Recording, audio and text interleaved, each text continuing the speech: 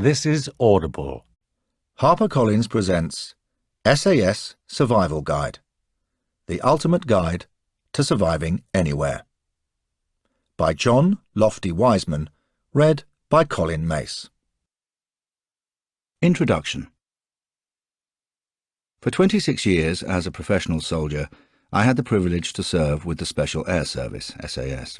This elite unit of the British Army is trained to carry out arduous operations in all parts of the world. They have to develop skills which enable them to survive anywhere and to handle every kind of situation. As survival instructor to the SAS, it was my job to ensure that each and every member of the regiment could apply these skills. Tested in training and operations, they form the basis of this book. When I am teaching soldiers or civilians how to deal with survival situations, part of my job is to ensure their safety. I cannot do that for the reader of this book. I do know that what I have written has saved lives in the past, and I can save more in the future. In learning the skills described here, readers must be restrained by the need to conserve our environment and to avoid cruelty to animals, and bylaws which some of these techniques may contravene. Remember, this is a handbook for the survival situation when self-preservation is paramount, and risks may be involved which would otherwise be out of the question. You must apply survival techniques with caution, for the consequences will be your responsibility and no one else's. Although this is not an official publication, by sharing survival knowledge gained through my SAS experience, I aim to help you to be a survivor too. J.W., The Survival School, Hereford.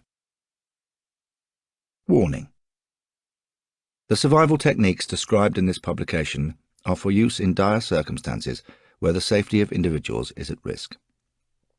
Accordingly, the publishers cannot accept any responsibility for any prosecutions or proceedings brought or instituted against any person or body as a result of the use or misuse of any techniques described or any loss, injury, or damage caused thereby. In practicing and perfecting these survival techniques, the rights of landowners and all relevant laws protecting certain species of animals and plants and controlling the use of firearms and other weapons must be regarded as paramount. Essentials for survival. Survival is the art of staying alive. Mental attitude is as important as physical endurance and knowledge. You must know how to take everything possible from nature and use it to the full. How to attract attention to yourself so that rescuers may find you. How to make your way across unknown territory back to civilization if there is no hope of rescue, navigating without map or compass. You must know how to maintain a healthy physical condition, or, if sick or wounded, heal yourself and others. You must be able to maintain your morale and that of others who share your situation. Any equipment you have must be considered a bonus. Lack of equipment should not mean that you are unequipped, for you will carry skills and experience with you. But those skills and experience must not be allowed to get rusty, and you must extend your knowledge all the time. Wiseman's words. Think of survival skills as a pyramid, built on the foundation of the will to survive. The next layer of the pyramid is knowledge. It breeds confidence and dispels fears. The third layer is training, mastering skills and maintaining them. To cap the pyramid, add your kit. Combine the instinct for survival with knowledge, training and kit, and you will be ready for anything. Be prepared. The Boy Scouts motto is the right one. Make sure you are physically and mentally prepared before you set out and pack the appropriate gear for what you plan to do. Checklist. Before any journey or expedition, ask yourself, how long will I be away? How much food and water do I need to carry? Have I the right clothing and footwear for the climate? Should I take standbys? What special equipment do I need for the terrain? What medical kit is appropriate? Health checks. Have thorough medical and dental checkups and ensure that you have all the necessary injections for the territories through which you intend to travel.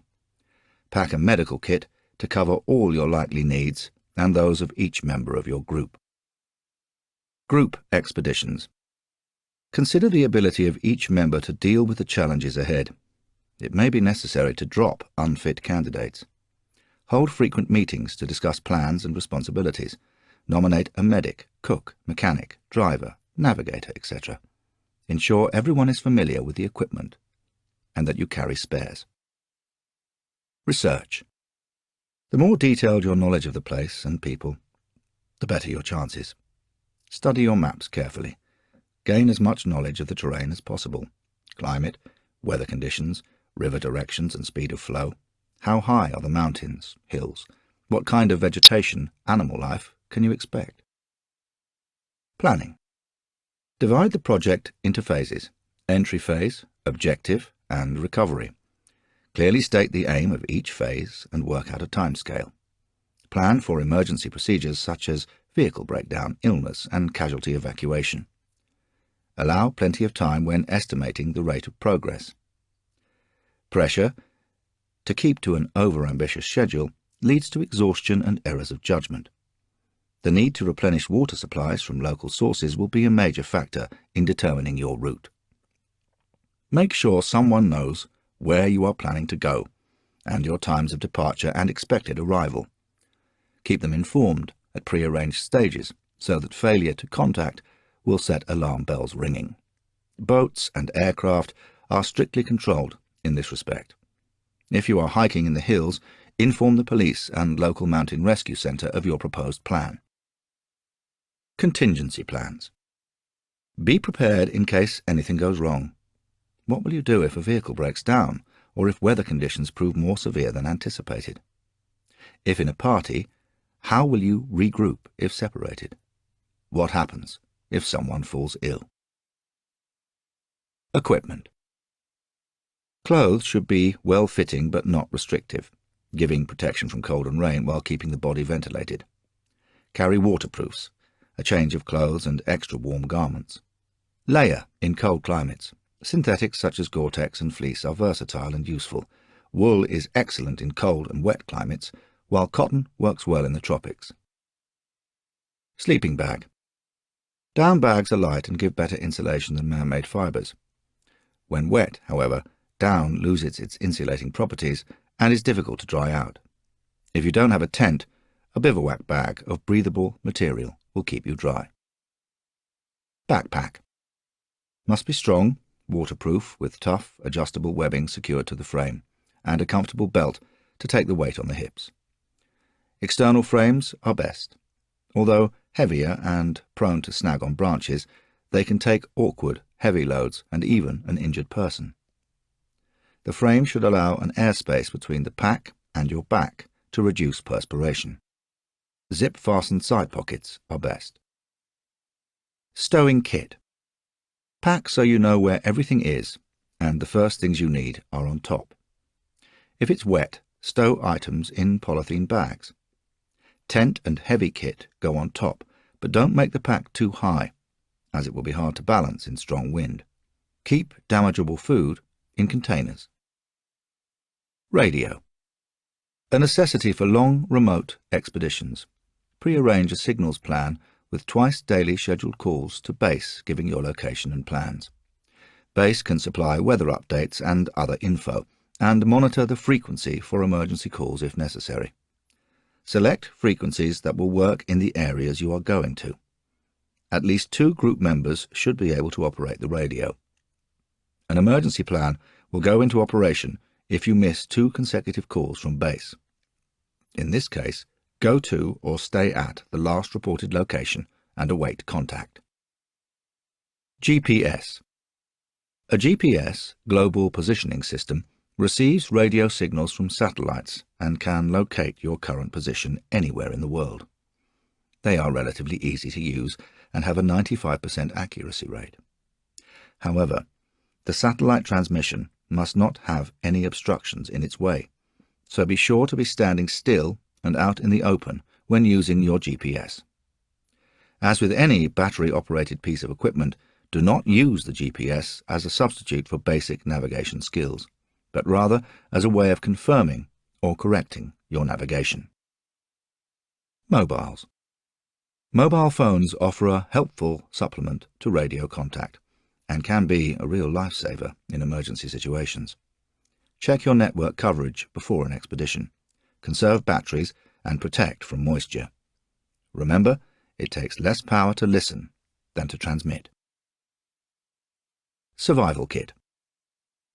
Having the right kit can make all the difference in the fight for survival. They should be stored in a small container, such as a 2-ounce tobacco tin. Polish the inside of the lid to make a reflecting surface. Seal with a strip of adhesive tape, which can be easily removed and replaced to make it waterproof.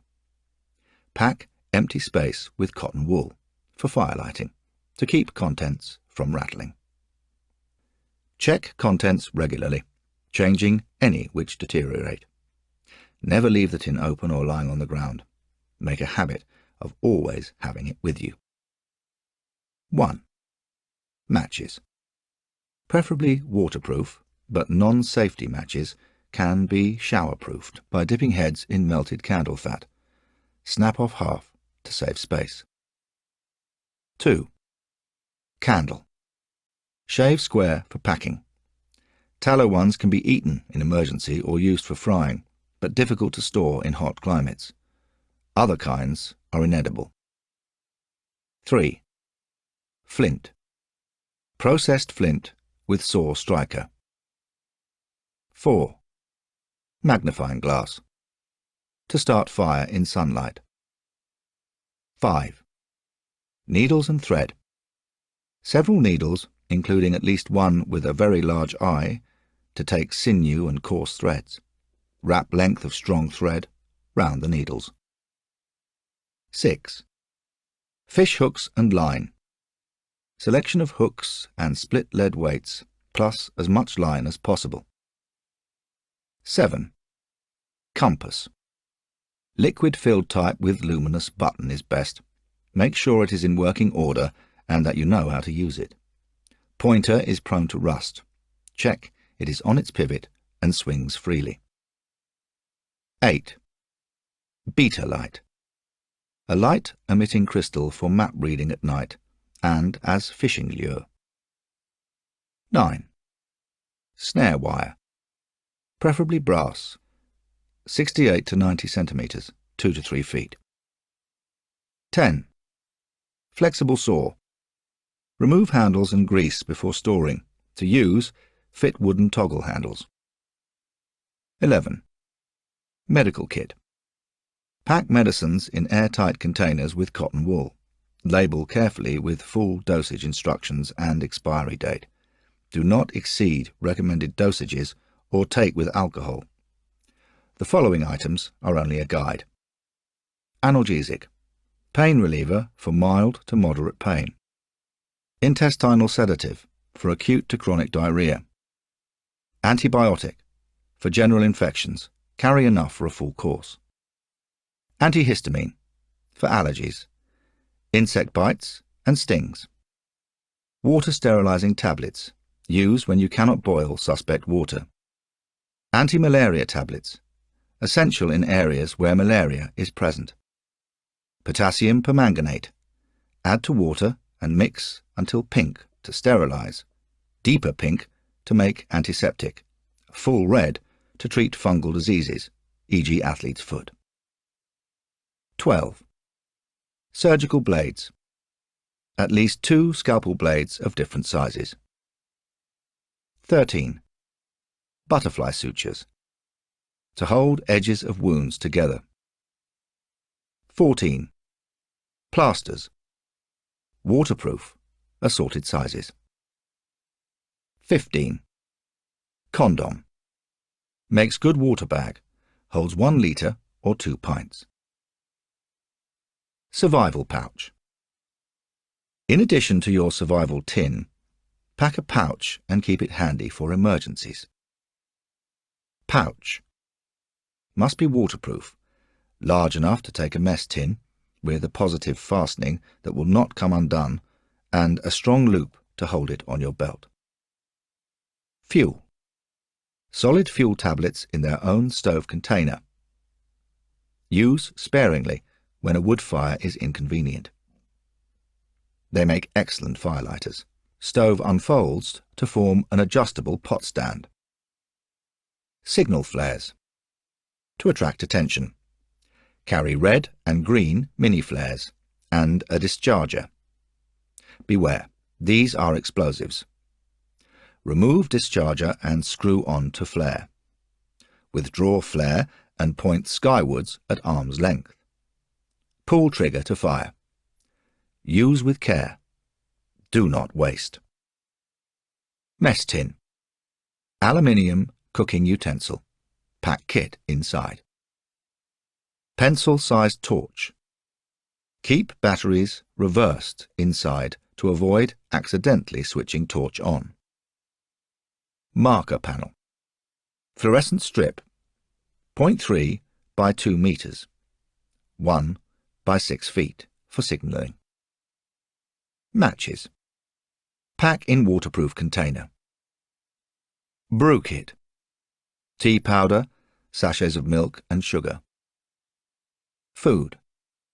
Tube of butter, dehydrated meat, chocolate, salt tablets, or electrolyte powder which contains vitamins, salt and other minerals. Survival bag. Heat insulated bag, 200 by 60 centimeters, 7 by 2 feet, of reflective material that keeps you warm and free of condensation. Survival log. Written log of all events. It will become a valuable reference and training tool. Knives.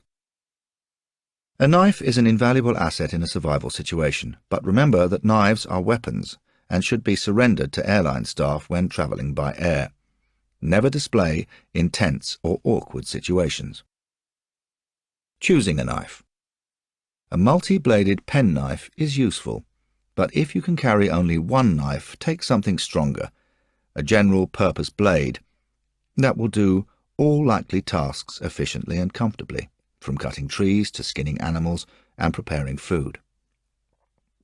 Some have built-in compasses or hollow handles for carrying kit, but any advantages are offset by the fact that such handles may break or the compass lose its accuracy. Folding knives. Should have a good locked position. A wooden handle is more comfortable to use. In terms of handles, a single rounded piece of wood, the knife tang passing through it and fastened at the end is ideal. A riveted handle would cause blisters and could easily break. The sheath must have a positive fastening and tunnel belt loop. Tip for survival. You are only as sharp as your knife. It must be sharp and ready for use. Don't misuse your knife by throwing it. Keep it clean, oiled, and in a sheath when not in use. Parang. The Malayan name for a knife with a large curved blade like a machete. Too large for everyday use, it is ideal in the wilds for cutting down trees and building shelters and rafts. The ideal parang size is 30 centimeters, 12 inches, overall blade length, with a blade 5 centimeters, 2 inches at its widest, weighing no more than 750 grams, 1.5 pounds. The end of the blade should be bolted into a wooden handle. The parang blade has 3 different edges. The central part does the heavy work of chopping wood and bone. The tip is finer and used for skinning, and the base of the blade is for carving and delicate work. The curved blade enables maximum effort to be applied when cutting timber, and the blade arrives before the knuckles, offering protection.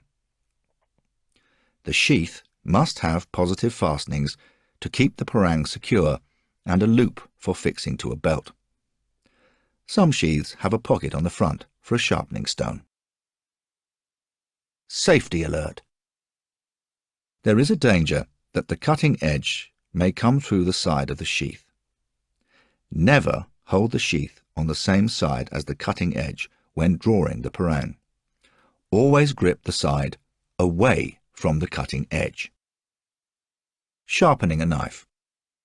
Sandstone, quartz and granite will sharpen tools. Rub two pieces together to make them smooth. A double-faced stone with a rough and smooth surface is ideal. Use the rough surface first to remove burrs, then the smooth one to get a fine edge. The object is to get an edge that will last and not chip. To sharpen the blade, hold the handle in the right hand. Use a clockwise circular motion and apply steady pressure on the blade with the fingertips of the left hand as you push away. Keep the angle constant and the stone wet. Don't drag the blade towards you under pressure. This produces burrs. Reduce the pressure for a finer edge. Work counterclockwise on the other side.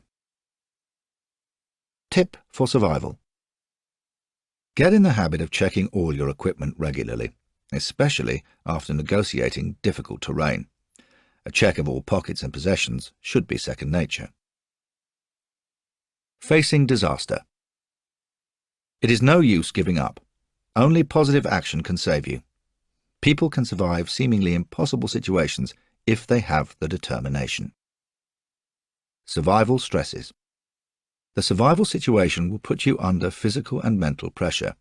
You will have to overcome some or all of the following stresses: fear and anxiety, pain, illness and injury, cold and/or heat, thirst, hunger and fatigue, sleep deprivation, boredom, loneliness and isolation. Can you cope? You have to. Self-confidence is a product of good training and sound knowledge. These must be acquired before you face a survival situation. Confidence will help you overcome the mental stresses. Physical fitness will give you the resources to cope with fatigue and loss of sleep. The fitter you are, the better you will survive. Start training now. Pain and fever call attention to an injured part and prevent you using it. It is important to treat any injury as soon as possible, but pain may have to be overcome and controlled in order to seek help and avoid the risk of further injury or death. Water. Ordering your priorities is one of the first steps to survival. Our basic needs are food, fire, shelter, and water. Their order of importance will depend on where you are, but water is always essential. An adult can survive for 3 weeks without food, but only 3 days without water. Don't wait until you run out of water before you look for more. Conserve supplies and seek a new source of fresh running water, though all water can be sterilized. The human body loses 2 to 3 litres, 4 to 6 pints of water each day. Loss of liquids through respiration and perspiration increases with work rate and temperature. Vomiting and diarrhea increase loss further. This must be replaced either by actual water or water contained in food. How to retain fluids. To keep fluid loss to the minimum, take the following precautions. Avoid exertion. Just rest. Don't smoke. Keep cool. Stay in shade. If there is none, erect a cover to provide it. Do not lie on hot ground or heated surfaces. Don't eat, or eat as little as possible. Digestion uses up fluids, increasing dehydration. Fat is especially hard to digest. Never drink alcohol. This takes fluid from vital organs to break it down. Don't talk. Breathe through the nose, not the mouth. Finding water. Look in valley bottoms where water naturally drains. If there is no stream or pool, look for patches of green vegetation and dig there. Dig in gullies and dry stream beds. In mountains, look for water trapped in crevices. On the coast, dig above the high water line, or look for lush vegetation in faults in cliffs. You may find a spring. Safety alert. Be suspicious of any pool with no green vegetation growing around it, or animal bones present. It is likely to be polluted. Check edge for minerals, which might indicate alkaline conditions. Always boil water from pools. In the desert, lakes with no outlets become salt lakes. Their water must be distilled before drinking. Dew and rain collection. Use as big a catchment area as possible, running the water off into containers. A covered hole in the ground, lined with clay, will hold water. If you have no impermeable sheeting, use metal sheets or bark to catch water. Use clothing to soak up water. Tie clean cloths around the legs and ankles and walk through wet vegetation. These can be sucked or wrung out. Tip for survival. Ration your sweat, not your water. If you have to ration water, take it in sips. After going without water a long time, don't guzzle when you do find it. Take only sips at first. Large gulps will make a dehydrated person vomit, losing even more of the valuable liquid. Animals as signs of water. Mammals. Most animals require water regularly. Grazing animals are usually never far from water, as they need to drink at dawn and dusk. Converging game trails often lead to water. Follow them downhill. Meat eaters are not good indicators. They get moisture from their prey. Birds. Grain eaters, such as finches and pigeons, are never far from water and drink at dawn and dusk. When they fly straight and low, they are heading for water. When returning from water, they fly from tree to tree, resting frequently. Water birds and birds of prey do not drink frequently and are therefore not good indicators. Insects. Bees are especially good indicators. They fly at most 6.5 kilometers, 4 miles, from their nests or hives. Ants are dependent on water. A column of ants marching up a tree is going to a small reservoir of trapped water. Such reservoirs are found even in arid areas. Most flies keep within 90 meters, 100 yards, of water. Reptiles. They collect what little moisture they need from dew and their prey, not good indicators. Humans.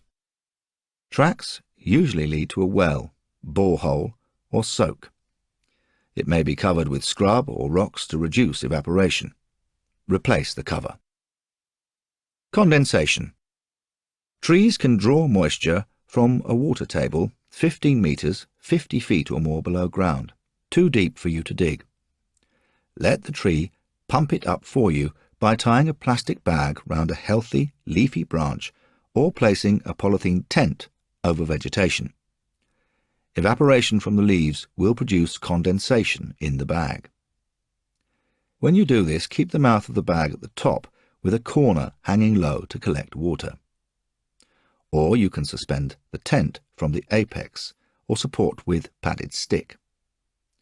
Avoid foliage touching the sides or it will divert droplets from collecting in plastic-lined channels at the bottom. Even cut vegetation will produce condensation when placed in a large plastic bag. Keep foliage off the bottom with stones so that water collects below it, and don't let it touch the sides.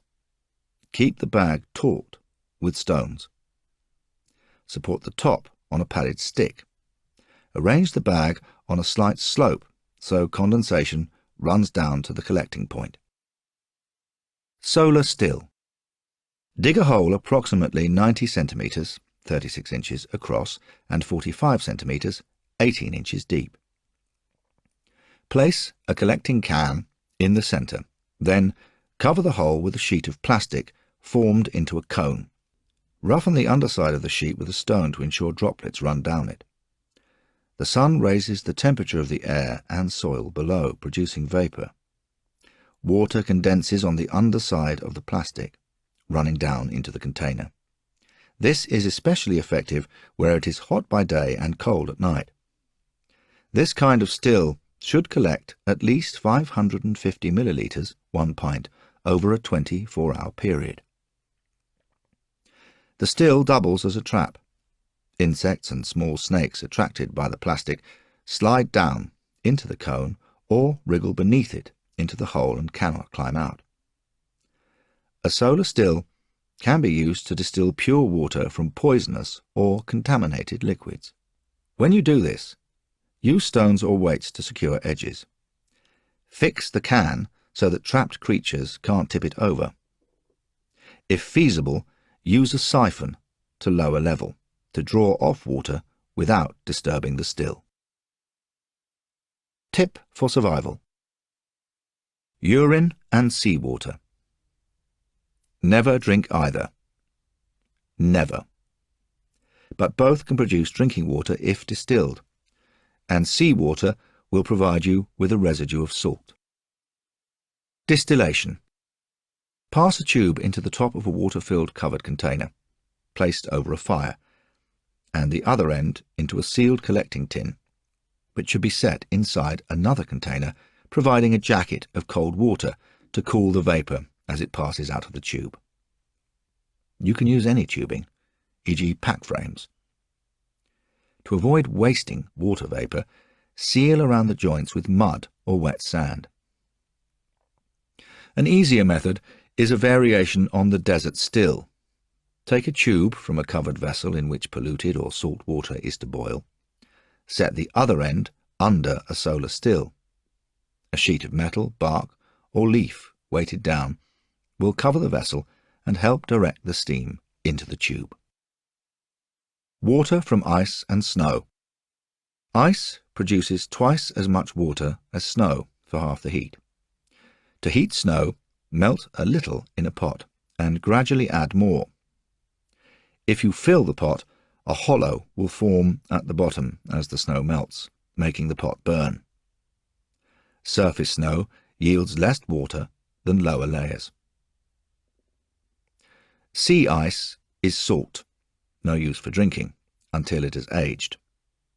Old sea ice is bluish and has weathered, rounded edges. The bluer it is, the better for drinking. New sea ice is white and rough. But beware of even old ice that has been exposed to sea spray. Water from plants. Water collectors. Plants often trap water in cavities. Old, hollow joints of bamboo fill up with water. Shake them. If you hear water, cut a notch at the base of each joint and tip the water out. Bromeliads range from 5 centimetres to 9 metres, 2 inches to 30 feet high, but most are 30 to 150 centimetres, 1 to 5 feet. Some store water in their tissues, and all collect it in a reservoir formed by leaf bases. Cup-shaped plants catch and hold water, which should be strained to remove insects and debris. Vines. With rough bark and shoots about 5 centimetres, 2 inches thick, vines can be a useful source of water.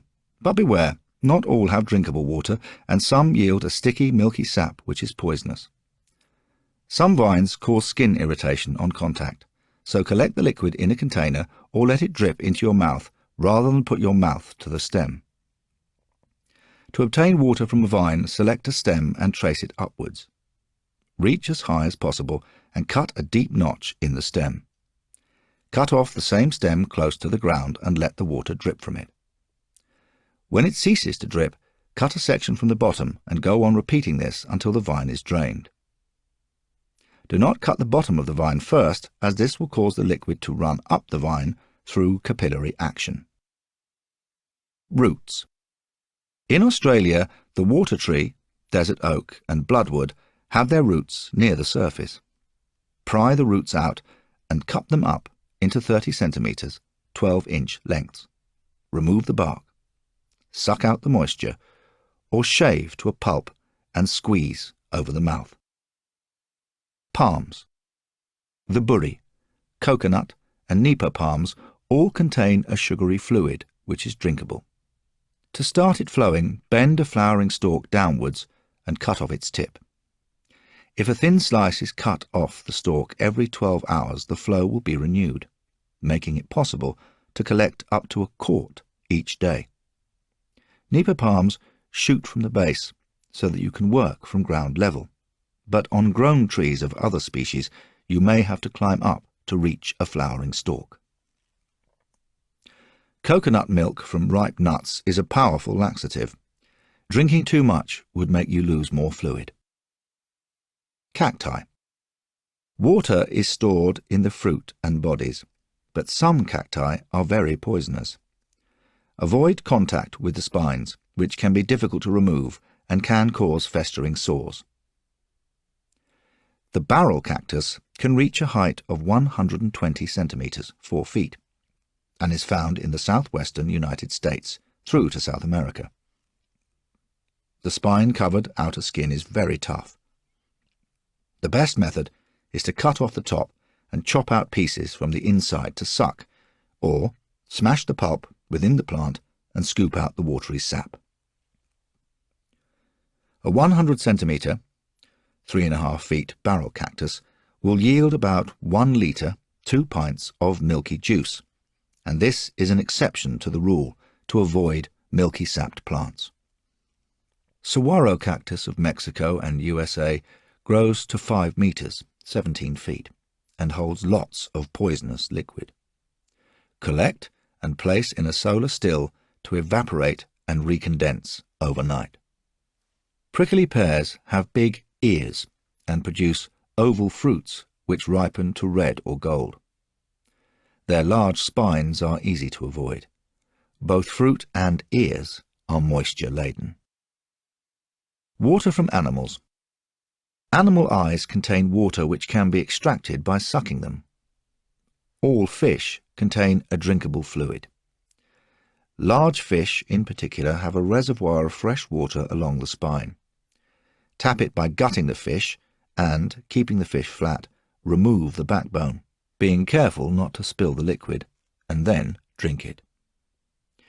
If water is very scarce, be careful not to suck up the other fish juices in the flesh, because they are rich in protein and fluid will be taken from your vital organs to digest them. Desert animals can also be a source of moisture. In northwestern Australia, Aborigines dig for desert frogs that burrow in the ground. They store water in their bodies, and it can be squeezed out of them. Salt. Salt is another essential for human survival. A normal diet includes a daily intake of 10 grams, half an ounce. The body loses salt in sweat and urine, and you need to replace that loss. Tip for survival. The first symptoms of salt deficiency are muscle cramps, dizziness, nausea, and tiredness. The remedy is to take a pinch of salt in a pint of water. There are salt tablets in your survival kit. Break them up and dissolve in an appropriate amount in water. Do not swallow them whole, as this can cause stomach upsets and kidney damage. If your supplies run out and you are near the sea, salt water contains about 15 grams, 3/4 of an ounce, of salt, but do not drink it as it is. Dilute it with plenty of fresh water to make it drinkable, or evaporate it to get salt crystals. Inland, salt can be attained from some plants such as the roots of hickory trees in North America or of the nipa palm in southeastern Asia. Boil the roots until all the water evaporates and black salt crystals are left. If no direct salt sources are available, then rely on getting it second-hand through animal blood, which is a valuable source of minerals. Survival log. Keep a record of all events, particularly discoveries of edible plants and other resources. It becomes a valuable reference, and making it helps keep up morale. Climate and terrain. This chapter cannot provide a world geography. It can only summarize types of climate and terrain. It is vital to research conditions in areas you plan to visit, but a knowledge of climate zones will help if accident throws you into unfamiliar territory. Temperate climates cover much of the globe and offer the best chances for survival without special skills or knowledge. These territories are also the most heavily urbanized. Heavy winter conditions may call for polar skills. Climate zones. Polar regions. Technically, latitudes higher than 60 degrees 33 north and south. But polar skills may be needed at very high altitudes everywhere. In addition to the poles, Arctic conditions can occur in Alaska, Canada, Greenland, Iceland, Scandinavia, and the former USSR. Tundra. Treeless zone south of the polar cap.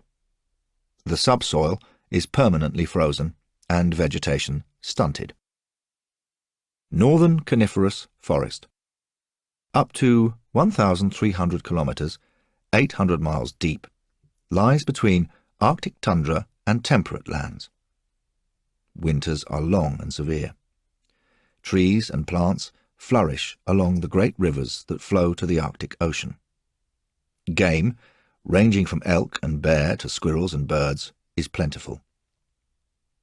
Melted snow creates swamps in the brief summer. Fallen trees and dense growth make the going difficult, and mosquitoes can be a nuisance. Travel along rivers. Movement is easier in winter. Deciduous forest.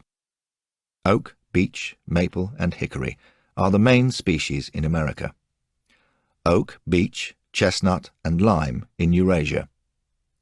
The rich soil supports many plants. Survival is easy, except in very high altitudes where tundra or snowfield conditions apply. Temperate grassland. Found in central continental areas of North America and Eurasia. Hot summers, cold winters, and moderate rainfall have made these the great food-producing areas. Mediterranean regions. Lands bordering the Mediterranean are semi-arid, with long hot summers and short dry winters. Trees are few. Water is scarce. Tropical forests. Equatorial rainforest, subtropical rainforest, and montane forest all feature high rainfall and rugged mountains, which drain into large, swift-flowing rivers with coastal and low-lying regions as swampland. Savanna. Tropical grassland found in Australia, Venezuela, Colombia, Brazil, and Africa. Grass grows up to 3 meters, 10 feet. Temperatures are high all year round. Water is scarce, but where it is found, there will be lush vegetation and plenty of wildlife. Desert. 1/5 of the Earth's land surface is desert, of which only small parts are sand. Most is flat gravel, cut by dried-up watercourses, wadis. Very high temperatures occur by day, falling to below freezing at night. Survival is difficult. Polar regions. Winter temperatures are well below freezing, and hurricane-force winds can whip snow 30 meters 100 feet into the air. A 32 kilometer per hour, 20 miles per hour wind brings a -14 Celsius, 5 Fahrenheit thermometer reading down to an actual temperature of -34 degrees Celsius, -30 degrees Fahrenheit. Days vary from total darkness midwinter to 24-hour daylight midsummer. Travel. Establish shelter as near to the aircraft or vehicle as possible. Move only if rescue improbable. Cold dulls the mind. Plan while you can still think clearly. Navigation is difficult in featureless terrain, and the going treacherous. Don't move in a blizzard. Sea ice turns to slush in summer, and the tundra is boggy. Don't make shelter near water. The habitat of black fly, mosquito, and deer fly. Cover skin, wear a net over the head, and burn green wood to keep them at bay. Navigation. Compasses are unreliable near the poles, so be guided by the constellations and travel by night. By day, use the shadow stick method. Do not use icebergs or distant landmarks to fix direction. Flows move constantly, and relative positions change. If breaking ice forces you to another flow, leap from and to a spot at least 60 centimeters, 2 feet, from the edge. Tip for survival. Avoid icebergs. They can turn over without warning, particularly with your added weight. Avoid sailing close to ice cliffs. Huge masses of ice can break off without warning. Observe birds. In the thaw, wildfowl fly to land. Seabirds fly out to sea by day, returning at night. Clouds over open water, timber, or snow-free ground appear black below. Over sea ice and snowfields, white. New ice produces greyish reflections. Mottled ones indicate pack ice or drifted snow. Follow rivers. Travel downstream by raft or on ice, except in northern Siberia, where rivers flow north. On frozen rivers, keep to edges and outer curve on bends. Where rivers join, follow the outside edge or take to the outer bank.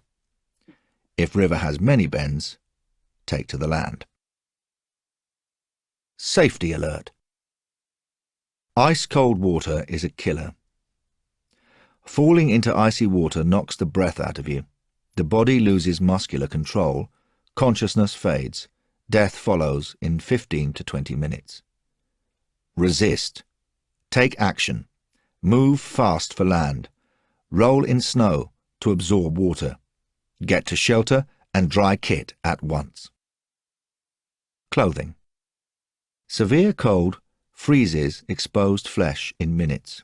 Cover every part of the body. Wear a drawstring hood. A fur trim prevents breath freezing on the face and injuring the skin.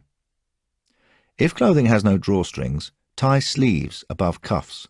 Tuck trousers in to prevent heat escaping. If you sweat, loosen collar or cuffs or remove a layer. Outer garments should be windproof but not waterproof, which could trap vapor inside. Animal skins are ideal. Underlayers should trap air for insulation. Wool is best for inner garments. It does not absorb water and is warm even when damp. Cotton absorbs moisture and rapidly loses heat when wet. Footwear. Mucklucks, waterproof canvas boots with rubber soles, are ideal. They should have an insulated liner. Wear 3 pairs of socks, graded in size to fit over each other and not wrinkle. To improvise footwear, use layers of fabric. Canvas seat covers make good boots. Snowshoes. Skiing is fine for firm snow, but snowshoes are best in soft snow. Lift each foot without angling it, keeping shoe as flat to the ground as possible. To make a snowshoe, bend a long green sapling back on itself to form a loop. Secure the ends firmly. Add cross pieces and twine, but don't make the shoes too heavy. Allow a firmer central section to attach to your foot. Shelter. Get out of the wind. Look for natural shelter to improve on, but avoid sites where a snowdrift, avalanche, or rockfall might bury you. Avoid snow-laden trees. Branches may fall, unless lower boughs are supported. Don't block every hole against drafts. You must have ventilation, especially if your shelter has a fire. Wiseman's words. COLD. The key to keeping warm. Keep it C, clean. Dirt and grease block air spaces. Avoid O, overheating. Ventilate. Wear it L, loose. Allow air to circulate. Keep it dry, outside and inside. Fire. Fuel sources are limited. Driftwood, seal and bird fat, fuel from wreckage. In extreme cold, drain oil from sump before it congeals. Can be used solid if drained on the ground. High-octane fuel can be left in the tanks. On the tundra, willow, birch scrub and juniper may be found. Cassiope is a low, spreading, heather-like plant with tiny leaves and white bell-shaped flowers.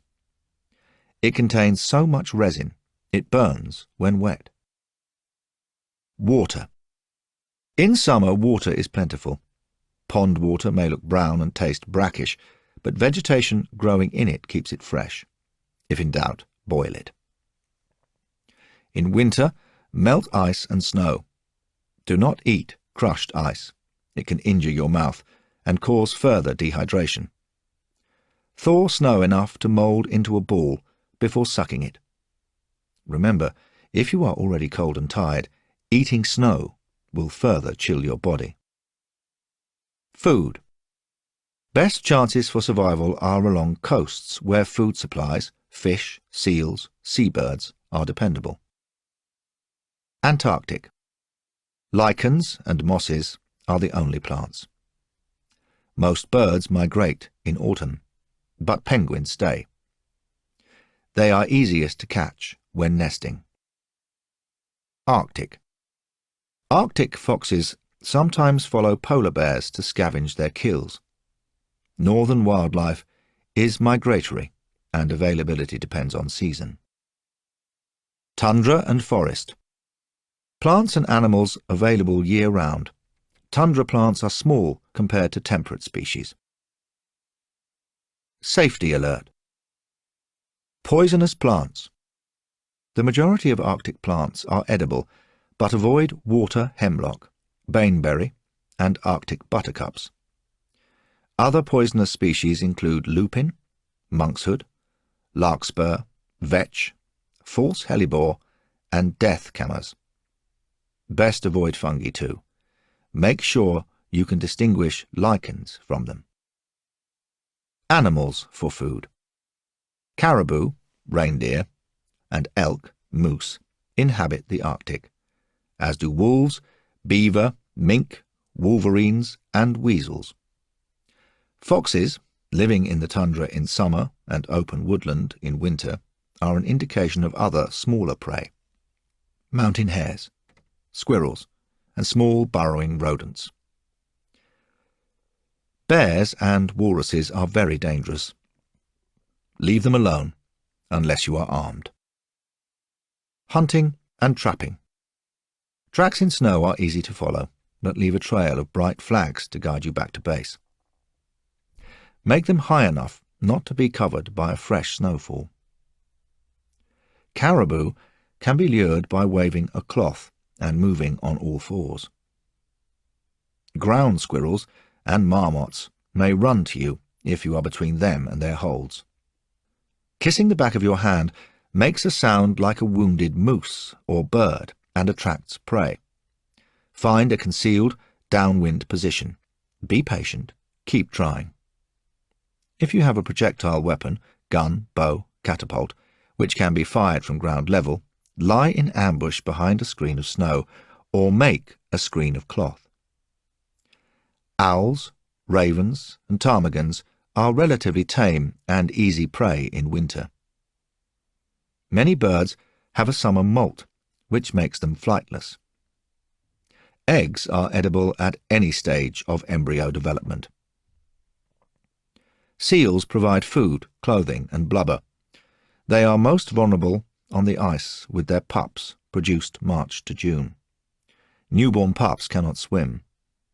Out of the breeding season, catch seals by their cone-shaped breathing holes, narrower on the upper surface of the ice.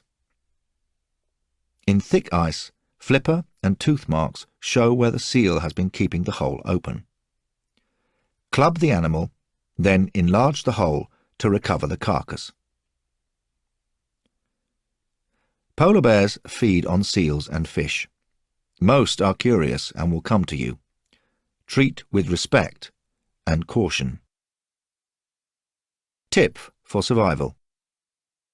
Always cook meat. Mussels carry trichinosis worm. Never eat seal or polar bear liver, which can have lethal concentrations of vitamin A. Preparing meat. Bleed gut and skin while carcass is warm. Roll hides before they freeze. Cut meat into usable portions and freeze. Do not reheat meat. Eat leftovers cold. Leave fat on all animals except seals. Remove seal fat. Render it down before it can turn rancid and spoil meat. Tip for survival. Rodents, squirrels, rabbits, carry tularemia, which can be caught from ticks or handling infected animals. Wear gloves when skinning. Boil meat. Arctic health. Frostbite, hypothermia, and snow blindness are the main hazards. Efforts to exclude drafts in shelters can lead to lack of oxygen and carbon monoxide poisoning. Thinking can become sluggish. Keep alert and active, but avoid fatigue and conserve energy for useful tasks. Sleep as much as possible. You won't freeze in your sleep unless you are so exhausted you cannot regenerate the heat you lose to the air. Exercise fingers and toes to improve circulation. Take precautions against frostbite. Avoid spilling petrol on bare flesh. It will freeze at once and damage the skin. Don't put off defecation. This can cause constipation.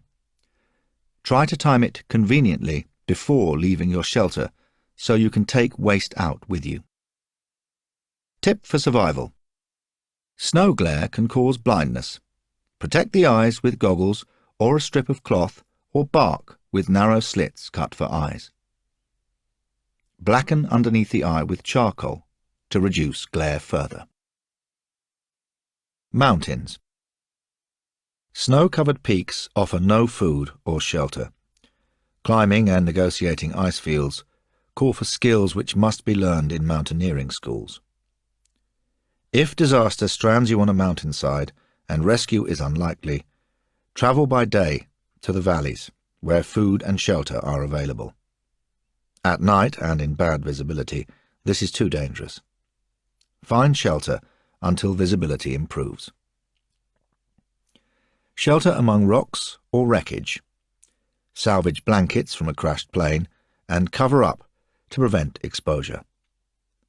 A plastic bag makes an improvised sleeping bag. On stony ground, sleep on your stomach. On a slope, sleep with your head uphill. Judging terrain. As you descend, it is difficult to see what is below. Try moving along a spur to see what is below. The far side of a valley will give you an idea of what's on your side. The ground can fall steeply between a distant slope and a foreground bluff.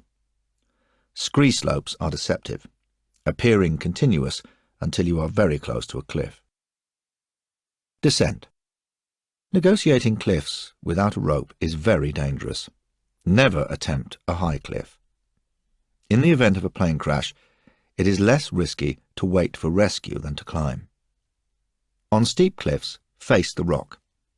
For less steep rock faces, with deep ledges, adopt a sideways position, using the inside of your hand for support. For easier crags, descend facing outwards, with the body bent, and where possible, carry weight on the palms of the hands. Descending by rope. With a rope, it is possible to abseil down sheer cliffs. Use a doubled rope, unless someone is left above, to untie it, or you are prepared to leave it behind, in which case use an undoubled rope for twice the descent. Abseiling. Loop rope around a firm anchor. Test with full body weight. Avoid sharp edges. Pass both ends of rope between legs from front. Bring round to left of body, over right shoulder and down across back. Hold rope in front with left hand and at back with right. Plant feet firmly against slope about 45 centimetres, 18 inches apart, and lean back. Let rope round body carry your weight. Do not try to support yourself with your upper hand. Step slowly downwards. The lower hand controls rate of descent. Pay the rope out, one hand at a time. Make sure you are in a firm position before hauling the rope down, and that you have planned your next move. Once the rope is down, you may have no way of retracing your steps. Abseiling can be dangerous. If possible, pad out shoulders and groin, and use gloves to prevent damage from friction. Never attempt unless accompanied by an expert or in a survival situation. Ascent. Climbing up, holds are easier to see, but it is safer to go round than over obstacles to avoid getting stuck. Plot a route from the bottom. Keep body away from the rock, feet flat, and look up. Don't overstretch. Always keep 3 points of contact. Reach for a hold with one hand or foot, test it, and seek a hold for the next hand.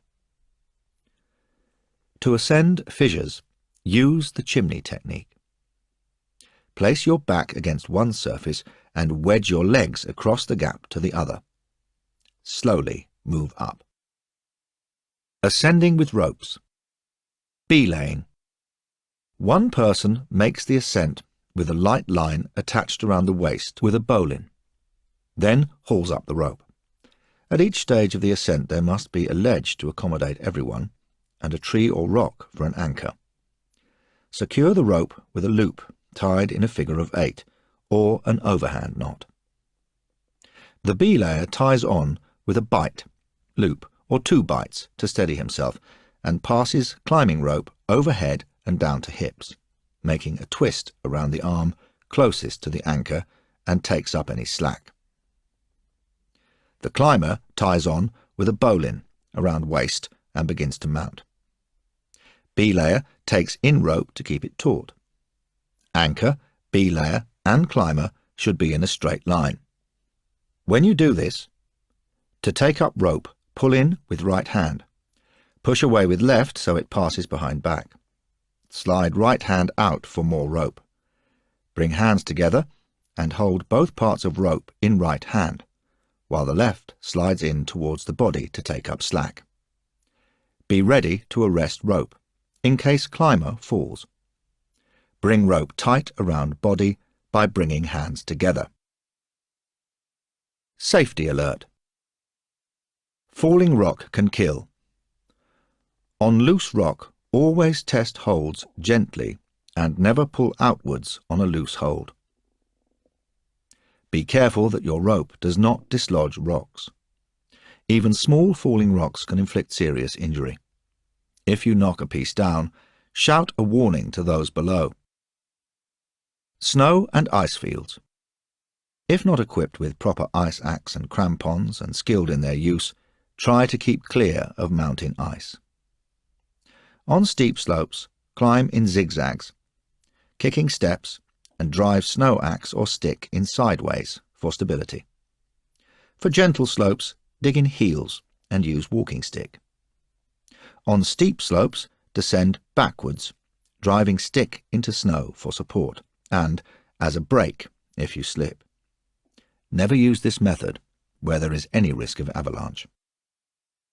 Security ropes. A party crossing a glacier should be tied together at not less than 9-metre, 30-foot intervals. The leader should probe the snow with a stick for crevasses. Ropes fixed to a firm anchor at both ends can prevent falls.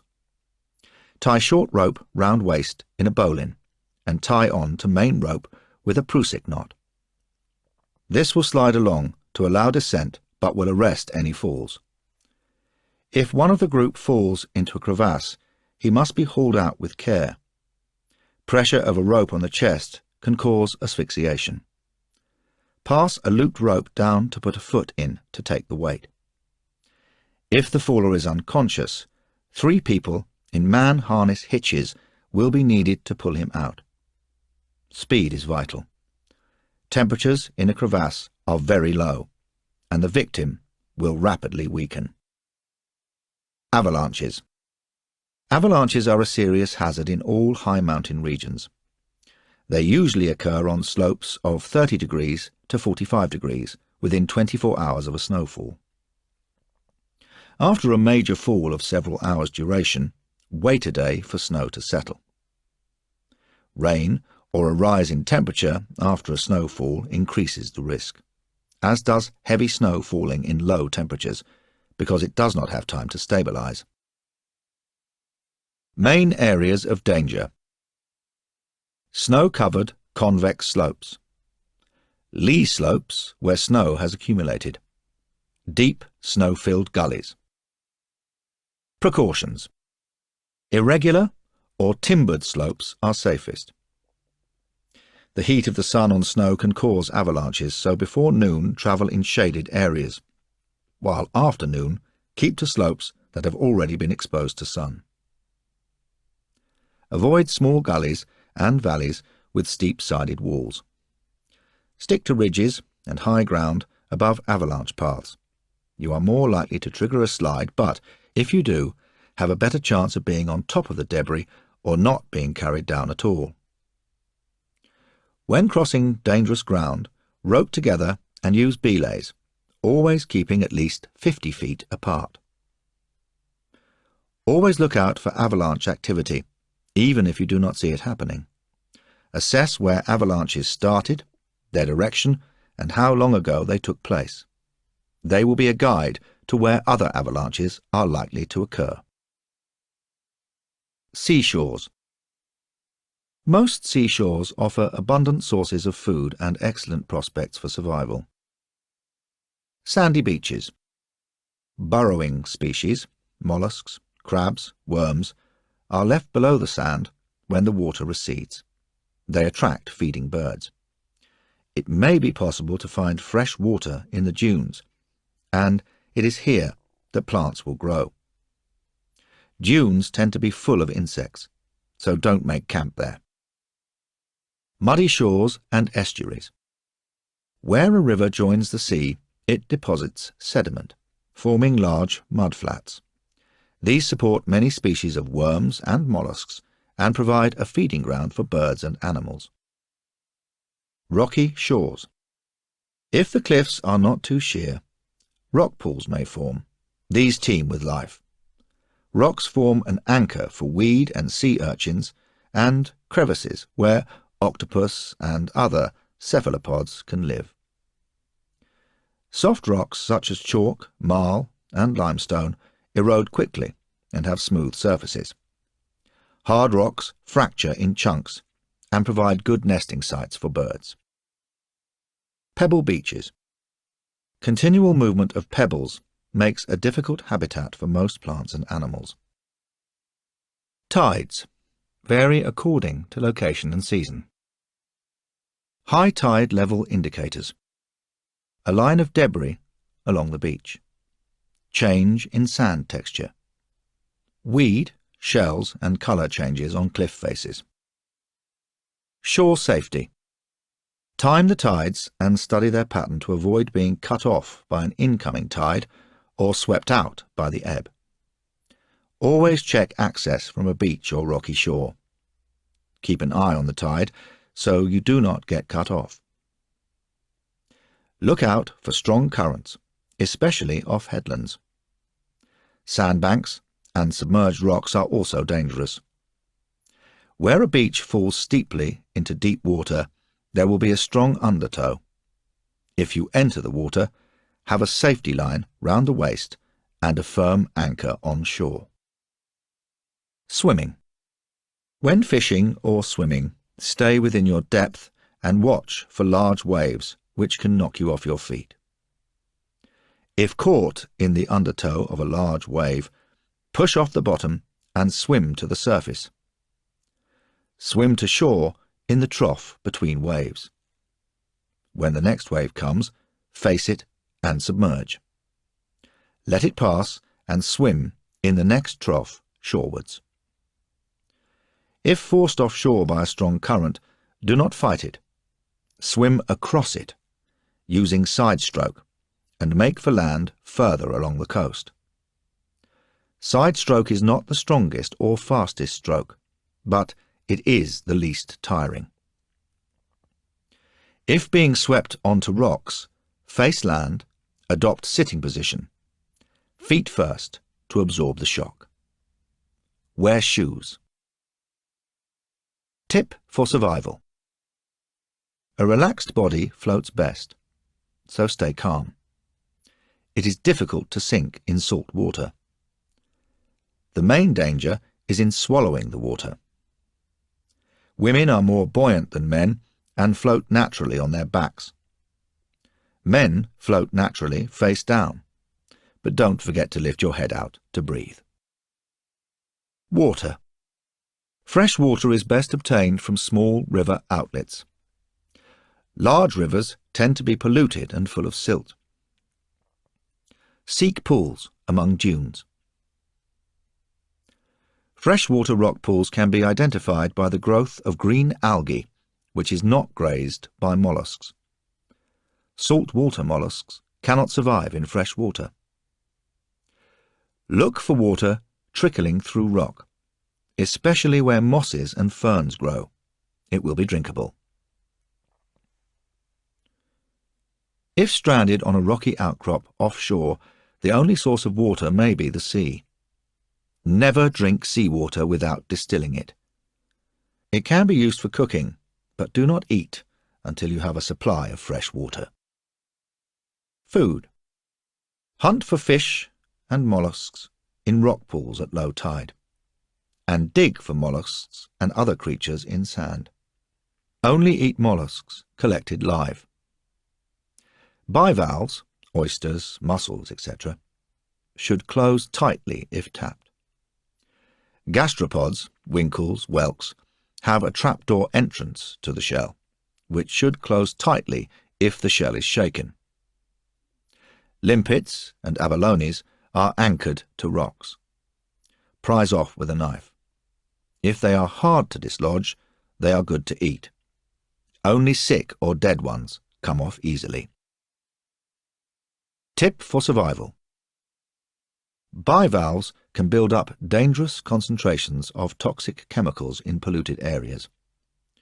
In tropical zones, mussels are poisonous in summer, especially when seas are reddish or phosphorescent.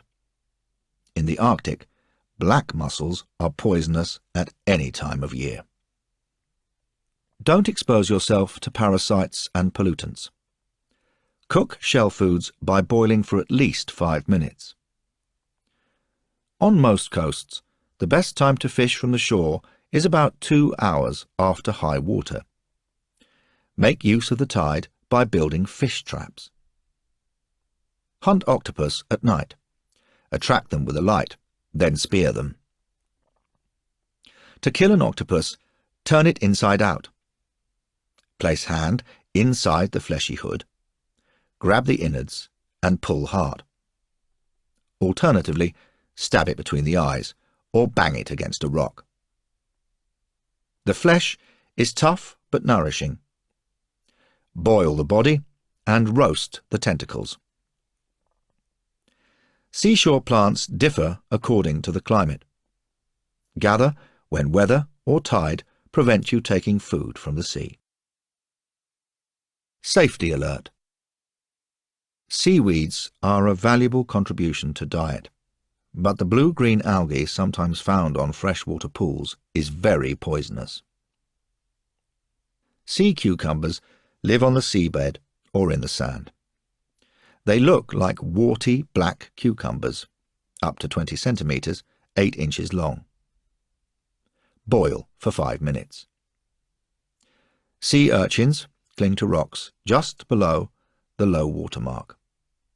Boil, split open, and eat the egg-like inside, but avoid if their spines don't move when touched, or if they smell bad when opened. You can also fish for seabirds by leaving baited hooks among offal on flat rocks, or throwing baited hooks into the air to be taken on the wing. Hunt on the ground for eggs that are easy to collect before risking raiding cliff nests. Dangers. Beware in water too murky to see through. Wear shoes when foraging to protect from spines, which can inflict a painful wound. If you get pricked and the spine breaks off, trying to squeeze it out may push it in deeper. Most will work their way out after a few days. Well-camouflaged creatures, like stingrays, can lie hidden. Prod the bottom with a stick and stir up sand and rocks in front of you as you go. Stingray wounds can be soothed with very hot water. Don't put your hands into underwater crevices. You could get bitten. Always approach a coral reef with caution. Both the reef and its inhabitants, e.g. cone shells, which shoot a poisonous barb, can present dangers. Lagoon fish are often poisonous, even species which are edible in the open sea. Fish from the reef on the seaward side of the lagoon instead. If stung by a jellyfish, do not pull the tentacles off or wipe away the slime with your hand. You will only get stung more. Use seaweed or a cloth, or wipe the sting with sand. Octopuses have a hard beak, and a few can give a poisonous bite, e.g. the blue-ringed octopus. Shark attacks occur in very shallow water. Beware. Keep clear of snakes in the water. They are highly poisonous. If found on shore, pin them with a forked stick. They make a good meal. Islands. Islands offer a special challenge, with acute isolation to be overcome. Explore the island and establish a daily routine. If it has been inhabited in the past, remains of buildings will offer shelter. If you find caves, make sure they are not tidal and won't be flooded or cut off by spring tides, which are higher than normal. On a barren outcrop, shelter may simply mean finding a place out of the wind. Food will be whatever clings to the rocks and what you can haul from the sea. Resources. Take care not to overexploit limited resources. Lack of water is the reason many islands are uninhabited. Catch and store rainwater and distill seawater. Lush vegetation is a sign of springs and streams. Distilling seawater takes lots of fuel, e.g. driftwood, dried seaweeds or seal blubber. Have a fire only when necessary. Search beaches after every tide for flotsam. Coconut palms. Tropical islands are rarely desert islands. They usually offer plenty to eat. Coconut palms grow throughout the tropics and subtropics, providing fronds for shelter, husks for ropes, and milk and meat. To remove the husk, force it over a sharpened stake, or split it with a hand axe. Extract the milk by piercing one of the dark eyes of the nut before smashing it open to get at the meat. Coconut milk is safe and refreshing. A large nut may hold 1 litre, 2 pints. Do not drink from young, green, or old, dark brown nuts, as there is a risk of diarrhea. The meat is indigestible in large amounts. Eat a little at a time. Extract the oil by exposing chopped white meat to heat, sun or fire, and collecting oil as it runs off, or by boiling and skimming the oil as it rises to the surface. Rub it on to protect against sunburn and chafing from salt water, to repel insects, as a salve for sores and blisters, or, mixed with wood ash, as soap. Climbing palms. If you need to climb to reach nuts, tie a strap of strong cloth and slip it around your ankles. Adjust it to hold your feet close to the trunk and press the soles of your feet inward to grip the tree. Attracting rescue. Lay out signals by arranging rocks, seaweed, or anything that contrasts with surroundings. Polish metal with sand to make signalling mirrors. If you see a ship, try to make contact on a VHF radio. Moving on. In a group of islands, you may be able to move on when resources are exhausted on the first. If land is in sight, study tides and currents. Float something you can observe and note its progress. It may be possible to swim, but use a flotation aid, e.g. an empty box or coconuts. Time your swim so the ebb takes you out from your island and the high tide takes you to the new island. Build a raft in cold climates. From autumn to spring, seal carcasses will float. Lash several together to support your weight. Arid regions. To survive, you must make the most of any available shade. Create protection from the sun. Cut moisture loss and restrict activity during the heat of the day. Where great temperature differences between night and day occur, condensation is a source of water. When rain does come, years can pass with none at all. It may be in torrential downpours which create flash floods, before being quickly absorbed. Dust or sandstorms reduce visibility. Protection is needed against sand entering every orifice. Water. Water is vital. If you have it, ration it immediately. If you are stranded by mechanical failure during a desert crossing, you will have planned your route with an awareness of oases, wells, and waterholes. Wells may require a container lowered on a line to reach water. Small waterholes in wadi, watercourse bottoms, are often seasonal. They are usually covered with a stone or brushwood. Away from known waterholes, dig at the lowest point of the outside bend of a dry stream bed or the lowest point between dunes. Do not dig in the heat of day. Your sweat liquid you may not be able to replace. Always balance fluid loss against possible gain.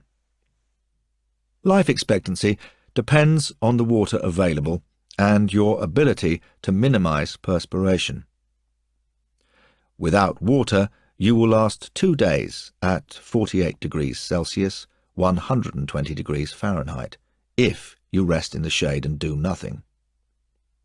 If you must walk to safety, the distance you cover will relate to the water available. With none, a temperature of 48 degrees Celsius, walking at night and resting by day, you could cover 40 kilometers, 25 miles. Walking by day, you would cover 8 kilometers, 5 miles, before collapse. At 48 degrees Celsius, with 2 litres, 4 pints of water, you might cover 56 kilometers, 35 miles, and last 3 days. Drink 1.5 litres for every 2 lost, 3 to 4 in pints. Less fluid will not result in less sweat. If more fluid is drunk than needed, it will be excreted and used to no purpose. Shelter and fire. Find immediate shade. In the evening cool, build a shelter. Do not stay in a metal vehicle or plane. Use it to support a shelter or make use of the shadow beneath an aircraft's wing. Pile rocks to make a windbreak and make use of wadi walls, except when flash floods seem likely. Use the double layer technique to aid cooling. If using fabrics, leave bottom edges lifted and loose by day to increase air circulation. Weight them down with rocks at night. Avoid lying directly on hot ground. Air can circulate under a raised bed. You will need fire for warmth at night and for boiling water. Smoke will be useful for signalling. Desert scrub is dry and burns easily. If the land is totally barren, vehicle fuel and oil mixed with sand in a container will burn. Animal dung is also flammable. Clothing. Clothing helps reduce fluid loss and gives protection from sunburn and insect bites, as well as warmth at night. Clothes should be light and loose-fitting, with airspace between the garments and the body. Copy the flowing, layered garments of the Arab world. Trousers give more protection from insects and guard against serious sunburn on the legs. Cover the head and feet. Tip for survival. Keep covered. Apart from risking severe sunburn, an uncovered body will lose sweat by evaporation. Keep clothing loose with a layer of insulating air. Sweating will then cool you more efficiently. Headgear. A hat with a piece of cloth attached to the back will protect, but better still, copy Arab headwear. Make a handkerchief into a wad on top of the head. Fold diagonally a piece of cloth about 120 centimeters, 4 foot square. Place it over the handkerchief, long edge forward, and secure with a cord tied round head. This traps pockets of air and protects from sand. Wrap round the face for warmth at night. Eye protection. Sunglasses may not be enough. Soot from the fire, smeared below the eyes, will reduce glare. Shield eyes from glare and windborne sand with a strip of material. Cut narrow slits to see through. Footwear. Do not walk barefoot until your feet have hardened, or they will burn and blister. Do not leave tops of feet exposed. Puttees keep sand out of boots. Wrap them round the feet over open sandals. Food. Heat causes loss of appetite. Don't force yourself to eat. Protein foods increase metabolic heat and water loss. If water is scarce, keep eating to a minimum and try to eat only moisture-containing foods, e.g. fruit and vegetables. Food spoils quickly in the desert. Once open, eat stores at once or keep covered and shaded. Vegetation is scarce, but deserts often support a variety of animal life. Insects, reptiles, rodents, and some small mammals burrow or hide during the day. Large mammals are an indication that there is water close at hand. Health. Most desert illnesses are caused by excessive exposure to sun and heat. They can be avoided by keeping head and body covered and remaining in the shade. Tips for survival. Constipation and pain in passing urine are common, and salt deficiency can lead to cramps.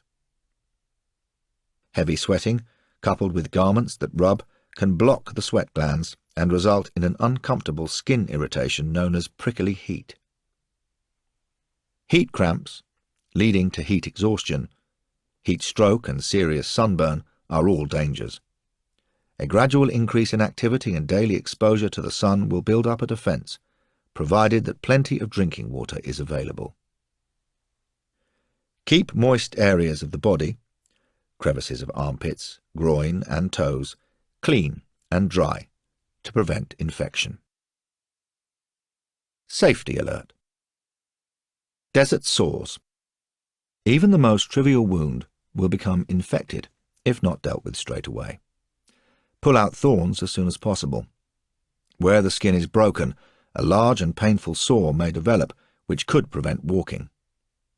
Bandage all cuts with clean dressings and use what medical aids are available. Tropical regions. Everything in the jungle thrives, including disease and parasites. Even if saturated by perspiration, clothing affords protection from stings and bites. Except at high altitudes, equatorial and subtropical regions are characterized by high temperatures, heavy rainfall, and oppressive humidity. Violent storms may occur towards the end of the summer. In choosing campsites, make sure you are above potential flooding. Equatorial rainforests. Temperatures range from 30 degrees Celsius, 86 degrees Fahrenheit, to 20 degrees Celsius, 68 degrees Fahrenheit at night. Jungle trees rise from buttress roots to 60 meters, 200 feet. In this primary jungle, the canopy prevents light reaching the jungle floor. It is relatively cool, with little undergrowth to hamper movement, but visibility is limited. It is easy to lose a sense of direction and difficult for rescuers to spot you. Secondary jungle. Along riverbanks and the fringes of the jungle, sunlight does penetrate to the floor, and growth is prolific. Undergrowth reaches heights of 3 meters, 10 feet in a year. Moving is slow, hot work, hacking away with a parang or machete. Subtropical rainforests. Found within 10 degrees of the equator, these forests have a season of reduced rainfall, even drought, with monsoons coming in cycles. More deciduous trees grow here, and undergrowth is dense. Tip for survival. Rescue signals must be set in clearings, often found near river bends, or, better, on rafts on the river. Montane forests. At altitudes above 1,000 meters, 3,000 feet, the Ruwenzori range of Central Africa is typical. A crater-like landscape covered in moss between ice-capped peaks. Plant growth is sparse, trees stunted and distorted. Low branches make the going hard. Nights are cold, days hot and misty. Survival is difficult. Make your way down the slopes to tropical rainforest. Saltwater swamps. In coastal areas subject to tidal flooding, mangrove trees thrive, reaching heights of 12 meters, 40 feet. Their tangled roots are an obstacle above and below the waterline. Visibility is low and passage difficult. Sometimes channels are wide enough to raft, but generally progress is on foot. You won't starve. Fish, mollusks, aquatic animals and vegetation are plentiful. But it is a hostile environment with water leeches, caiman and crocodiles. Where river channels intersect the swamp, you may be able to make a raft. If forced to stay in a swamp, determine the high tide level by the line of salt and debris on the trees, and fit a raised bed above it. Cover yourself for protection against ants and mosquitoes. Build your fire on a platform, using standing deadwood for fuel. Decay is rapid in a swamp. Choose wood that is not rotten. Freshwater swamps. Found in low-lying inland areas, their thorny undergrowth makes the going difficult and reduces visibility. But survival is easy, and swamps are often dotted with islands, so you won't be chest-deep in water all the time. There are often navigable channels and raw materials available from which to build a raft. Shelter. There are ample materials for building shelter in most tropical regions. Where temperatures are high and shelters exposed to the sun, make roofs in 2 layers with an airspace 20 to 30 centimeters, 8 to 12 inches between to aid cooling. Double layers of cloth will help keep out rain if angled. Fire. Everything is likely to be damp. Take standing deadwood, shave off the outside, and use that to start your fire. Dry bamboo and termite nests make good tinder. Food. A wide variety of fruits, roots and leaves are available. Banana, papaya, mango and figs are easily recognized, but you may find the wealth of tropical foods bewildering. If you're not sure, use the edibility tests described in the next chapter before you risk eating plants. A wide range of mammals, reptiles, birds and fish can be hunted, trapped and fished. Fish are easily digested, but in the tropics they spoil quickly. Clean thoroughly, discard entrails and eat as soon as possible. Do not preserve them by smoking or drying. Tip for survival. Fish in slow-moving water may be infested with tapeworms and other human parasites. Boil for 20 minutes. Water itself may be infected with amoebas, which cause dysentery. Always boil. Dangers. Insect attack. Slashing your way through the jungle, you may disturb bee, wasp, or hornet nests. Any bare skin is vulnerable to attack. Run. Don't drop anything. You won't want to go back for it. Goggles will protect the eyes. Insects, desperate for salt, will make for the sweaty parts of your body. Protect armpits and groin against their painful stings. Mosquito protection. Wear a net or t-shirt over your head, especially at dawn and dusk. Better, take a strip of cloth 45 centimeters, 18 inches deep, and long enough to tie round your head. Cut it to make a fringe of vertical strips hanging from a band that will dangle round your face and over your neck. Keep covered at night, including your hands. Oil, fat, or mud spread on hands and face may help repel insects. Use bamboo or a sapling to support a tent of clothing and large leaves rigged over your upper half. A smoky fire will help keep insects at bay. Cover your feet. Good footwear and protection for the legs is essential. Wrap bark or cloth round legs and tie it to make puttees as a defense against leeches and centipedes. Beware hairy caterpillars. Always brush off in the direction they are travelling, or small irritant hairs may stay in your skin and cause an itchy rash, which may fester in the heat. Beware invaders. Keep clothing and footwear off the ground so that scorpions, snakes and spiders don't creep in. Shake out clothes and check boots before putting them on. Be wary when putting hands in pockets. Take care on waking. Centipedes nestle for warmth in the more private body regions. Protect armpits and groin against stinging insects attracted by sweat. Leeches. Their bite is messy but not painful. Left alone, they drop off when they have had their fill. Do not pull them off. The head may come off, leaving the jaws in the bite, which could turn septic. Remove with a dab of salt, alcohol, or a burning cigarette end, ember, or flame. Beware the candyroo.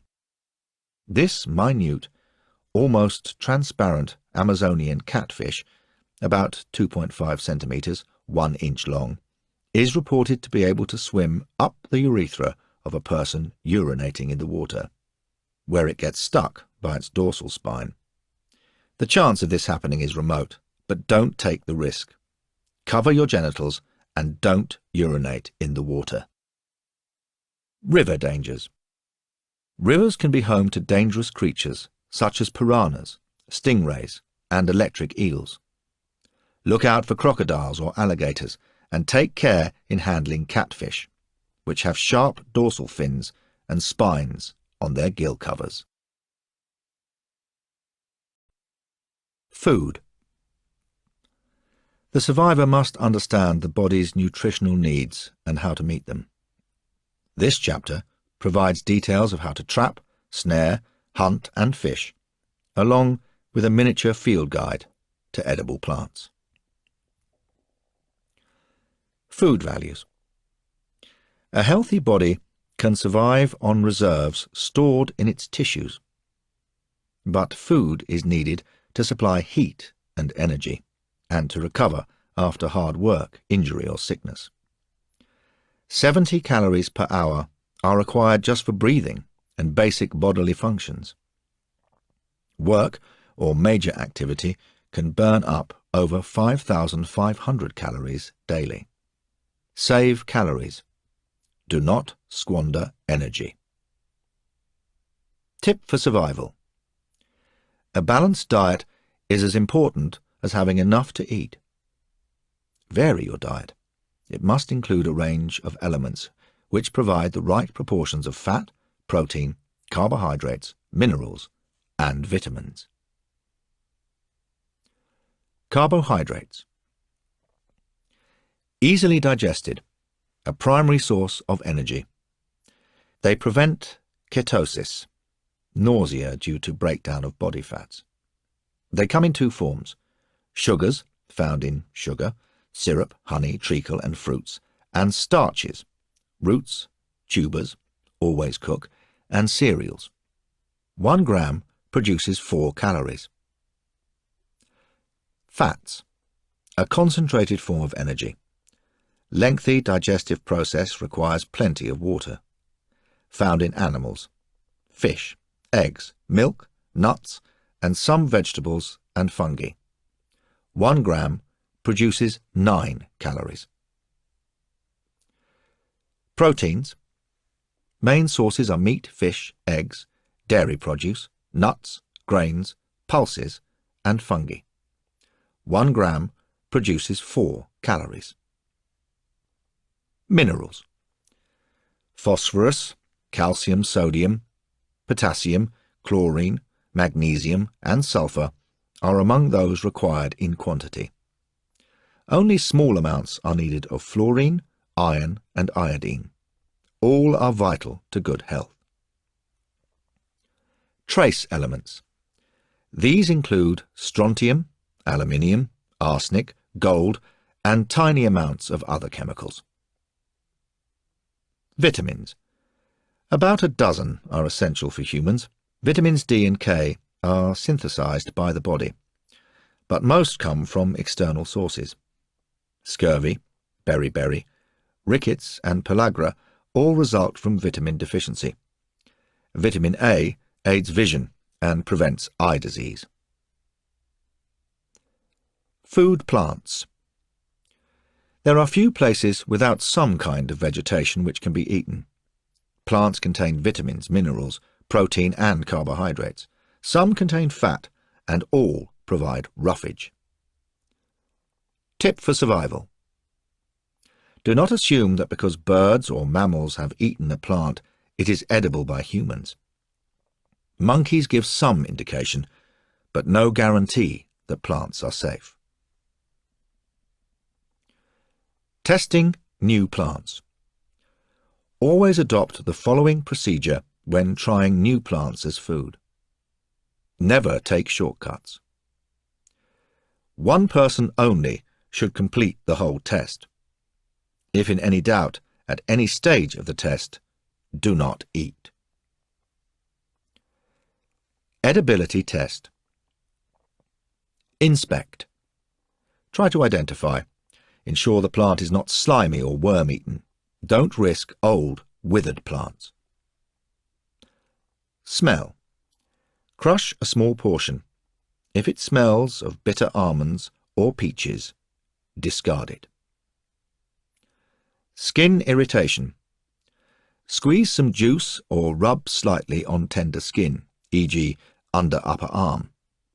If discomfort, rash, or swelling is experienced, discard it.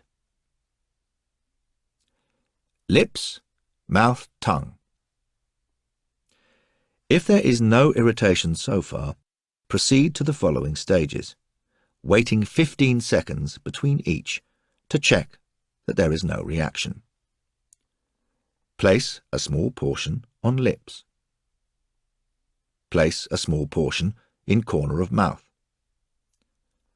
Place a small portion on tip of tongue. Place a small portion under tongue. Chew a small portion. In all cases, if discomfort is felt, e.g. soreness to throat, irritation, stinging or burning, discard it. Swallow. Ingest a small amount and wait 5 hours. During this time, drink or eat nothing else. Eating. If no reactions, e.g. soreness to mouth, repeated belching, nausea, stomach or abdominal pains are experienced, plant may be considered safe. Tip for survival. Should stomach trouble occur, drink plenty of hot water. Do not eat again until the pain goes. If it is severe, induce vomiting by tickling the back of the throat. Swallowing some charcoal will also induce vomiting and may absorb the poison at the same time. White wood ash mixed to a paste with water will relieve stomach pain. Gathering plants. Gather plants systematically. Take a container on foraging trips to stop the harvest being crushed, which makes it go off. Leaves and stems. Young growth will be tastier and more tender. Old plants are tough and bitter. Nip off leaves near stem. Tearing them off may damage them. Roots and tubers. Choose large plants. If difficult to pull up, dig round plant to loosen, then prise out with a sharpened stick. Fruit and nuts. Pick only ripe, fully coloured fruits from large plants. Hard green berries are indigestible. Peel fruits with tough, bitter skins. When nuts are ripe, they begin to fall from the tree. Shake the tree or throw a stick to knock other nuts down. Safety alert. Caution. Some seeds and grains contain deadly poisons. Taste but do not swallow. Carry out the edibility test and reject any seed that is unpalatable, bitter, or with a hot, burning taste, unless a positively identified pepper or spice. The heads of some grain plants may have enlarged, black bean-like structures in place of normal seeds. These carry a poisonous, hallucinogenic fungal disease that can be lethal. Reject the whole head. Fungi. Medium-sized are easy to identify and less likely to suffer insect damage. Pick whole fungus to aid identification. Keep fungi separate until identified. Poisonous ones will contaminate other food. Identifying plants. Only a small selection of plants can be described and illustrated here. Knowledge of even 1 or 2 plants that grow widely and at most times of year could make the difference between survival and starvation. Begin by learning these few thoroughly. Temperate zones: dandelion, nettle, dock, plantain. Subtropical and tropical zones: palm, fig, bamboo. Arid and desert zones: mescal, prickly pear, baobab, acacia, not in the Americas. Polar zones: spruce, willow, north. Lichens, north and south. Many temperate plant species which grow here in summer. Coastal zones: kelp and lava. Identification aids. Location. Plants grow only in suitable habitats. Learn these and you can eliminate impossibilities. Shape and size. Is it tall and woody? Short and soft-stemmed? Bushy and branched? Leaves. Large or small? Spear-shaped or rounded? Toothed or lobed edges? Uniform in colour? Flowers. Seasonal. But if present, note colour, size, shape, single or clustered, where on plant. Fruits and seeds. Fleshy, Hard. Note colour, shape, size, singly or clustered, pods or capsules, etc. Roots. Unless unusual, no help to identification. Plants to avoid. Avoid any plant with milky sap, unless positively identified as safe, e.g. dandelion. Avoid red plants, unless positively identified. Avoid fruit which is divided into 5 segments, unless positively identified as a safe species. Avoid plants with tiny barbs on stems and leaves. These hooks will irritate mouth and digestive tract. Avoid old or wilted leaves. Some develop deadly toxins when they wilt, e.g. blackberry, raspberry, plum, peach and cherry. All may be eaten safely when young, fresh and dry. Avoid mature bracken. It destroys vitamin B in the body and can be lethal. Eat only tightly coiled fiddleheads. All northern temperate ferns are edible when young, but some are too bitter to be palatable, and others must have hairy barbs removed before eating. Break off young tips. Close hand over stalk and draw frond through to remove the wool. Safety alert. Poison. There are 2 common poisons in the plant world, both easily detectable. Hydrocyanic acid, prussic acid. Tastes and smells of bitter almonds or peaches. Most notable example is the cherry laurel. Crush a leaf and memorize the smell. Discard all plants with this smell. Oxalic acid. The salts, oxalates, occur in plants such as wild rhubarb and wood sorrel. Recognizable by the sharp, dry, stinging or burning sensation when applied to the skin or tongue. Discard all plants which fit this description. Edible plants. In spring and summer, young shoots are tender. Some may be eaten raw, many are best cooked. Wash in clean water, rub off hairs and boil in a little water so they cook in the steam. Leaves are rich in vitamins and minerals. Do not overcook. 1. White mustard. Size: 60 centimeters, 2 feet. Location: grassy wasteland, Eurasia. Stem: hairy. Leaves: crinkly, deep-lobed. Flowers: pale yellow. To eat: pick young. Cook whole plant. Peppery leaves and flowers can also be eaten raw. 2. Shepherd's purse. Size: 60 centimeters, 2 feet. Location: wasteland. Leaves: rosette, lobed, spear-shaped. Flowers: small, white. To eat: boil leaves and mix with other plants. 3. Primrose.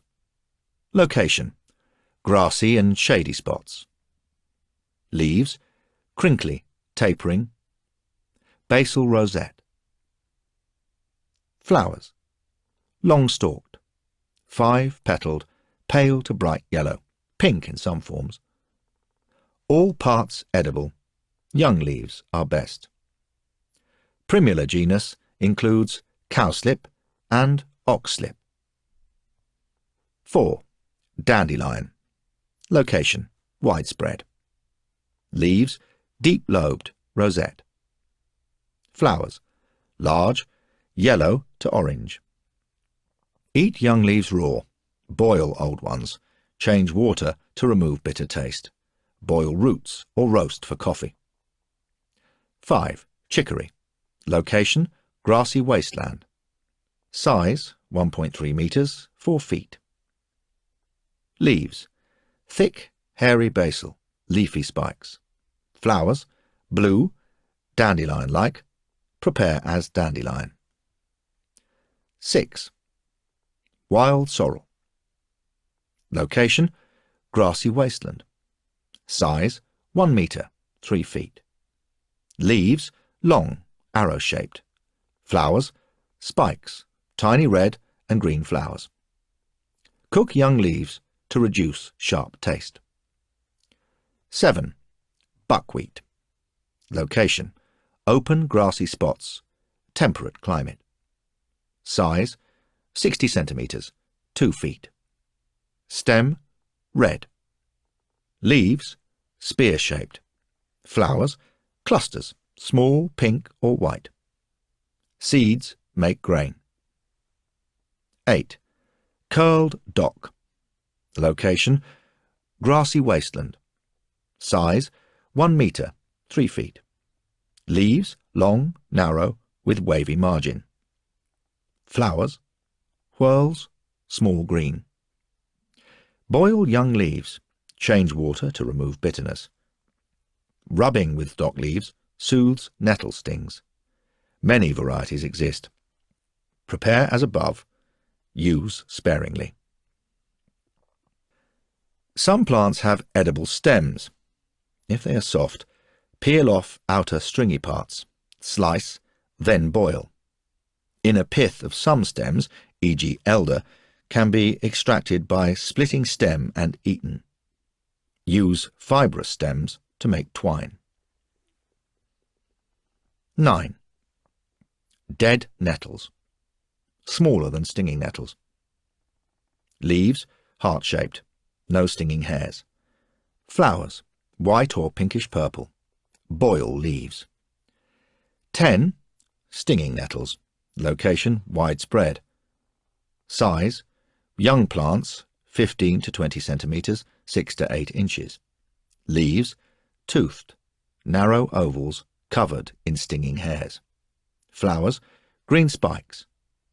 Boil for 6 minutes at least to destroy acid. Dry and store leaves. 11. Ribwort or English plantain. Has spear-shaped leaves and shorter flower spikes than the greater plantain. Location, dry ground. Prepare as greater plantain. 12. Buck's horn plantain. Location, dry, sandy and rocky areas. Small, with narrow jagged leaves. Flowers, short spikes. Prepare as greater plantain. 13. Greater or rat's tail plantain. Location, grassy wasteland. Leaves, broad, oval. Flowers, distinctive spikes, tiny yellowish green and brown flowers. Prepare rather bitter young leaves like spinach. Use expressed juice for wounds or decoction of whole plant for chest complaints. 14. Galingale, nutgrass or chouffer. Location, common in and by fresh water. Size, 1.5 metres, 5 feet. Stems, 3-angled. Leaves, long, strap-like.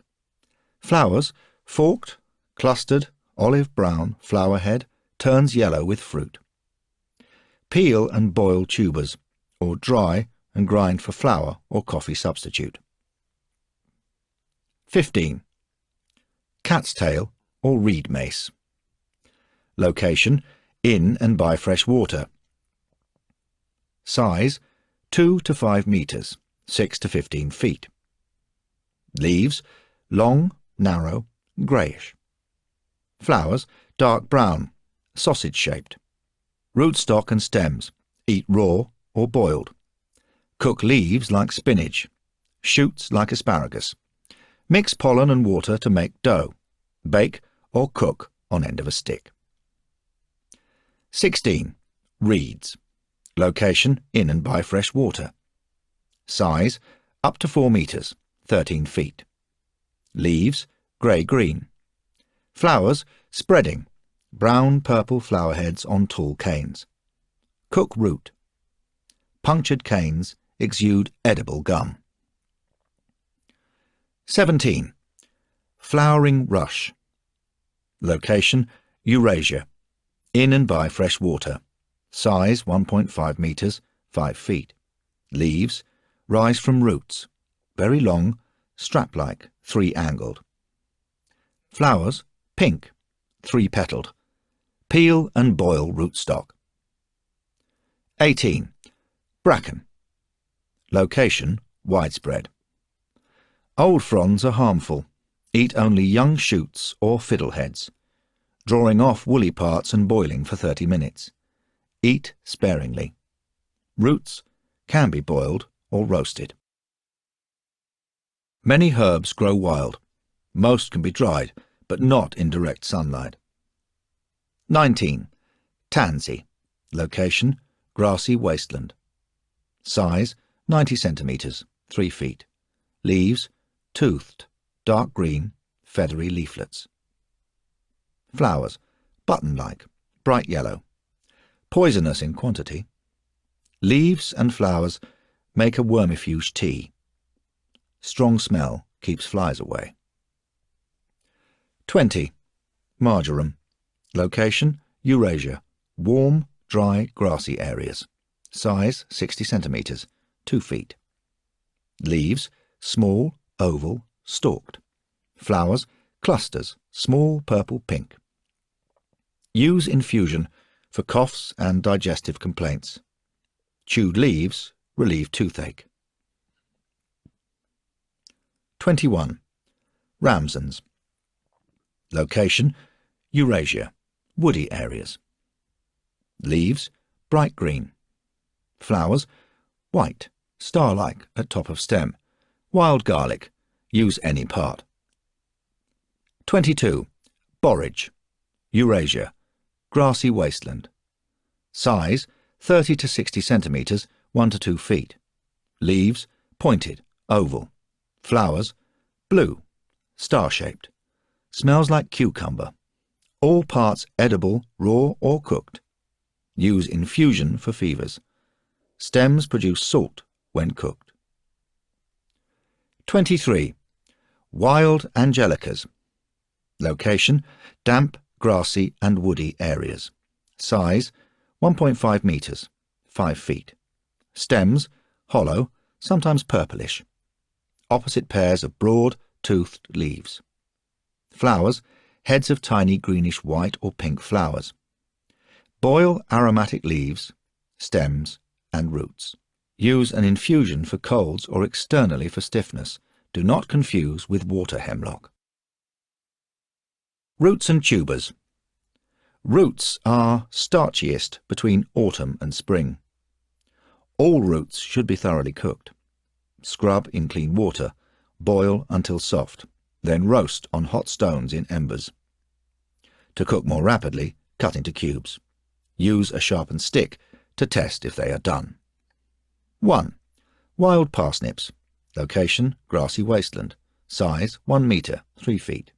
Leaves, hairy, pungent, with toothed leaflets. Flowers, tiny, yellow, dense heads. Eat roots raw or cooked. 2. Comfrey. Location, ditches, damp areas. Size, 1 meter, 3 feet. Leaves, spear-shaped, taper to stem. Flowers, clusters of cream or mauve bell-shaped flowers. Eat root raw or cooked. Do not confuse with foxglove. 3. Salsify or oyster plant. Location, dry wasteland. Size, 60 to 90 centimeters, 2 to 3 feet. Leaves, long, grass-like. Flowers, large, purple, dandelion-like.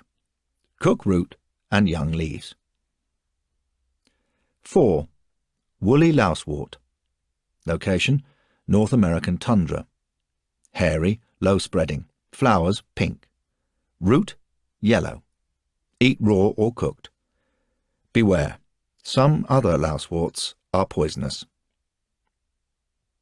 5. Jerusalem artichoke. Location, wasteland. Sunflower-like, very tall, hairy. Leaves, large, rough, oval leaves. Flowers, large, yellow. Do not peel before cooking. 6. Wild calla or bog arum. Location by water. Size small. Leaves long-stalked, heart-shaped.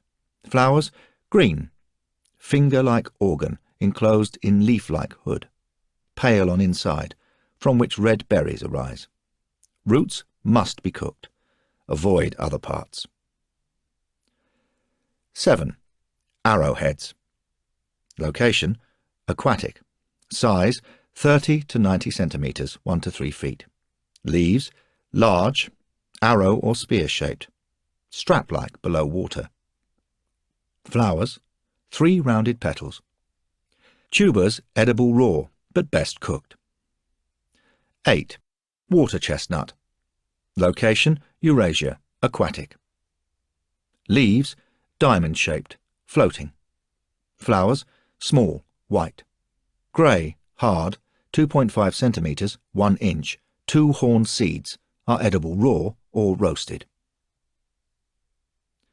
Flowers of some plants are edible, e.g. limes, basswoods, roses, hops, elder, primrose, chamomile. Best used for teas and in medicinal infusions.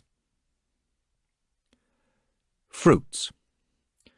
Many fruits are familiar from cultivated forms.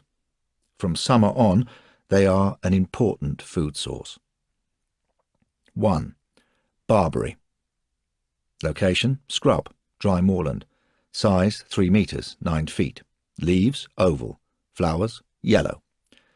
Thorns in groups of 3 stems. Berries bright red, very acid, rich in vitamin C. 2. Wild rose. Location temperate areas. Resemble straggly, unshowy garden roses. Thorned stems. Flowers white or pink. Seed cases hip, rich in vitamin C. Chew to extract juices or crush and boil to a syrup. 3. Brambles, blackberry and wild raspberry. Location scrub, woods, open ground.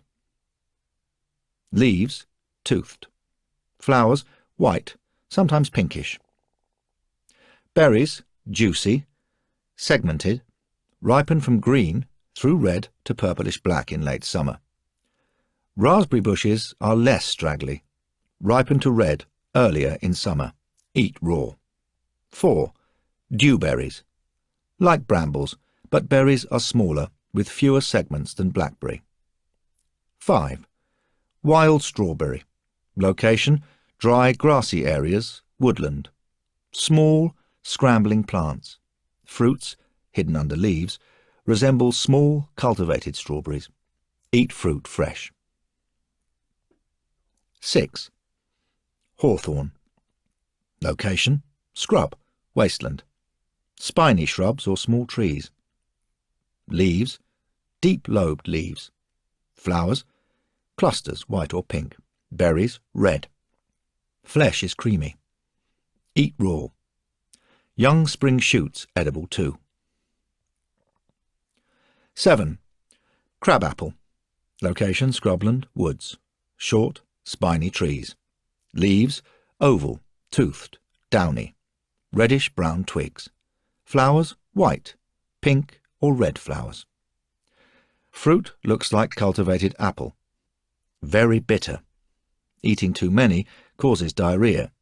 Best cooked with other fruit. 8. Wild cherry. Location woodland. Size 24 metres, 80 feet. Leaves small, pale green to red. Shiny red-brown bark. Flowers white or pinkish. Fruits are red or black. Some kinds taste sour. 9. Blackthorn or sloe. Location Eurasian scrub, woodland. Size 4 metres, 13 feet. Bush with dark brown twigs, long thorns. Leaves oval. Flowers white. Small blue-black fruits are very acid and best cooked down to jelly. To make jelly, boil fruit, Then simmer until mushy. Allow to cool and store in airtight container. Fruits lacking in pectin, the setting agent, may be supplemented by adding pectin-rich fruit, e.g. crabapple. 10. Juniper. Location: mountainous and northern areas. Size: 5 meters, 15 feet. Tall or small prostrate bush. Leaves: grey-green, needle-like. Avoid young green berries. Cook ripe blue-black ones with other food. 11. Rowan or mountain ash. Location: woods, rocky areas. Size: 15 meters, 50 feet. Smooth, greyish bark. Leaves: small toothed leaflets. Flowers: white. Clusters of small orange berries. Taste sharp, raw. Best cooked down to jelly. 12. Wild mulberry. Location: woods. Size: 6 to 20 meters, 18 to 60 feet. Leaves: oval, sometimes deeply lobed. Flowers: on catkins. Red or black fruits look like 5 to 7 centimeter, 2 to 3 inch long blackberries. Edible raw. 13. Wild grapes. Location: widespread in warm climates. Straggly, high climbing. Leaves: large, heart-shaped, coarsely toothed. Flowers: greenish. Grapes: amber to purple. Eat fruit raw. Boil young leaves. Some fruits can be dried for storage. Lay them in a single layer on a sheet, out of direct sunlight. Protect from any moisture, e.g. rain and dew. The process takes 10 days. Nuts. Nuts supply proteins and fat. 1. Pine. Location: temperate and northerly areas. Cone-bearing trees. Leaves: clusters of slim evergreen needles. Heat mature cones to release seeds. Edible raw, but tasty roasted and keep better. Needles and bark also edible. 2. Walnut. Location: temperate areas. Size: to 30 meters, 90 feet. Leaves: many-toothed, narrow leaflets. Furrowed bark. Blackish-brown nuts are first enclosed in a thick green husk. 3. Pistachio. Location: warm climates, Mediterranean east to Afghanistan. Trees. Size: to 10 meters, 30 feet. Leaves: small oval leaflets. Clusters of nuts with green kernel and reddish skin. Eat raw or parch on embers. 4. Oak. Occur in great variety. Leaves: many have lobed leaves, all bear acorns. Shell and boil several times, changing water to ease bitterness, or steep in cold water 3 to 4 days. Can be buried with ash and charcoal, watering occasionally, then roast. Good flour or coffee substitute. 5. Hazel. Location: thickets, wasteland, tall shrubs. Leaves: toothed, oval to heart-shaped. Flowers: brown-yellow catkins. Nuts come in ovoid, leafy, bristly or hairy husks. Edible plants. The following are a further selection of the food plants available. If you can find none of the plants illustrated or described here, use standard edibility tests. Although one part may be edible, another may be poisonous. Test leaves, stems, roots, etc. separately. Currants and gooseberries. Bushy shrubs in woods, scrub and wasteland. Leaves toothed, maple-like. Flowers small, 5-petaled, green-white to purple. Red, purple-black or yellow berries. Eat currants raw. Cook gooseberries.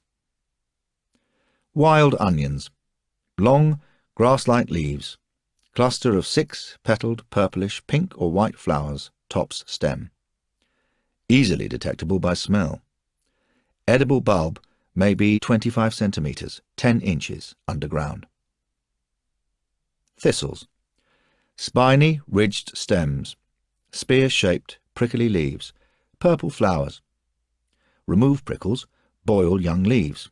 Peel tender shoots, eat raw or boiled. Cook roots of young stemless plants.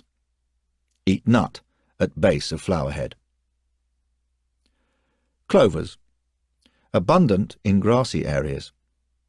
Trefoil leaflets and dense rounded heads of small flowers of white to greenish cream or shades of red. Leaves best boiled. Wild rhubarb. In open, grassy places, southern Europe to China. Resembles cultivated rhubarb, but leaves ragged and dissected. Eat stalk only. Other parts are harmful. Boil. Violets. Damp woods, veined, crinkly heart-shaped leaves, violet, yellow or white flowers. Cook young leaves. Poisonous plants. Contact poisons. 1. Poison sumac. Location: swamplands in southeastern USA. Size: 2 to 6 meters, 6 to 18 feet. Leaves: hairless, oval leaflets in opposite pairs. Dark spotted smooth bark, clusters of white berries. 2. Poison oak. Location: North American woods. Resembles poison ivy but is smaller, always upright. Leaves: oak leaf shaped. Berries. 3. Poison ivy. Location: North American woods. Size: 0.6 to 2.1 meters, 2 to 7 feet. Trailing or upright. Leaves: 3-part, variable. Flowers: greenish. Berries: white. 4. Jewelweed. Location: often found near poison ivy. Flowers: pale yellow or orange spotted. Seed pods that pop. Juice eases irritation from contact poisons. Poisons by ingestion. 5. Death camas. Location: North America. Grassy, rocky, lightly wooded places. Size: 30 to 60 centimeters, 1 to 2 feet. Leaves: long, strap-like, rising from base. Flowers: 6-part, in clusters. Green, white, deadly. Do not confuse with wild onions or lilies. 6. Thorn apple or Jimson weed. Location: widespread in temperate areas and in tropics. Size: 90 centimeters, 3 feet. Leaves: jagged, toothed, oval. Flowers: solitary. Large white trumpet. Fruits: spiny, sickly smelling. All parts deadly. 7. Foxglove. Location: wasteland. Size: 1.5 meters, 5 feet. Leaves: rosette or basal leaves. Flowers: tall. Leafy spike. Tube-shaped, purple, pink or yellow. All parts highly toxic. 8. Monkshood.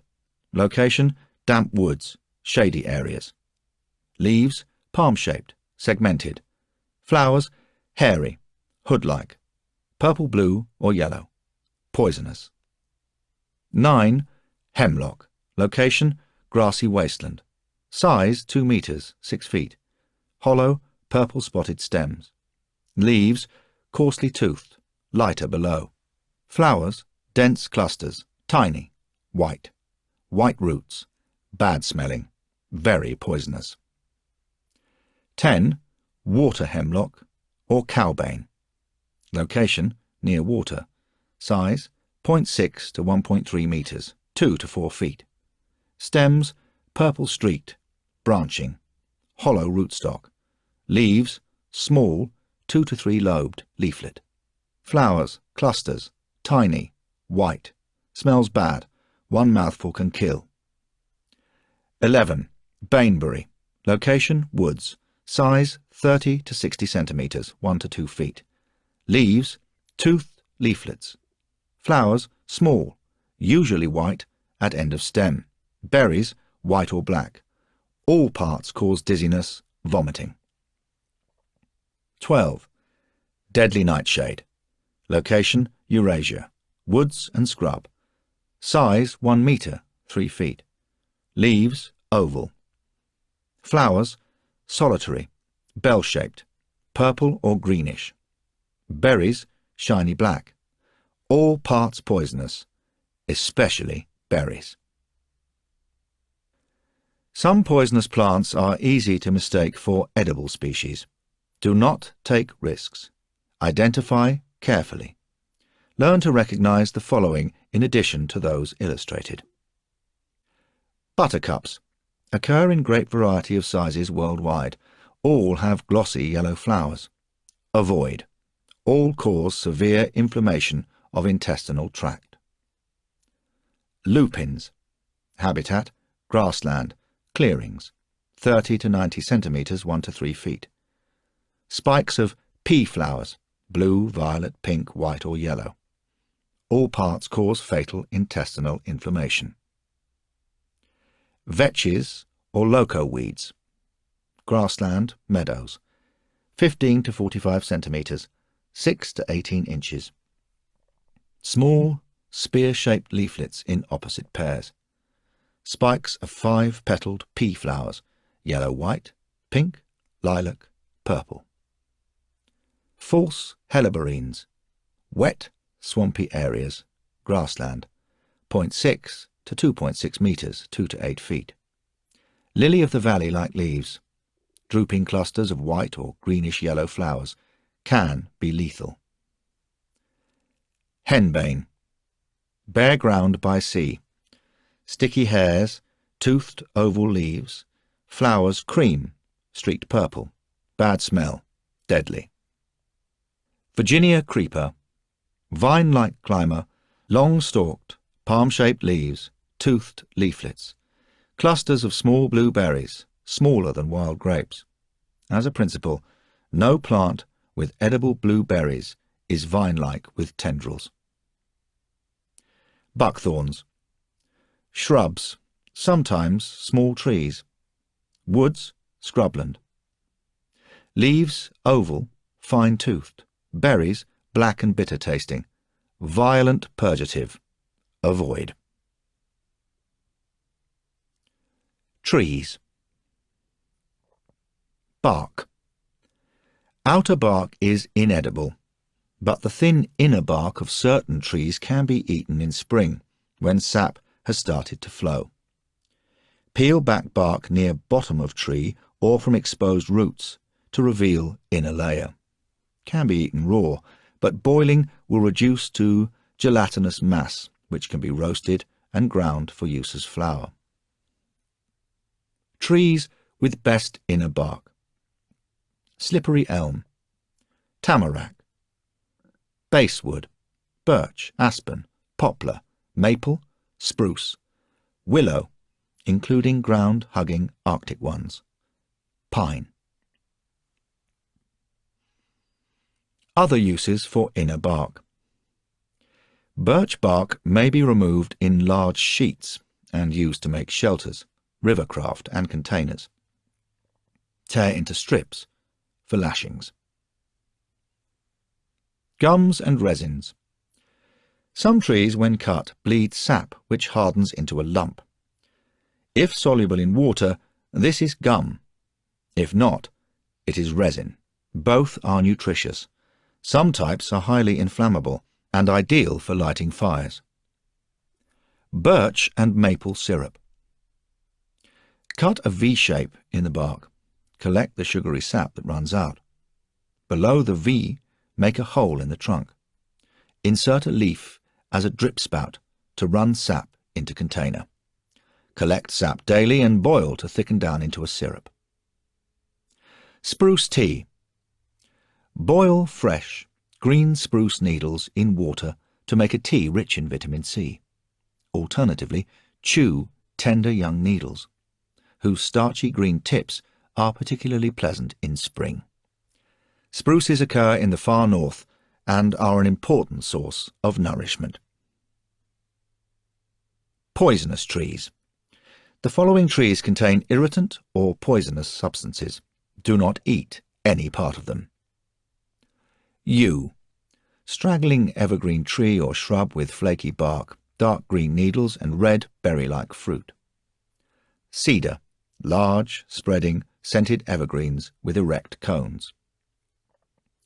Horse chestnut and buckeye. Tall, with hand-shaped leaves, sticky buds and white, pink or yellow flowers. Do not confuse their poisonous, spiky cased nuts with those of sweet chestnut. Laburnum. Small, broad-leaved tree with 3-part leaves and long sprays of yellow flowers. Black locust. A North American tree with dark grey bark, oval leaflets in opposite pairs, clusters of white flowers and bean-like seed pods. California laurel, or Oregon myrtle. Short-trunked North American evergreen, averaging 16 metres, 50 feet, with oval, leathery leaves, clusters of yellowish flowers and green to purple berries. The foliage is pungently aromatic. Moosewood, or moose bark, occurs northeastern U.S., 12 metres, 40 feet, light, white-striped bark, oval to spear-shaped leaves, olive to brown above, broad-petalled yellow-green flowers and winged fruits. Hickory. Divided, often palm-shaped leaves, catkins and, usually, rounded nuts. Some varieties have edible nuts, sap and roots, but do not eat until the species is positively identified. Fungi. Preparing fungi. Reject suspicious, discoloured or maggoty parts. Clean, slice and boil. Many bracket fungi are bitter and tough. Cook thoroughly. Tender ground fungi can be added to soups and other foods. Safety alert. Fungi must be positively identified before eating. No reliable edibility tests exist. Deadly kinds do not taste unpleasant, and no symptoms may appear for some hours after eating. There is no truth in folk tales that a fungus is not poisonous once peeled or cooked, or that toxic kinds change colour when cooked. Storing fungi. Collect all you can when available, and separate caps from stems. Place on rocks in sun. Caps gill side up. With Boletus species, remove spongy tissue under cap. When dry, store in airtight containers. To use, soak in water, then eat raw or add to soups. Identifying the poisonous Amanitas. To avoid mistaking Amanitas for edible varieties, avoid fungi with white gills, a vulva, cup-like appendage at base of stem, and stem rings. Avoid fungi that are wormy or decomposing. Unless positively identified, discard. Other uses for fungi. Many bracket fungi make excellent tinder. Razor strop fungus can be used to sharpen knives. Giant puffball will staunch and soothe bleeding cuts. Tree fungi can be used in treating burns. Edible fungi. Learn to recognize the small selection illustrated here and stick to them. Fistulina hepatica, beefsteak fungus. Tree fungus, found in autumn on oaks, reddish above, pinkish below. Rough texture. Resembles large tongue. Exudes blood-coloured juice. Young specimens are best. Soak to soften. Stew thoroughly. Armillaria mellea, honey fungus. Grows on broad-leaf trees, conifers and stumps, spring to autumn. Tawny yellow, brown flecked caps, 3 to 15 centimetres, 1 1/4 to 6 inches across. White gills, white flesh, and bootlace roots.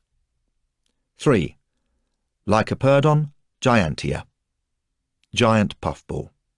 Grows on the ground. Resembles a 30 centimetre, 1 foot football. In woods and grassy places late summer to autumn. Smooth, white, leathery. Yellows with age. Weighs up to 9 kilograms, 20 pounds. Simmer or fry young ones. 4. Cantharellus cibarius. Chanterelle. Apricot scented, egg yellow, funnel shaped, 3 to 10 centimetres, 1 1/4 to 4 inches across. Pronounced forking gills. Grows in groups under trees, especially beech, from summer on. Stew for 10 minutes. Do not confuse with Cortinarius speciosissimus. Agaricus fungi. Avoid any that stain yellow when cut or bruised, or that smell of carbolic. Some young buttons are hard to distinguish from the deadly Amanitas. 1. Agaricus campestris. Field mushroom. Grassy places in autumn, rarely by trees. White cap to 10 centimetres, 4 inches across. Browning slightly in older specimens. Pink gills, later turn dark brown. Eat raw or cooked. 2. Agaricus augustus. In clusters in woodland clearings, summer and autumn. Smells of anise. Scaly, light brown cap to 20 centimetres, 10 inches across. Young gills pink, later turn dark. Ringed stem. 3. Lepiota procera. Parasol. By broad-leaved woods and in grassy clearings, summer to autumn. Tastes of almonds or Brazil nuts. Brownish cap, later with dark scales, to 30 centimetres, 1 foot across, with creamy white gills and slender stem, with double white ring and brown bands. 4. Coprinus comatus. Shaggy ink cap. In groups, open grassland. Summer to autumn. Cylindrical cap with white or pale brown scales. Gills begin white, turn pink, then dissolve into black inky mess. Gather young ones with pale gills. Poisonous if eaten with alcohol. 5. Boletus edulis. In woodland clearings, autumn. Swollen stem, white flesh. Sponge-like pores instead of gills. Dry well. Avoid any with pink or red spores. Poisonous fungi. Do not use any fungi you can't positively identify. 1. Amanita virosa. Destroying angel. White. Large vulva. Scaly stem. Cap to 12 centimetres, 5 inches across. Woodland, summer to autumn. Sweet, sickly smelling, deadly. 2. Amanita phalloides. Death cap. In woodland, especially oak or beech. Green olive cap to 12 centimetres, 5 inches across. Pale stem. Large vulva, white gills and flesh. Lethal. Symptoms for destroying angel or death cap appear 8 to 24 hours after eating. Vomiting, diarrhea, thirst, sweating, convulsions. Apparent recovery after 1 day, then a relapse followed in 90% of cases by death from liver failure. No known antidote. 3. Amanita pantherina. Panther cap. In woodland, especially beech.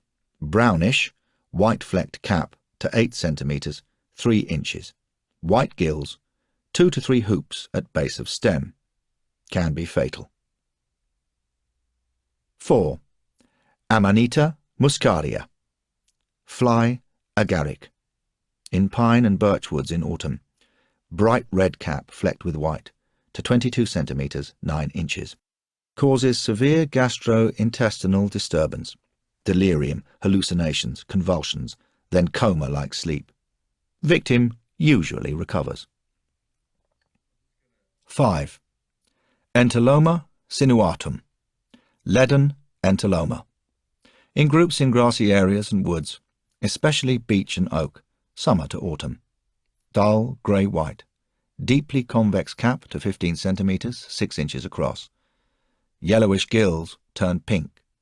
Firm white flesh, smells of meal, bitter almond and radish. No ring on the stem. Deadly. 6. Inosebe patuiladi. In broad-leaved woods, especially beech, summer to autumn, begins whitish, turns yellow-brown. Cap to 7 centimetres, 2 3/4 inches. Often split at margin. Whitish gills turn olive-brown, stains red when bruised. Confusable with Agardicus when young, but lacks ring on stem. Causes vertigo, blindness, sweating, dilated pupils, delirium. Can kill. 7. Paxillus involutus. In woods, especially birch, solid yellow-brown cap with rolled rim to 12 centimetres, 5 inches across. Yellow-brown gills, straight stout stem, deadly. Do not confuse with chanterelle. 8. Cortinarius speciosissimus. In coniferous woods in autumn, reddish to tawny brown, flattish cap, 2 to 8 centimetres, 3/4 to 3 1/4 inches. Rusty brown gills. The lighter-coloured Cortinarius orellanus is also poisonous, found in broad-leaved woodland. Both have radish-like smell. Deadly. Arctic and northern plants. In addition to these hardy Arctic plants, many temperate species occur in summer in the far north. 1. Red spruce. Location, dry areas, North America. Size, 23 metres, 70 feet. Dark or yellow-green needles round hairy twigs. Rough, dark bar, pendant cones. Eat young shoots raw or cooked. Infuse needles for teas. Boil edible inner bark. 2. Black spruce. Location, moist areas, North America. Leaves, smaller than red spruce, shorter needles. Other similar species occur in America and northern Eurasia. Use as red spruce. 3. Labrador tea. Location, North America. Size, 30 to 90 centimetres, 1 to 3 feet. Leaves narrow, rolled edges, whitish or hairy below. Flowers, 5-petalled, white. Infuse leaves for tea. 4. Arctic willow. Location, tundra. Size, 30 to 60 centimetres, 1 to 2 feet. Mat-forming shrub with rounded leaves, shiny above. Yellow catkins. Eat spring shoots, leaves, inner bark, young peeled roots. High in vitamin C. 5. Ferns. Location, moist areas in summer, far northern woods by tundra. Eat only young fiddleheads up to 15 centimetres, 6 inches. Remove hairs. Steam to cook. 6. Cloudberry. Size, 30 centimetres, 1 foot. Bramble-like. Leaves, palm-shaped. Flowers, white. Berries at top of plant, pink, ripening to orange or amber. Eat raw. 7. Salmonberry. Location, North America, Europe. Like a small wild raspberry. Thornless, with 3-part leaves. Flowers purple-red. Berries red or yellow. Eat raw. 8. Bearberry. Location, Arctic regions. Small, mat-forming, woody evergreen. Leaves club-shaped. Flowers pink or white. Berries red in clusters. Cook. 9. Iceland moss lichen. Forms tufted, grey-green or brownish mats to 10 centimetres, 4 inches. composed of strap-shaped branches. Soak for several hours, then boil well. 10. Reindeer moss lichen. Size 5 to 10 centimeters, 2 to 4 inches. Often grows in large clumps. Hollow, roundish grey stems, antler-like branches. Soak several hours, boil well. 11. Rock tripe lichen. Roundish, blister-like grey or brown growths attached to rocks by a central stalk. Some kinds warty, pebble-like, others smooth. Can cause irritation if eaten raw. Soak in water overnight, then boil well. Then roast to make them crunchy. Tip for survival. If you kill a caribou, eat the fermented lichens in its stomach. Desert plants. Water is vital to desert survival. Learn water-bearing plants. Eat only if you have water. 1. Barrel cacti. Location southwest USA. Size 1.2 meters, 4 feet. Yields up to 1 liter, 2 pints milky sap. An exception to the rule to avoid milky sap. Slice off the top, smash in a pulp, then drink. 2. Prickly pears. Leaves, thick, jointed, pad-like leaves. Flowers, red or yellow. Egg-shaped pulpy fruit. Eat peeled fruit raw. Cut away spines, peel and cook tender young pads. Roast seeds for flour. Tap stems for water. Beware, very prickly. In Africa, do not confuse with spurges, which have milky sap. 3. Carrion flowers. Location, southern or tropical Africa. Large plants, short, succulent stems, branch off into leaves like fat spines. Flowers, star-shaped, some hairy, give off stench of rotting meat when mature. Tap stems for water. 4. Mescals. Location, Africa, Asia, Europe, Americas. Moist, tropical areas and desert. Leaves, rosette of thick, sharp-tipped leaves from which rises a long flower stalk. Stalks not yet in flower are edible cooked. 5. Wild gourds. Location, Kalahari, Sahara, east to India. Mat-forming, vine-like, orange-sized fruit. Roast seeds, cook young leaves, eat flower raw, chew stems and shoots for water. 6. Date palm. Location, near water, India to North Africa.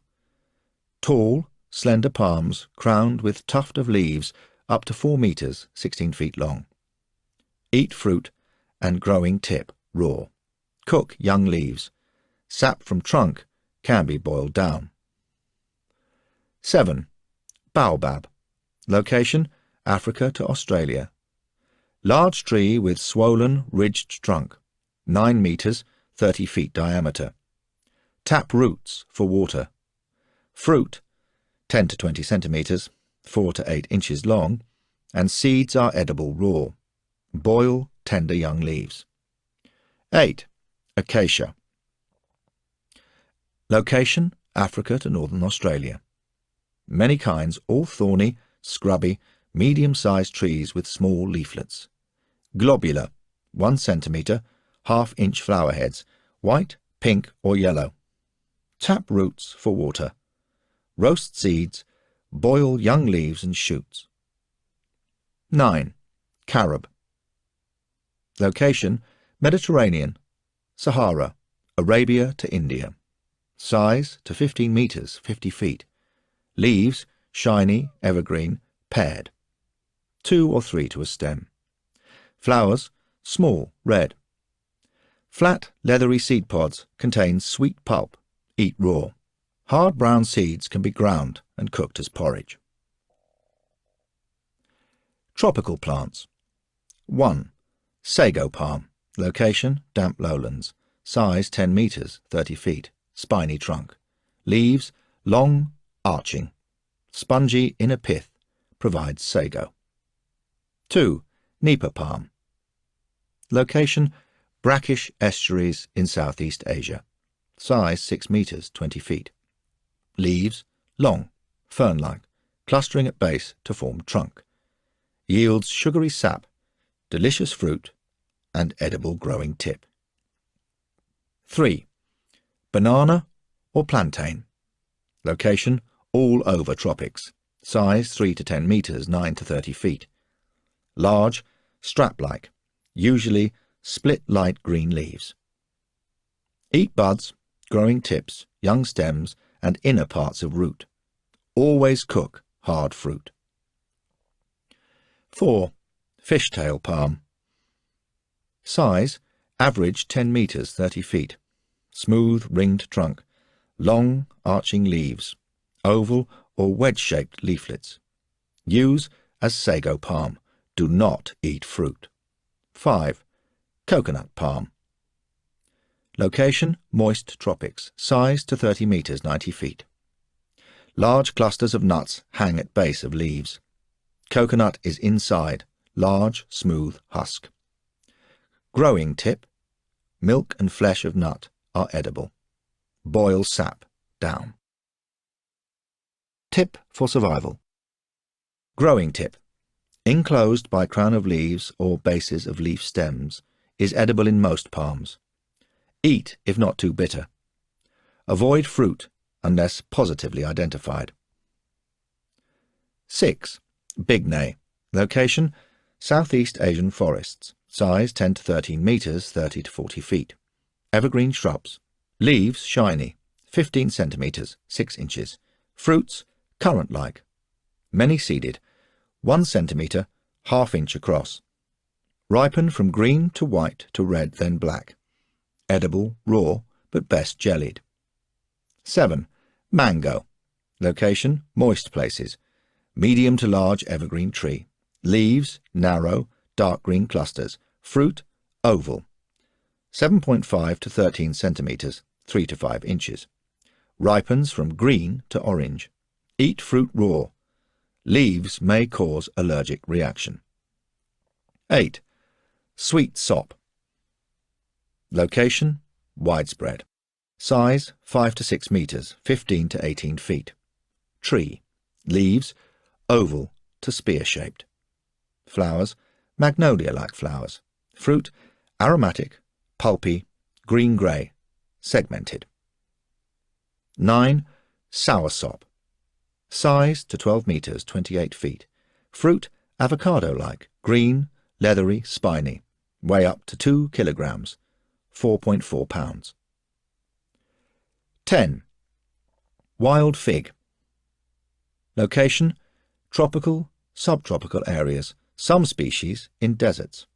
Straggly trees, aerial roots, leathery evergreen leaves rounded at base. Fruit: pear-shaped. Grow direct from branch. Edible raw. Avoid any that are hard and woody or hairy. 11. Ceylon spinach. Location: most tropical areas. Vine-like. Leaves: thick, circular to oval or heart-shaped, green to purple-red. Flowers: fleshy, purplish. Cook young leaves and stems. 12. Tamarind. Location: widespread, densely branched tree. Size to 25 meters, 80 feet. Leaves: evergreen leaflets. Flowers: pale yellow, red streaked. Eat pulp of brown seed pods raw. Use seeds and young leaves as pot herb. Peel and chew bark. 13. Peanut. Location: widespread. Small bushy plant. Leaves oval, in pairs. Flowers: yellow flowers and stalks leading to wrinkled pod. Nuts ripen underground and keep well. 14. Yam beans. Location: in large patches in most of tropics. Climbing plants with knotty turnip-like root. Leaves: irregular, 3-part. Tubers are crisp, sweet, taste of nuts. Seeds are harmful raw. Boil well. Tip for survival. Food deteriorates rapidly in the tropics. Do not pick more than you need. 15. Water spinach. Location by fresh water, Southeast Asia. Usually floating plant. Leaves, green leaves. Flowers, white. Old stems are stringy. Boil young leaves and shoots. 16. Lotus. Location, aquatic. Asia, Africa, North America. Leaves, long-stalked, bell-shaped blue-green leaves stand clear of water. Flowers, pink, white, or yellow. Boil young leaves, peeled stems and rootstock. Remove bitter embryo and boil or roast ripe seeds. 17. Water lily. Location, lakes, rivers, streams in tropical Africa, India, Americas. Leaves, heart-shaped, float on water. Large, edible tubers. Cook stems. Seeds are bitter but nourishing. 18. Wild yam. Location, occurs in variety in light forest and clearing in tropical and subtropical areas. Twining, vine-like stems. Some kinds bear edible aerial tubers, leading to underground tubers. Store well, if kept dry. Some are poisonous raw, so always cook. Peel tubers, boil, and mash. 19. Wild rice.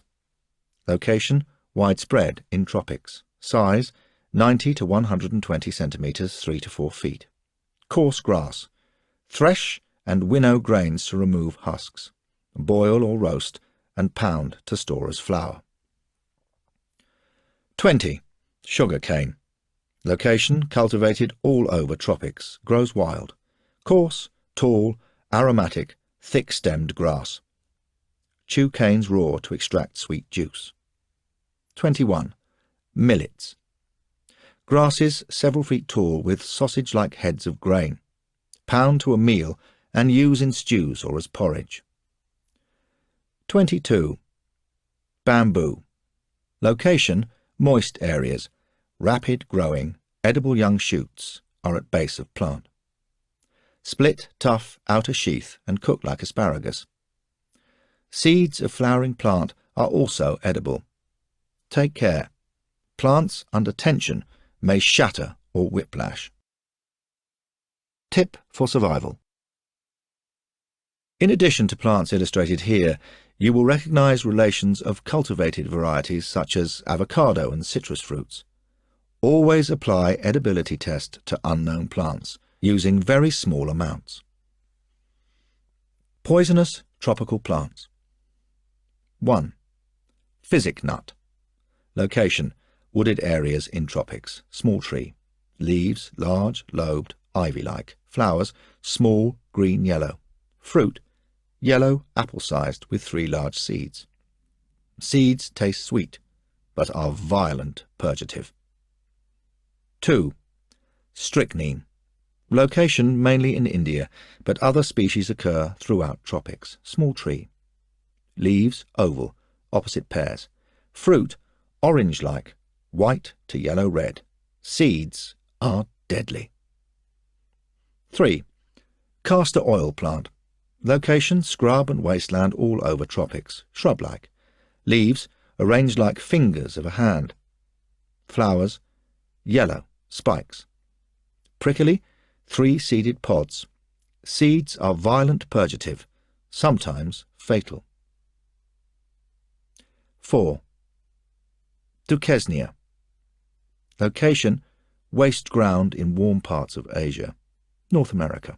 Leaves, 3-part trailing. Flowers, yellow, not white. Fruit, red, strawberry-like and highly poisonous. Can be lethal. Other plants to avoid. White mangrove. Location, mangrove swamps. Pale bark, pencil-like roots. Leaves, spear-shaped or oblong. Flowers, yellow. Round white berries. Sap blisters skin, can blind. Nettle trees. Location, widespread, often near water. Leaves, spear-shaped, sharp-toothed. Flowers, drooping spikes, like common nettle. Sting, like a nettle's, only worse. Poisonous seeds. Pangi. Location, Southeast Asia, mainly Malaysia. Tree. Leaves, heart shape, in spirals. Flowers, green spikes. Clusters of large, brownish, pear-shaped fruit. All parts poisonous, especially fruit. Contains prussic acid. Seashore plants. The following thrive in salty conditions, but many other edible plants occur near the coast. 1. Oriches. Location, salty ground. Some occur inland, pale stalked. Leaves, pale green, spear-shaped. Flowers, small, green-white spikes. Cook young leaves. 2. Sea beet. Location, European coasts. Sprawling, red-tinged. Leaves, long-stalked, dark green. Flowers, small green clusters. Boil leaves or eat raw. 3. Sea rockets. Size 30 centimetres, 1 foot. Leaves, fleshy, blue-green, lobed. Flowers, lilac, purple. Egg-shaped, seed pods. Peppery leaves and young pods can be eaten raw or as pot herb. 4. Glassworts or marsh samphire. Location, widespread in saline areas, mudflats. Plump, greenish-yellow jointed stems up to 30 centimetres, 1 foot high. Flowers, minute, scarcely visible at junction of stems. Rock samphire is no relation. Grows on shingle and cliffs. Cook and suck fleshy, hairless stems and grey-green leaves. 5. Scurvy grass. Size 25 centimetres, 10 inches. Leaves, dark green, heart or kidney-shaped. Flowers, small, white or pink. Very bitter. Leach in water. Rich in vitamin C. Seaweeds. Occur anchored to bottom in shallow waters or floating on open sea. Coastal weeds are often stratified. Green forms grow in surface waters, red in shallow water, brown a little deeper. Wash seaweeds in fresh water before eating to remove salt. 1. Sea lettuce. Location on rocks and stones in Atlantic and Pacific, especially where water runs into sea. Light green leaves, wash and boil. 2. Enteromorpha intestinalis. Location, rock pools and salt marshes in cool waters. Pale green, pod-like, unbranched fronds up to 50 centimetres, 2 feet. Whole plant is edible in early spring, fresh or dried and pulverized. 3. Kelps. Location, rocky shores of Atlantic and Pacific. Short, cylindrical stem. Thin, long, wavy olive green to brown fronds. Edible raw, but best boiled. 4. Lavas. Location, Atlantic and Pacific. Thin, satiny red, purple or brown fronds. Boil till tender, then mash. Use as relish or mix with grains to make cakes. Tip for survival.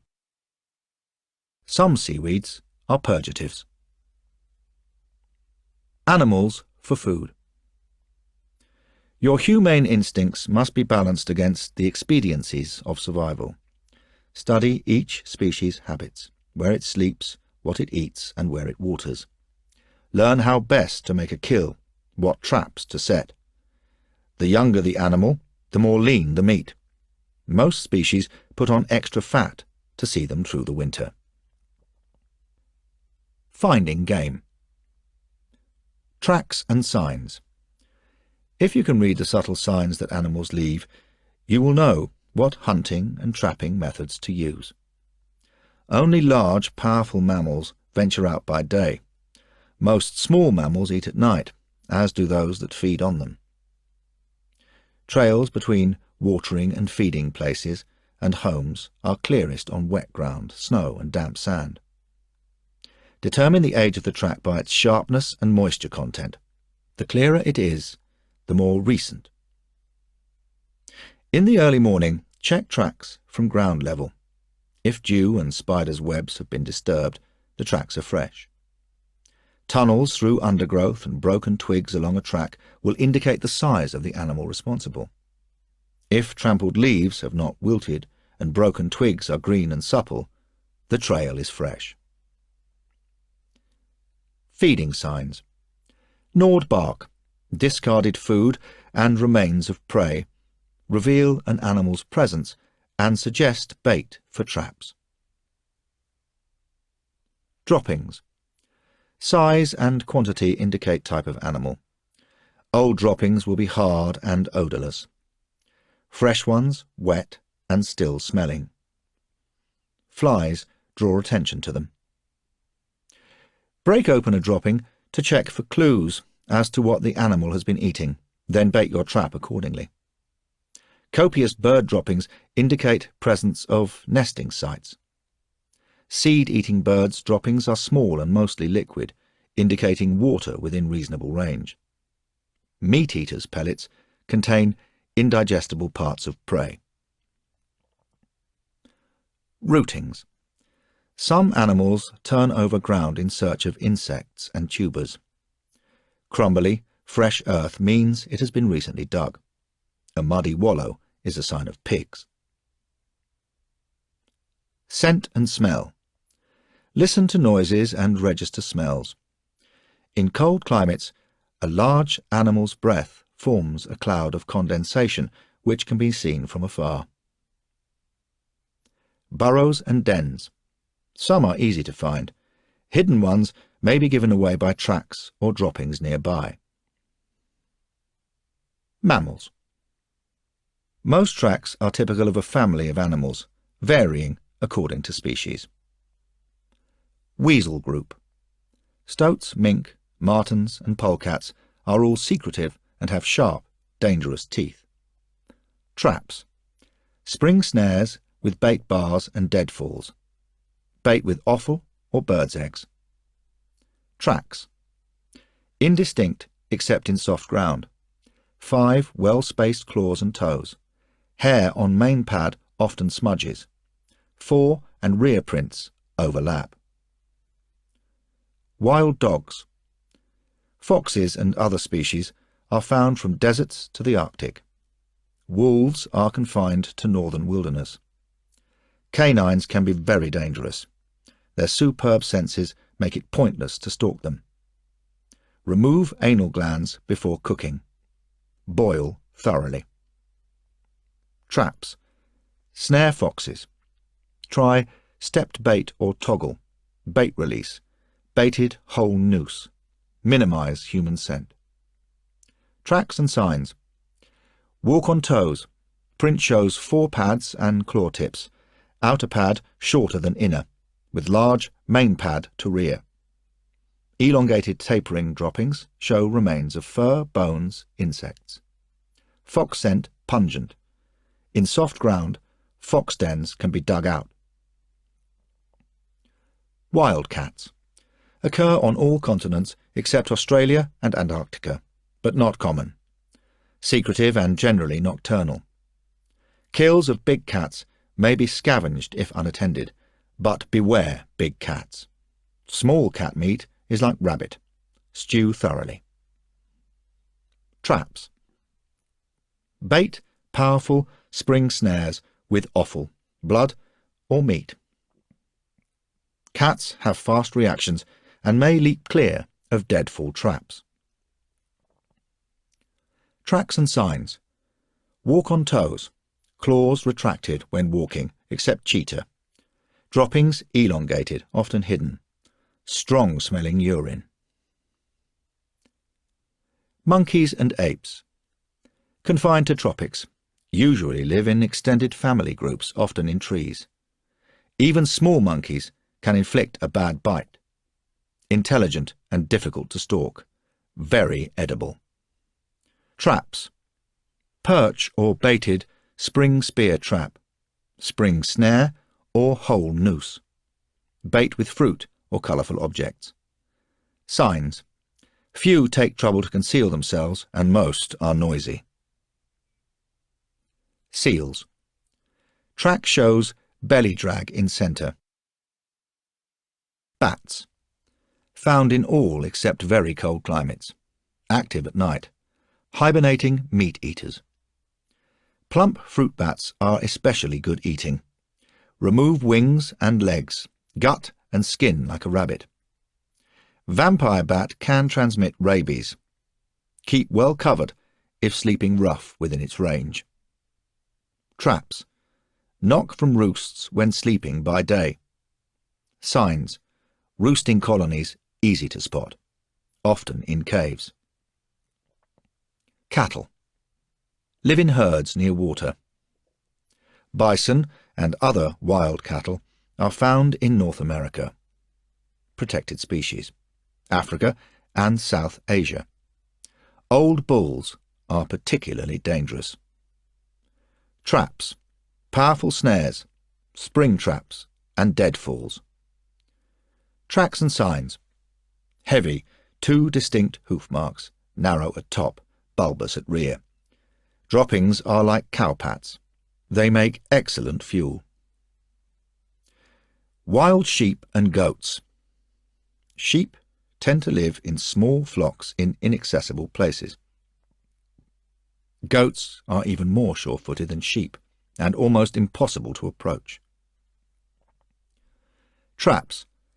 Snares or spring snares on trails. In rocky areas, natural obstructions are ideal for deadfalls. Tracks and signs. Cloven hooves, 2 slender pointed marks not joined. Tip splayed in sheep, sometimes in goats. Globular droppings like domestic sheep. Deer and antelopes. Deer, found in well-wooded country on every continent except Australia, vary from the moose to tiny forest deer of the tropics. Antelopes and gazelles are equally varied and widespread. All are shy, elusive, with superb hearing and smell. Most active at dawn and dusk, and, except those in arid areas, are never far from water. Meat smokes well. Use hides and antlers. Their horns are weapons and can gouge and stab. Traps. Snare or deadfall small types. Leg spring snares, spear traps and deadfalls for larger. Bait with offal. Tracks and signs. Cloven hooves form 2 oblongs. Reindeer marks are rounded. When walking, front and rear prints overlap, and when running, they are spaced. Droppings oblong to round pellets, usually in clumps. Look for scrapes on saplings, nibbled and frayed bark, also long scratches where antlers have been rubbed. Wild pigs. Some have thick hair, and all are pig-shaped, with snouts and tusks. They are hard to stalk. Listen for snores and creep up on sleeping ones. Meat must be well boiled. Their tusks inflict severe injury, often dangerously close to femoral artery on the upper leg. Beware. Traps. Strong spring snares, deadfall, pig spear traps. Tracks and signs. Cloven hooves leave deer-like marks. Droppings are often shapeless, never long, firm or tapering. Look for ground disturbed by mud wallows or rooting. Rabbits and hares. Rabbits are widespread and easy to catch. Most live in burrows, often in large numbers and using well-worn runs, the places to set snares. Hares do not live in burrows and tend not to have regular runs. Traps. Simple snares. A spring snare will lessen the chance of your meal being stolen by other prey. Tracks and signs. Hairy soles leave little detail on soft ground. Combination of long hind and short front feet is distinctive. Hares have 5 toes on front feet, but inner is short and seldom leaves print. Hindfoot narrower, four-toed. Rabbit similar but smaller, dropping small, hard round pellets. Bark nibbled at bottom of trees, leaving 2 incisor marks. Rabbits thump a warning. Tip for survival. Rabbit starvation. It is not possible to survive on rabbit alone, no matter how many you eat. The body needs minerals and vitamins which rabbit does not provide. Make sure to balance your diet with vegetation. Small rodents. Rats, mice, guinea pigs, cavies, capybara, copu, and other members of the rodent family may be tempted into cage traps. Most species are too small to snare. Tracks of different kinds are not easy to distinguish. Rats carry disease. When gutting, take care not to rupture the innards. Cook thoroughly. Squirrels and prairie dogs occur everywhere except Australasia and the poles, hibernating in cold areas. Alert and nimble, most are active by day and night. Beware of their sharp teeth. They are savage in defence. Ground-living varieties make burrows. Most are excellent eating. Traps. Small spring snares attached to bait bars. Use split fruit or an egg to attract. For tree squirrels, set 5 cm, 2-inch loop snares on a pole leaned against a trunk. Tracks and signs. Chewed bark, gnawed nuts, cones beneath a tree, or an untidy nest of twigs. Kangaroos. With wallabies and other relatives limited to Australia. Large kinds can strike a powerful blow with hind feet. Most active at night. Edibility fair, but difficult to catch. Traps. Deadfalls, spring snares. Tracks and signs. 2 prints resembling giant rabbit tracks. Front legs not used for locomotion. Opossums. Small nocturnal scavengers of South America and USA. Similar, unrelated animals found in Australasia. Traps. Bait with fruit, eggs, etc. Very inquisitive. Raccoons. Cat-sized nocturnal animals with bushy banded tail and black mask, found widely in North America. Traps. Bait a spring snare. Camels. Range wild in desert country. Can spit and inflict powerful bites. They require a very powerful spear or projectile weapon. Reptiles. Crocodiles and alligators, found in most subtropical and tropical areas. Avoid large ones. In areas where they live, always assume they are about, for they can lie unseen underwater. Their tails can inflict a scything blow, almost as damaging as their teeth. Tail meat is very tasty. Traps. Set by water for small crocs only, or catch on line with stick wedged in bait to lodge in gullet. Kill with a sharp blow between the eyes. Lizards. Some are venomous. Most are timid, but big iguanas and monitors can inflict a bad bite and have powerful claws. Small ones move fast, but try to catch by the tail. Can sometimes be trapped in a pit, or may fall into a solar still. Turtles and tortoises. Most live in water, emerging to lay eggs, but a few are terrestrial. Net or drag them from the water. On land, use a stick to turn them on their backs. Keep out of the way of jaws and flippers. Kill with a blow to the head.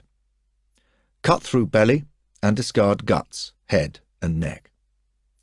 Best boiled. Very rich, eat in small amounts. Tortoises can retract heads. Stab, then roast ungutted in embers. When shell splits, they are ready. Amphibians. Frogs are all edible. but skins may be poisonous, so remove before cooking. Active at night near water. Dazzle with a light and club them. Toads have warty skins and may be found far from water. Most have highly toxic skin. Do not eat it. Snakes. Do not tackle poisonous or large ones. Use a forked stick to pin it down just behind the head.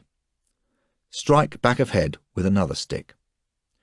Tree snakes can be clubbed and knocked to ground. Club again to make sure. Never pick up or get close to a snake until you are sure it is dead. Some can feign death convincingly. Birds. All birds are edible, but some taste better than others. Game birds are good to eat, but well camouflaged and wary. Birds of prey must be boiled thoroughly. Traps. Cage traps, deadfalls, and spring snares can be used for birds that take bait. Nooses on branches may catch roosting birds. In wooded areas, site traps in clearings or by river banks. Small birds are easy to catch, or lime can be attracted by bait.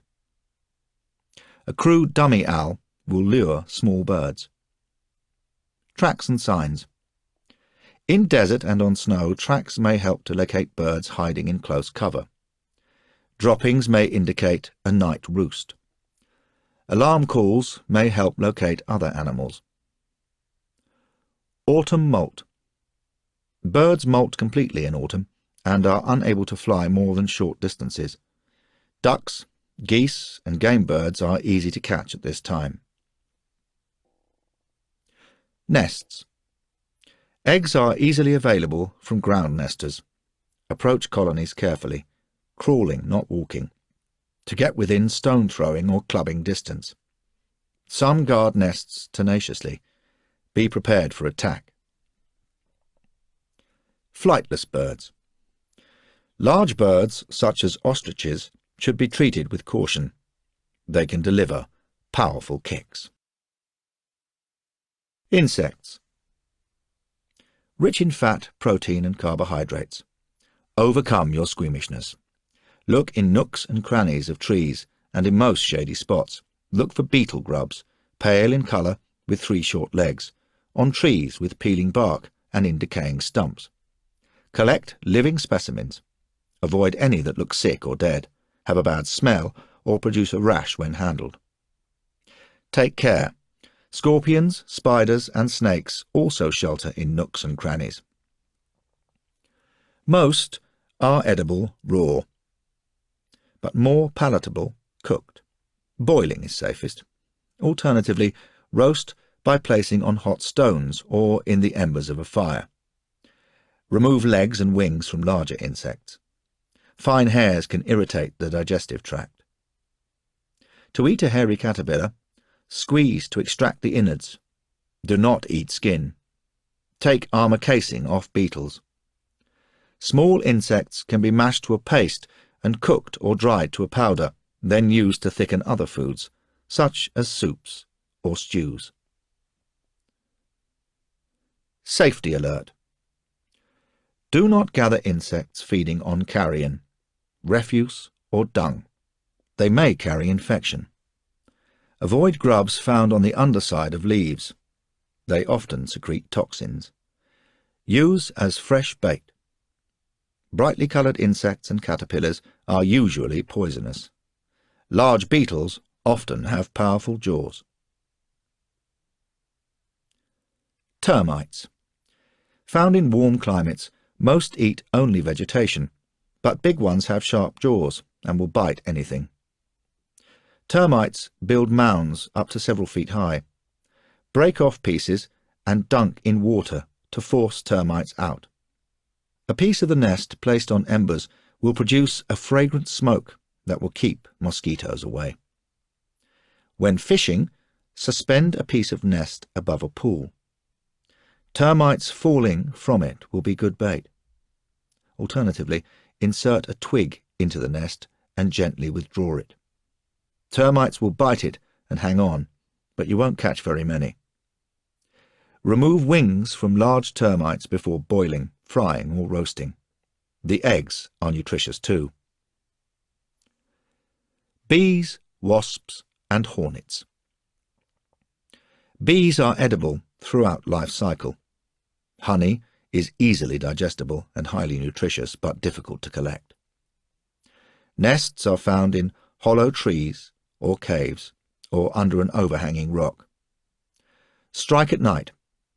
Make a torch from a bundle of grass and hold it close to the entrance so nest fills with smoke. Then seal the hole. That kills bees, providing an immediate meal and a supply of honey. Remove wings, legs, and sting before eating. Boiling or roasting improves flavour. Comb may be eaten, and wax used to waterproof clothing or make candles. In some places, there is a slight risk that honey may contain concentrations of plant poisons. Smell will be one guide, but use edibility test given for plants. Wasps and hornets are dangerous. Hornets sting on sight and the pain is extreme. Search for a safer meal. Ants. Most ants have a stinging bite. Some fire formic acid. They must be cooked for at least 6 minutes to destroy the poison. They are then quite safe to eat. Locusts, crickets, and grasshoppers. All have plump bodies and muscled legs. Swat with a leafy branch or clothing. Remove wings, antennae, and legs. Eat raw or roast to kill parasites. Snails, slugs, and worms. Must be eaten fresh after special preparation. Snails are found in fresh water, salt water, and on land. Rich in proteins and minerals. Ones with brightly coloured shells may be poisonous. Sea snails should be left alone unless positively identified. Starve snails or slugs for a few days, or feed only on herbs and safe greens so they can excrete poisons. Place in a salt water solution to clear out guts. Boil for 10 minutes, adding herbs for flavour. Worms are high in protein. Starve them for a day, but don't squeeze them between fingers to clear muck out. Can be sun or force dried. Leave them on a hot stone, then ground into powder to thicken other food. Dangers. The numerous diseases carried by mosquitoes, ticks, and other insects, and the unseen dangers of parasites you may pick up from food or water, and various waterborne diseases, are much more serious than attacks by animals. Dangerous confrontations. Attacks by animals are rare, but large animals can be dangerous. Keep out of their way. Use self-control. Do not unintentionally provoke the animal to attack. If you come face to face with a large animal, freeze. Slowly back off and talk in a calm manner. Avoid sudden movements, and remember animals can smell fear. Many a hunter has fouled his breeches and given himself away. Do your best to calm yourself. If an animal appears to charge, it may be that you are blocking its escape route. Move out of the way. If an animal gives chase, or you haven't the nerve to freeze or sidestep, zigzag when you run. Some animals, e.g. rhinos, have poor eyesight or charge in a straight line. Nocturnal predators have excellent night vision, but their colour vision is poor. They cannot see stationary objects well. Freeze, if it hasn't already seen you. Shouting and making a commotion may put off a predator. Taking to a tree is the last resort. You may be treed for a long time. Don't choose a thorn tree if you can help it. You may get badly scratched and become trapped on an extremely painful perch. Traps and trapping. It is easier to trap than to hunt small prey. Choice of baits and site is important. Food may be scarce, but a little used as bait may bring rewards. Be patient and give the traps time. Animals will be wary until they get used to them. That is when they will run into them. Tip for survival. Regular checking is essential. Leaving a trapline unchecked will prolong an animal's pain and increase the risk of your catch struggling free. Animals will bite off a limb to escape, or being poached by predators. Establish as large a trapline as you can. Collect game and reset traps, repairing as necessary and removing any that are repeatedly unfruitful. Accept a proportion of failures, but if the bait has gone without the trap being fired, it is an indication that the trigger mechanism is too tight or the bait insecurely fixed. Check both when you reset the trap. Set traps on game trails or runs. Look for natural bottlenecks, e.g. where the track passes under an obstruction. Do not place a trap close to an animal's lair. It will be alert to anything unusual close to home. When alarmed, animals panic and take the shortest route to cover. That is when the crudest and most obvious traps will be successful. Wiseman's words: mangle, strangle, dangle, tangle. Dead falls mangle, snares strangle. Saplings can take the prey in the air. It dangles. The higher the sapling, the more effectively it lifts the animal.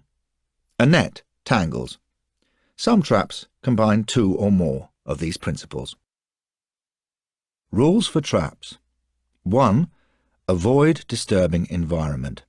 Don't tread on game trail. Leave no sign that you have been there. 2. Hide scent. Handle traps as little as possible and wear gloves if you can. Do not set a trap of pine wood in a wood of hazel. Mask human scents by exposing snare to campfire smoke. 3. Camouflage. Hide freshly cut ends of wood with mud. Cover ground snares to blend in naturally. 4. Make them strong. An ensnared animal will fight for its life. Any weakness in the traps will soon be exposed. Snares. Snares can be improvised from string, rope, twine, or ideally non-ferrous wire with a running eye at one end through which the other end passes before being anchored to a stake, rock, or tree.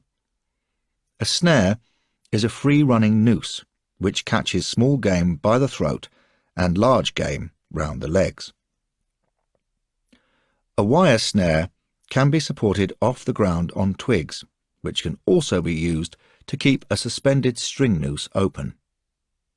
Set the snare a hand's length from an obstruction to trap rabbits. Tip for survival. Using a simple snare for small animals. Make the loop a fist width wide. Set it 4 fingers above the ground and a hand's width from an obstruction. Anchor securely. Support loop with twigs if necessary. When constructing a snare under tension, use a sapling to lift the game off the ground. The trap is then more effective. The animal is less able to struggle and predators can't get at it. Hazel is ideal for this. Spring snare. Good for rabbits and foxes. Situate on trail by a natural bottleneck caused by deadfall or rock. When you do this, cut a notch in the trigger bar. To fit notch in the upright. Drive the upright into the ground. Attach snare to trigger bar and use cord to sapling to keep tension. Bar disengages, lifting the game in the air. Baited spring snare. Ideal for medium-sized prey. Bait support stake should be lightly driven into ground, as it must fly away with the noose. Baited spring leg snare. Push prongs of a natural fork of wood, or 2 sticks tied together, into the ground. The line from a bent sapling is tied to a toggle and to the snare. Toggle is then passed under the fork. Bait is attached to a separate bar. Ideal for large game: deer, big cats, bear. For deer, bait with blood or scent glands to arouse its curiosity. When you do this, the upper end of the toggle presses against the fork. The lower end is prevented from pulling back through by the bait bar between it and the fork. Spring tension snare. For small animals. Sight on trail. The switch line secures one end of the snare arm while the other rests on the keeper stick. Keep the switch line near the end of the snare arm. When the game becomes ensnared, the snare arm is dislodged from the keeper stick and the switch line slips off the other end. Trapeze spring snare, used to cover 2 game trails in open country. Once ensnared, the prey's struggles disengage the snare arm, regardless of direction from which it has approached. Roller spring snare, good for rabbits and foxes. A rounded grip holds the snare arm. Pull the switch line back at a slight angle to keep it in place. A wide area can be covered using several snares on a long horizontal bar. Use where game trail widens. Platform trap. Sight in a small depression on the game trail. Place snares on platforms on either side. When the platform is depressed, the trigger bar is released and game will be held by the leg. Ideal for deer, big cats and bear. When you do this, the platform of sticks or stiff bark rests on the bottom bar. Upper bar fits in notches. Stepped bait release snare. Sight in clearings. Will catch small carnivores and pigs. When you do this, the retaining bar should be squared off to fit square-cut notch on the bait stick. 2 forked sticks hold down a crossbar engaging with the baited notched upright, attached to a line in tension, holding it in place and carrying snares. Deadfall traps. These traps work on the principle that when the bait is taken, a weight falls on the prey. Safety alert. Large versions of traps can be dangerous for humans. Toggle release and deadfall traps are easily set off accidentally. In a survival situation, ensure that everyone knows where the traps are. In survival practice, keep people away from them and never leave a trap set up at the end of an exercise. Setting a deadfall trap is risky. You cannot do it on your own. Keep the mechanism to the side of the trail, away from the dropping weight. Balance is critical. You are unlikely to get it right first time. Toggle trip release deadfall. A mechanism similar to the toggle release snare, but here the release bar keeping the toggle in position presses on one end of the toggle upwards. A line from the toggle passes over a tree limb to support a weight, e.g. logs, above the trail. A trip line runs above the ground beneath the suspended weight to a securing point. Run the trip line under a forked stick so that it will pull the trigger bar sideways when operated. Balance log.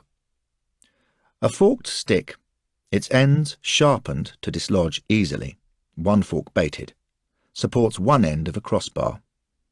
The other end rests on a fixed support, held there by the heavy logs or rock, which rests on the bar. The trap collapses when the bait is taken. Angle the bait beneath the trap. Deadfall trap version 3. A weight suspended over the trail pulls the line carrying it against a retaining bar held by short pegs secured in a tree trunk at a slightly downward angle. Make sure the line is long enough and the anchor weak enough to allow the weight to reach the ground.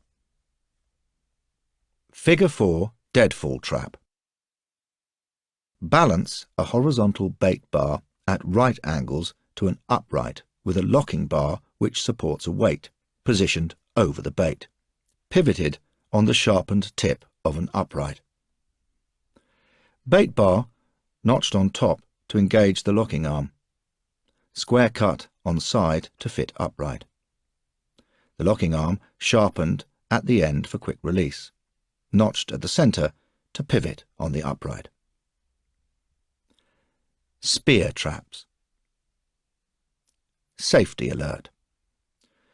These traps can be lethal to humans. Always stand behind the spear when setting and mark with signs to warn humans the trap is there. Except in a survival situation, never leave spear traps set and unsupervised. Deadfall spear trap. Same mechanism as Deadfall Trap version 3, but rocks add weight and sharpened sticks deliver a stabbing blow. Spring spear trap. A springy shaft with a spear attached is held taut over the trail. A slip ring made of smooth material attached to a tripwire acts as release.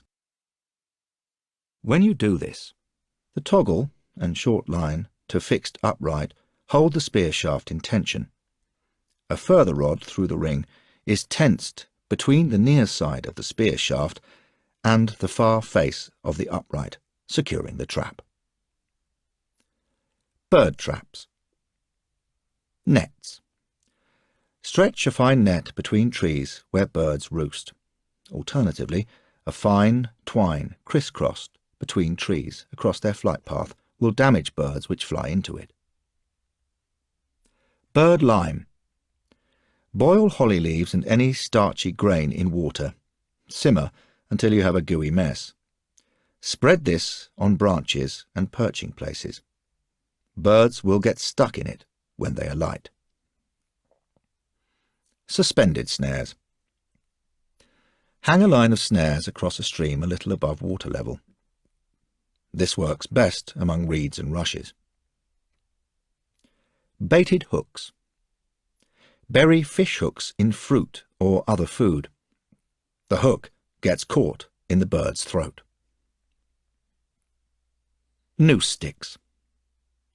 Tie fine nooses, 1.25 to 2.5 centimetres, a half to 1 inch in diameter in horsehair. Place stick in roosting or nesting spot, with nooses uppermost. Do not remove as soon as the first bird becomes entangled. It will attract others into the trap. Figure 4 trap. This mechanism can be used with a cage made from a pyramid of sticks tied together and balanced over the bait. For small birds, lay all sticks in position, then lay another 2 sticks, the same length as the bottom ones, on top and tie them tightly to the bottom layer, tight enough to keep all the others in place. Larger animals are stronger. For them, each stick must be individually tied. Running noose. Use a noose attached to a long pole to pull down roosting birds. Go to roosting site on a bright night. Slip noose over bird. Tighten as you pull. Stalking waterfowl. Get up close by getting into water and camouflaging your head with reeds or vegetation.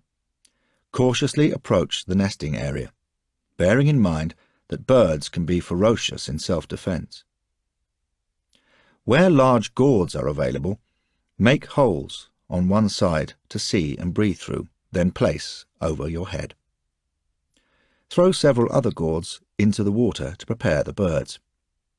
The hunter then floats with the current among the birds, grabs them from below and strangles them underwater.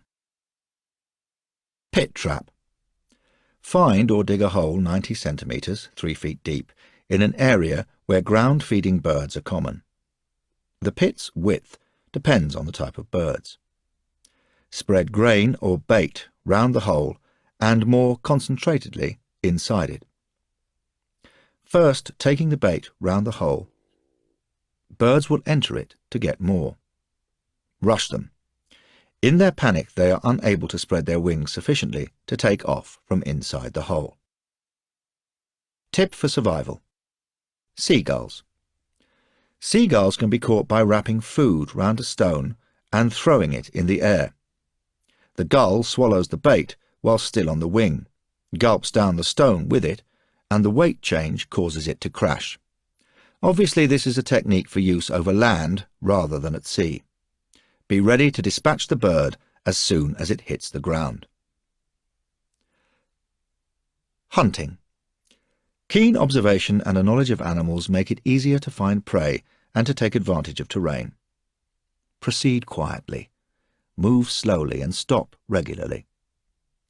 To avoid stumbles and reduce noise, carry your weight on the rear foot, testing the next step with the toes before transferring your weight. Hunt against the wind. Tip for survival. If an animal catches a glimpse of you, freeze. It may be more curious than frightened. Remain still until the animal looks away or continues feeding. Hunt at first light, moving uphill, and return to camp in the afternoon. Tracks are easier to read moving uphill. Thermal currents build up with the heat of day and carry scents upwards, so by returning downhill, the scent of game reaches you before yours reaches them. If you must hunt in the evening, go out at least an hour before dusk, so your eyes can develop night vision. But your prey will probably see better than you do. Get as close as you can to your prey and take steady aim at a point just to the back of the front shoulder. A hit here will drop most animals instantly. If an animal drops, wait 5 minutes before moving in. Stand back and observe. If hurt, loss of blood will weaken it, and when you do approach it, it will be unable to bolt. If a wounded animal moves away, wait 5 minutes before following. Otherwise, it will run all day. Tip for survival. Avoid large animals unless really confident of a first shot kill, or you could end up becoming the hunted and not the hunter. Weapons. Bow and arrow. The most effective of improvised weapons, easy to make, it takes only a short time to become proficient. A well-seasoned wood is best for the bow. Long-term survivors should put wood aside to season. Tension in unseasoned wood is short-lived, so make several bows and change as soon as one loses its spring. Yew is ideal, but hickory, juniper, oak, white elm, cedar, ironwood, birch, willow, and hemlock, the tree, are good alternatives. Making the stave. Select a supple wand. To determine correct length, hold one end of stave at the hip with right hand. Reach sideways with left hand and mark extent of your reach as length of bow. Shaping the bow. Stave must be 5 centimetres, 2 inches wide at centre, tapering to 1.5 centimetres, 5/8 of an inch at ends. Make a notch about 1.25 centimetres, half an inch from the ends to take the bowstring. Remove bark if you wish.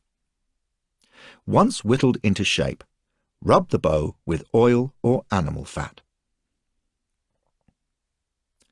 Fitting the string. Cut rawhide to 3 millimetres, 1/8 of an inch wide, or use string or twisted fibres from nettle stems to make the bowstring.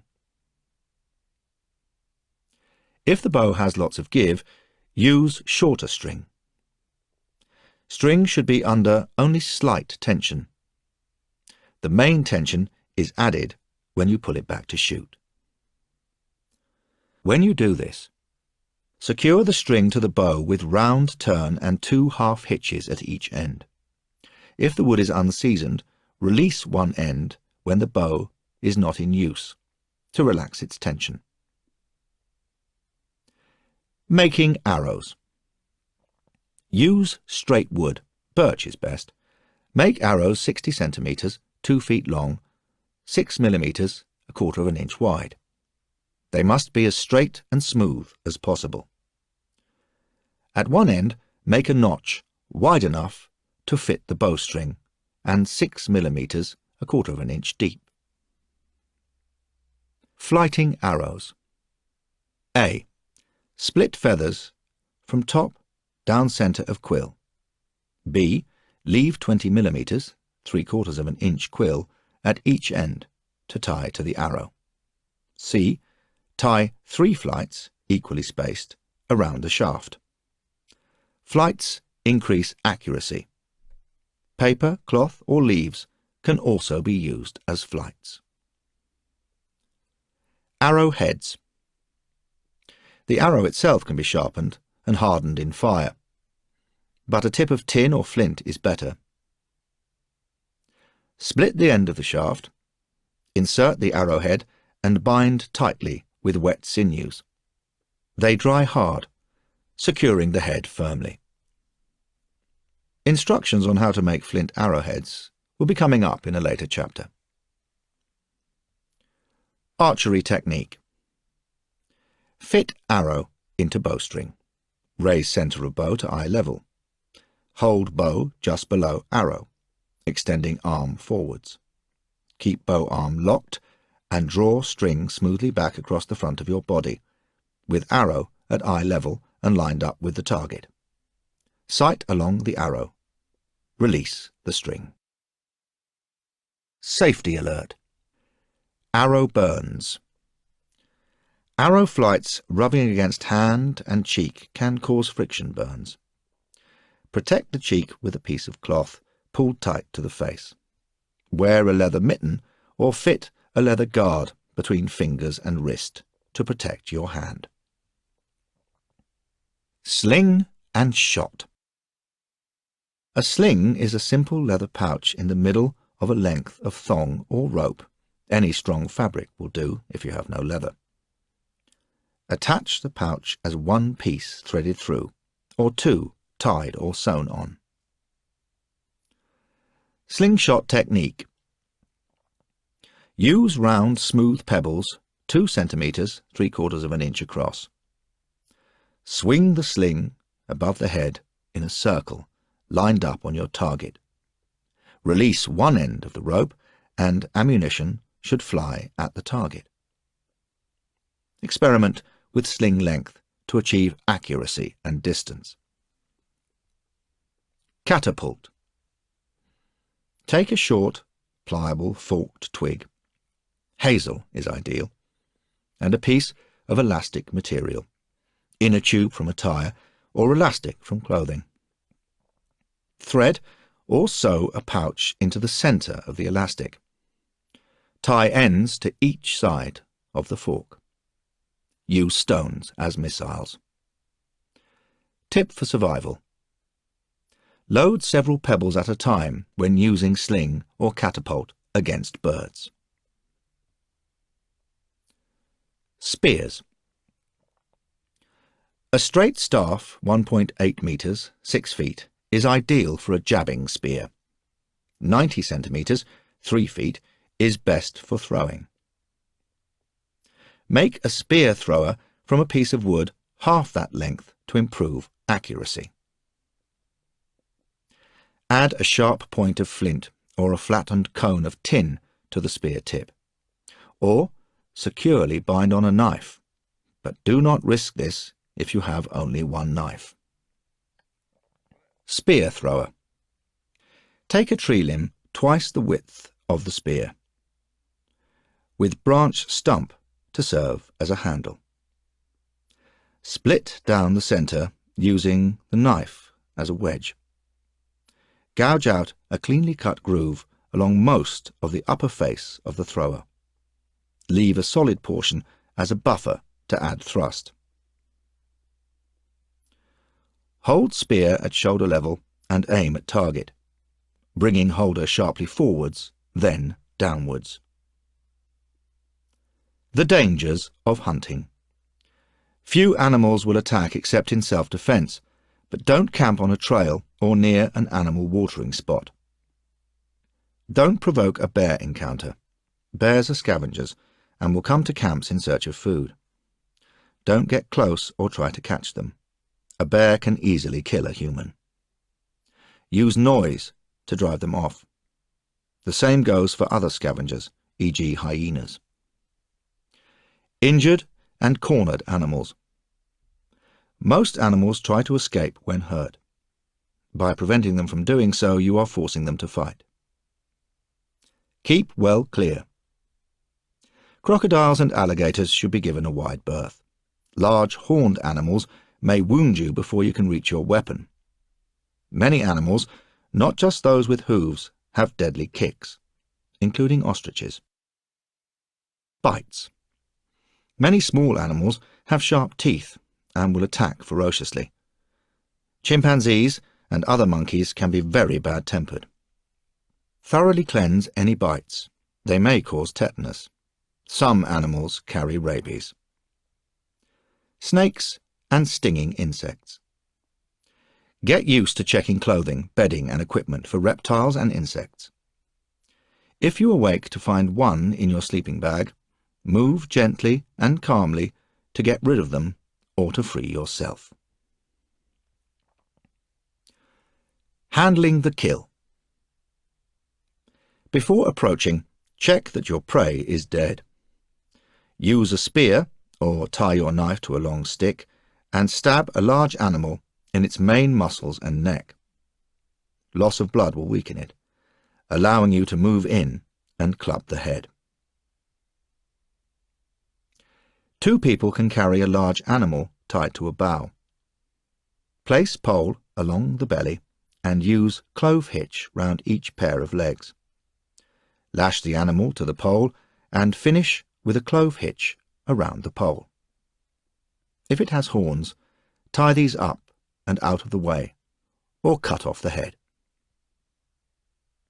Butcher game on the trap line. Other meat-eaters will be attracted and may become trapped. Use entrails to bait traps. Only carry to camp what you can manage without exertion. In camp, it will only attract flies and scavengers. Cache remainder for collection later. Tip for survival. Hiding the kill. Suspend a carcass from a bough, out of reach from the branch. A cache in the crook of a tree will keep meat away from ground predators, but will still be accessible to climbing predators. Where vultures are present, the cache will be impossible to protect. Safety alert. Health hazards. Diseased animals. All animals have lymph glands in their cheeks. If large and discoloured, the animal is ill. Any animal that is distorted or discoloured about the head should be boiled and care taken in preparation. Cover cuts or sores in your skin when handling meat. Preparing the kill. Waste nothing. Make use of parts you cannot eat. Set about preparing the kill in 4 stages. Bleeding. Essential if meat is to keep. Blood is valuable food, rich in vitamins and minerals, including salt, that are essential to survival. Keep cool in a covered vessel. Skinning. Hide or fur can be used. Gutting. To remove gut and recover offal. Jointing. Produces suitable cuts for cooking. Bleeding. Hang animal head down.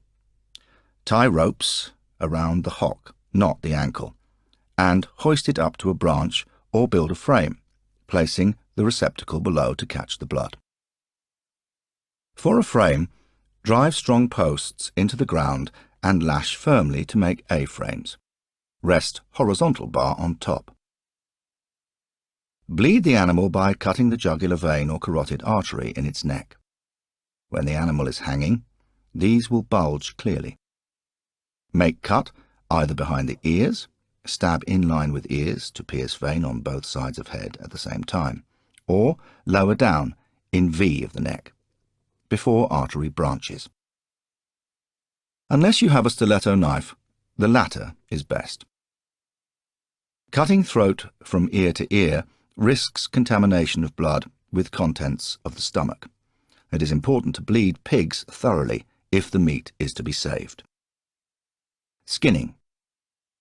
While flesh is still warm, remove any scent glands.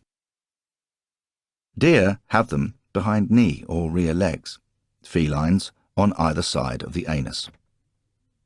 Remove the testicles of males. To remove hide, cut through the skin as follows. 1.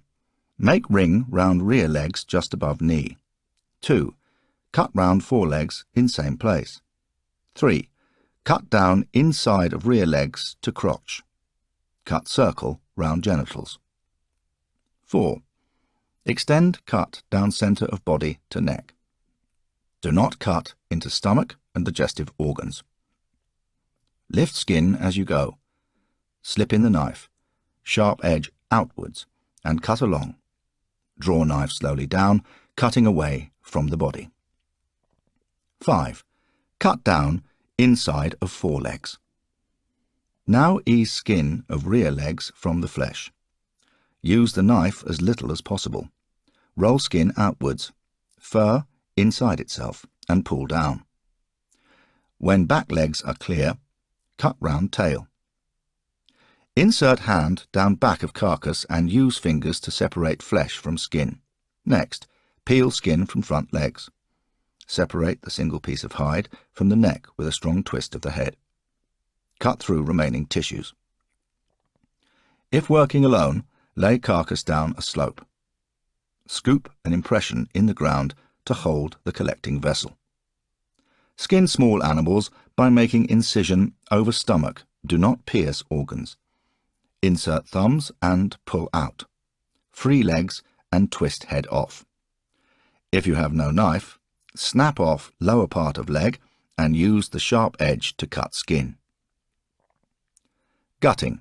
Remove gut and offal from suspended carcass by pinching abdomen as high as possible and making a slit big enough to take 2 fingers in the pinched flesh. Insert fingers and use them as a guide for the knife to cut upwards then downwards, using hand to prevent gut from spilling. Cut down as far as breastbone, then let gut spill out, hanging down. Remove kidneys and liver. Cut through membrane to chest cavity and remove heart, lungs and windpipe. You should be able to see daylight through the anus. Check it is clear. Jointing meat. Large animals can be quartered by first splitting down the backbone, then cutting each side between 10th and 11th rib. Hindquarters contain steaks, rump and fillet, and choicer cuts. Forequarter meat is more stringy and needs slow cooking to make it tender. Cuts vary according to the kind of animal. Offal. Liver. Eat as soon as possible. Little cooking is required. Remove bile bladder in the centre with care. Don't allow it to taint meat. Avoid mottled or white spotted liver. Stomach. Tripe is easy to digest. Remove stomach contents. Good invalid food, as it is already broken down, so boil lightly. Wash tripe and simmer slowly with herbs. Kidneys. Boil with herbs. White fat surrounding them, suet, can be rendered down to use in pemmican. Lungs or lights. Do not eat if mottled with black and white spots. If pink and blemish-free, boil or use for bait. Heart.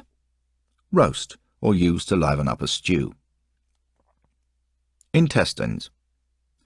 Ideal sausage skins. Turn inside out and wash, then boil well. Mix equal proportions of fat and meat then stir in blood. Stuff the skins with this mixture and boil well. If smoked, sausages keep for a long time. Sweetbreads. Pancreas. Boil or roast. Tail. Skin and boil to make soup. Feet. Clean well, then boil to make stew. Head. Large animal heads are meaty. Boil the tongue to make it tender and skin before eating. Brain will make brawn and provide a solution to cure hides. Boil whatever is left, or the whole head with small animals. Bones. Boil for soup. Marrow is rich in vitamins. They can also be made into tools. Hanging. Eat offal as soon as possible, but rest of meat is better hung to make it tender and to kill parasites. In moderate temperatures, leave carcass hanging for 2 to 3 days. In hot climates, preserve or cook at once. Preparing sheep-like animals. Follow instructions for large animals, then split in 2 down centre of spine. Remove rear leg, cut through the joint, and front leg. Cut off neck and loose flesh below ribs. Cut between ribs and vertebrae. Preserve the fillet, found in the small of the back. Preparing pig. Do not skin. Gut, then place over hot embers and scrape hair off. Loosen it with water, just hotter than your hand can bear. Boil, to kill parasites. Preparing reptiles. Discard internal organs. Cook in skin. Cut off head well down, behind poison sacs. Open vent to neck, keeping blade turned outwards. Don't pierce innards. Skewer to suspend. Ease the skin down towards the tail. Preparing birds. To kill, stretch the neck and cut throat, or cut just under the tongue to sever main artery. Hang head down to bleed. Meat eaters harbour parasites, so handle them as little as possible. Pluck while body is still warm. Hot water will loosen the feathers, except those of waterfowl. Make incision from vent to tail. Insert hand and draw out guts. Retain heart and kidneys. Cut off head and feet. Boil meat eaters and old birds. Young ones can be roasted on spit or in an oven. Leave skins on and eat them. Fish and fishing. Fish contain protein, vitamins and fats. They differ widely in size, eating habits and diet, but all can be attracted and caught with appropriate bait. Angling is not the most effective method of catching fish. The night line and gill net will give better results. But if you have plenty of time, it is a pleasurable pastime. Where to fish? If it is hot and the water is low, fish retreat to deep, shaded waters. In cold weather, they seek shallow spots where the sun warms the water. At any time, fish like to shelter under banks and rocks.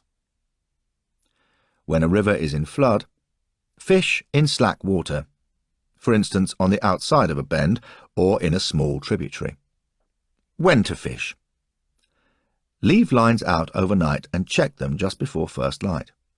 If a storm is imminent, fish before it breaks. Fishing is poor after heavy rain. Image refraction.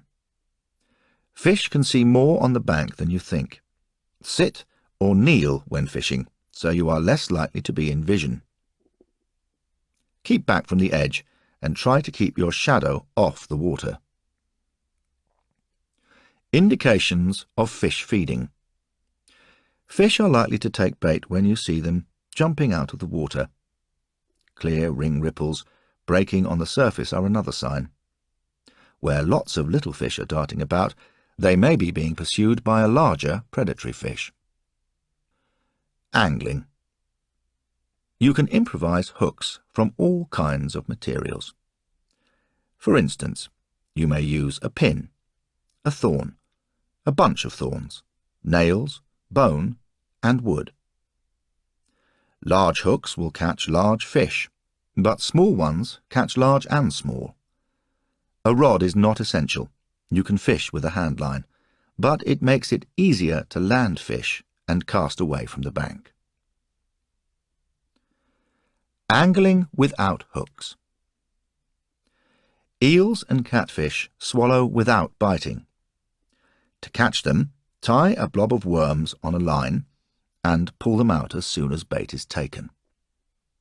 A small sharp piece of wood attached to the end of the line and held flat along it by the bait will, when the bait is swallowed, open out across the gullet of the fish.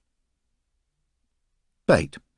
Fish are more likely to take bait native to their water, berries that overhang it, insects that breed in it. Examine stomach contents of your first catch for clues. Using floats and weights. A small floating object attached to the line, visible from the bank, will show you when you have a bite. Its position will help control where the line descends. Small weights between float and hook stop the line trailing along the water or too near the surface, while leaving the hook itself in movement. Your survival kit includes a small split lead shot. Slip the groove along the line and squeeze to fit tightly. To get a deeper hook position, extend the line to a weight below the hook. Tip for survival. Any suitable bait scattered on water will attract fish. Put the same bait on your hook to catch them.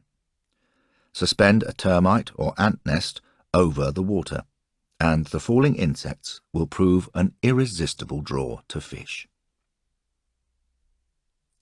Spinning. Fish will attack a shiny object drawn through the water. Try coins, buttons, tin or buckles. Thread a propeller shape to a piece of wire and it will spin with the current. Attach your hook to the end of the spindle. Artificial bait. Feathers tied to a hook with thread can simulate a fly. Try to make lures move like live bait. Carve a small jointed fish out of wood. Hazel is best for cutting through. Thread the segments and decorate with colour or glitter. Live bait. Cover hook completely with worms, insects, maggots or small fish. A hook can be placed through a small fish or grasshopper without killing it. The distressed movement of the bait will attract fish. Night lines. Weight one end of a line and attach worm-baited hooks at intervals. Anchor free end securely on bank. Put this out overnight. Use in daytime too, but change worms regularly because fresh wriggling ones attract more attention. Otter board. To fish further than you can cast a line, make a board with a movable pivoted rudder. Set a bar at the front end of the rudder and attach 2 control lines. Suspend baited hooks below. Float board out onto the lake. If the winds are favourable, mount a sail, but first add a keel. Gouge holes to fix dowel supports and tie on a flat stone, not so big as to conflict with the rudder. Undue movement of the board indicates a bite. Jigging or snagging. When you can see fish but they are not taking bait, tie several hooks to a pole and lower it into the water. Suspend a bright object 20 centimetres 8 inches above the pole, and when the fish go to inspect it, pull hooks up sharply to catch them. Fish traps. In shallow streams, build a channel of sticks or rocks that fish can swim into but not turn round in. Bottle trap. Cut a plastic bottle off just below the neck. Invert neck inside the bottle. Use bait to entice them in. Once in, the fish can't get out. A similar trap can be made for larger fish using a hollow log. Make a lattice cone of twigs for the entrance and block the other end of the log. Wickerwork traps. Hazel or other pliant twigs can be used to make a trap which allows the current to flow through it and, to a fish, looks like stream-bottom debris. Torpedo shape is made by weaving and tying wicker in position. Entrance starts wide, but inside the angle of the struts makes escape difficult. Place opening downstream against the current. The lobster pot trap utilizes holes in a circle of board to make it easier to shape. This trap sits on the bottom. Bait will attract eels and crayfish. Other techniques. Fish snares. Large fish can be caught in a noose line fixed to the end of a pole, or passed down inside a length of bamboo. Pass loop over fish from tail end and pull up sharply so that the noose traps fish. Eel bag. Tie fresh offal and straw or bracken in a cloth, not plastic, bag. Attach line and weight to end of bag and allow it to sink. Leave overnight and pull out in the morning. Eels will chew their way into the bag and will still be wriggling in the straw when you land it. Gill net. If you have a net, set floats at the top and weight the bottom, then stretch it across a river. It will soon empty a stretch of water, so do not use for long. Attracting and driving. A torch held above water at night will draw fish. Draw nets to trap fish, then spear or club them. A mirror placed on the riverbed will reflect either sun or moonlight and attract fish. Spearing. Sharpen a long stick to make a spear. Try to get above the fish and strike down swiftly. Make sure you are not casting a shadow over the fish. Aim slightly below it to allow for the refraction of its image. Muddying. Receding floodwater leaves isolated pools. Stir up the mud at the bottom of the pool with a stick, or by stamping in the water. Fish will try to escape to clearer water. Scoop them out. Explosives. Explosives kill nearby fish and force to the surface those which are further away. Guns. Fish can be shot in the water, but do not submerge the gun barrel. It will explode and the detonation will blow back at you. Fish narcotics. Some plants stupefy fish to make them come to the surface. This works best in slack, warm waters. Do not use enclosed pools. The fish supply can't be restocked. Tip for survival. The following plants are toxic only to cold-blooded animals, but should not be eaten by humans. Derris. Occur Southeast Asia to Australia. Woody, vine-like plants with oval leaflets in opposite pairs and purple flowers in seed pods. Powder roots and throw them into the water. Barringtonia. Tree with same distribution as Derris, often near coasts. Crush seeds inside their pods and throw into the water. Desert rose. Adenium. Tropical and southern Africa, Arabia. Shrubs or small trees with thick fleshy leaves. The East African species has spirals of blunt oval leaves and clusters of tubular pink flowers. Crush stems and roots. Soap plant. North America. Dry, open or scrubland, narrow, grass-like leaves, white star-like flowers. Crush, bulbous root, and throw into the water. Safety alert. Dead fish floating on the surface, unless you have caused them to be there, may be diseased and unfit to eat. Arctic fishing. The technique of fishing through ice is effective on any frozen lake or river where the ice is thick enough to bear your weight, but not so solid it can't be penetrated. Bait the hook in the usual way. If line is carried back up against the underside of the ice, weight it below the hook. Set up multiple angling points. To signal when you have a bite, make a pennant from bright-coloured cloth or card and attach it to a light stick.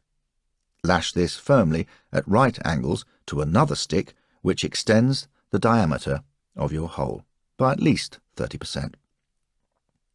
Now, attach the line to the lower end of the flagpole and rest the flag on the side of the hole with the line at its centre. When fish takes bait, crosspiece will be pulled over hole and flag jerked upright. Be ready to pull your catch up quickly before a seal gets to it. Ice netting. Make several holes in ice 40 centimetres, 16 inches wide and twice that distance apart. Attach retaining loops to weighted net at intervals to match holes. Put loop at one end round a stick wider than the hole. With hooked pole, haul net through to the next hole and anchor the next retaining loop. Continue until fully extended.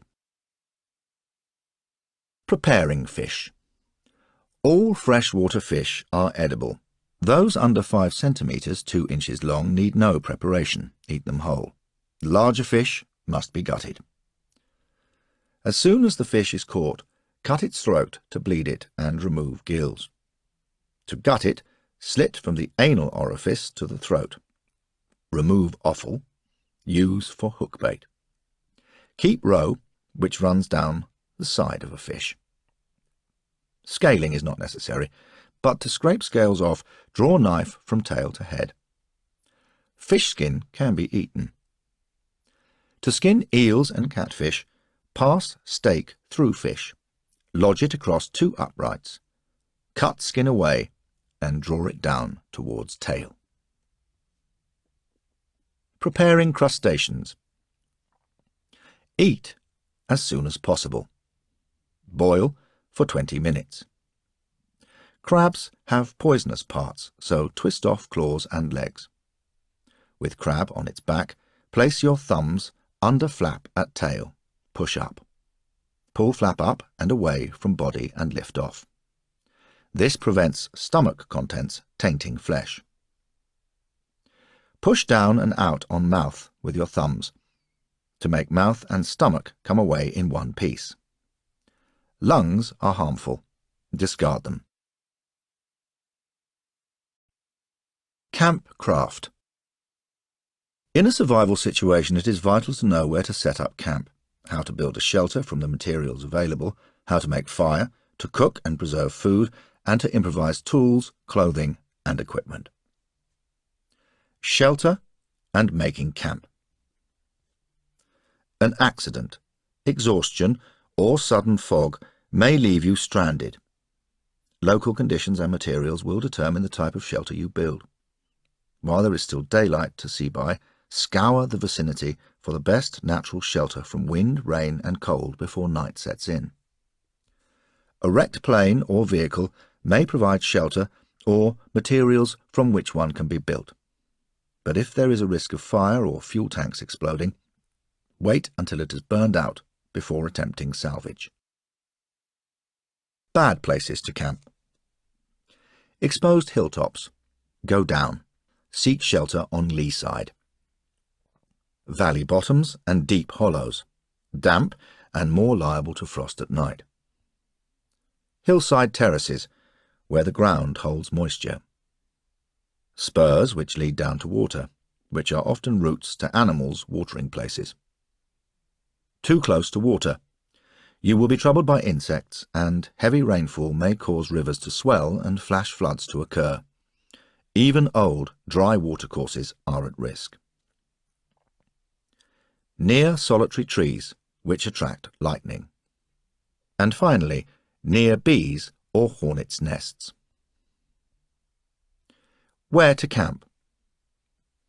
You should be sheltered from the wind, near water, but clear of any risk of flooding, with a plentiful supply of wood near at hand. In forest areas, keep to the edges where you can see and be seen. Check above your head for dead wood in trees that could crash down in a high wind. Don't camp across a game trail. Bear in mind that the sound of running water can drown out other noises which might indicate danger, or the sound of search parties. Types of shelter. For immediate protection, rig up a makeshift shelter while you construct something more permanent. If walking to safety, build temporary shelters at each halt. If sufficiently light, they can be carried with you. Hasty shelters. Where no materials are available for constructing a shelter, make use of natural cover. In completely open plains, sit with your back to the wind and pile any equipment behind you as a windbreak. Bough shelters. Branches that sweep down to the ground or partly broken boughs can provide shelter. But make sure they are not likely to fall off the tree. You can make a similar shelter by lashing a broken-off bough to the base of another branch where it forks from the trunk. Root shelter. The spreading roots and trapped earth at the base of a fallen tree make a good windbreak. Fill in the sides between extended roots for added shelter. Natural hollows. Even a shallow depression will provide protection from the wind, but you must deflect any downhill flow of water if it is a hollow on a slope. Make a roof to keep rain off and warmth in.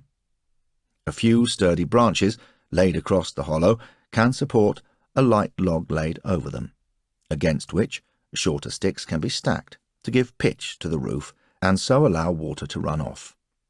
Consolidate with turf, twigs, and leaves. Fallen trunks. A log makes a useful windbreak if it is at the right angle to the wind. With a small trunk, scoop out a hollow in the ground on the leeward side. A log also makes an excellent support for a lean-to of boughs. Drainage and ventilation. A runoff channel dug around any shelter in which you are below, or lying directly on, ground level will help keep you dry. Do not try to seal all gaps. Ventilation is essential. Stone barriers. A shelter is more comfortable if it is high enough to sit in, so increase its height by building a low wall of stones round your hollow. Caulk between the stones with turf and foliage mixed with mud. Sapling shelter. If suitable growth is available, select 2 lines of saplings. Clear the ground between them of obstructions and lash the tops together to form a frame for sheeting. Weigh down the edges of the sheeting with rocks or timber. A similar shelter can be made from pliable branches driven into the ground. If you lack sheeting, choose or place saplings closer together. Weave branches between them and consolidate with ferns and turf. Shelter sheet. With a waterproof poncho, ground sheet, plastic sheeting or canvas, a number of shelters can be made. Make use of natural shelter. Or you can make a triangular shelter with the apex pointing into the wind. Stake or weigh down the edges. If it is long enough, however, curl the sheet below you, running downhill. Use dry grass or bracken as bedding. Do not lie on cold or damp ground. A closely woven fabric will keep out most rain if set at a steep angle. Fit one sheet within another. Rain will rarely penetrate both layers. Avoid touching the inner surface of woven fabric during rain. This will draw the water through. Teepees. The quickest type to erect has 3 or more angled support poles, tied where they cross to make a cone. They can be tied on the ground and lifted into place before covering with hides, birch bark, or sheeting.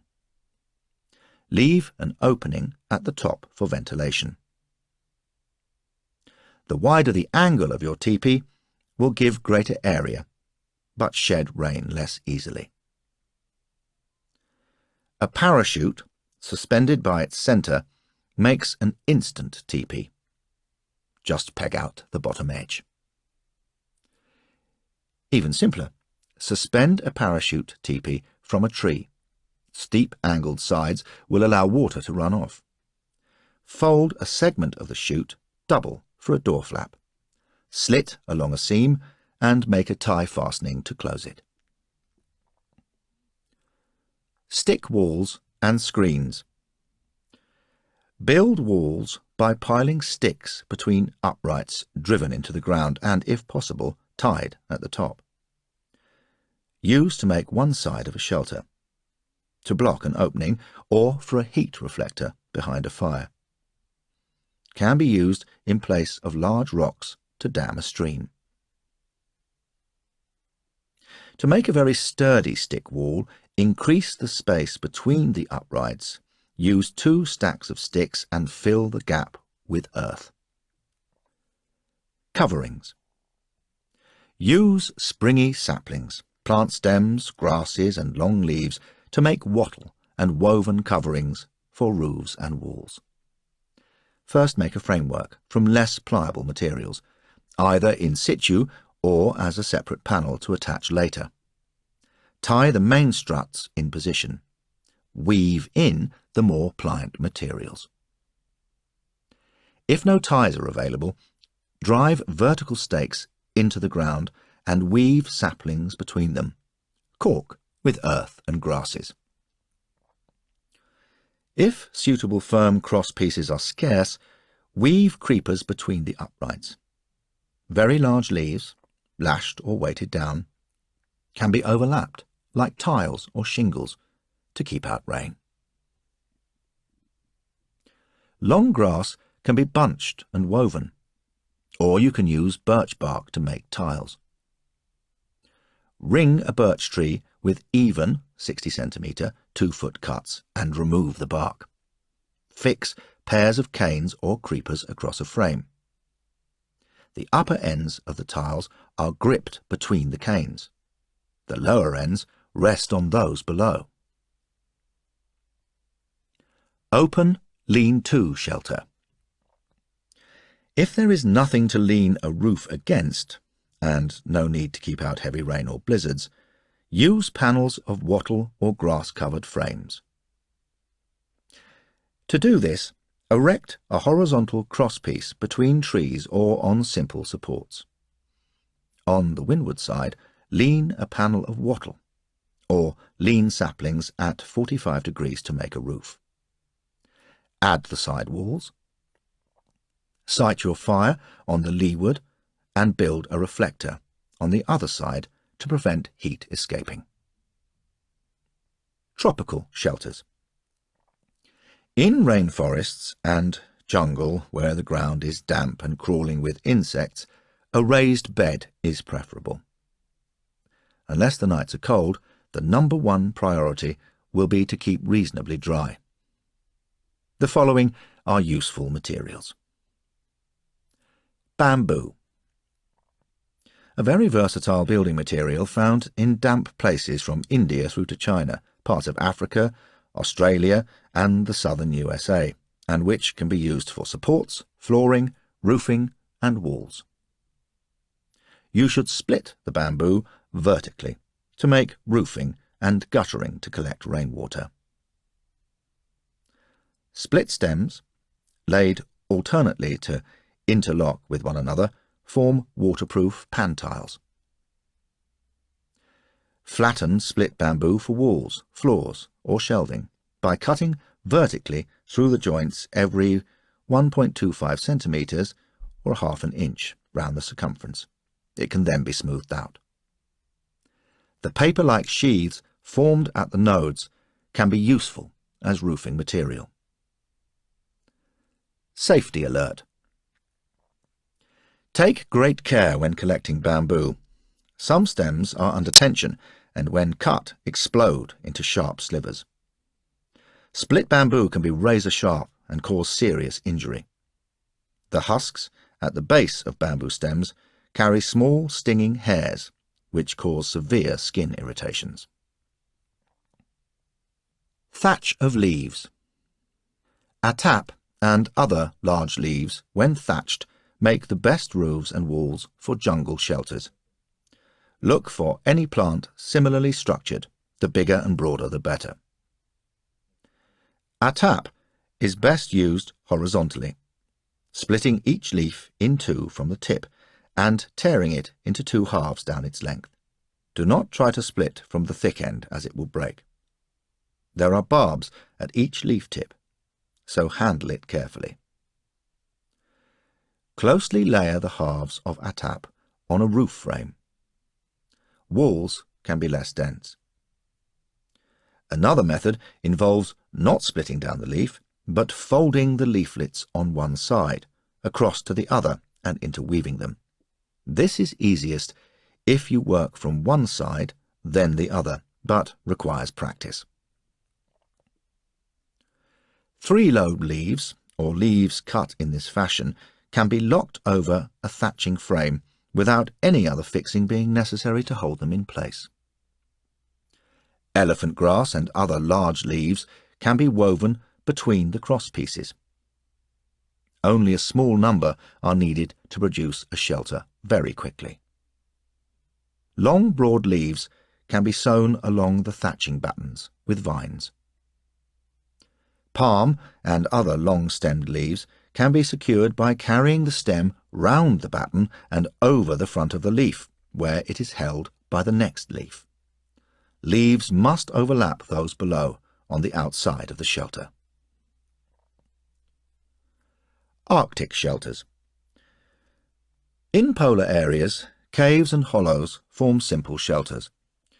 If you carry a bivouac, increase its protection by piling up loose snow around and over it, so long as it can support the weight.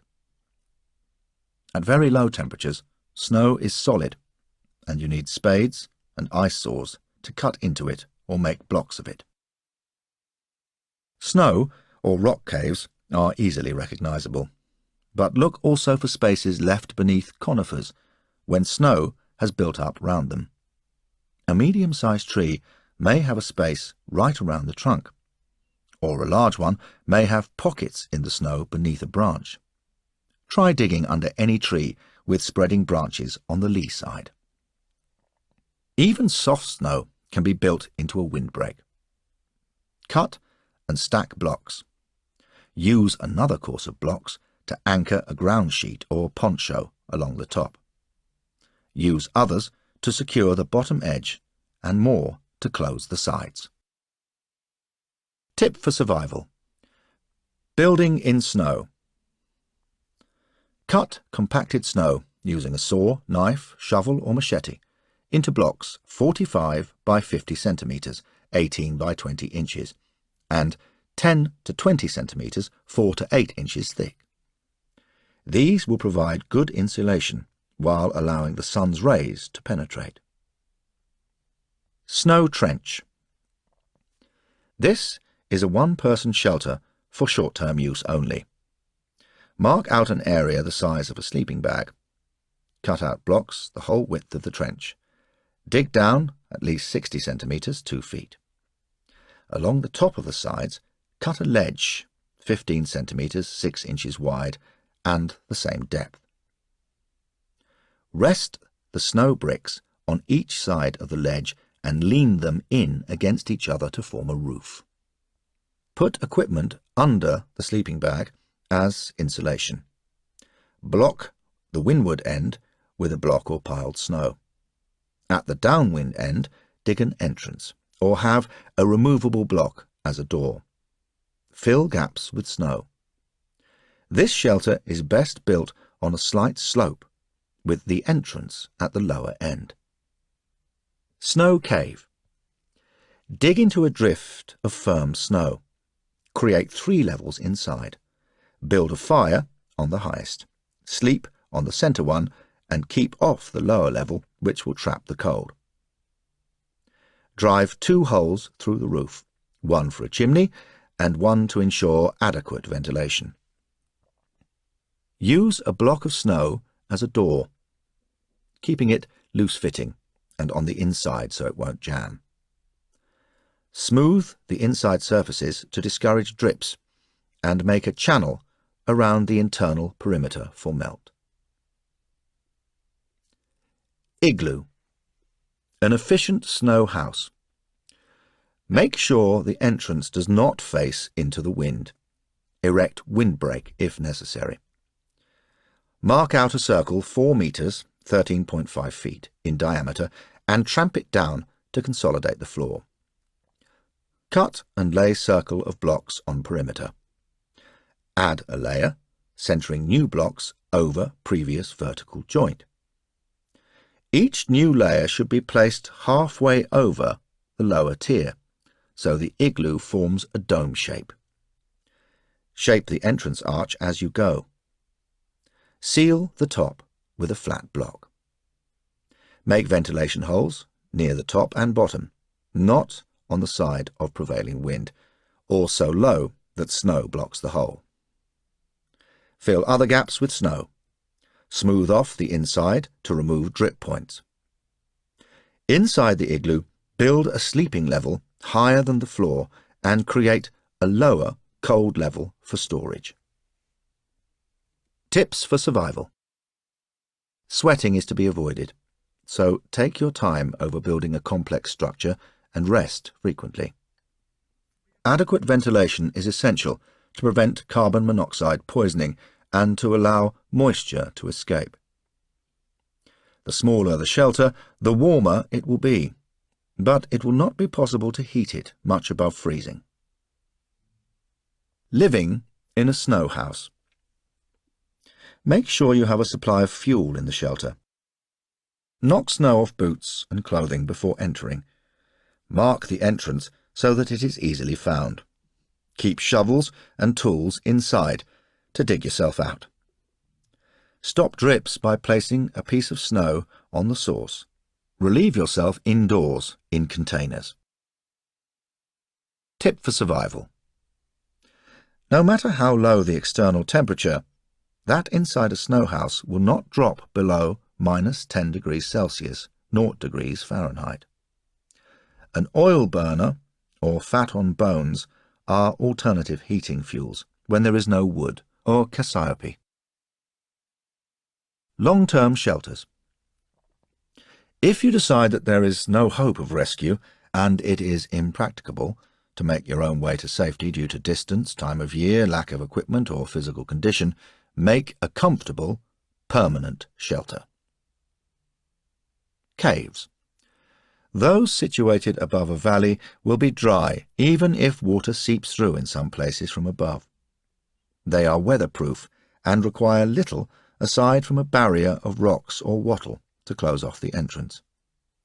Caves may be inhabited by wild animals, so approach with caution. Dry plant matter on the ground will provide insulation. A good fire will make animals leave. Allow them an escape route. Build the fire at the back of the cave so smoke goes up to the roof. Smoke from a fire near the open mouth of a cave will be blown in. If you seal the entrance, make sure to leave a gap for smoke to escape. Safety alert. Check for the possibility of a rock fall inside or outside the cave. You could be trapped or injured by falling rocks. Light structures. Follow the methods outlined for the lean-to structure. Extend it with a less angled roof and a front wall, or build vertical walls and roof them over with deep eaves to give extra shade and to ensure that rain runs off. In hot climates, the walls can then be fairly open lattice to allow air to pass through. Grasses and mud will seal cracks. In climates with heavy rainfall, use leaves or bark like tiles on top. If you have bamboo or other strong material to build a firm frame in tropical climates, raise the floor of your shelter off the ground to keep out other creatures. Sod house. Cut sections of turf 45 by 15 centimetres, 18 by 6 inches, and build with them like bricks, overlapping them to form a bond. Keep the structure low, big enough to sit but not to stand in. One side could be open, facing your fire. Slope the sides to give pitch to the roof, which will be supported by spars of wood. Lay turfs on the roof as well, or cover it with grass. Fire. Fire is essential to survival. It provides warmth, protection, and a means of signalling. It boils water, cooks and preserves food. It heats metal to make tools and bake pots. You must learn to light a fire anywhere under any conditions. It is not enough to know all the methods. You have to be expert at them. Wiseman's words. Remember the fire triangle. Its 3 sides represent air, heat, and fuel. If any one of these is removed, the triangle collapses and the fire goes out. Preparation. Ensure adequate ventilation for your fire. The more oxygen introduced, the brighter the fire. By reducing ventilation, the fire burns less fiercely, needing less fuel. Collect sufficient supplies of tinder, kindling, and fuel. Prepare a fireplace so you can control the fire. The fireplace. Choose a sheltered site, except for signal purposes. Do not light a fire at the base of a tree. Clear away leaves, twigs, moss, and dry grass from a circle 2 meters, 6 feet across, until you have a bare earth surface. If the ground is wet or snow-covered, build a platform from a layer of green logs covered with a layer of earth, or a layer of stones. Temple fire. A raised platform of green timber. 4 uprights support cross pieces in their forks. Place a layer of green logs across them and cover this with several inches of earth. Light the fire on top of this. A pole across the upper forks on diagonally opposite uprights can support cooking pots. In windy conditions, dig a trench and light your fire in it. Alternatively, encircle your fire with rocks to retain heat and save fuel. They serve as heated pot stands and can be used as bed warmers. Safety alert. Avoid placing wet or porous rocks near fires, especially rocks which have been submerged in water. They may explode when heated, producing dangerous flying fragments which could take out an eye if you are close to the fire. Avoid slates and softer rocks. Test them by banging them together, and do not use any that crack or sound hollow. Tinder.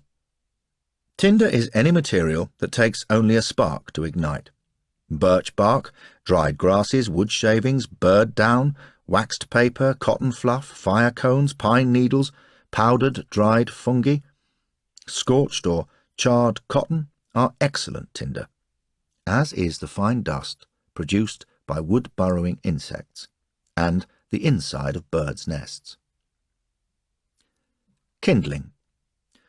Kindling is the wood used to raise flames from tinder.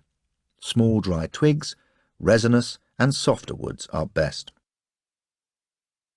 Tip for survival. Tinder and kindling must be dry. Don't collect it from the earth. If the outside of kindling is damp, shave until you reach dry wood. Make fire sticks. Shave sticks with shallow cuts to feather them. This will make the wood catch light more quickly. Fuel. Use dry wood to get a fire going. Once established, mix green and dried out damp wood. Hardwoods such as hickory, beech and oak burn well, are long-lasting and give off great heat. Softwoods burn fast and give off sparks. The worst culprits are alder, spruce, pine, chestnut and willow. A basic woodshed is vital in wet weather.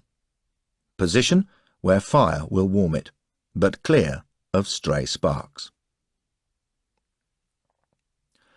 Dry wood across two supports high enough above a fire that they won't be set alight. Lay green logs beside fire, tapering away from the wind, so they shelter the fire while they dry. Save your energy. Don't chop logs, break them over a rock, or feed them over the fire, letting them burn through in the middle. You can split logs without an axe by placing a knife on the end of a log and hitting it with a rock. Once begun, split can be widened with wooden wedge plugged in the gap and driven downward. Don't do this if you have only one knife. It could get damaged. Other fuels. Animal droppings. Dry well, mix with grass and leaves. Peat. Found on moors, soft and springy underfoot. It looks black and fibrous. Dry it before burning. Needs ventilation when burning. Coal. Sometimes found on the surface in northern tundra. Shales. Rich in oil, burn readily. Some sands also contain oil and burn with a thick smoke. Good signals. Combustibles. Petroleum, hydraulic fluid, engine oils, insect repellent. Soaked in oil, tyres, upholstery and rubber seals are inflammable. Animal fats. Use a tin for a stove and burn with a wick. Burning oil and water. Pierce a small hole in the base of a tin can for each liquid and fit tapered sticks to govern the flow. The oil and water run down a trough to a metal plate. To increase the flow, pull out the stick. Push in to reduce. Try 2 to 3 drops of water to 1 drop of oil. First light a small fire under the plate to get it hot. Light the mixture itself on top of the plate. It is highly volatile and will burn almost anything. Burning oils. Mix petrol with sand and burn in a ventilated tin, or dig a fire pit. Burn oil by mixing in petrol or antifreeze. Do not set alight directly to any liquid fuels. Make a wick for flame. Fire lighting. Form a teepee of kindling round the tinder bed. If windy, lean the kindling against a log on the lee side. Ignite the tinder. Add larger sticks once the kindling has caught, or light a bundle of dry match-thin twigs and place in the teepee. Tips for survival. Matches are the easiest way to start a fire. Carry the non-safety type in waterproof containers, packed so they can't rub, rattle or ignite. Split in half to make them go further. To strike split matches, press inflammable end against the striking surface with a finger. Strike a damp match by stabbing obliquely instead of drawing it along the striker strip. If your hair is dry and not too greasy, roll a damp match in it. Static electricity will dry out the match. Whenever you strike a match, light a candle. Many things can be lit from it, saving matches. Even a small candle will last a long time if used carefully. Sunlight through a lens. This can ignite tinder. Use your survival kit magnifying glass, telescope or camera lens. Focus the sun's rays to form a tiny, bright spot of light. Keep it steady and shield from the wind. Blow it gently as it glows. Powder from ammunition. Break open a round and pour gunpowder on tinder and use flint. Or leave half the powder in the cartridge case and stuff in a piece of cloth. Chamber the round and fire into the ground. The smouldering cloth will be ejected. Place on tinder to ignite. Flint. A stone found in many parts of the world. Strike with steel and hot sparks fly off. Or use saw-edged blade from survival kit for more sparks. Battery fire lighting. Attach 2 lengths of wire to a battery. If you have no wire, use metal tools. If using a car battery, remove it from the vehicle first. Slowly bring the bare ends of the 2 pieces of wire together. A spark will jump across just before they touch. Aim it at the tinder. A small piece of cloth with a little petrol is best tinder for this. Fire bow. The friction of a hard wood spindle rotated on a soft wood base produces wood dust tinder, then heat. Both spindle and base must be dry. Gouge a small depression at the near end of the baseboard. Cut a cavity below for tinder. Shape the spindle evenly.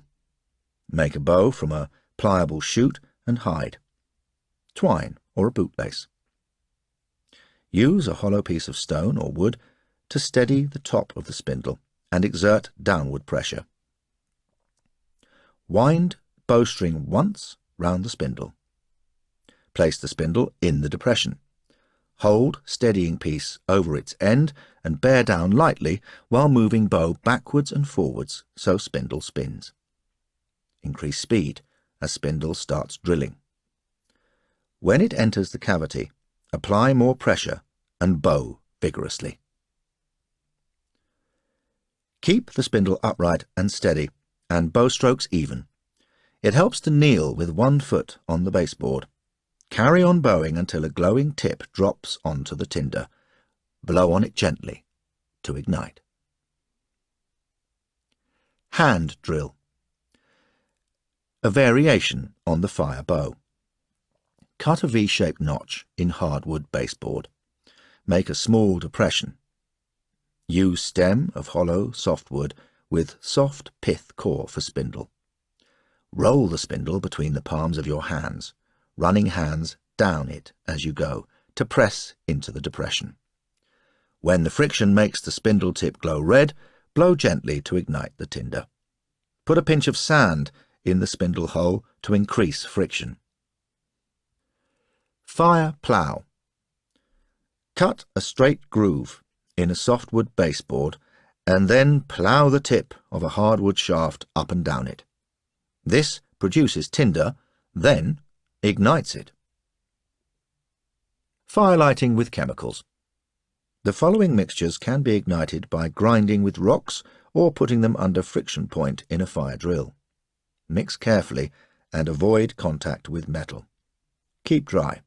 Potassium chlorate and sugar in a 3-to-1 mix. Potassium permanganate and sugar mixed 9-to-1. Sodium chlorate and sugar mixed 3-to-1. Potassium chlorate is found in some throat tablets. Potassium permanganate is part of your survival kit. Sodium chlorate is a weed killer. Safety alert. Handle chemicals with care. Sodium chlorate ignites from percussion. Do not shake or spill. Spillage can ignite when stepped on. Types of fire. Fires for warmth.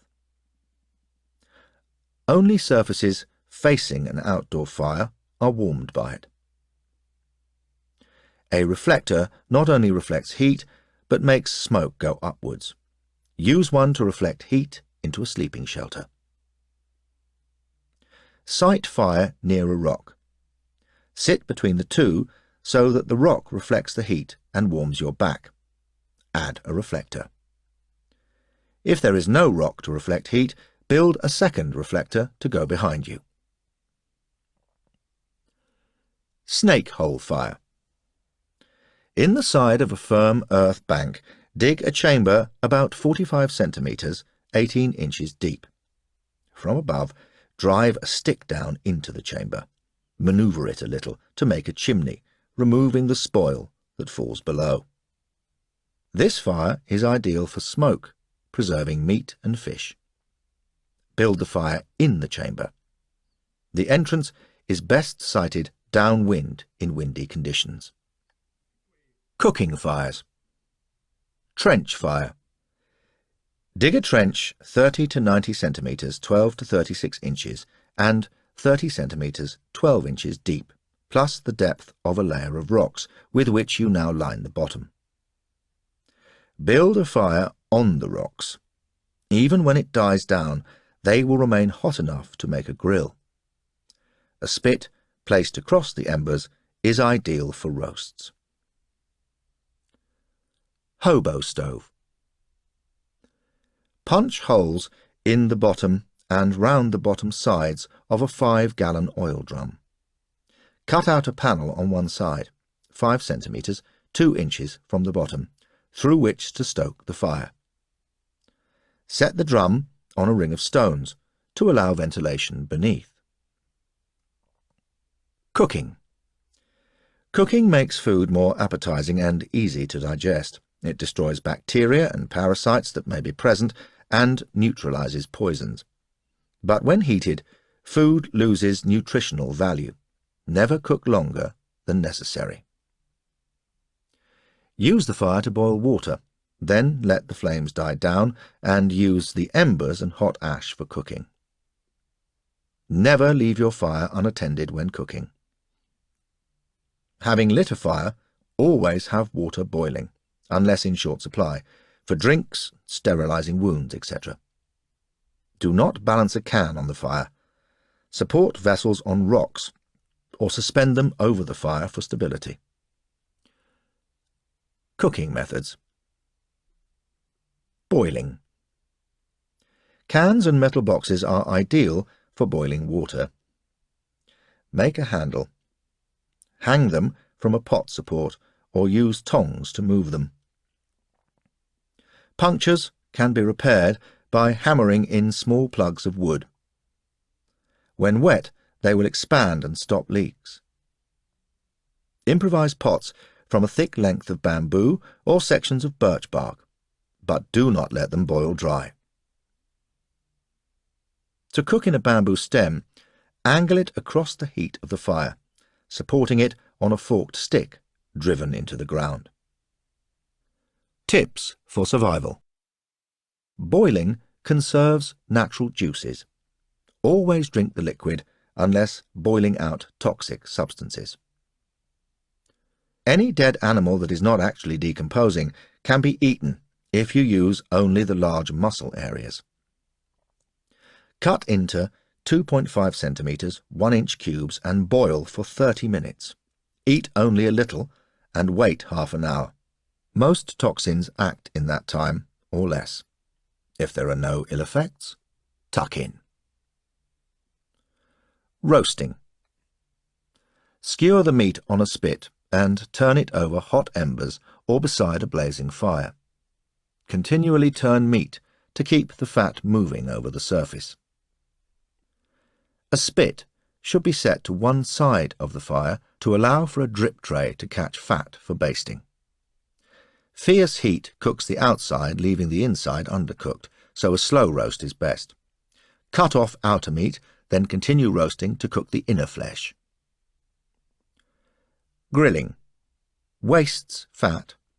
Use only when food is plentiful. Rest a wire mesh or a grid of green sticks on rocks over the embers, or use a long stick on a forked support to hold food over the fire. Wrap the food round the stick. Baking. This requires an oven. Cook the meat on a dish and baste it with its own fat. Slow cooking on a steady heat tenderizes meat. Baking is also ideal for root vegetables. A large metal box with a hinged lid and a catch you can use as a handle can be set up to open sideways. If it has no catch, let it open downwards. Place a support in front to rest the lid on. Prop it closed and avoid a tight fit which could build up dangerous pressure inside. If no box is available, make a clay dome, set a fire inside and scrape this out before cooking. Leave a small aperture which can be easily sealed while baking. Stand the box on rocks so a fire can be lit under it. Build up rocks and earth or clay around the back, sides and top, but leave a space behind and make a chimney hole from above leading to this space. Steaming. Steaming is a good way to cook fish and vegetables. Punch holes in a can and suspend it inside a larger can, or put something in the bottom of the large can to keep the inner one above the water. Cover the outer can, but do not seal it, or the pressure could cause it to explode. Improvise a steamer of bamboo. Between the inner compartments, make a hole just big enough to let water through to fill the bottom section. Make a lid, not too tight, for the top. Water boiled in the lowest section will produce steam to cook food in the top one. Frying. A good way to vary diet if fat is available. Any sheet of metal that can be fashioned into a curve will serve to fry in. Some large leaves, e.g. banana, contain enough oil not to dry out before the cooking is done. Try the leaves out first before cooking food on them, and fry only over embers. Cooking in clay. This requires no utensils. Wrap food in a ball of clay and place in the embers. Heat radiates through the clay, which protects against food scorching. Animals must be cleaned and gutted first, but need not be otherwise prepared. When the clay is removed, spines, scales, or feathers from small birds come away with it, but big birds should be plucked. Not advisable for root vegetables.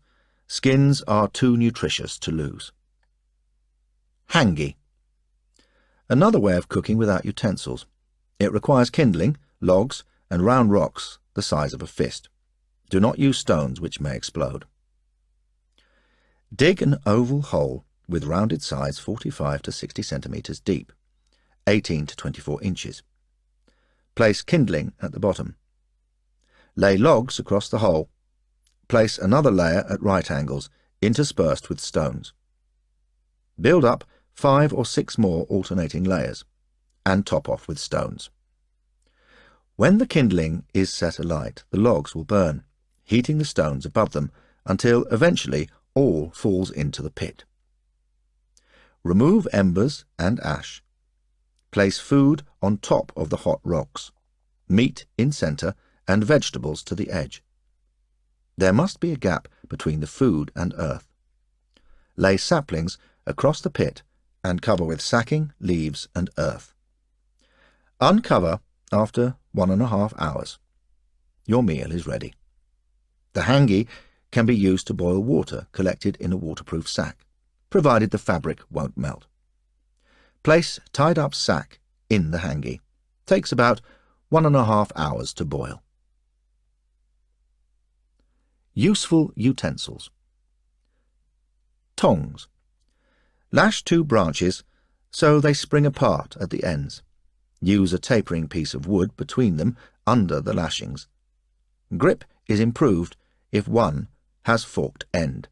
Use for holding hot pots. Pot rod.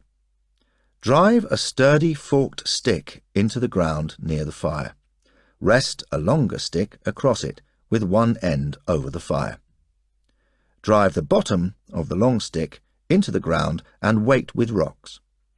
Cut a groove near the tip to prevent pots slipping off, or tie on a strong hook.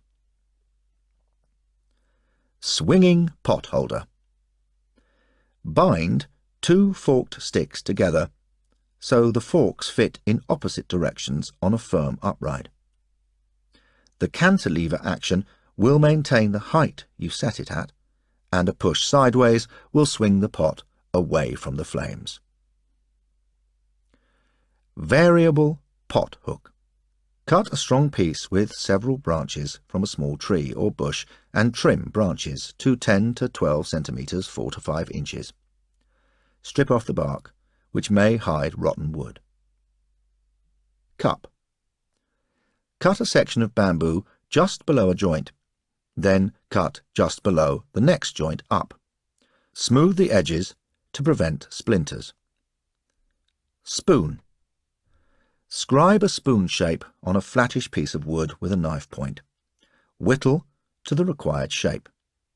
Never cut towards yourself. Birch bark containers. Use the inner layer of bark to make cooking vessels. Sew or tie them near the top to prevent unfolding. Make a second vessel with a larger base for a lid. A circle, folded into quarters, will make a cone-shaped cup or a boiling vessel if suspended. Cooking tips. Meat. Cut into cubes and boil. Venison is prone to worms, pork to worms and liver fluke. Marinate tough meat in citric juice for 24 hours before cooking. Offal. Check liver. Only if firm, odourless, free from spots and hard lumps can it be eaten. Boil, then fry if you wish.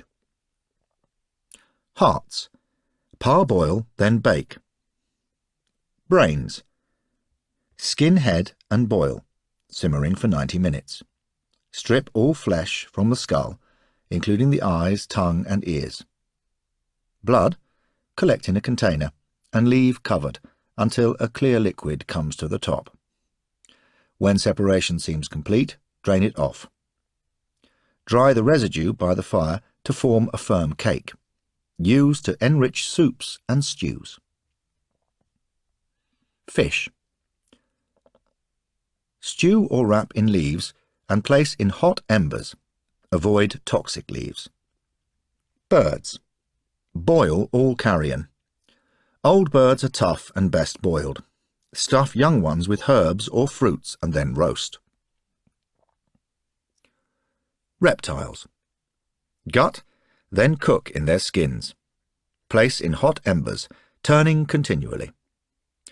When skin splits, meat can be removed and boiled. Some snakes have poisonous secretions on the skin, and others have venom glands in their head, so cut this off before cooking. If you are not sure they are safe, take care in handling them. Skin frogs.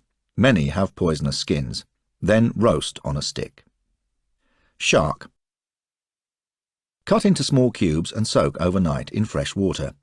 Boil in several changes of water to get rid of the ammonia flavour. Shellfish. Safest boiled. All seafood spoils quickly. Drop into boiling salted water and boil for 10 minutes. Insects and worms. Best boiled. Cook and mince them by crushing in a can, or dry on hot rocks, then grind into a powder with which to enrich soups and stews. Eggs. Boil or roast after first using a sharp stick or knife point to pierce a small hole in one end. Place on warm embers to cook slowly. If a boiled egg contains an embryo chick, remove the embryo and roast it. Green vegetables. Wash and boil until tender. Can be steamed if you are sure they are safe. Add to stew after the meat is cooked. Eat fresh greens raw as salad. Roots. Any toxins are destroyed by heat. Try boiling for 5 minutes, then place in a hole dug beneath the fire. Cover with ash and embers and leave until tender. Lichens and mosses. Soak overnight. Add to stews. Sago. Fell a sago palm at the base of the trunk and trim the tip just below the last flowering line. Divide the trunk into sections cut lengthways. Using each section as a trough, pound pith into a mash, then knead in a container of water and strain through a cloth. A starchy paste will form in the water. Roll this into sticky balls and cook. Palm sap. Choose a fat stalk carrying a flowering head at the base of the crown on trunk. Bruise with a club, then cut off head. Sweet juice will flow from the end of the stalk. Bruise and cut daily to stimulate flow. Drink raw or boil, then cool to produce lumps of pure sugar. Preserving food. If food is not plentiful or is limited by season, ensure that stores keep safely. Do not store food in direct sunlight, near excessive warmth or moisture, nor where scavengers may ruin it. Wrap in airtight and waterproof materials or store in containers with a good seal. Label stores and separate different foods to avoid cross-flavouring. Check occasionally to see all is well. Drying. Wind and sun can dry food, but it is easier to force dry over a fire. Dried foods are less vulnerable to moulds and maggots. Meat with a high fat content is difficult to preserve. Cut off most of the fat and rub salt into the flesh. Hang the salted meat in a cool, airy place. Smoking. This dehydrates meat and coats it with a protective layer. Smoking can be carried out in a smoke teepee. To build a smoke teepee, drive 3 sticks into the ground to form a triangle and tie the tops together. Build a platform between them and set a fire beneath. Get a fire going to produce hot embers. Have a pile of green leaves ready. Hardwood leaves are ideal, but avoid holly and other toxic leaves, and conifers, which may burst into flame. Do not use grass. Make sure there are no flames left and pile leaves over the embers. Cut the meat into fat-free strips, 2.5 centimetres, 1 inch by 6 millimetres, half an inch. Gut and fillet fish. Cover the teepee with a cloth to keep in the smoke. If you don't have a cloth, pile boughs and turfs on the frame and seal it. Leave for 18 hours and ensure little or no smoke escapes. To avoid risk of embers setting teepee alight, build a snake hole fire. Erect a teepee over chimney. Biltong. Cut strips, as for smoking. Hang them in sun out of reach of animals, 2 to 3 metres, 6 to 10 feet above ground. They can take 2 weeks to dry. Protect them from rain and dew. Turn the strips to ensure all surfaces are dried and keep flies off so they don't lay eggs. To dry fish, cut off the head, tail and gut. Split open, remove the backbone and score the inner flesh. Lay on hot, sun-baked rocks. Fish less than 7.5 centimetres, 3 inches long, need not be gutted. Fish can also be smoked. They will be easier to hang if cleaned and gutted without removing the backbone, head or tail. Suspend by one side of the head. Pemmican. This is concentrated food made from biltong, ideal for provisions to carry on treks. Before setting out, take equal quantities by weight of biltong and rendered fat. Shred and pound the meat. Melt the animal fat over the shredded meat and mix together well. When cold, pack in a waterproof bag. It will keep for a long time, especially in cold climates. Nuts and cereals. Place on hot rocks from the fire, turning frequently until dried. Store in damp-proof containers. Fruit, fungi and lichens. Fruit and berries can be dried whole or cut into slices and dried by sun, smoke or heat. Fungi also dry easily. Fruit can be eaten dry. Add fungi to soups or soak in water for several hours to regain their texture. To store lichens, soak overnight, boil well and allow to dry. Grind to a powder, then boil again to form a thick syrup, which adds body to other foods. Pickling and salting. Citric acid from limes and lemons can be used to pickle fish and meat. Dilute juice and water 2:1. Mix well and soak the flesh for at least 12 hours. Transfer it to an airtight container with enough solution to cover the meat. Vegetables can be preserved by boiling and then keeping in salt water. To make sure a brine solution is strong enough, add salt until a potato or root vegetable will float in it. Another method of using salt is to tightly pack layers of salt and vegetables. Wash off the salt when you need to use them. Organising the camp. If no command structure exists between a group of survivors, establish an organising committee with particular responsibilities. A roster is essential for daily chores. Everyone who is fit should take their turn at unpleasant tasks, unless their skills are in such demand that it would be a waste of their abilities. Tip for survival. Keeping busy eliminates boredom and keeps up morale. Invalids should get light jobs. At all times, there must be someone in camp able to operate the signals should a search aircraft appear. If numbers permit, avoid venturing from the camp in less than pairs. A nightly gathering will provide discipline and an opportunity to debrief and to discuss new strategies. Boredom is dangerous for a lone survivor, and objectives should be set each day, whether practical or for amusement. A regular routine helps morale. Camp hygiene. Strict hygiene should be practiced in the camp. Camp layout. Latrines must be downhill of the camp and away from the water supply to avoid risk of seepage. Establish a collection point for drinking water. Ensure no one washes upstream of it. Downstream, choose a point for ablutions and laundry, and downstream of that, a place for cleaning cooking utensils. Latrines and rubbish disposal should be well away from the camp, preferably downwind, but not so far as to be inconvenient. Cut a track to make access easier. Tip for survival. Never urinate or defecate near your water supply. Latrines must be established even for a lone survivor. Do not use disinfectant.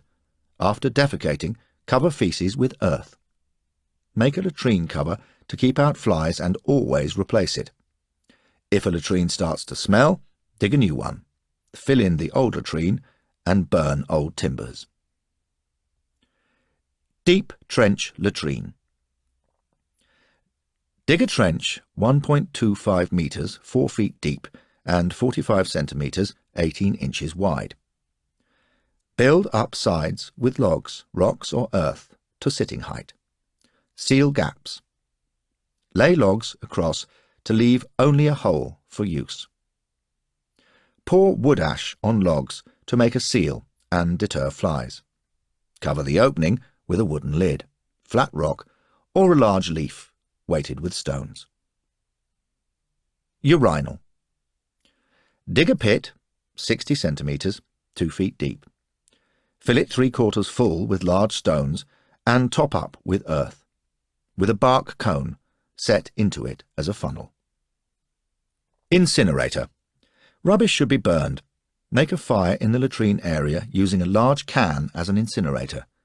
Bury unburned refuse in a pit. Camp discipline. Do not prepare game in camp. Bleed, gut and skin on the trap line to attract game to traps, not to the camp. Keep food covered and off the ground. Replace lids on containers immediately after use. Stow clothing and equipment where it cannot get wet or burned. Keep things tidy. Hook mess tins and cooking utensils on twigs and branches. Never leave the fire unattended. Soap. Washing with soap leaves skin less waterproof and more prone to attack by germs.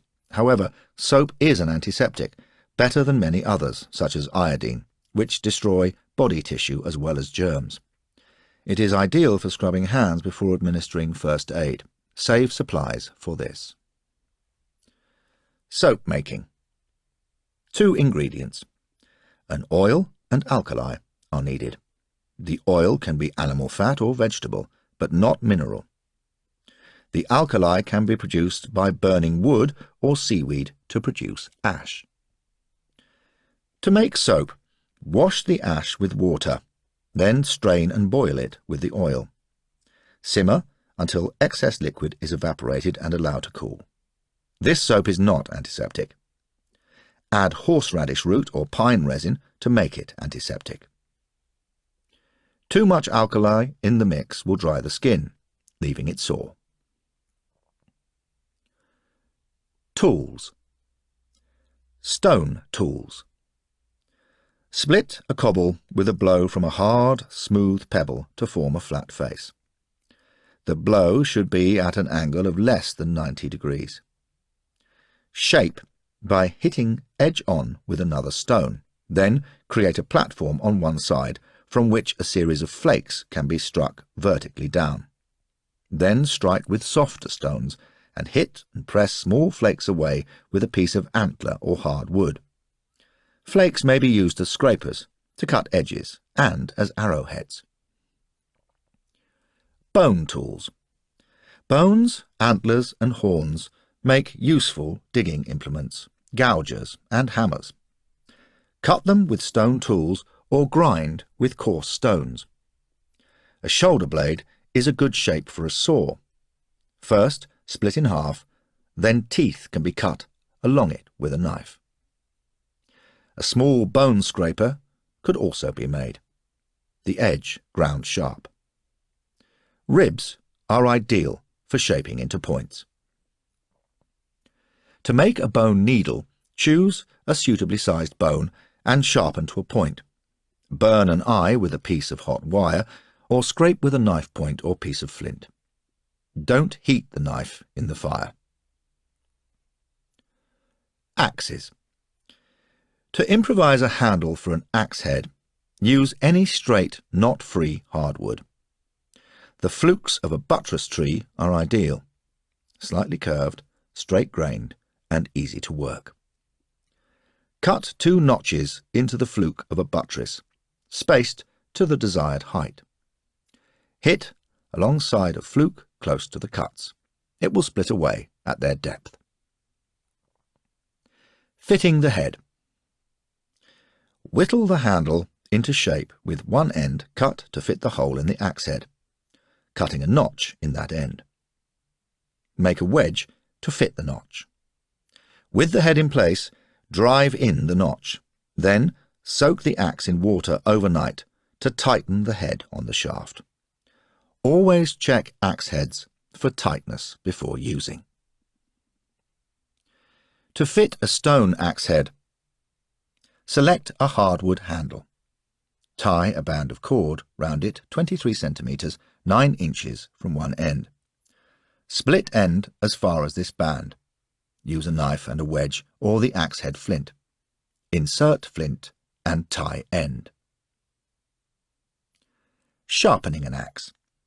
Use a file to get rid of burrs and a whetstone to impart the sharp edge. A file is a one-way tool. It works when pushed, not pulled.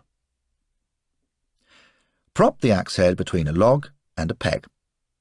When you do this, always sharpen inwards, from cutting edge to avoid producing burrs.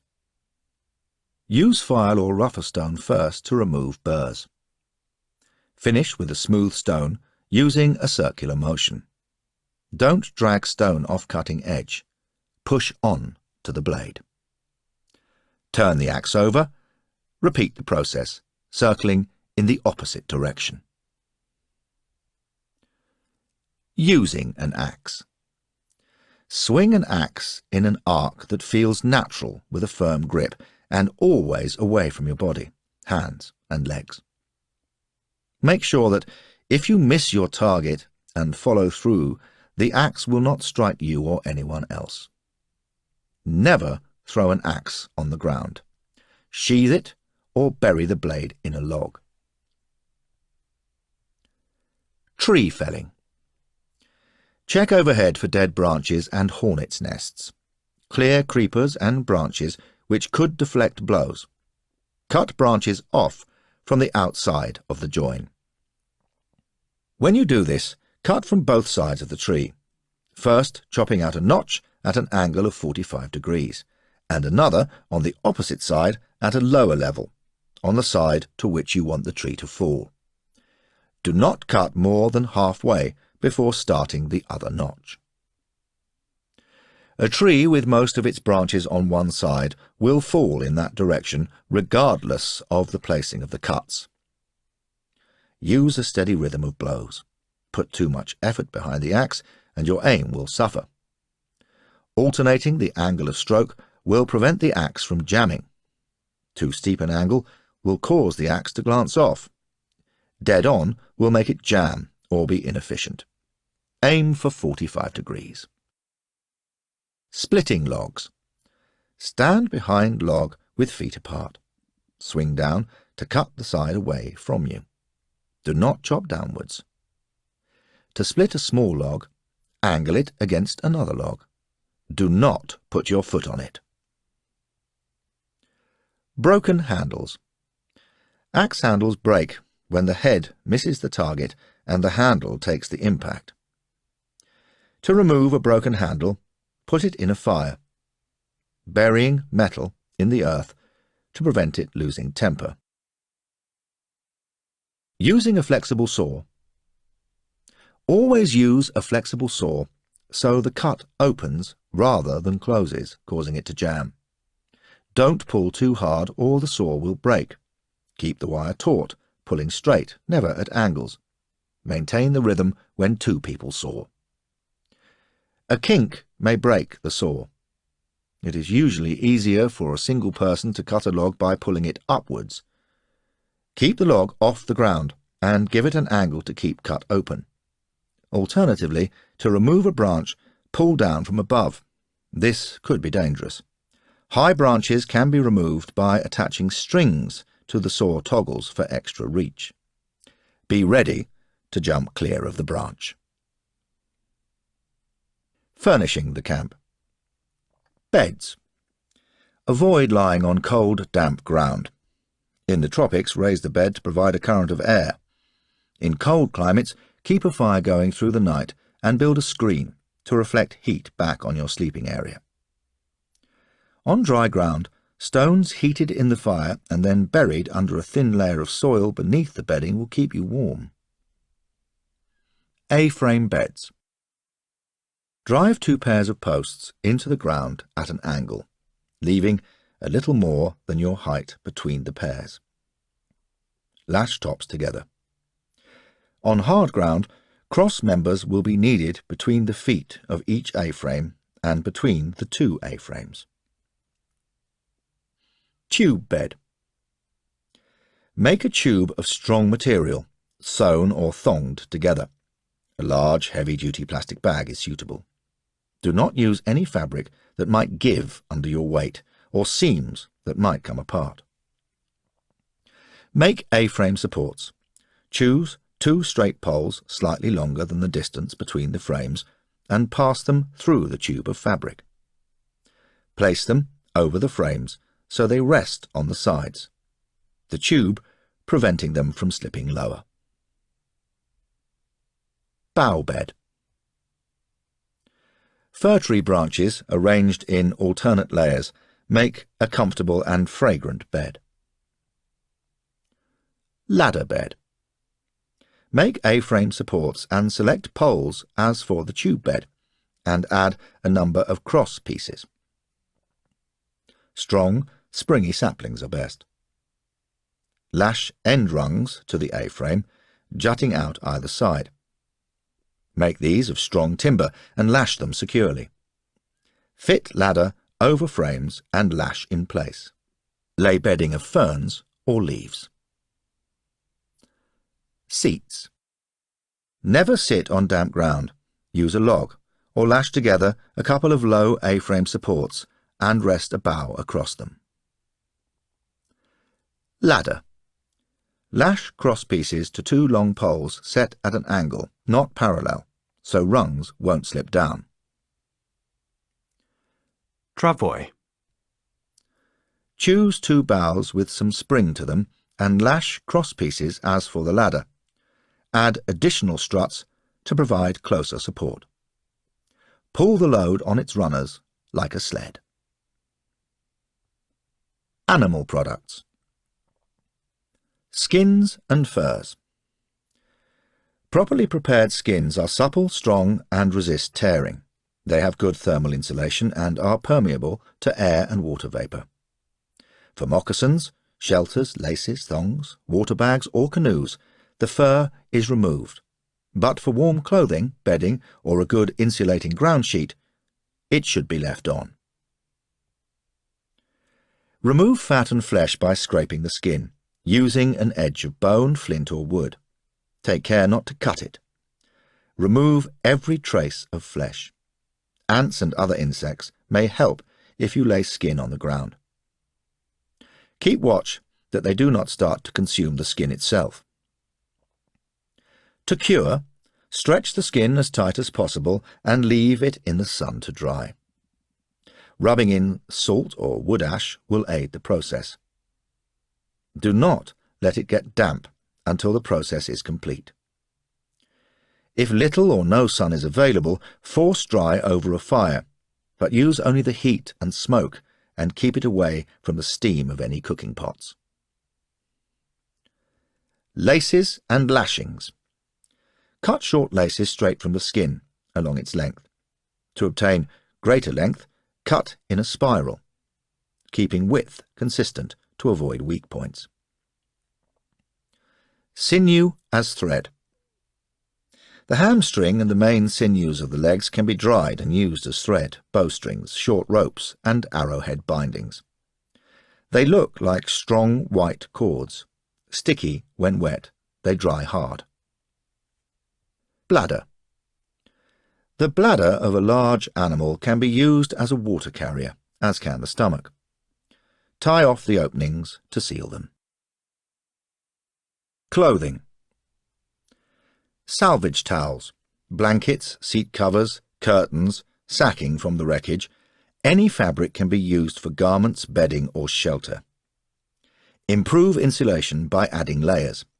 Wear one sock on top of another and stuff dry grass or moss between them. Grass, paper, feathers, animal hair, etc. can be stuffed between other layers of clothing. Use plastic bags and sheets to improve waterproofs, or cut off large sections of birch bark.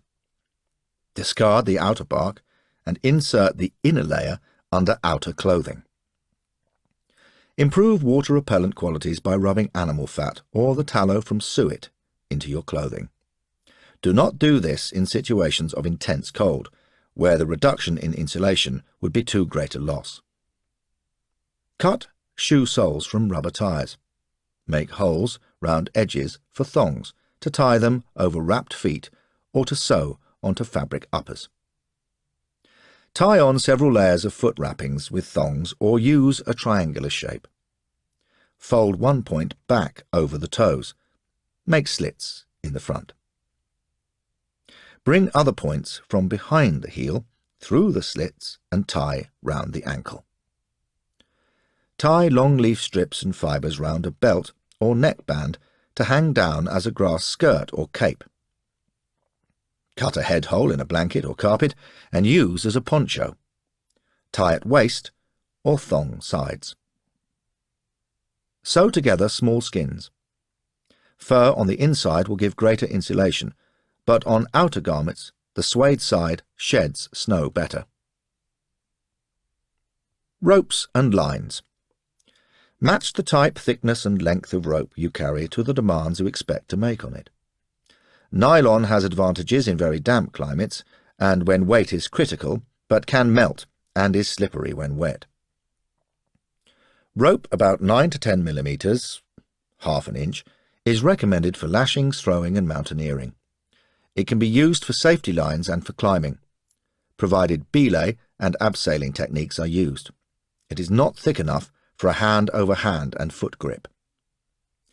Climbing rope must be elastic to absorb shock without putting strain on anyone who falls. Taking care of rope. Rope should be protected from exposure to damp or strong sunlight and, if made from natural fibres, from attack by rodents and insects. If it does get wet, do not force dry it in front of a fire. Do not drag it or leave it on the ground. Dirt can penetrate and work away at the fibres. Try to keep rope for the job for which it was intended. Do not use clothesline for climbing, or climbing rope for lashing, though in a survival situation you may have to use the same length of rope for many purposes. Throwing a rope. A coil of rope is easier to throw than a loose end. Make a large knot or weight on the throwing end. Make sure that you keep hold of the other end. Always overthrow a lifeline, so that the recipient stands a chance of catching part of the rope, even if they miss the end. To throw a rope. Coil half the rope on fingers and palm of right hand. Raise index finger and coil remainder on other fingers only. Pass second coil back to left hand. As you throw, release right hand coil a split second before the left. For a long throw, tie a suitable missile to the end of the rope. Coil rope carefully on the ground or loop it loosely over the other hand so it will pay out freely. Don't risk losing your end. Tie it to an anchor such as a heavy stone. Use a killick hitch. If throwing a weighted rope over a branch, keep out of its path as it swings back towards the throwing point. If throwing a lifeline, make sure you don't knock out the person you're trying to help. Rope making. Vines, grasses, rushes, barks, palms and animal hairs can all be used to make rope or line. The stems of nettles make first-class ropes, and those of honeysuckle can be twisted together to make tight lashings. The stronger the fibre, the stronger the rope. Some stiff fibres can be made flexible by steaming or warming, while pliable vines and other long plant stems can be used for short-term purposes. They may become brittle as they dry out. A rope made from plant fibres, twisted, spun or plaited together, will be more durable. The tendons from animal legs also make good strings, but they tend to dry hard. They are also very useful as binding on arrow and spear heads. Knots. It is important to select the right knot for the task in hand.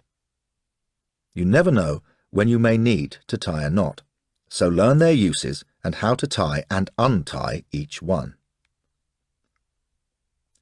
Wiseman's words. In the instructions for individual knots that follow, the end of the rope or cord being used to tie the knot is referred to as the live end, to distinguish it from the other end of the rope, or standing part. Reef knot. Used to tie ropes of same thickness. Holds firm under strain, yet is easily untied. It is not reliable for ropes of different diameters, nor for nylon. Can be tied in other materials. Use in first aid. It will lie flat against the patient. Pass right end over left, and then under it. Take left over right, and under it. Check. The two loops should slide on each other. Tighten by pulling both strands on each side. To be doubly sure, finish by making a half hitch with the live ends on either side of the knot. Simple knots. These knots are quickly made and will help you understand the more complicated knots that follow. Overhand knot. Make a loop and pass the live end back through it. Overhand loop. Fixed loop for throwing over a projection. Double the end of the rope and tie overhand knot with the loop. Figure of 8. An end stop. Make a loop. Carry live end first behind, then round standing part. Bring it forward through the loop. Figure of 8 loop. Made in the same way as the figure of 8, but with line doubled, using loop as the live end. Can be used over a spike anchor for a belaying rope. Rewoven figure of 8. Use when top end of a projection is out of reach. Make loose figure of 8 along the rope. Pass live end round anchor and feed it back round the figure of 8, following exactly. Ease tight. Joining ropes. Sheet bend. If correctly made and strain is not erratic, this won't slip. 1. Make a loop in one rope. Take live end of the other right round behind loop to the front. Carry it over itself and then tuck down through loop. 2. Draw it tight and ease into shape as strain is increased. Double sheet bend. More secure variation of sheet bend. Use on wet ropes and where strain is not constant. 1. Make a loop in the thicker rope. Take live end of thinner rope through loop, beneath thicker live end, and then forward on outside of loop and right round it. Bring thin live end back between itself and outside of thick loop. 2.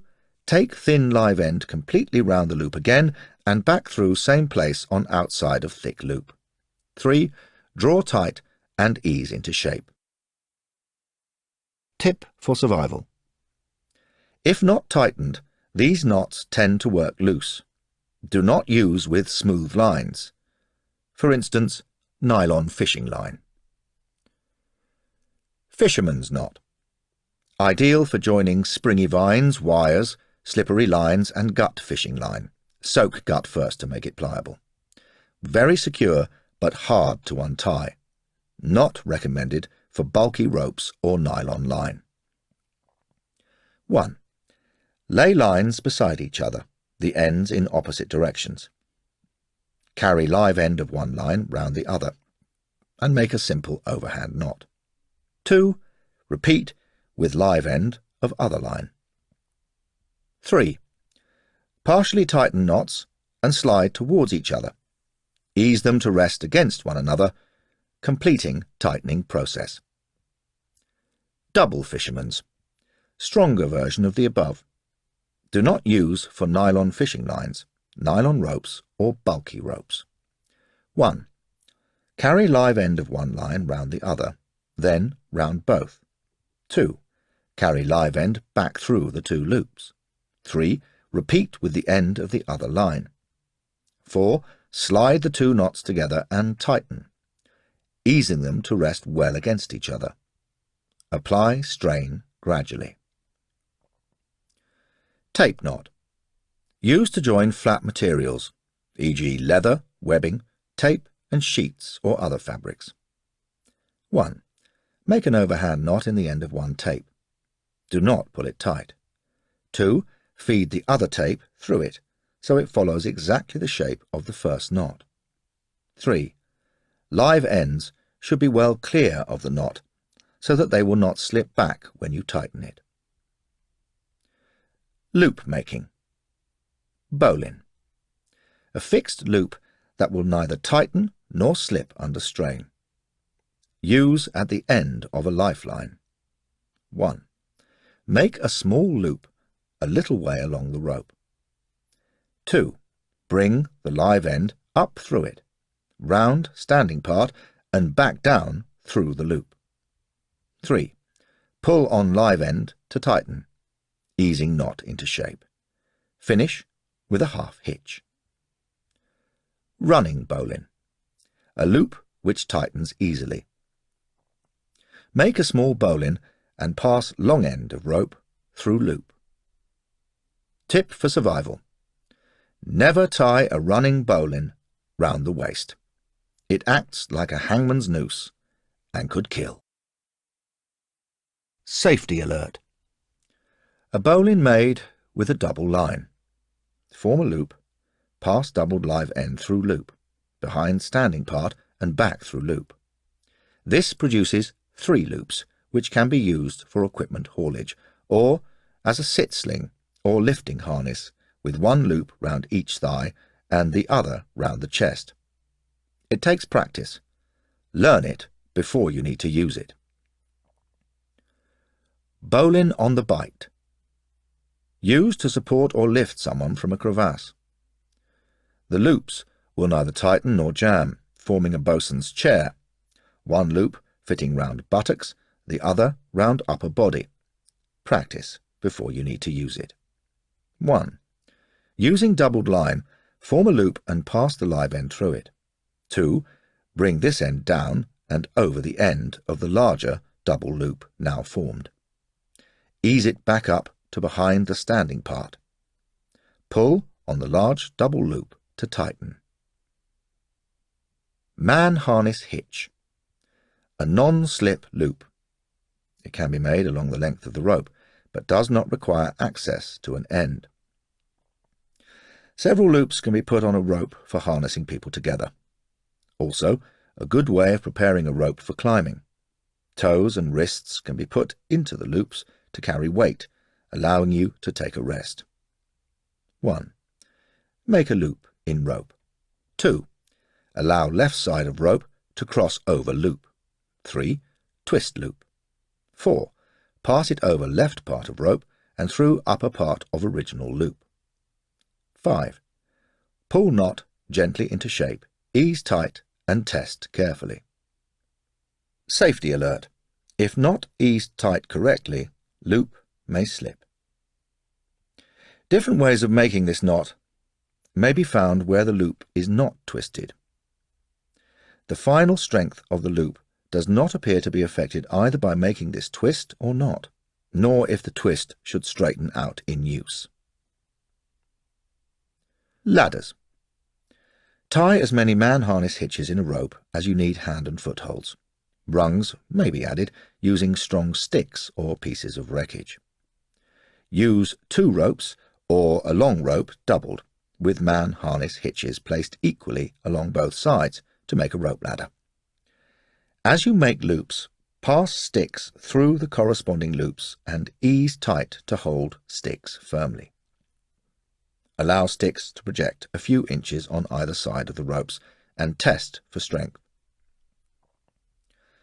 Ladder of knots. A series of overhand knots tied at intervals along a smooth rope will make climbing it much easier. 1. Leaving a reasonably long free end, make a half hitch near the end of a short piece of log. 2. Continue making loose half hitches along the log, the diameter of which will fix the spacing of the knots. 3. Pass start end back through all the loops and then slide them all off the end of the log. 4. As each turn of rope comes through, the centre of the half hitch loops to the other end. Shape and tighten each knot. Honda knot. A free-running noose with a circular loop which is ideal for lassoing. If you have only one rope, don't use it as a lasso. This causes wear and damage to rope. 1. Start with an overhand knot. 2.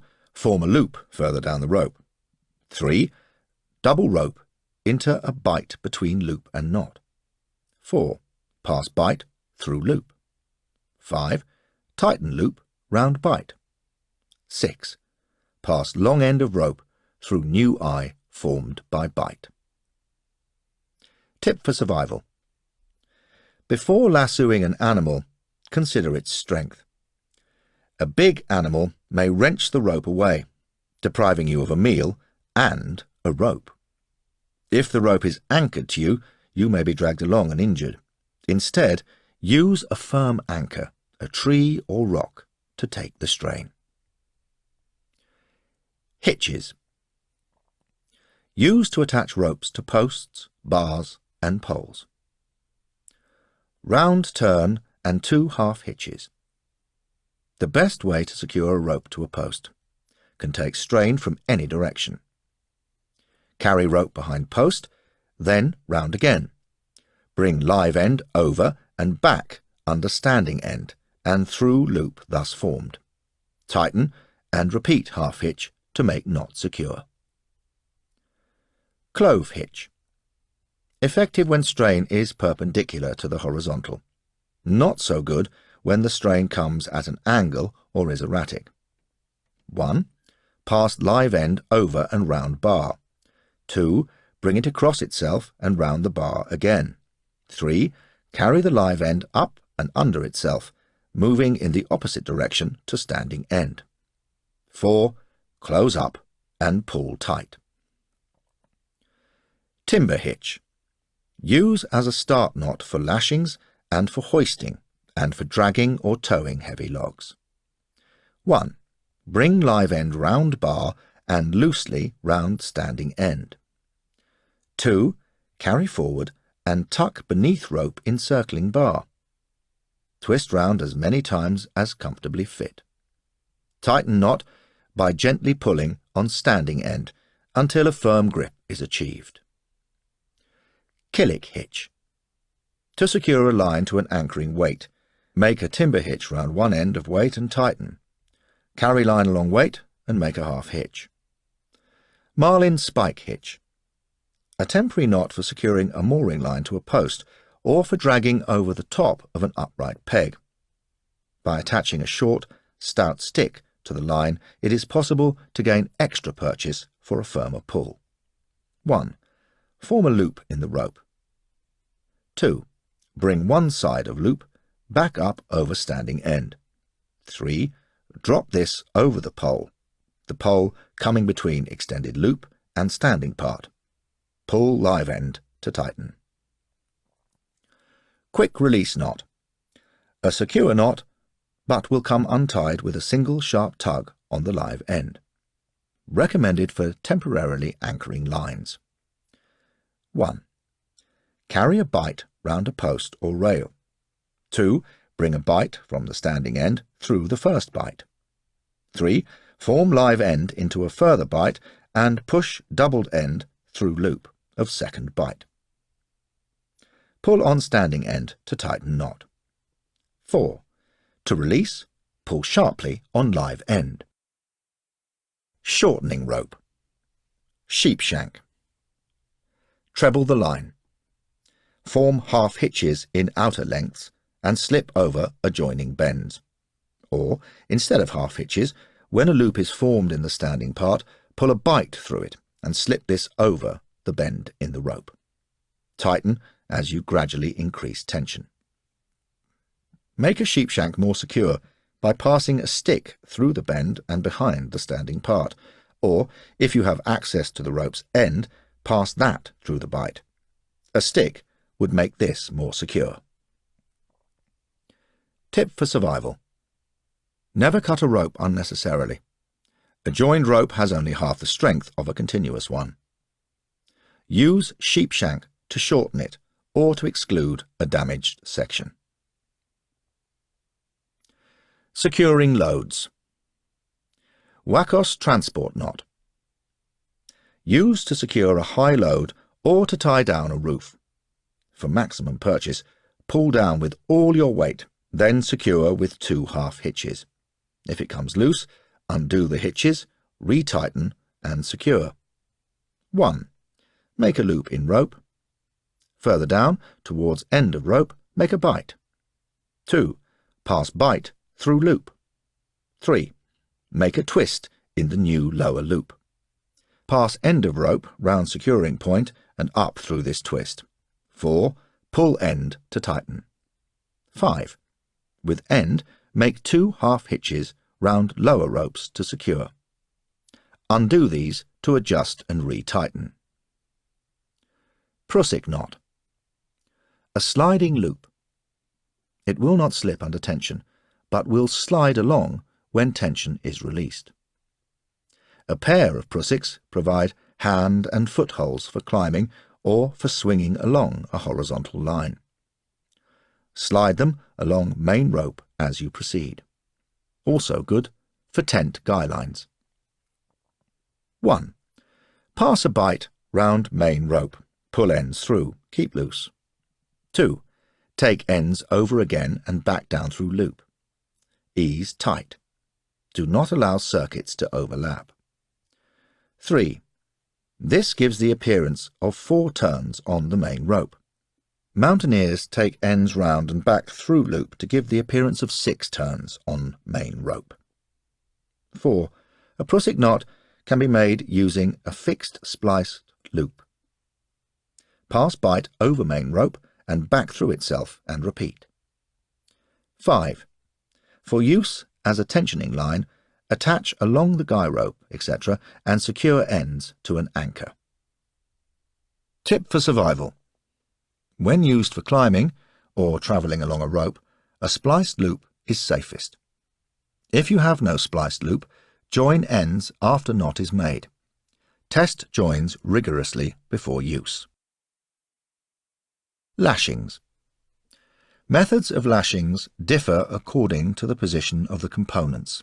These techniques are invaluable in making rafts, shelters, etc. Square lashing. For lashing spars which cross at right angles. 1.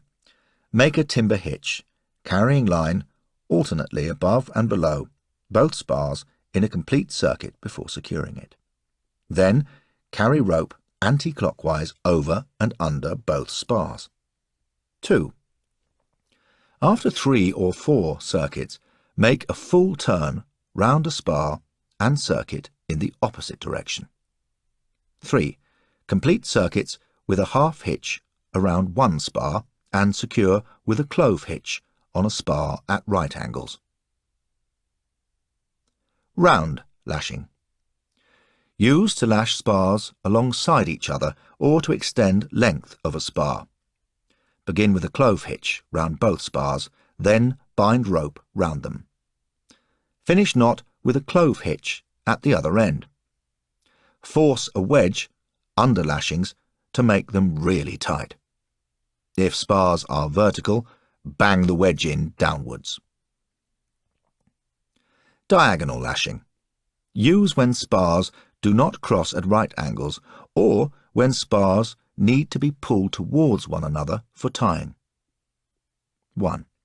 Begin with a timber hitch round both spars, placed diagonally. 2. Frap, lash, both spars with a few turns of rope over a timber hitch.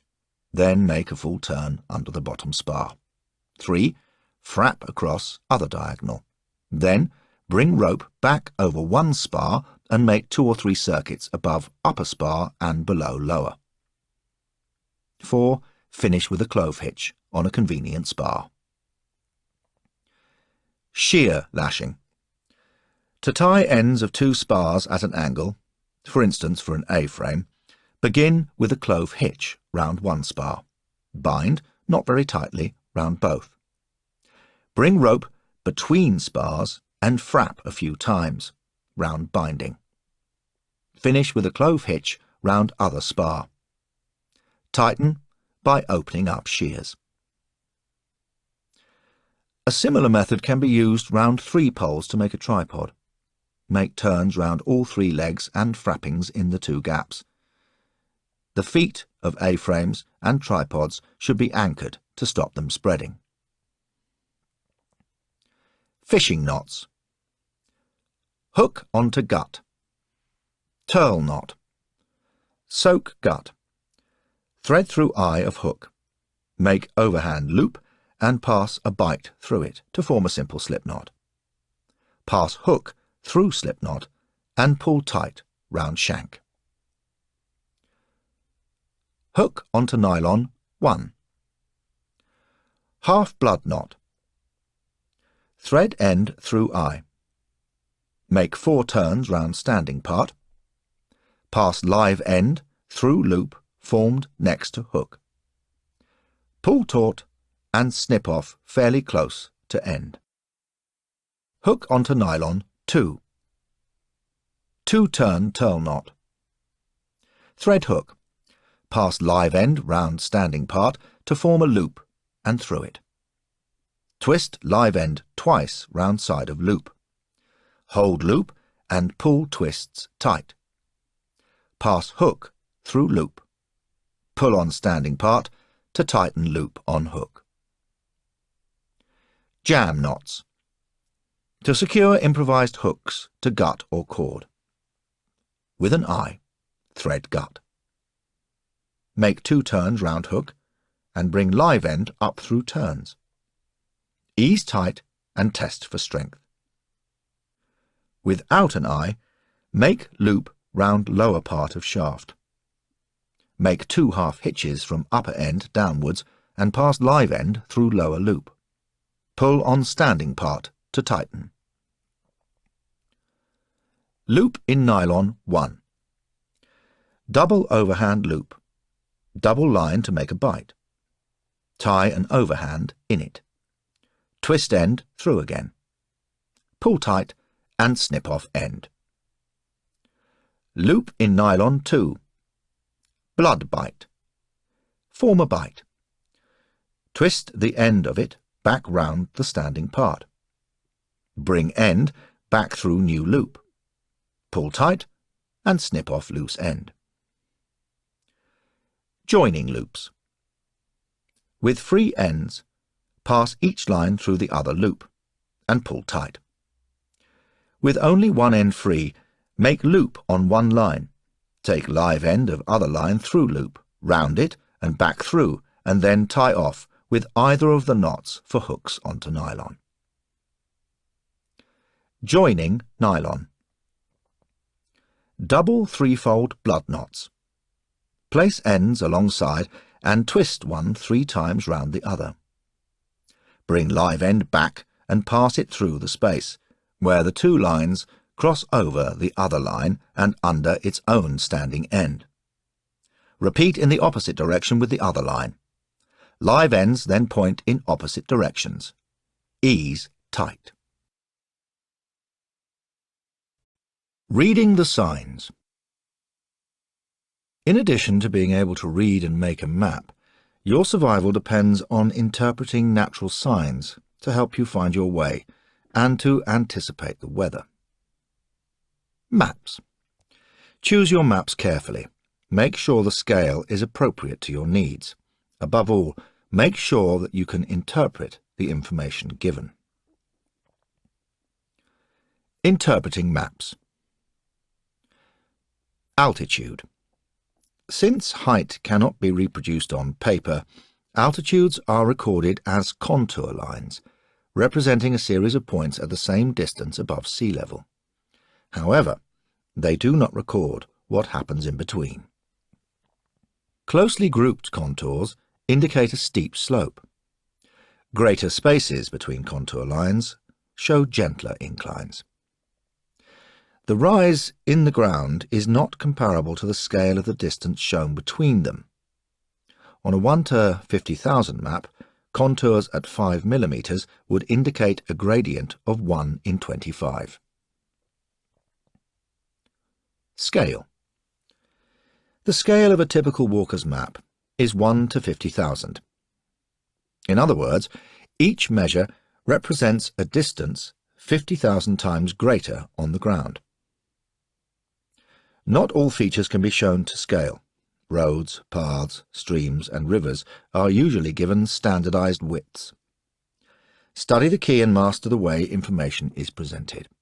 Which symbols represent which features: swamps, woodlands, buildings. Coordinates. Map grids are based either on degrees of latitude and longitude or on ground measurements. For example, on British Ordnance Survey maps, grid lines represent areas 1 kilometre apart, with the diagonal across them 1.5 kilometres. A position can be described by a coordinate made up from the line references from two adjoining sides of the map. This provides an easy way of telling rescuers of your location or fixing a rendezvous point. In British Ordnance Survey maps, the map reference is usually expressed as 6 digits. On other maps, any letter area codes on the map should be included. North on maps. Unless they are lines of longitude, grid lines do not indicate north and south. Remember that a compass points not to true north but to magnetic north. The difference varies according to where you are in the world. If your map doesn't indicate magnetic north, you can find it from the pole star. In the northern hemisphere, point the compass at the pole star. Note the difference between the pointer and indicated north. Line the compass up with the grid lines on the map to discover their variation. If you propose to walk on magnetic bearings, you must compensate for the variation. If unable to make appropriate corrections, continually check your position against visible features. Measuring distances. As the crow flies, distances can be measured using a straight edge, which is then matched against the scale. Gradients make a difference. For example, a gradient of 45 degrees will add another 82 metres to a horizontal map distance of 200 metres, 500 feet, to 725 feet. Your own maps. If you do not have a map, make one. Find the best vantage point and study the terrain.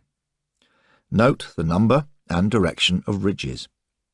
You won't be able to see what lies between them, so leave gaps to be filled in as you gain information from other vantage points. Tip for survival. Mark anything of interest on your map. Watercourses, rocky outcrops, landmarks, areas of vegetation. Plot positions of your traps, animal lairs, and places for foraging for food, fuel and stones for implements. It will be much easier than relying on your memory. Direction finding. The sun rises in the east and sets in the west, roughly speaking. In the northern hemisphere, at noon, the sun will be due south. In the southern hemisphere, it will be due north. The hemisphere is indicated by the way shadows move, clockwise in the north, anti-clockwise in the south. Shadow Stick Method 1. Place a 1 metre, 3-foot stick upright on a patch of flat ground. Mark where the tip of the shadow falls. Wait 15 minutes and mark the new shadow tip. Join the two for the directions of east and west. First mark is west. North, south are at right angles to the line. Shadow Stick Method 2. Mark first shadow tip in the morning. Draw an arc at exactly this distance from the tip, using stick as centre point. Shadow shrinks at midday. In the afternoon, as shadow lengthens, mark the exact spot where it touches the arc. Join to give east and west. West is the morning mark. Direction by watch. A traditional analog watch with 2 hands can tell direction, provided it is set to true local time. ignoring daylight saving and conventional time zones. The nearer the equator you are, the less accurate this method is. In the Northern Hemisphere, hold watch horizontal. Point hour hand at the sun. Bisect angle between hour hand and 12 mark to give north-south line. In the Southern Hemisphere, hold watch horizontal. Point 12 towards sun. Midpoint between 12 and hour hand will give a north-south line. Improvised compasses. A piece of ferrous metal wire, a sewing needle is ideal, stroked repeatedly in one direction against silk will become magnetized and can be suspended so it points north. Stroking with a magnet will be better than using silk. Stroke the metal smoothly from one end to the other in one direction only. Suspend the needle in a loop of thread so balance is not affected. Kinks or twists in thread must be avoided. A floating needle can be used in the same way as the suspended one. Lay the needle on a piece of paper, bark or grass and float it on the surface of water. A power source of 2 volts or more, for instance a battery, can be used with a short length of insulated wire to magnetize metal. Coil wire around the needle. If the wire is uninsulated, wrap the needle with paper or cardboard. Attach ends of wire to battery terminals for 5 minutes. A razor blade can also be used as a compass needle. Magnetize the blade by stropping with care against palm of hand, then suspend. Tips for survival. Use other methods to establish the general direction of north, then mark the relevant end of your new compass to indicate north. Top up your needle's magnetism from time to time, and always check readings against the sun. Plant pointers. Plants can give an indication of north and south. They tend to grow towards the sun, so flowers and most abundant growth will be to the south in the northern hemisphere, to the north in the southern. Moss on tree trunks will be greener and more profuse on that side. If trees have been felled, the pattern of the rings is more widely spaced on the side towards the equator. A South African plant, the North Pole plant, leans towards the north. The compass plant is North American and directs its leaves in a north-south alignment, so that profile from east or west is quite different from that of north or south. Wind direction. If the direction of the prevailing wind is known, it can be used to maintain direction. Where a strong wind always comes from the same direction, plants and trees may be bent that way. Birds and insects will usually build nests on the lee side. Direction by the heavens. Using the moon. As the moon orbits the earth over 28 days, the shape varies according to its position. When it is on the same side of the earth as the sun, no light is reflected from the sun. This is the new moon.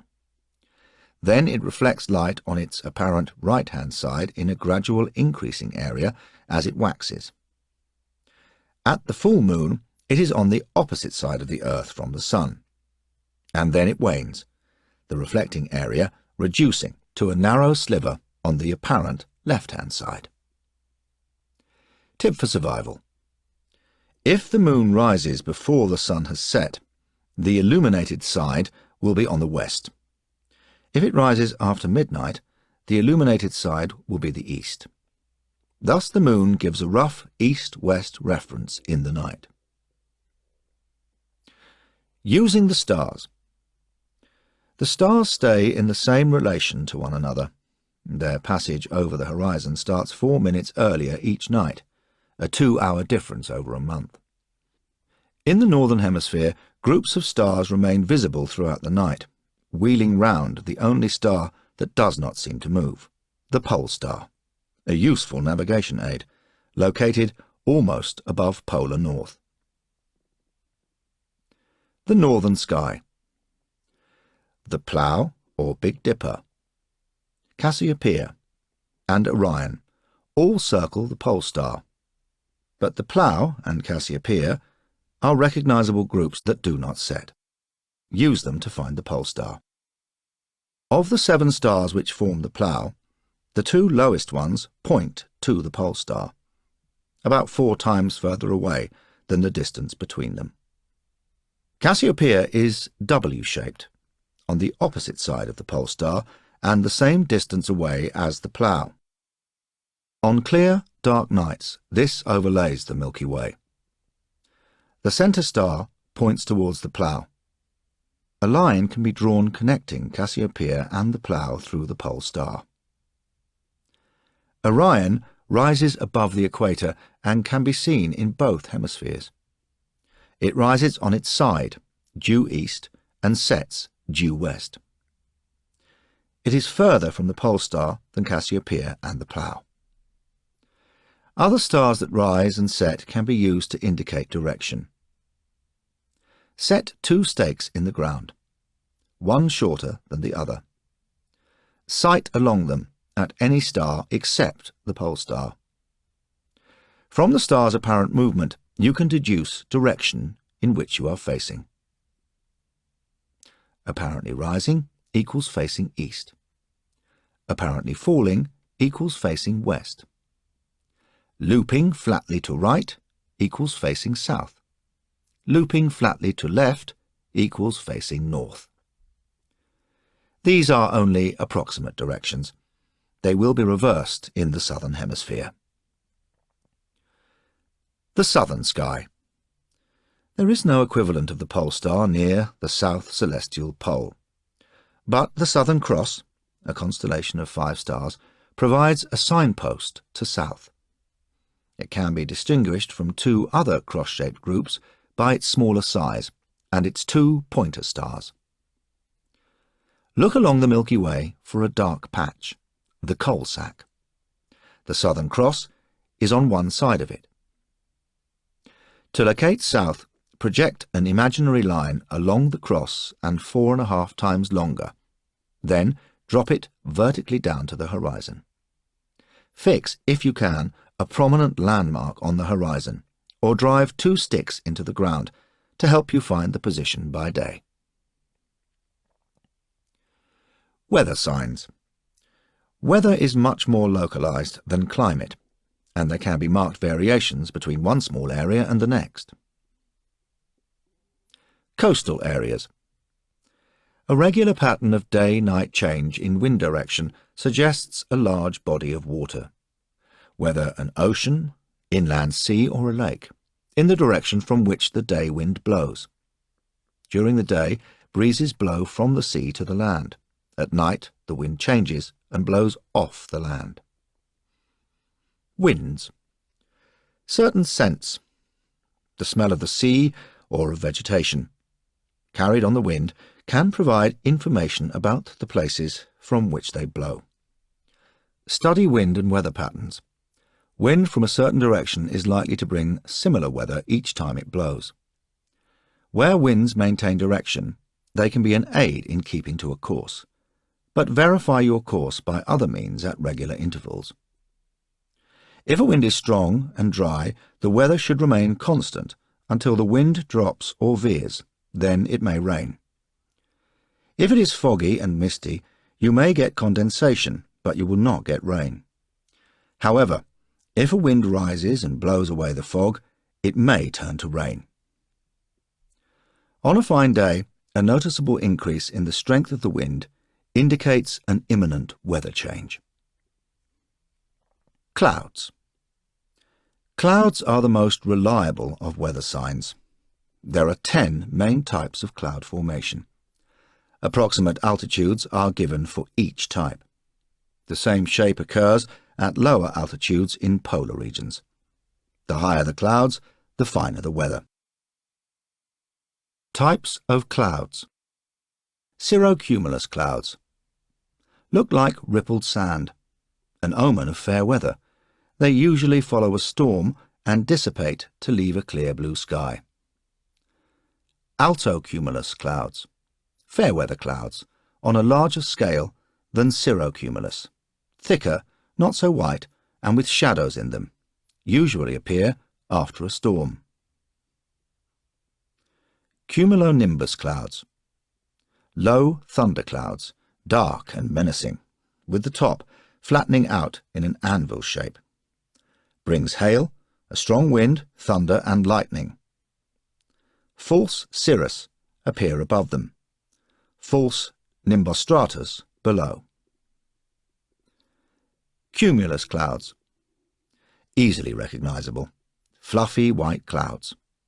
Usually indicate fair weather when widely separated, but if large and many-headed, they are capable of producing sudden heavy showers. When seen at sea, in an otherwise cloudless sky, they are often an indication that land lies beneath them. Cirrus clouds, high, wispy clouds formed from ice crystals which give them a white appearance. Seen in fine weather. 5 to 9 kilometers, 3.1 to 5.5 miles. Cirrostratus clouds, made up of ice particles and look like white veins. These produce a halo round the sun or moon. If a cirrus-filled sky darkens and the clouds change to cirrostratus, it is an indication that rain or snow is on the way.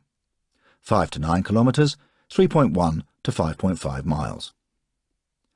Altostratus clouds form a greyish veil over the sun or moon. If wet weather is approaching, the cloud will darken and thicken, obscuring the sun or moon until it begins to rain. 2.5 to 6 kilometers, 1.6 to 3.7 miles. Nimbostratus clouds form low, dark blankets which signal rain or snow within 4 to 5 hours, usually lasting several hours. 1.5 to 5 kilometers, 0.9 to 3.1 miles.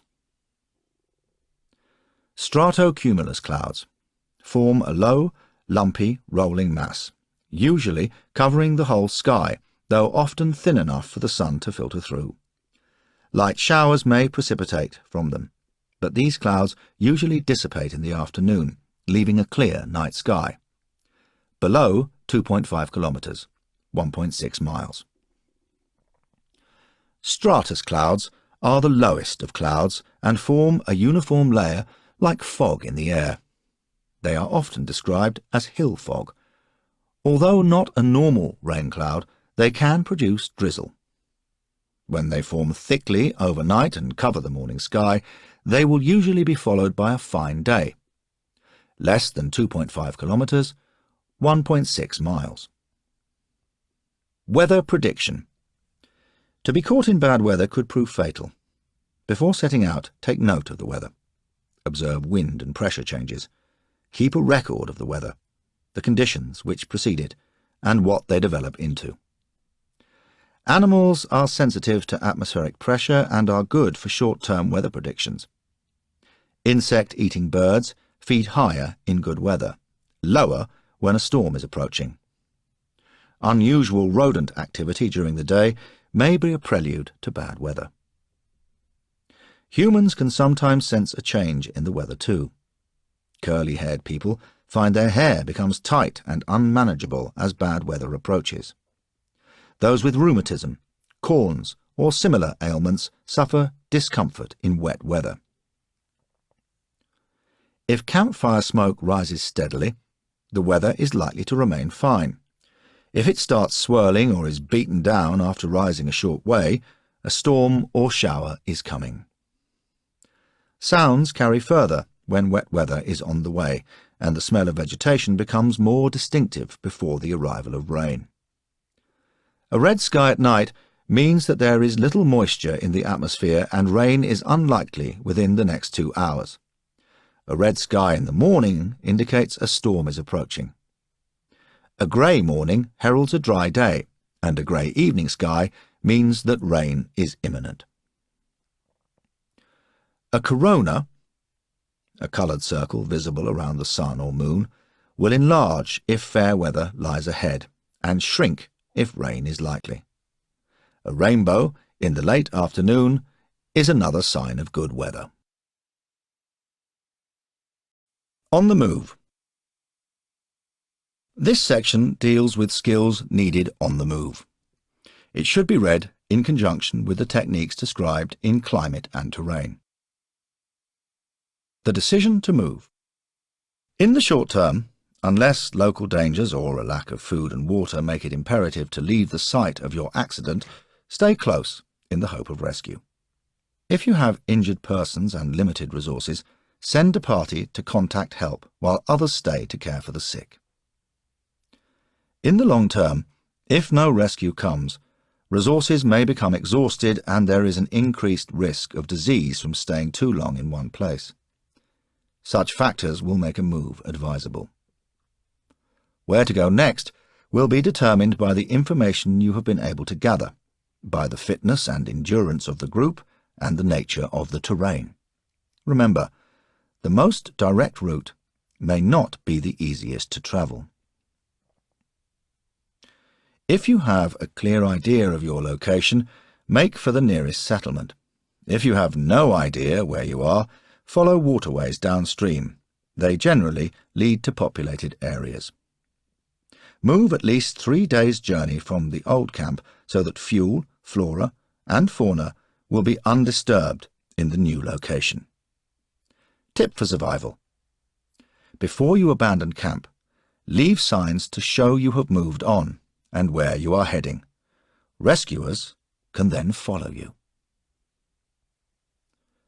Preparations. Stock up preserved food and make water containers. Make foot coverings and clothing and packs to carry equipment and supplies. Build a sledge or raft or other form of transport. Take signalling gear and shelter materials with you. If shelter can be quickly erected on arrival, you will then be free to gather food and fuel. Study weather patterns. Set off in settled weather. Hudson Bay Pack. A comfortable and simple way to carry equipment. This needs strong, waterproof material, 60 centimetres, 1 yard square. 2 small stones and cord or thong long enough to loop across the body. When you make your Hudson Bay Pack, place stones in diagonally opposite corners of the cloth. Fold ends of cloth over stones. Tie cord below stones to secure them in position. They will prevent cord slipping off. Lay cloth on ground and roll possessions up tightly. Wrap pack round body, either across the back or round the waist. Carry babies papoose style on your back or front. Tie lower corners of a rectangle of cloth around the waist. Pop in baby and tie upper corners round your neck. Sit small children on a backpack frame. For adults and heavy equipment, make a sledge. Making a sledge. Ideal for snow and ice, sledges may also be used on smooth ground. Use doors and cowlings from a crashed vehicle or plane in construction. Tie lines to front runners with a bowline to the people hauling. Ideally 2 at the front and 2 at the rear. Test before use. When you make your sledge, take 2 forked branches and remove one side of each fork for runners. Make smooth. Lash on cross members. Alternatively, choose 2 long, supple runners and bend and brace. Whichever method you choose, add at least 1 diagonal for strength. Planning the route. Visibility will often be restricted and you must guess what lies ahead. Things you can see may be misleading. What looks like an easy slope may prove to be a barrier when you get close. If you have them, use binoculars. Climbing a tree may help you see further, but keep close to the trunk and test each branch before risking your weight on it. This is no time to risk a fall. Following rivers. Watercourses offer a route to civilization and a life support system on the way. Apart from rare occasions when they suddenly disappear underground, rivers offer a clearly defined route. Where they cut through gorges, it may be impossible to follow their banks. Take to high ground and cut off the bends. In tropical conditions, vegetation may be densest by the river and the banks hard to negotiate. If the river is wide enough, build a raft of bamboo or fallen trees. When a river meanders widely on a plain, the inside of loops may be swampy and prone to flooding. Avoid these marshy areas if you can. Cut across the loop. Maintaining direction. Choose a distant landmark and head towards it. Try to skirt dense vegetation. Orientation is difficult in forests. A compass becomes a valuable asset. In featureless territory, if in a group of 3 or more, to maintain a straight line, separate and follow at intervals in each other's tracks. Look back frequently. Those behind should be directly behind each other in a straight line. Move in relay. The one who went ahead can rest while everyone else moves up from the rear. If travelling alone, align yourself by looking back at your own tracks, if visible, or set up markers, sticks, pile of stones, at intervals in alignment with each other, so you can check that you are not deviating from your route. Once on high ground, stick to it until certain that you have found the spur down which will allow you to make the best progress in the desired direction. Moving in groups. Always move in formation. This will make it easy to check that no stragglers have been left behind. Have a briefing before setting out to discuss the route and to designate rallying points at which to regroup. Dividing responsibilities. Appoint a scout to select the best route and find ways to skirt obstacles. A number 2 should make sure the scout maintains correct overall direction. Both will need to be relieved frequently, as it is tiring work. The others should travel in pairs to ensure that no one drops by the wayside. A head count is vital after negotiating difficult terrain. Check equipment regularly too. Nominate prominent landmarks as rallying points, so that everyone knows what to head for if separated. Pace and progress. A large group can send an advance party to clear the route and set up camp. A clear trail will make carrying baggage and injured people much easier. The scout must not go too fast. Frequent rests, a 10-minute break every 30 to 45 minutes, are vital. After an obstacle, wait and allow everyone to catch up and check and adjust loads. Try to maintain an even pace.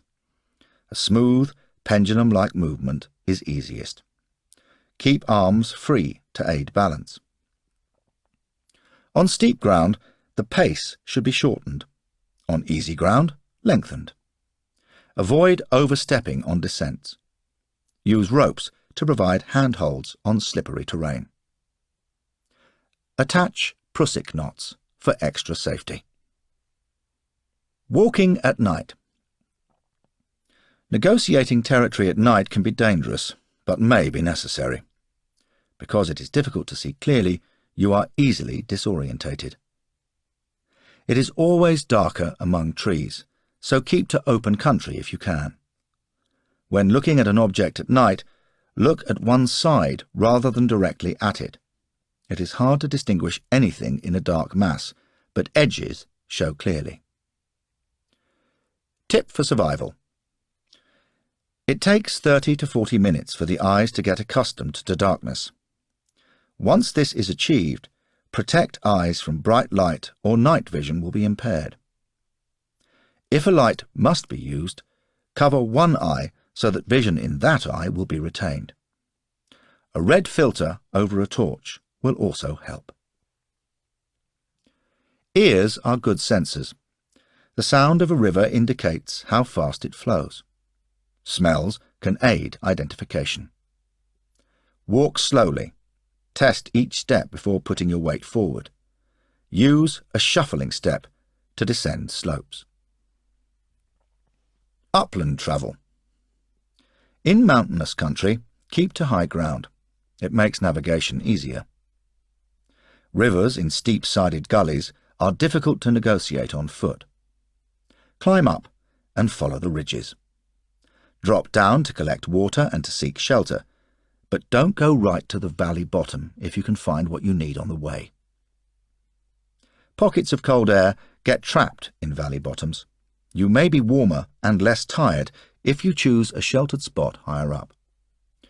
If you carry water and shelter materials, stay on the high ground and make camp in a sheltered spot. When the river gets larger and the valley opens out, drop down to follow the river banks once more. Steep slopes. Traverse slopes in a zigzag. As you change direction, always set off with the uphill foot to avoid crossing your legs over and losing balance. When climbing steep slopes, lock your knees together after each step to rest the muscles. To descend slopes, keep your knees bent and try to go straight down. Sit back and dig in the heels if you pick up too much speed. Avoid loose rock and scree. When climbing, test every foothold before putting your weight on it. Avoid stepping on stones or logs that may dislodge. Jump down loose ground provided there are no sudden drops. Keep feet square and shoulder width apart. Dig in heels and slide. You will lose control as speed increases. Jump again. Abseil down steep slopes. Jungle travel. You may have to cut through dense jungle if there is no way round. Chop downwards and as low as possible at the stems on both sides so they fall away from the path, not across it. Avoid leaving bamboo spikes. They can be lethal if stumbled upon. Atap and rattan have thorns like fish hooks at the end of the leaf. When snared, back off and untangle. Rushing only makes it worse. Tip for survival. Keep feet covered to protect them from sapling spikes, snakes and chiggers. Burrowing parasites. Stop frequently to remove parasites. Chiggers ignored for more than an hour will cause infection. Waterways.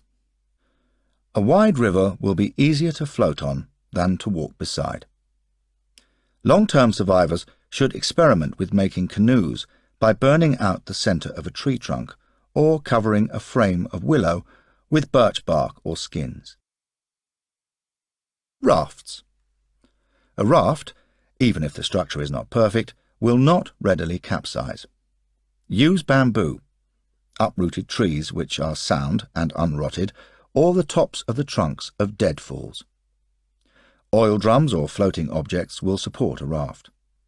If there is no supply of timber, a sheet of waterproof material can be used as a man-carrying coracle. Tip for survival. Never take chances. Only a really tough structure will survive rapids, and on wide reaches you face a long swim to the bank if your raft breaks up. Test all rafts in safe water near camp before setting off on a journey. Tie all equipment securely to the raft or safety line. Make sure that nothing trails over the edges. It could snag in shallows. Everyone aboard should have a bowline round the waist, securing them to a safety line or to the raft. Lifelines should be long enough to allow free movement, but not so long as to trail in the water. In swift-flowing rivers with rapids and falls, it is better not to tie on. Head for the bank if the raft is out of control. In shallow water, control the raft with 2 long poles, like a punt. One person poling at the front corner, another at the diagonally opposite back corner. Bamboo raft.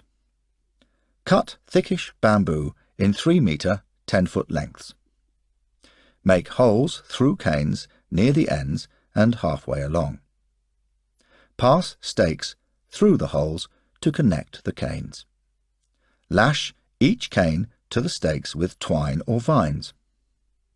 Make a second layer to fit on top of the first and lash them together. Gripper bar raft. Place 2 thickish pliable stakes on the ground. They should be long enough to overlap the width of the deck. Lay logs over them. Place 2 stakes on top. Tie each pair of stakes on one side. Then, with a helper standing on top to force the other ends together, tie these so the logs are gripped between. Notching the ends of the gripper bars will stop ropes slipping. Steering. Make a paddle rudder and mount it on an A-frame near one end of the raft. Secure A-frame with guy lines to the corners of the raft. Tie the rudder on so it does not slip. You may need to notch the raft for the A-frame base.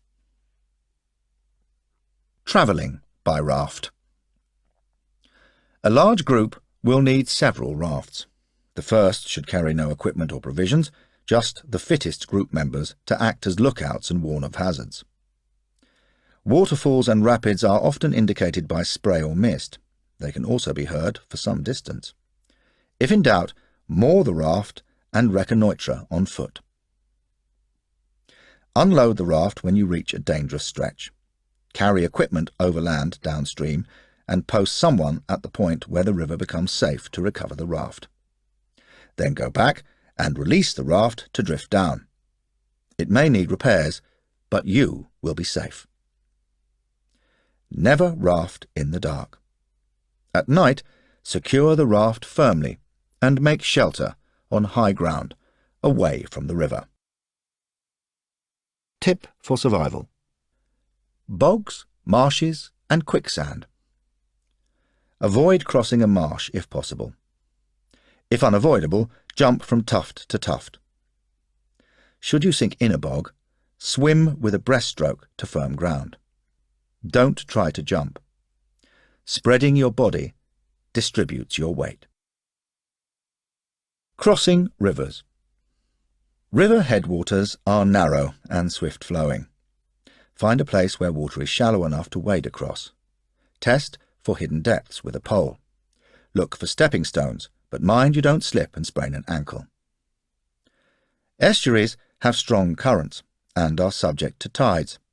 Avoid crossing there unless equipped with a boat or raft. Head upstream to find a safer spot. Do not set off right opposite the point you hope to reach. Make allowances for where the current will take you. Study the water. Surface movement can indicate what lies beneath.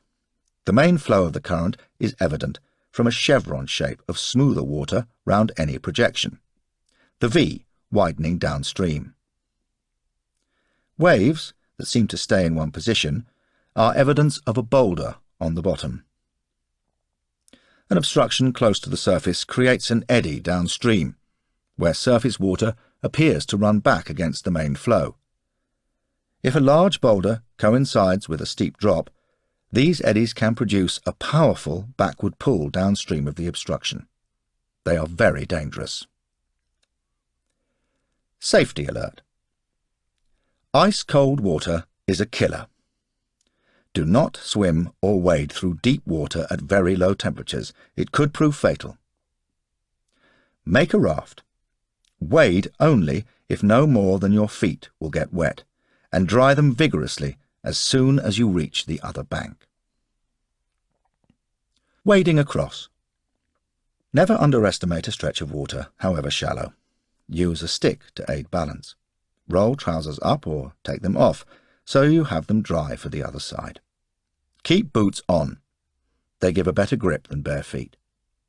Undo the belt fastening of a backpack so you can slip it off if you get swept over. But don't let go of it. Use it to help you right yourself.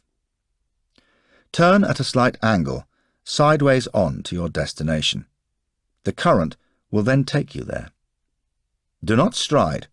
Shuffle sideways, using the stick to test for depth and trying each foothold before using it.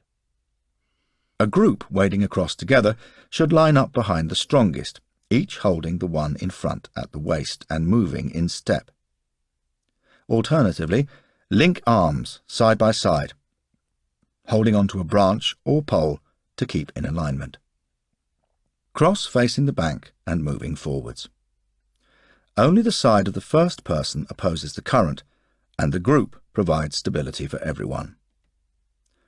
Safety alert. Look out for submerged branches. You could get tangled and lose your balance. When forced against an obstruction by the current, you feel its full force and may be unable to move. Crossing with ropes. You need a loop of rope 3 times as long as the width of the stream and at least 3 people in the party. The fittest person crosses while 2 control the rope to keep it out of the water as much as possible, and stand by to haul the crosser to safety if difficulties are encountered. When your group crosses the river, the person crossing is secured round the chest to the loop. The other 2 are not tied on. They pay out rope as it is needed. The strongest should cross first. When he reaches the bank, he unties himself, and the second person ties on and crosses, controlled by the others. Any number can be sent across this way. When the second person has reached the bank, the third person ties on and crosses. The first crosser takes most of the strain. The second stands by in case anything goes wrong. Tips for survival. Rivers are dangerous. Never enter the water unless there is no other way of getting across. Choose a crossing point carefully. Avoid high banks that are difficult to climb out onto. Avoid obstructions in the water. Current is likely to be fastest on the outside of bends, and steep banks may be undercut, making landing impossible. Look for an even section of riverbed. Shingle is the best surface for wading. Swimming across. If you can't swim, don't try. Rely on others and use a float. Even strong swimmers should use flotation aids to save energy and keep kit dry. Don't swim fully clothed. You need something warm to put on at the other end. Make sure your landing point has a beach or something to haul yourself out with. Avoid tangled branches in the water where you might get trapped. Enter well upstream and let the current carry you. Check the strength of the current by watching floating logs and flotsam. Look for obstructions and eddies. If you hit weed in the water, adopt a crawl stroke to cut through it. Once a strong swimmer has cleared a passage, others may follow in that channel. Tips for survival. Flotation aids. Use anything that floats. Fuel cans, plastic bottles, logs. Put your clothes in a waterproof bag, leaving plenty of airspace. Tie the neck, bend it over and tie again. Hold on to it, using just your legs to propel yourself. Pile twigs and straw into the centre of a waterproof sheet to create air pockets. Then pile your clothes and equipment on top and tie securely. Do not attempt to sit on the bundles or place your weight on them. A group should split into 4s, each lashing their bags together and using them as a support for an injured person or a non-swimmer. If no waterproof material is available, make a small raft or coracle to float your things on. Bundle your belongings and, if heavy, make the raft 2-layered so only the lower layer sinks and your kit stays dry. Survival at sea. 4/5 of the Earth's surface is open water, the most difficult environment in which to survive. Water and wind rapidly chill the body. Alone in cold water, your chances are not good without equipment. If you know your location, you may be able to predict where the currents will carry you. Warm currents, for example the Gulf Stream, are often rich in seafoods, as are coastal waters. Your main problem is likely to be a shortage of fresh water if you have no means of distilling seawater. Abandoning ship. When you are on board a ship, lifeboat drill should be a well-rehearsed procedure. Even in small boats, everyone on board should be acquainted with safety equipment and procedures. If the signal is given to abandon ship, put on warm, preferably woolen, clothing including hat and gloves, and wrap a towel round your neck. Take a torch, chocolates and boiled sweets if you can. Don't panic. An orderly embarkation will be faster and will establish a calmer attitude. Take what equipment you can with you. A life jacket will make it easier to float. Don't inflate your life jacket until you leave the ship. On small boats, life jackets should be worn all the time. If you have to jump overboard, first throw something that floats and jump close to it. Without a life jacket or belt, air trapped in clothing will aid buoyancy. A good reason to keep your clothes on, despite the frequent advice to strip off before entering the water. If you are swept overboard, keep afloat and try to attract attention. Sound travels well over water. Shout and splash. Wave with one arm above the water, not both, you will go under. Movement makes you more noticeable. Most life jackets are equipped with a whistle and light. In the water. Swim slowly and steadily. If abandoning a sinking boat or aircraft, get upwind and stay clear of it. Keep away from any fuel slick. If forced to swim through flames, jump in feet first and upwind. Swim into the wind using breaststroke. Splash flames away from head to make breathing holes. Swim underwater until clear of danger. If an underwater explosion is likely, reduce the risk of injury by swimming on your back.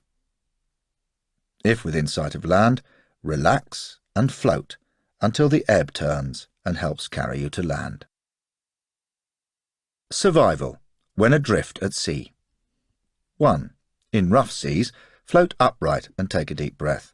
2. Lower face into water, keeping mouth closed, and bring arms forward to rest at water level. 3. Relax in this position until you need to take in more air. 4. Raise head above surface, tread water, and exhale. Take a breath and return to the relaxed position. Flotation bags. Improvise a short-term float from a pair of trousers. Not bottoms of legs. Sweep them over the head to fill with air. Then hold the waist below water to trap the air, making legs into water wings. Immediate action. Once clear of the wreck, inflate your dinghy. If there is no dinghy, grab as much flotsam as possible to use as a raft. Tie it together with belts, shoelaces, spare clothing. Salvage floating equipment. Inflating a dinghy. Many dinghies are self-inflating. If not, a pump is provided. Dinghies are built in sections, so there are several inflation points. Boarding an inflatable dinghy. If already in the water, move to the end, not the side of the dinghy. Place one leg over the edge and roll into the vessel. Do not jump in from above. You may damage it. Large dinghies have a righting line attached to one side. Grab it from the opposite side. Brace your feet against the dinghy and pull. The dinghy should rise up and over, pulling you out of the water momentarily. In heavy seas or high winds, this can be very difficult. To haul someone else aboard, hold their shoulders and lift one leg over the end, then roll them in. Discourage them from putting their arms round your neck. They could pull you into the water. Then tie yourself and others to the dinghy. Ensure the dinghy is fully inflated. It should be firm but not rock hard. If not, inflate it with your own breath or a pump. The valves are one way, and air will not escape when you take off the protective cap. Check for leaks. Escaping air causes bubbles underwater and a hissing sound above water. Seal holes with screw-in conical plugs in the dinghy kit. There should also be a supply of rubber patches and adhesive. Make daily checks for inflation and leaks. To repair a leak on the underside, swim under and insert a plug. Survival afloat. Rafts, boats and dinghies are built to carry a limited number. These numbers should not be exceeded. Place infants and the infirm aboard, and as many able-bodied as can be accommodated. The rest must hang on in the water, frequently swapping places with fit survivors in the raft. Stow gear in stowage places and tie securely. Check that no sharp objects will damage the inflatable. Put items that will spoil if wet in a waterproof container. Check signalling equipment, heliographs, flares, etc. If distress signals have been sent giving your position, try to maintain location. A sea anchor, streamed out from the boat, will keep it into the weather and slow down drift. Improvise a sea anchor from any weighted object securely tied to a line. Use clothing tied to a paddle with reef knots. If you can see the shore, head towards it. Tip for survival. Survival priorities. Protection from weather and effects of exposure. Location. Try to establish where you are and the best way of attracting rescue. Water. Take stock. Ration at once. Collect rain. Food. Don't eat unless you have sufficient water. Check all rations, stow them securely. Start fishing. Protection. Keep a log. Record names of survivors, date, time and position of accident, weather conditions, equipment salvaged. Record sightings and circumstances daily. In a cold climate, get out of cold water as soon as possible. Keep the dinghy as dry as you can. Bail out water. If it doesn't have a built-in shelter, rig up a spray shield and windbreak using any available material. Dry all wet clothing. If there is no dry clothing, squeeze out as much water as possible and put it back on. Maintain body heat by wrapping up in any available material, for instance, parachute or canvas. If in a group, huddle together. To keep circulation going, do mild exercises, but do not disturb the balance of the raft. In a hot climate, keep covered in strong sun. Cover head and neck to avoid sunstroke.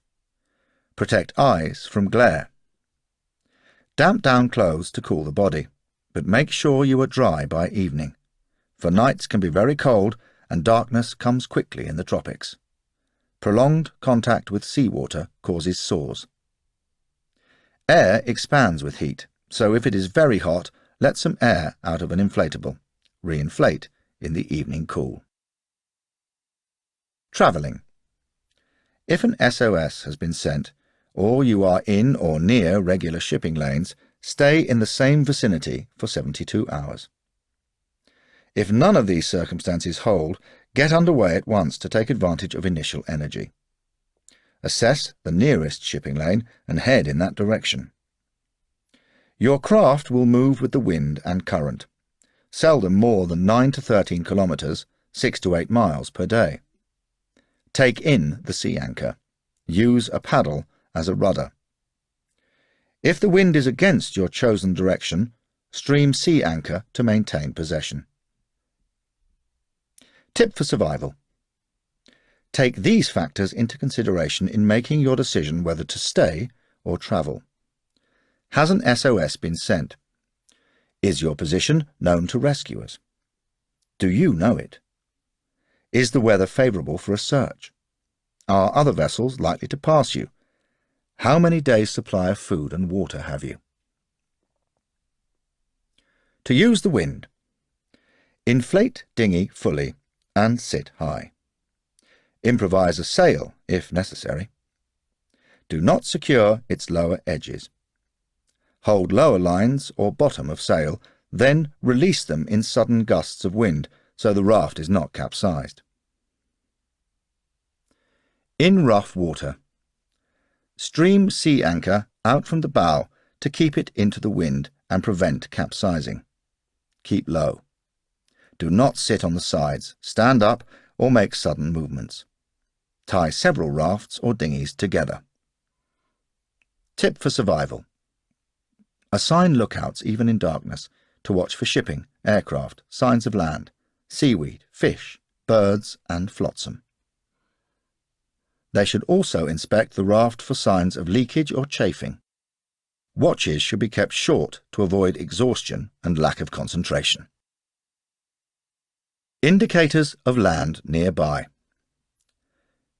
Cumulus clouds in an otherwise clear sky are likely to have formed over land. In tropical waters, the reflection of sunlight from shallow water over coral reefs produces a green tint on the underside of clouds. Lone birds may have been blown off course by rough weather, but few seabirds sleep on the water or fly more than 100 miles from land. Their direction of flight is usually outwards from land before noon and return in the late afternoon.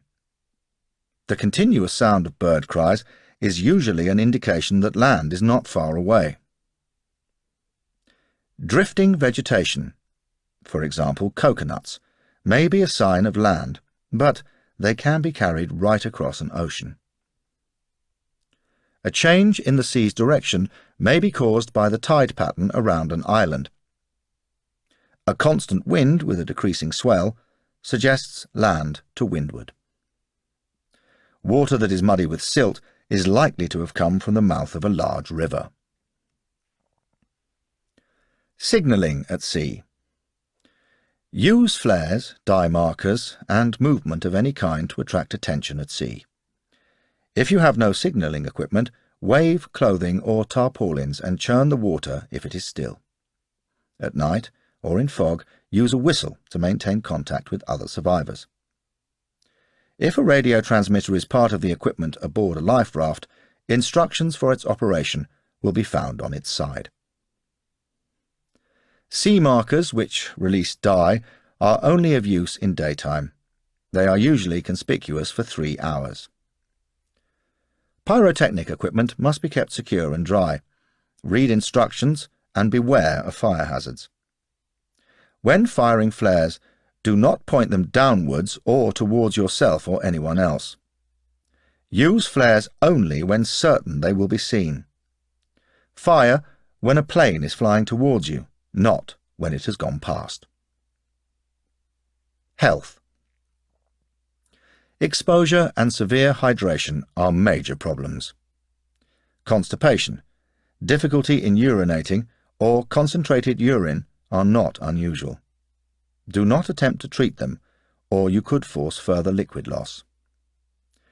If feeling sick, try not to vomit. Never induce vomiting.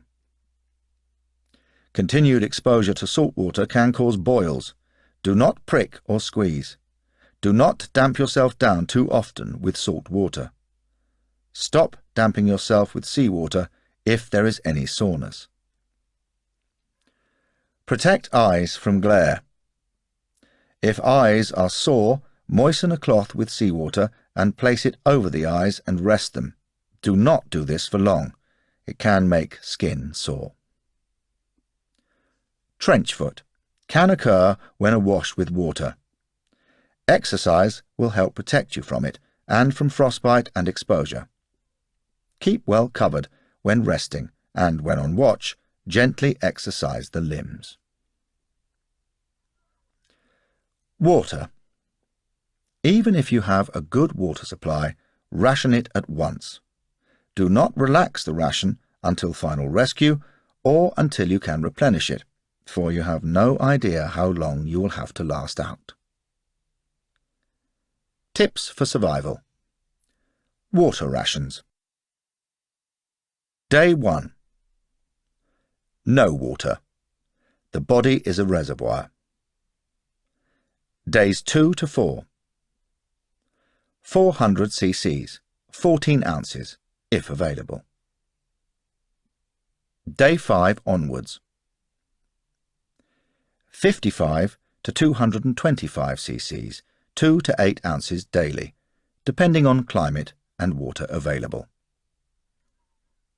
When drinking, moisten lips, tongue and throat before swallowing. Sip slowly. Gulping will make you vomit. Reducing water needs. Reduce sweating. Make use of breezes and seawater to cool the body. If it is very hot and the waters are safe, take a dip over the side, but first check your safety line. You should always be tied on. Beware of dangerous fish and be sure that you can get back aboard. Take anti-sickness pills if available as soon as you feel queasy, for vomiting will lose valuable fluids. If you are low on water, do not eat.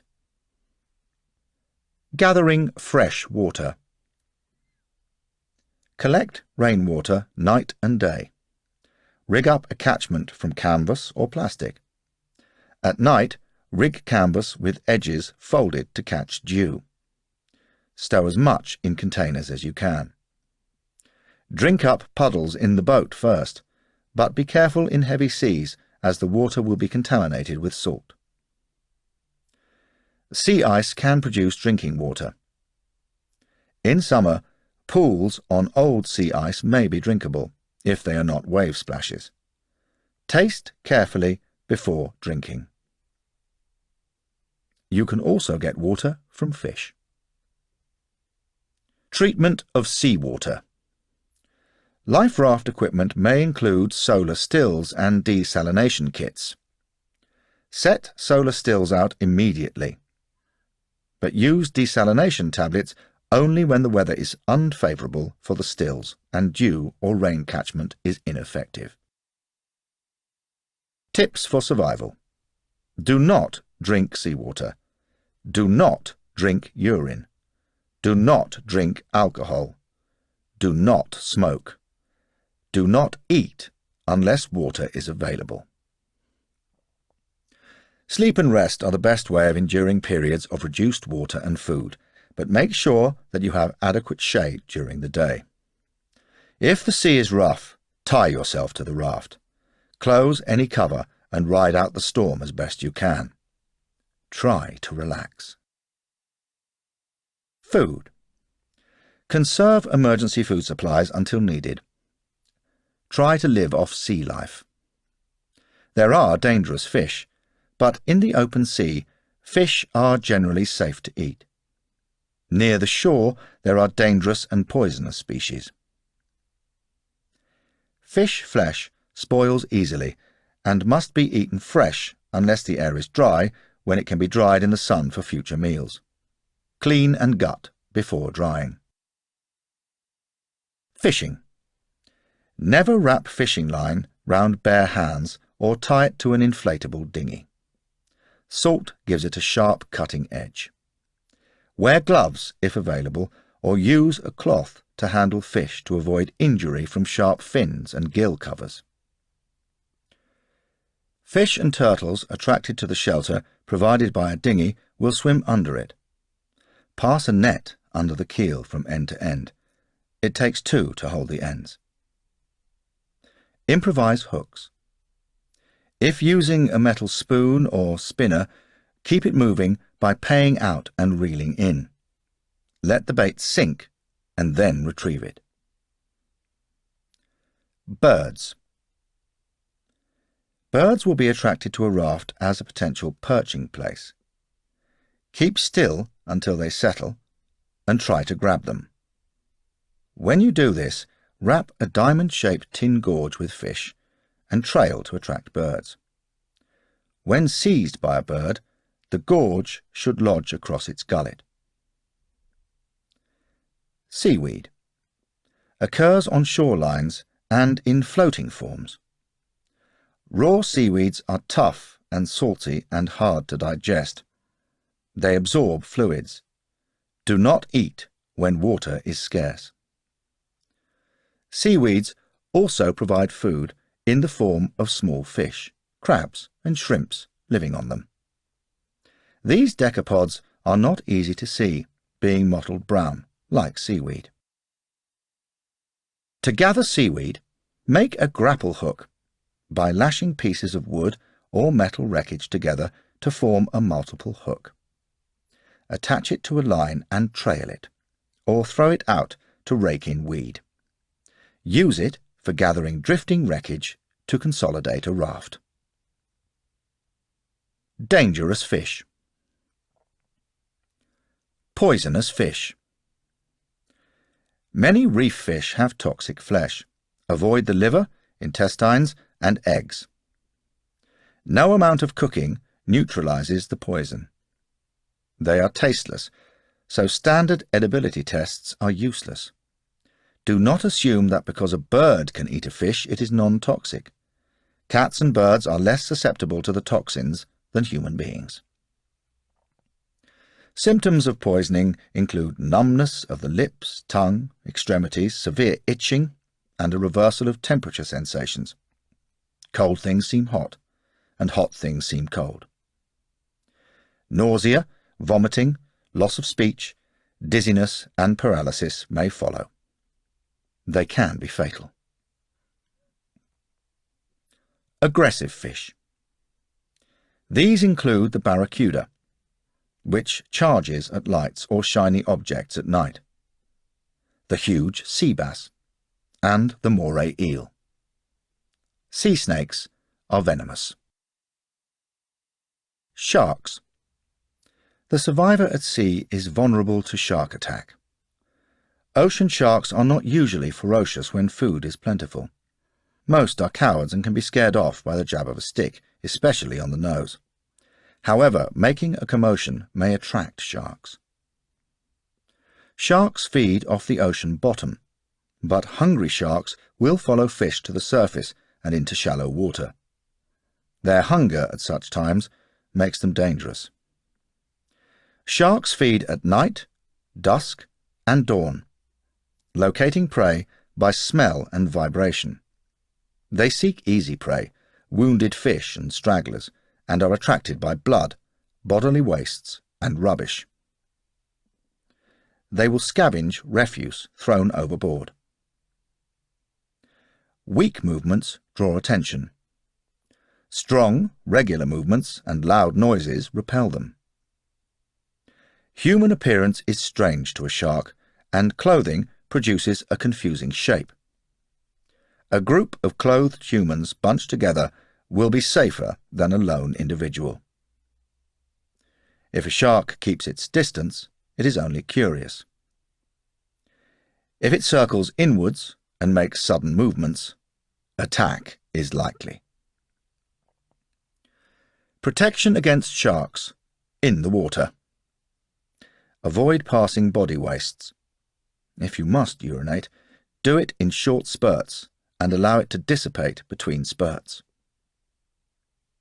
Collect feces and throw far away. Try to hold vomit in the mouth and re-swallow it, or throw it far away.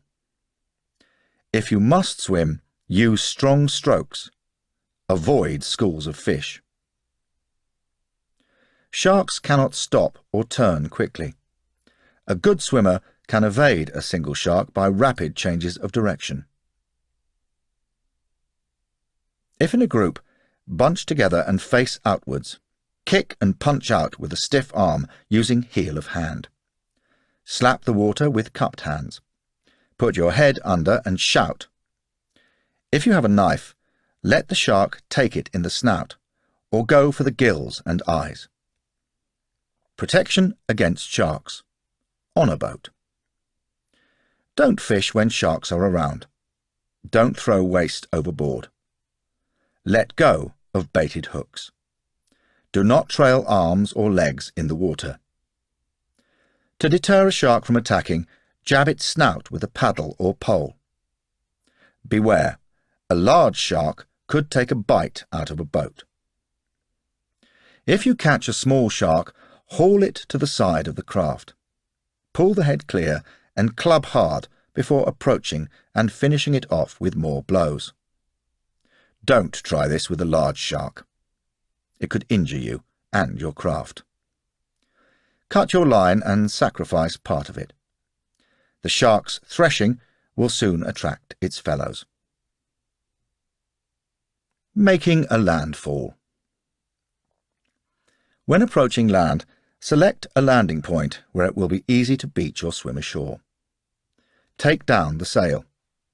The sea anchor will keep you pointing at the shore and will slow down your progress.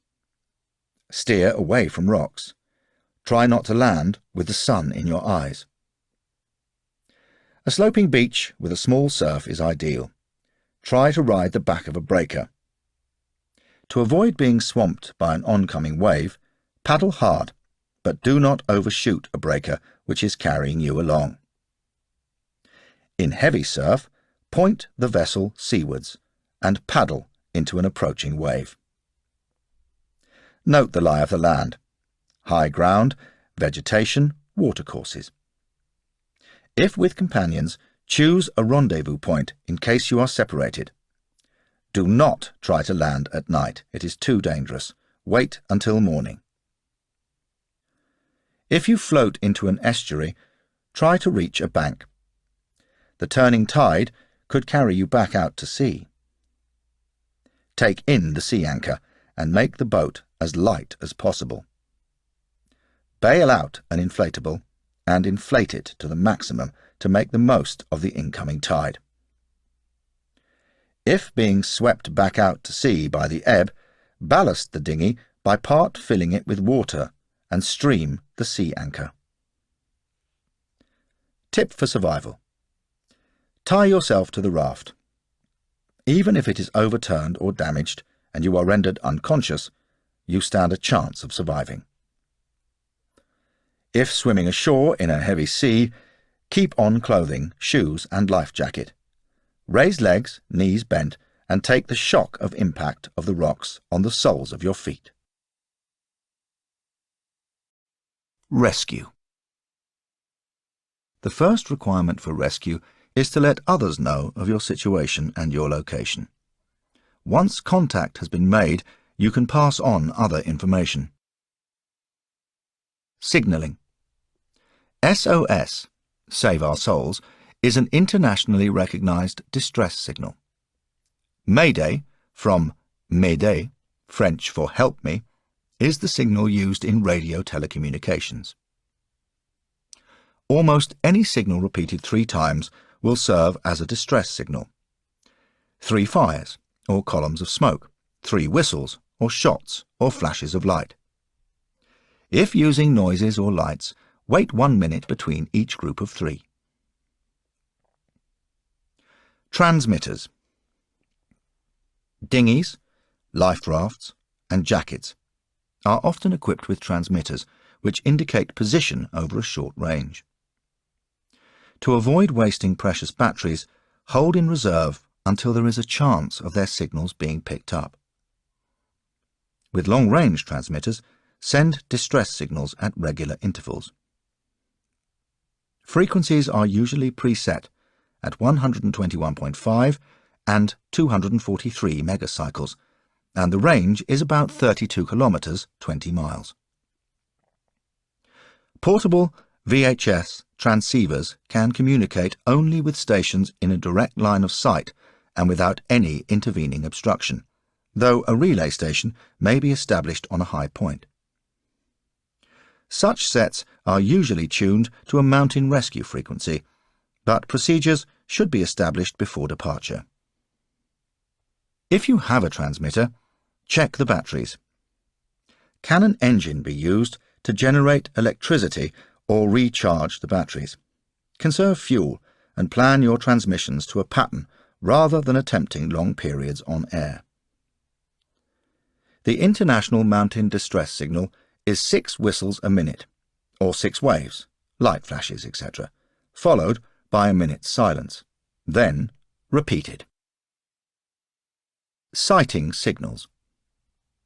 Take account of the terrain. Choose high points for light signals. Erect an unusual silhouette on a ridge to attract attention. Planes fly over hilly territory from the lower to the higher ridges. Thus, slopes behind ridges may be hidden as the plane approaches. Signals near tops of ridges should be seen from any direction. Lay out marks on level ground or on slopes that are not likely to be overlooked. Vehicle or aircraft wreckage. A stranded vehicle or downed aircraft provides useful signalling aids. Fuel, oil, and hydraulic fluid can be burned. Tyres and electrical insulation generate smoke. Glass and chrome make good reflectors. Life jackets, dinghies, and parachutes are eye-catching. Arrange colourful, shiny objects in a visible spot to attract attention to your location. Switch lights on at night. If batteries are low, keep them in reserve to flash headlamps and sound the horn. Fire and smoke. Establish signal fires once immediate needs for treatment of injury and provision of shelter have been met. Gather fuel for camp and signal fires.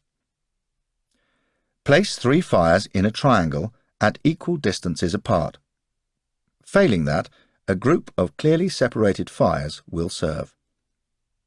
If fuel is scarce, use only your campfire. Signal fires should be kept dry and maintained, ready to be lit to attract attention of passing aircraft. Use tinder to get them going rapidly. Petrol can be used as a firelighter, but don't just pour it on. Lay a piece of petrol-soaked rag among the tinder. Don't light it at once. Carry the fuel can off to a safe distance. Wait a few seconds, then light the wick. If a fire does not light first time, pull tinder apart and check for sparks or embers before adding extra petrol. Tip for survival. Keep a stock of green boughs, oil or rubber close by to create smoke if needed. Among vegetation or close to trees, build an earth wall round each fire to contain it. Do not build fires among trees where the canopy will block out the signal. Place them in a clearing. If by a lake or river, build rafts to place your fires on and anchor or tether them securely in position. Torch trees. Use small, isolated trees for fire signals. Build a fire between the boughs using dry twigs or old birds' nests. This will ignite the foliage, producing lots of smoke. Fires at the base of dead trees burn for a long time, but don't risk starting a forest fire. Apart from the damage this will cause, your life will be in jeopardy. Luminous cone fires. On a clear, open site, make a tripod with a platform to support a fire. Use evergreen boughs as cover to keep the cone dry. They will burn brightly and give off smoke. Cover the entire cone with bright-coloured material, for instance a parachute, which will itself be noticeable by day. Whip it off when you ignite the fire. You may not attract attention the first time. When doing this, keep tripods well maintained, ensuring wood is dry. Drive pole ends into the ground to prevent tipping in strong winds. A flaming cone fire is visible for miles. In exposed locations, make a teepee of fabric with smoke and heat outlet at the top to keep the fire under control. Add fuel from the side so as not to mask the firelight. Use wreckage to help fire signaling. Stand a fire on a piece of metal. When hot, it increases convection and makes the fire burn brightly. If polished, it will act as a reflector, intensifying the brightness. Smoke indicators. By day, smoke is a good locator. Have a supply of smoke-producing material ready to put on your fires.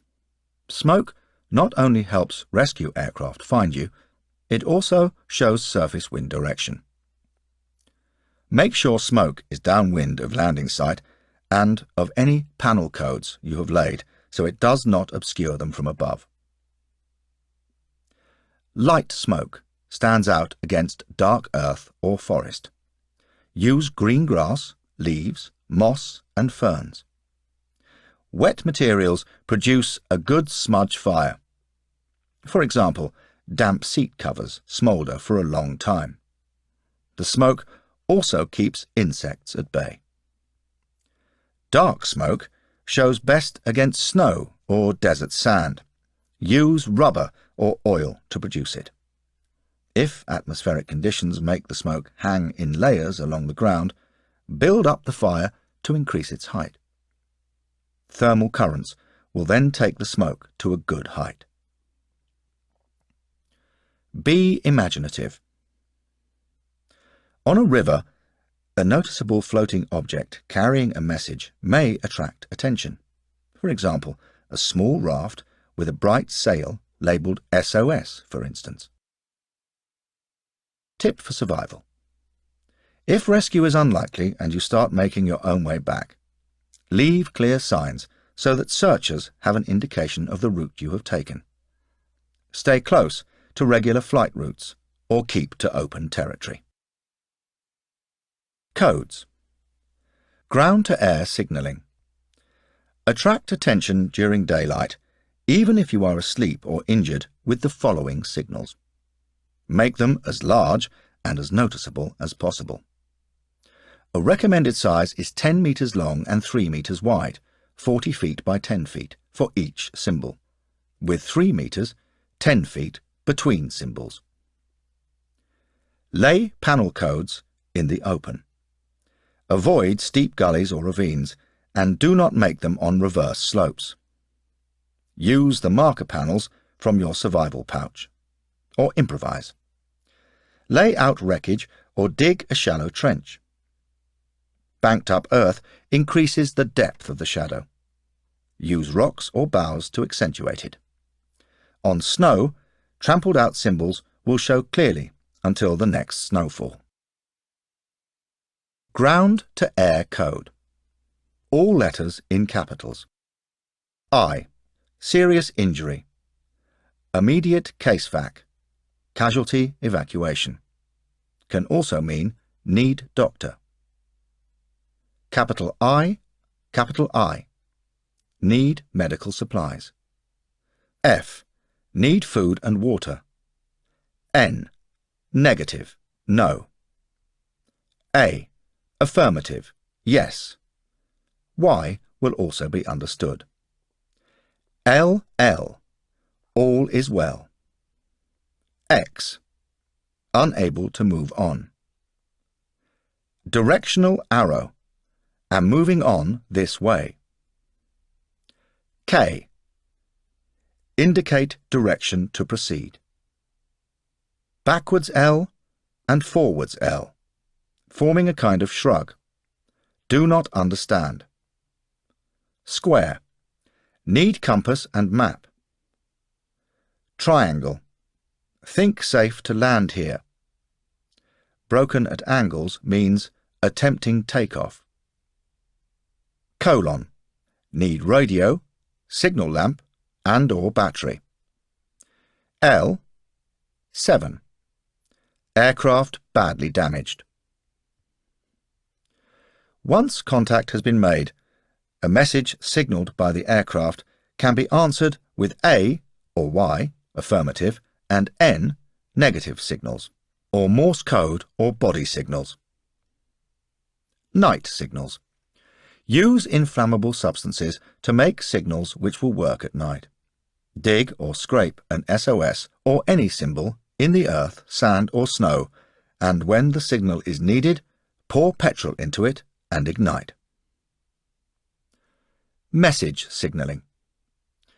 International Morse code can be transmitted by flashing lights on and off, by a heliograph, by waving a flag or a shirt tied to a stick.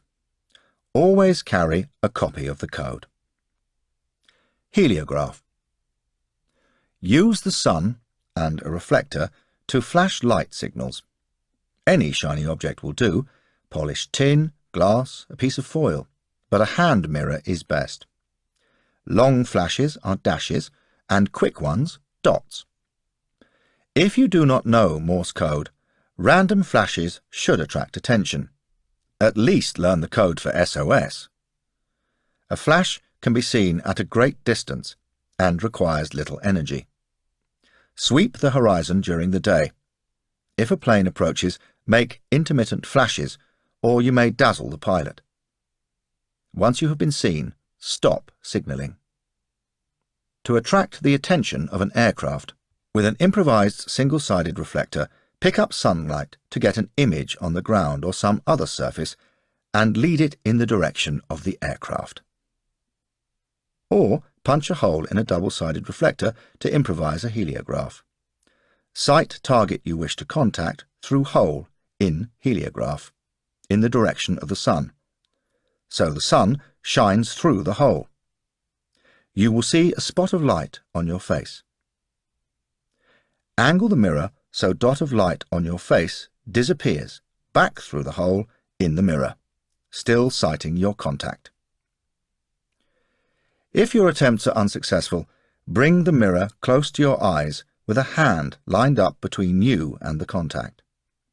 Angle the mirror to flash onto your hand, then move hand away. Practice this form of signalling, but unless in a survival situation, do not signal to aircraft or transmit messages which could cause alarm or danger to others. Rag signals. Tie a flag or a piece of bright coloured clothing to a pole. Move it left for dashes and right for dots. Exaggerate with a figure of 8 movement. For a dot, swing to the right and make a figure of 8. For a dash, swing to the left and make a figure of 8. At close range, this may work without figure of 8 movements. Keep dash pauses on the left, slightly longer than dot movements to the right. Body signals. Use these to signal to airmen. Make all signals in a clear and exaggerated manner. Note changes from frontal to sideways positions and use of leg and body posture as well as hand movements. Use a cloth in the hand to emphasize yes and no signals. Facing forwards, both hands above head. Pick us up. Facing forwards, both hands out to the side. Need mechanical help. Facing sideways, crouch down, arms out in front. Land here. Facing sideways, waving a shirt up and down, yes. Facing forwards, waving a shirt low down, left and right, no. Facing forwards, waving with one hand above the head, all is well. Facing forwards, right arm out to the side, can proceed shortly. Facing forwards, both hands at the ears, have radio. Facing forwards, both hands above the head, moving side to side at the waist. Do not attempt to land here. Lying flat on your back with both hands above your head, need medical assistance.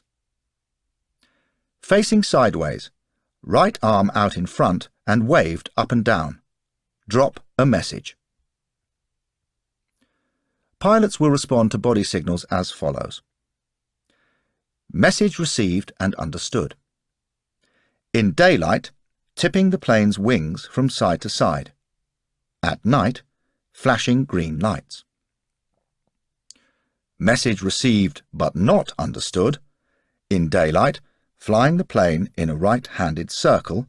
At night, flashing red lights. Mountain Rescue Code. Message, SOS. Flare signal, red. Sound signal, 3 short blasts, 3 long, 3 short. Repeat after 1 minute interval.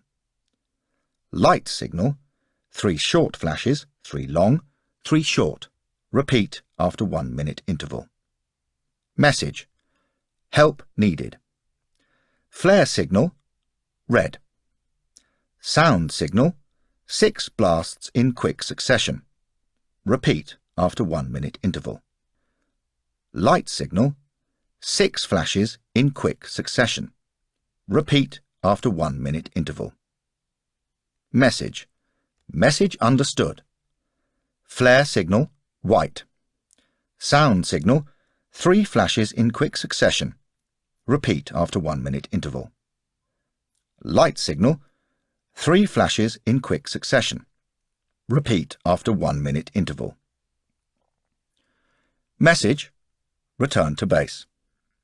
Flare signal, green. Sound signal, prolonged succession of blasts. Light signal, prolonged succession of flashes. Flares. Any flare will be investigated in a search, but choose one best fitted to the location. In closely wooded country, green does not stand out, but red does. Over snow, white merges. Green and red are best. Make sure you understand the instructions, as some flares eject a white-hot ball of magnesium that will burn a hole in anything it hits, your chest or dinghy. Some flares are handheld and reversible. One end produces smoke for daytime, the other a flare for night. The higher these are held, the easier they are to see. Flares fired into the air can be seen from far away. Keep flares dry and away from naked flames and heat sources. Ensure safety pins are in position and secure, but may be easily removed when necessary. Handling flares. Handheld flares are cylindrical tubes with a cap at each end. The top cap is often embossed so it can be identified by touch. Remove it first.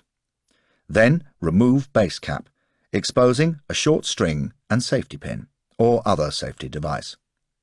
Point flare upwards and away from you and anyone else. Remove pin, or turn to the fire position. Hold flare at arm's length, shoulder height, pointing up. Tug the firing string vertically downwards. Brace yourself for the kickback. Some flares have a spring mechanism trigger. To fire Very pistols, load, point skywards, cock the hammer, and squeeze the trigger. Mini flares are lighter than Very pistols, but as effective. Handle with care. To use, screw a flare of the selected colour into the end of the discharger, aim skyward, pull back striker, and fire. Safety alert. Handheld flares get hot. When they burn down, do not drop them into the bottom of a boat, where they could start a fire or burn straight through an inflatable. Information signals. If you abandon camp, leave clear direction markers to indicate your route. Continue to make them, not only for people to follow, but to establish your own route as a guide if you start going back on your trail. Place rocks or debris in arrow shape to be visible from the air. Ground level signs include stick in crooked support, with the top indicating direction followed. Grass is tied in an overhand knot with end hanging in the direction followed. Forked branches laid with fork pointing in direction followed. Small rocks on larger rocks with a small rock beside, indicating a turn. or arrow notches cut in tree trunks. A cross of sticks or stones means not this way. Signal danger or emergency with 3 rocks, sticks, or clumps of grass. Search. A search will start from the last known location and sweep on the proposed route. An assessment will be made of probable strategy adopted. The search will then be extended to cover the whole area. Ideally, this will be done from the air, but severe weather may mean it has to be done on foot. Aerial search patterns will cover both sides of the intended flight path of missing aircraft or your known route. If weather conditions permit, a night search will be made.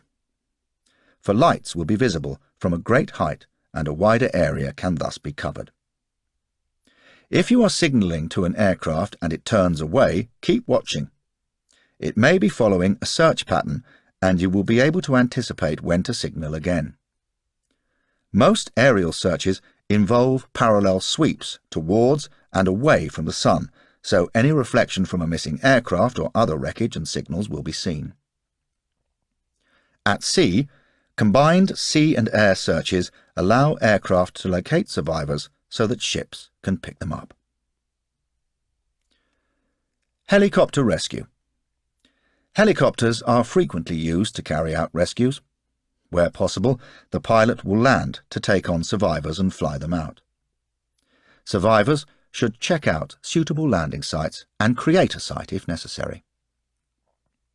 A helicopter requires an obstruction-free approach and exit path, both into prevailing winds. The ground should be level.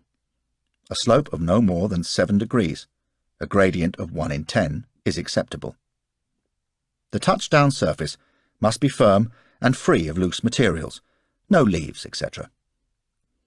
Selecting and preparing a landing site. Find a natural clearing at least 26 metres, 80 feet in diameter. A further 5 metres, 15 feet, should be cleared to a height of 60 centimetres, 2 feet. It must have a clear approach path into the prevailing wind with no obstructions within an angle of 15 degrees of the landing pad, LP. In close country, seek a river bank on a large bend. On level high ground, fell trees, so they fall downhill, clear of approach and exit paths. Do not attempt to cut an LP on flat ground. Mark touchdown point with an H made of rocks.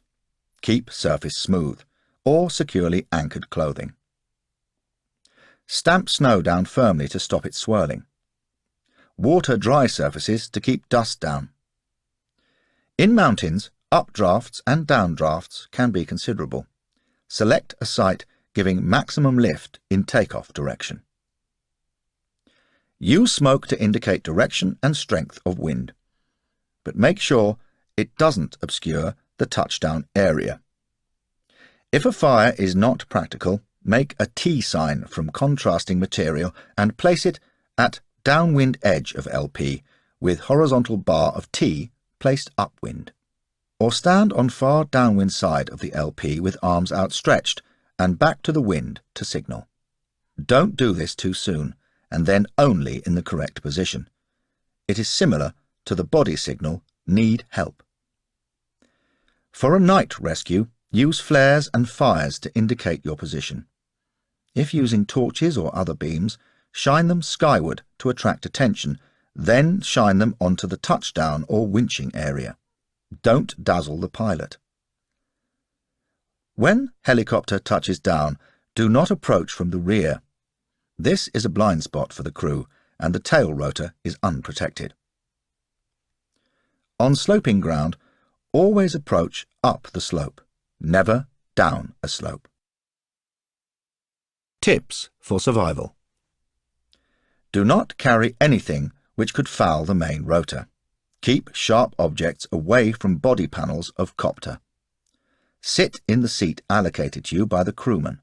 Fasten the seatbelt and keep fastened until told otherwise. Do not try to alight until the engine has been shut down after you have landed. Even then, wait for directions. Non-landing rescue. If an LP is impossible, You can be winched up while the helicopter hovers.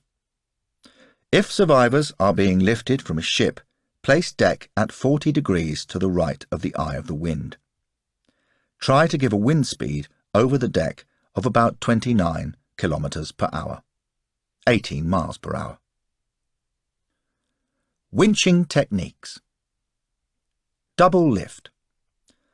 A crewman is lowered on the winch with another strop for the survivor. During the lift, crewman supports survivor with his legs and hands. After the strop has been put in place and tightened, keep your arms down by sides and do not lift them. Single lift. Fit yourself into the strop. When you have placed it under your armpits and securely tightened the grommet, give the thumbs up sign. Make no further signals until on board. When you reach the cabin doorway, do exactly as the winchman directs. If on a raft, disconnect yourself from the lifeline. Fold down cover and lower sails. Stream the sea anchor to assist the pilot in trapping raft under rotor downwash. Aircraft build up static electricity. This is discharged when the aircraft or the cable touches the ground. Allow winch sling or cable to touch down before you approach it, or you will get a substantial electric shock. Health. Take precautions to avoid illness and injury, but make sure that in the event medical problems do arise, everyone in the group knows first aid. If there is no hope of expert help, the survivor may have to take drastic measures to save a life. Some of the advice given in this section is intended only for such circumstances. First aid. Priorities. Where there are many casualties, treat those with multiple injuries, bleeding, breathing, and heart trouble first. Assess injuries and handle in this sequence. 1. Restore and maintain breathing and heartbeat. 2. Stop bleeding. 3. Protect wounds and burns. 4. Immobilize fractures. 5. Treat shock. Safety alert. The possibility of AIDS infection demands care in dealing with blood and wounds. Cover your hands with gloves or plastic bags. Reducing danger. Before approaching a casualty, check for danger from falling debris, gas, traffic, etc. Switch current off before touching electrocution victims. If possible, examine the patient before moving, but if there is a danger, move the patient to safety. Those with spinal injuries are at risk when moved. Unconscious casualties. Check whether they are breathing and begin artificial respiration immediately if necessary. Check for external bleeding and injury. Establish cause of unconsciousness. Unconscious but breathing. Check there is no spinal injury. Clear obstructions in the mouth, deal with any serious bleeding and place them in the recovery position. Turn the patient on one side by grasping clothing at the hip. Loosen tight clothing. Move arm and leg on one side outwards to stop the patient lying flat. Bend the elbow and knee. Turn the head in the same direction. Lay other arm along the other side of the patient. Allow other leg to bend slightly to produce a stable position. Check the airway is clear. Tip for survival. Do not place a casualty with a suspected spinal injury in the recovery position. Use an artificial airway, if available, to maintain respiration. breathing and pulse. Loud breathing, froth around the nose or lips, blueness of lips and ears all indicate difficulty breathing. Check breathing regularly. Listen near the nose and mouth. Remove obstructions. If breathing stops, give artificial respiration. Check at the neck or the wrist for pulse. Cessation of breathing. This dire emergency may be caused by choking or blockage of the air passages, drowning or electric shock, inhalation of smoke, gases or flame, lack of oxygen, compression of the chest. Choking and blockages.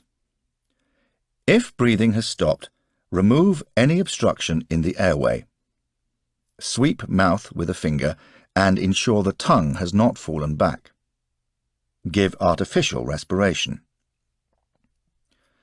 If a person can inhale and cough, encourage them to cough out the blockage. If they cannot clear the airway, use the Heimlich maneuver with adults. Heimlich maneuver. Stand behind a conscious casualty, arms around them. Make a fist of one hand and press it thumb inwards above the navel but below the breastbone. Clasp other hand round the fist. Pull sharply upwards and inwards 4 times. If this does not work, give 4 sharp blows to the back between the shoulder blades and repeat the maneuver. Check to see if the blockage is dislodged. Repeat. Do not give up. Place unconscious casualty on his or her back, head tilted back. Kneel astride or alongside. Place your hands, one on top of the other, with heels of your hands resting above the navel. Keep fingers clear. With arms straight, make quick thrusts upwards and inwards, as if to the centre of the rib cage. Thrusts must be strong enough to dislodge the blockage. If unsuccessful, roll the patient onto the side and strike 4 times between the shoulder blades. Repeat abdominal thrust as necessary. Self-help. If alone, use the Heimlich maneuver by pulling or pushing against a blunt projection, for instance a tree or a chair back. Choking. Special cases. Children. Hold upside down by the heels and strike 4 blows with the heel of your hand between the shoulder blades. Alternatively, lay the child over your lap, head down, supporting the child under the chest. Slap back with heel of hand. If blockage not dislodged, apply Heimlich maneuver with one hand. Use less pressure than for an adult, but it must be sufficient to clear the blockage. Babies. Use much less pressure for back slaps. If blockage not dislodged, put 2 fingers of one or both hands between the navel and the bottom of the breastbone. Press down and forward quickly. Repeat 4 times. Pregnant women. Position fists against the middle of the breastbone and thrust upwards and inwards. Preventing asphyxiation. Pressure on chest can cause asphyxiation. In an avalanche or landslide, crouch with arms bent and elbows tucked well in to protect the chest. A climber who slips and is suspended by a rope round his chest will find it hard to breathe. Pass down a loop to relieve the pressure. If wreckage cannot be lifted off a trapped person, use a lever to raise it and prop securely. Smoke and gas can be prevented entering lungs by placing a fine mesh over the nose and the mouth. Casualties must have fresh air. Get upwind or use a respirator. Lack of oxygen is a danger in shelters with no ventilation. A fire adds the risk of carbon monoxide poisoning. Casualties must have fresh air. Carbon monoxide poisoning is deadly in confined spaces, but is hard to detect. Symptoms resemble alcohol overdose, impaired memory and judgment, and a disregard of danger. Ensure adequate ventilation when using stoves. To test whether there is sufficient oxygen, light a candle. If the flame gets longer and higher, there is a severe lack of oxygen. Ventilate. Casualties must have fresh air. Not breathing, no pulse. Drowning. Symptoms can occur through fluid blockages, but the patient is often immersed. Face, especially lips and ears, livid and congested. Fine froth at mouth and nostrils. Treatment. Do not attempt to remove liquid from lungs. Begin artificial respiration as soon as possible. If still in water, support body and begin mouth-to-mouth after removing any obstructions. Electrocution. Symptoms. Heart may stop. Muscle spasms may throw victims some distance. Electrical burns will be much deeper than they appear. Treatment. Do not touch until current is off. It may be possible to break contact by pulling on insulated cable to disengage. But beware. Liquids will conduct current. Victims may urinate. Give artificial respiration and treat for cardiac arrest. Then treat burns. Lightning. Symptoms. Victim usually stunned or unconscious. Clothing may catch fire. Electrical burns will be most severe where metal objects, jewellery, etc. are worn. Treatment. Give artificial respiration, if necessary, and treat burns. Prolonged resuscitation may be needed. Recovery often delayed. Poisoning. Symptoms. Poisons which enter lungs or attack the nervous system can cause asphyxia. Heart attack. Symptoms. Severe chest pain, shortness of breath, giddiness, collapse, anxiety, heavy sweating, irregular pulse, blueness of lips or skin. Treatment. If breathing fails, give artificial respiration and cardiac compression, if pulse stops. Artificial respiration. AR. With any form of resuscitation, the first 5 minutes are the most critical. But if breathing does not start, keep artificial respiration up for at least an hour. In a group, take turns. Don't give up.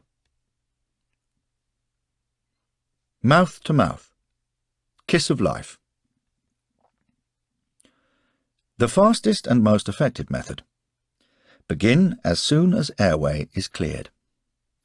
If the face is injured, or poison or chemical burns are suspected, use Sylvester method. Lie patient on back. Tilt head back. Hold jaw well open and nostrils closed. Check mouth and throat are clear. Loosen tight clothing. Take deep breath, place mouth over patient's mouth, and blow. Watch for the chest to rise. If it does not, the airway may be blocked. Treat for choking. Remove your mouth and chest will fall.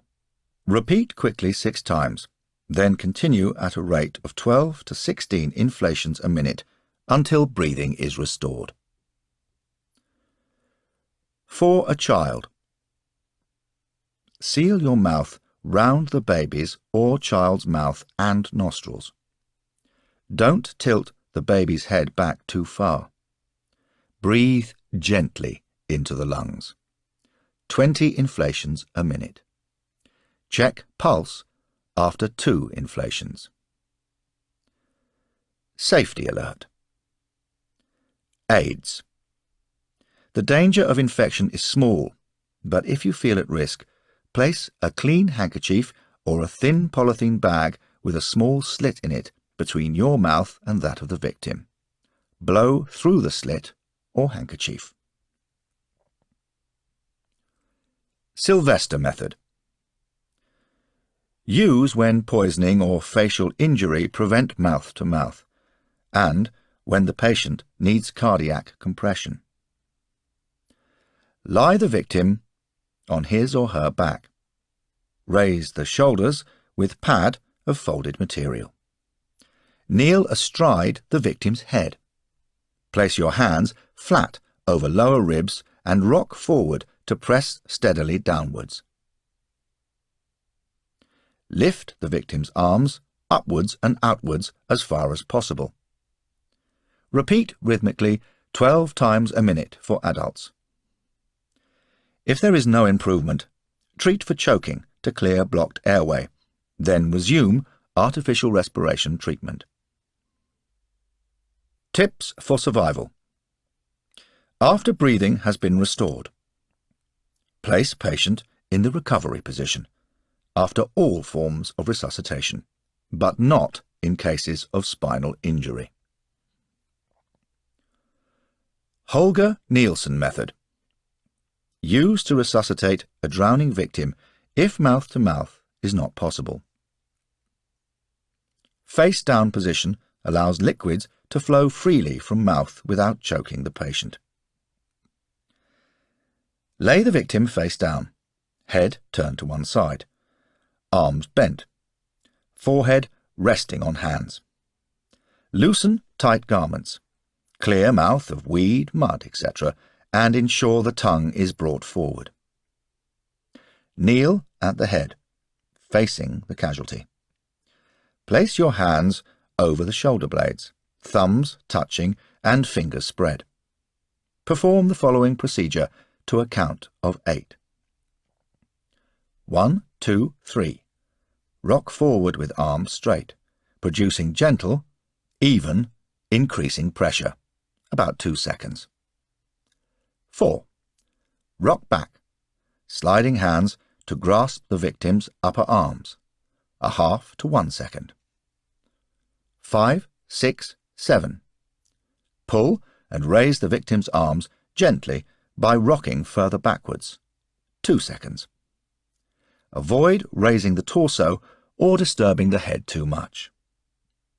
8.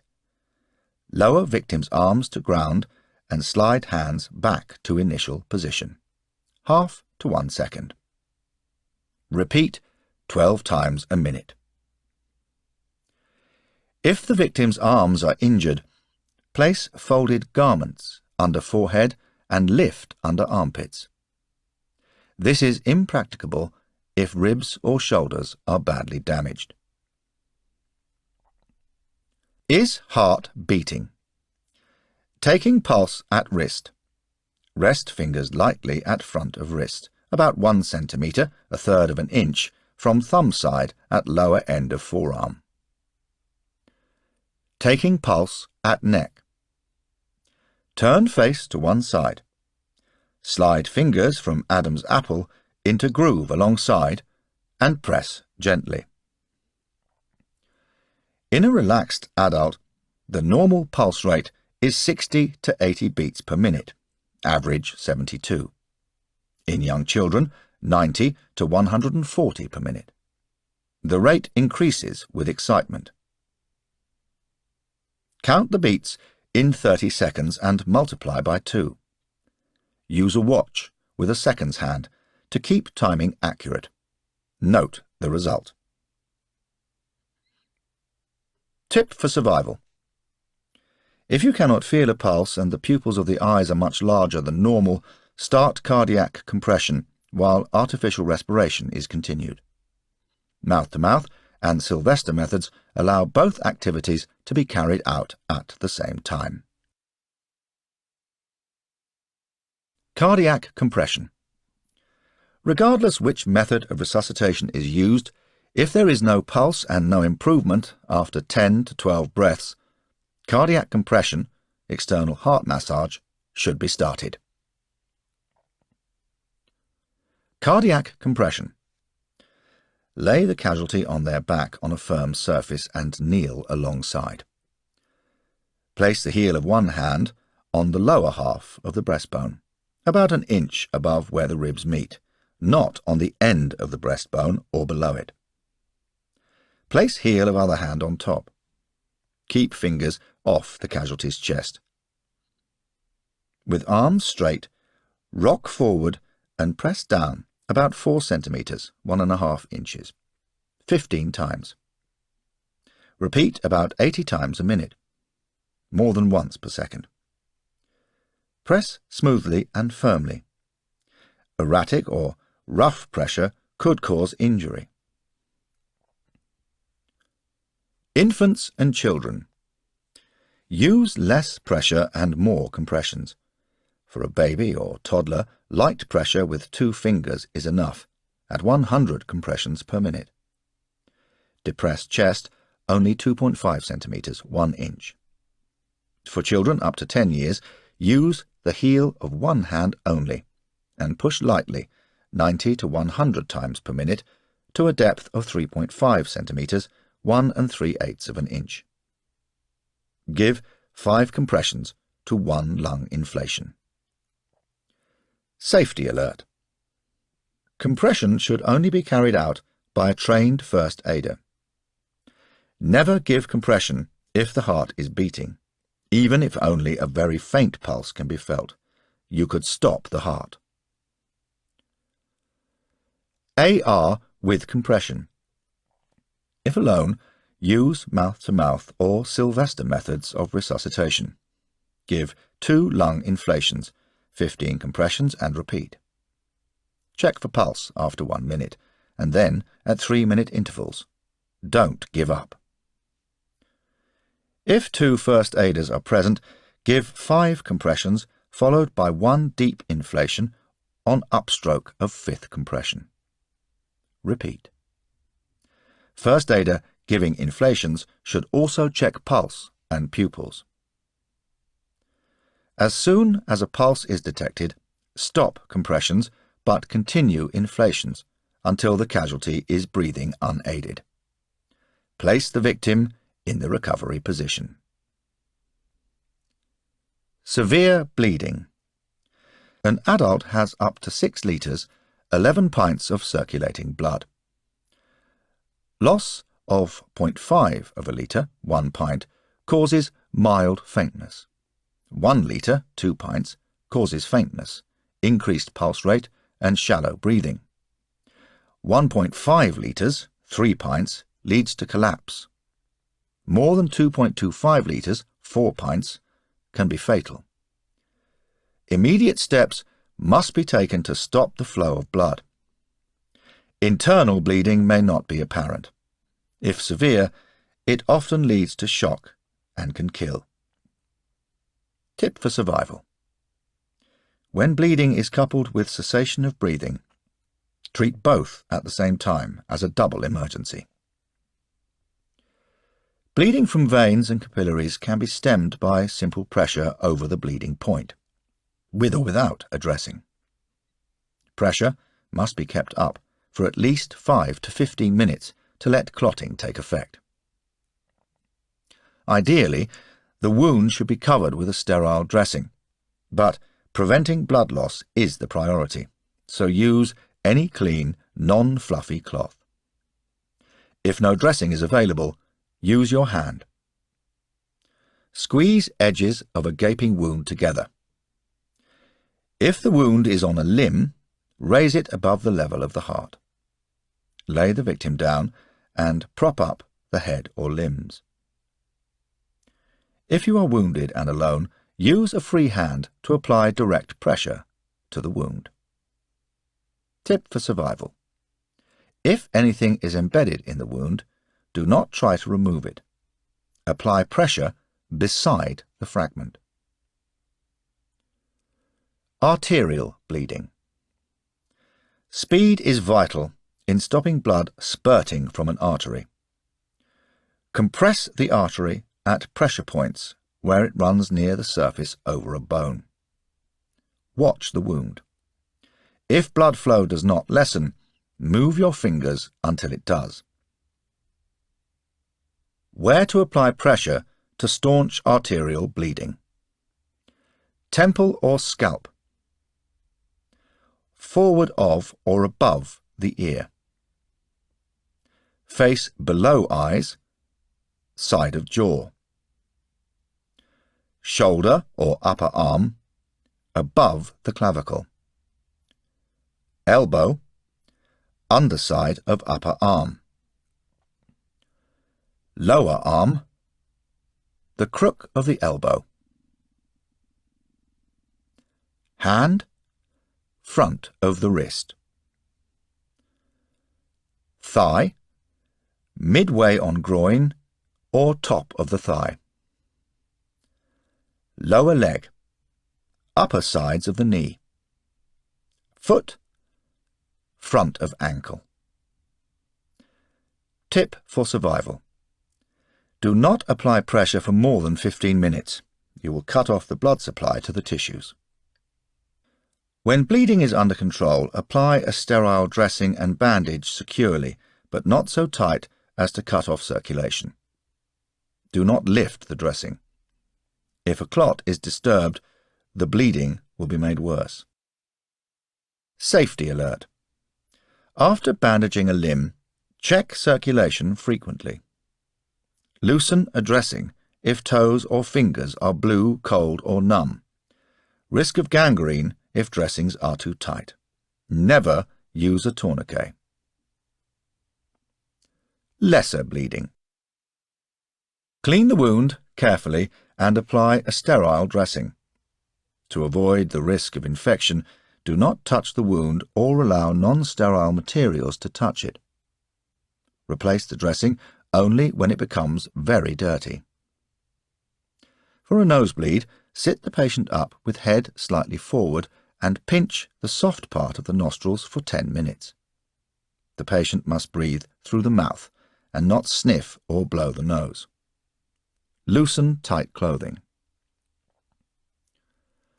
Internal bleeding. This serious condition is common after a violent blow, broken bones or penetrating wounds. Hard to detect. Symptoms. Victim feels lightheaded, restless and faint. Looks pale. Skin cold, clammy to touch. Pulse weak but very fast. Red or wine-coloured urine. Injury to kidney or bladder. Blood passed with feces, lower bowel injury. Blood vomited, stomach injury. Blood coughed up as red froth, damage to lungs. Lie the patient flat with legs slightly elevated. Keep the patient warm, but do not overheat. Serious internal bleeding requires expert medical care. Wounds and dressings. Open wounds are at risk from infection, especially from tetanus. Immunization is essential for adventurers. Foreign bodies must be extracted with sterile tweezers. Other than in a survival situation, this is best left to trained medics. cut away clothing. Clean the area and irrigate wounds to wash out dirt. Clean wound from the center out. Do not swab from outside in. Dry and apply a clean dressing. Immobilize the wound in a position that is comfortable. Dressings should be changed if they become wet, give off a bad smell, or if pain increases and throbs, indicating infection. Treat local infection by soaking in hot, salty water, or apply poultices to draw out pus. Anything that can be mashed can be used as a poultice. Rice, potatoes, shredded tree bark, clay. Boil them up and wrap in a cloth. Apply to infected area as hot as can be tolerated. Do not scald. Applied heat, for instance a warm rock wrapped in cloth, can also aid healing. Tip for survival. Soap is antiseptic. Use to wash wounds. Wash hands in boiled water before cleaning the wound. Wash wound in boiled water, or if none is available, use urine, which is sterile and will not introduce infection. Stitching wounds. Minor wounds, e.g. knife wounds, can be closed by suturing. Clean the wound thoroughly. Then stitch across it or use butterfly sutures from your survival kit. Stitches. Use sterilized needle and thread or gut. Make each stitch individually, beginning across the midpoint of the wound. Draw the edges together and tie off the thread. Then work outwards. Adhesive sutures. Use butterfly sutures or adhesive plasters cut in butterfly shape. Draw edges of wound together. Apply plaster to one side. Close up as much as possible and press down on other side. If the wound becomes infected, red, swollen or tense, remove some or all of the stitches to let the pus out. Leave to drain. Open treatment. The safest way to manage most survival wounds is to cover with a dressing but not suture. If unable to clean thoroughly, the wound must be left to heal from inside. You may need to drain a deep wound or open an abscess and insert sterilized loose packing of a bandage. Leave a tail hanging out. Allow the wound to drain for a few days. Reduce packing as healing progresses, until able to remove it all and apply a dressing. If lancing or reopening a wound, sterilize the blade first. Do not use antiseptic on deep wounds, as there is a risk of tissue damage. Wash the wound with boiled water. Chest wounds. Place the palm of your hand over sucking wounds, where the chest cavity has been penetrated, to stop air entering. Lay the casualty down, head and shoulders supported, inclining to injured side. Plug the wound with large, loose, wet dressing or cover with plastic film or aluminium foil, ideally coated with petroleum jelly, and bandage firmly. Abdominal wounds. No solids or liquids may be given. Relieve thirst with damp cloth to moisten lips and tongue. If gut is extruded, cover and keep damp. Do not try to push back in place. If no organs extrude, dress and bandage firmly. Head injuries. Ensure airway is clear and tongue forward. Remove dentures. Control bleeding. Provided there are no spinal injuries, place in the recovery position. Traumatic amputation. Examine the wound and tie off exposed arteries with sterile thread. Burns. Extinguish burning clothing without fanning the flames. Get the victim down on the ground and roll them over, covering with a blanket. Remove smouldering clothes, which retain heat, and tight garments, jewellery, etc. Reduce the temperature by drenching burned tissues with water to cool them. Hold under slow-running cold water for at least 10 minutes. Do not apply antiseptic, butter, or ointments. Continue cooling until withdrawal from water does not lead to increase in pain. Leave burns alone except to apply dry, sterile dressing. Put dressings between burned fingers and toes to prevent them sticking to each other. Later, hardwood barks, for instance oak or beech, can be boiled in water and applied to burnt flesh when cool to soothe the wound. Give the patient plenty of fluids in the form of small cold drinks with a half teaspoon of salt or bicarbonate of soda to a pint of water. Types of burns. Deep burns are charred or white, and bone or muscle may be visible. Superficial burns are much more painful. Blisters should never be burst deliberately. If face and neck are burnt, ensure the airway is clear. Scalds are caused by liquids. Treat as for burns. Mouth and throat burns are caused by hot gases, hot liquids or corrosive chemicals. Give sips of cold water to cool. Swelling in the throat may affect breathing. Give artificial respiration, the Sylvester method, if necessary. With eye burns, hold the lid open and pour plenty of water over the eye to wash out chemicals. Tilt the head so the chemical is not washed into the mouth or nose. Use lots of water to dilute or wash off corrosive chemicals and remove clothing. Do not try to neutralize acid with alkali or vice versa. Treat as for a burn. For electrical and lighting burns, treat as for heat burns. Tip for survival. Most burns will result in shock. Flooding extensive burns with cold water may increase shock, but that must be weighed against reducing tissue damage. Keep cooling for at least 10 minutes. Fractures. Examine for broken bones before swelling complicates the task of locating the fracture, and before touching or moving the casualty. Treat urgent injuries such as asphyxia and bleeding first. Immobilize before moving, and finish treatment later. There are 2 types of fracture.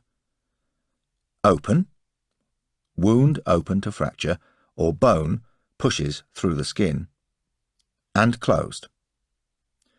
In open fractures, infection can gain access to the bone. If limb is distorted, it must be straightened before splinting. It will hurt, so if the patient is unconscious, do it right away. Symptoms. Severe pain, aggravated by movement of injured part. Tenderness, even with only gentle pressure. Swelling, with subsequent discoloration or bruising. Deformity, apparent shortening of a limb. Irregularity, unnatural movement. Compare with unharmed limb. A grating sound when limbs are moved. Do not move limbs deliberately to check for this.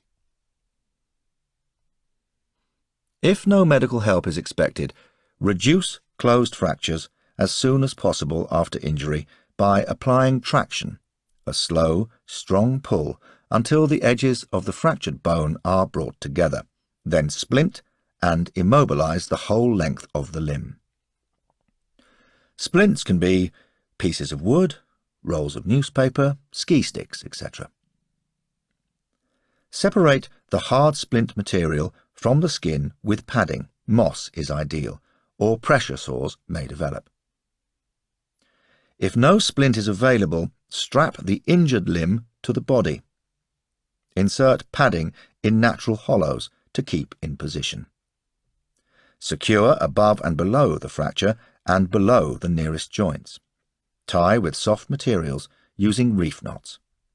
Do not tie splints directly over the injury or let knots press against the limb. Check the circulation periodically. Types of fracture. Fracture of an arm below elbow, of hand or of fingers. Place the sling, for instance a long-sleeved sweater, between the arm and body. Immobilize from elbow to mid-fingers with padded splint. Take one arm of shirt behind the head. Tie to the other on the opposite side to the injury. Knot below the elbow to prevent slipping. The arm is thus elevated to prevent swelling. Fracture at the elbow. If the elbow is bent, support it in a narrow sling. Bind it across upper arm and chest. Check the pulse to ensure the artery is not trapped. If there is no pulse, straighten the arm a little. And if there is still no pulse, urgent medical aid is required. If the elbow is straight, do not bend it. Place a pad in the armpit and strap the arm to the body, or place padded splints on either side of the arm. Fracture of the upper arm. Place a pad in the armpit, with a splint from shoulder to elbow on the outside of the arm and a narrow sling at the waist. Bind the arm. Fracture of the shoulder blade or collarbone. Make a sling to take the weight off the injured part and immobilize it with bandage across the arm and body. Fracture of the thigh or lower leg. Apply a figure-of-8 bandage, binding feet and ankles of both legs. Fracture of the hip or upper leg. Place a splint on the inside of the leg and another from ankle to armpit. Use a stick to push tying bands under the hollows of the leg. If no splints are available, pad a folded blanket between the legs and tie the broken leg to the sound leg. Fracture to the knee. If the leg is straight, place the splint behind the leg. Apply a cold compress to the knee. If the leg is bent, bring both legs together. Place padding between calves and thighs and strap in those places. This is a temporary measure only. If rescue is unlikely, the leg must be made as straight as possible. Fracture to the lower leg. Splint from above the knee to beyond the heel, or pad between the legs and tie them both together. Fracture of the ankle or foot. A splint is not normally used. Elevate the foot to reduce swelling and immobilize with a folded blanket strapped twice at ankle and once under the foot. If it is a closed fracture, a shoe or boot will provide stability. Do not put weight on the foot. Fracture of the pelvis. Symptoms are pain in the groin or lower abdomen. Pad between the thighs and tie at the knees and ankles. Place a pillow support below bent legs and strap the patient to a flat support, for instance a door or a stretcher, at shoulder, waist and ankle. Alternatively, place the padding between the legs and bandage around feet, ankles and knees, with 2 overlapping bandages over the pelvis. Fracture of the skull. Symptoms include blood or watery fluid seeping from the ear or the nose. Lay the victim in the recovery position, leaking side down. Lightly cover the ear with a sterile dressing. Check breathing and pulse. Immobilize. Fracture of the spine. Symptoms include pain in back and loss of sensation in lower limbs. Ask the casualty to move their fingers and toes and gently test for feeling. The patient must be immobilized. Place soft, solid objects around the patient to prevent movement of head or body. Fracture of the neck. Immobilization is essential. Use a cervical collar of rolled up paper or a towel folded to 10 to 14 centimeters, 4 to 5.5 inches wide to fit from the top of the breastbone to the jaw. Fold the edges to make them narrower at the back than the front. Overlap round the neck and secure with belt or tie. Sprains. Tearing of tissues connected to a joint. Symptoms: pain, swelling. Bathe with cold water, support with a bandage, not too tight. Elevate limb and rest. Do not push under painful stress, or you risk permanent damage. If you must walk on a sprained ankle, keep boot on for support. If in doubt whether a sprain or a break, treat as a fracture. Dislocations. Symptoms include pain and obvious deformity, but no grating sound. Muscle spasms fix the bone in position. Types of dislocation. For a dislocated shoulder, take off your shoe. Put your foot in the casualty's armpit and pull on the arm. A dislocated finger should be pulled, then gently released so the bone slips back. Be very gentle with the thumb. If it does not work the first time, leave it alone. If the jaw is dislocated, place a pad of cloth over lower teeth. Rest head on firm support and press down on pads with thumbs, rotating dislocated side of jaw backwards and upwards. It should snap into place. Bandage around the head and under the jaw. Feed soft foods. Shock. Shock can kill. Act quickly to prevent it.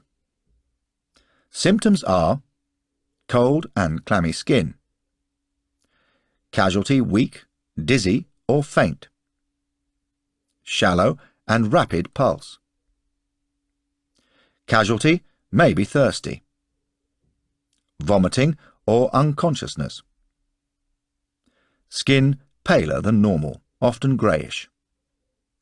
Loss of colour in lips.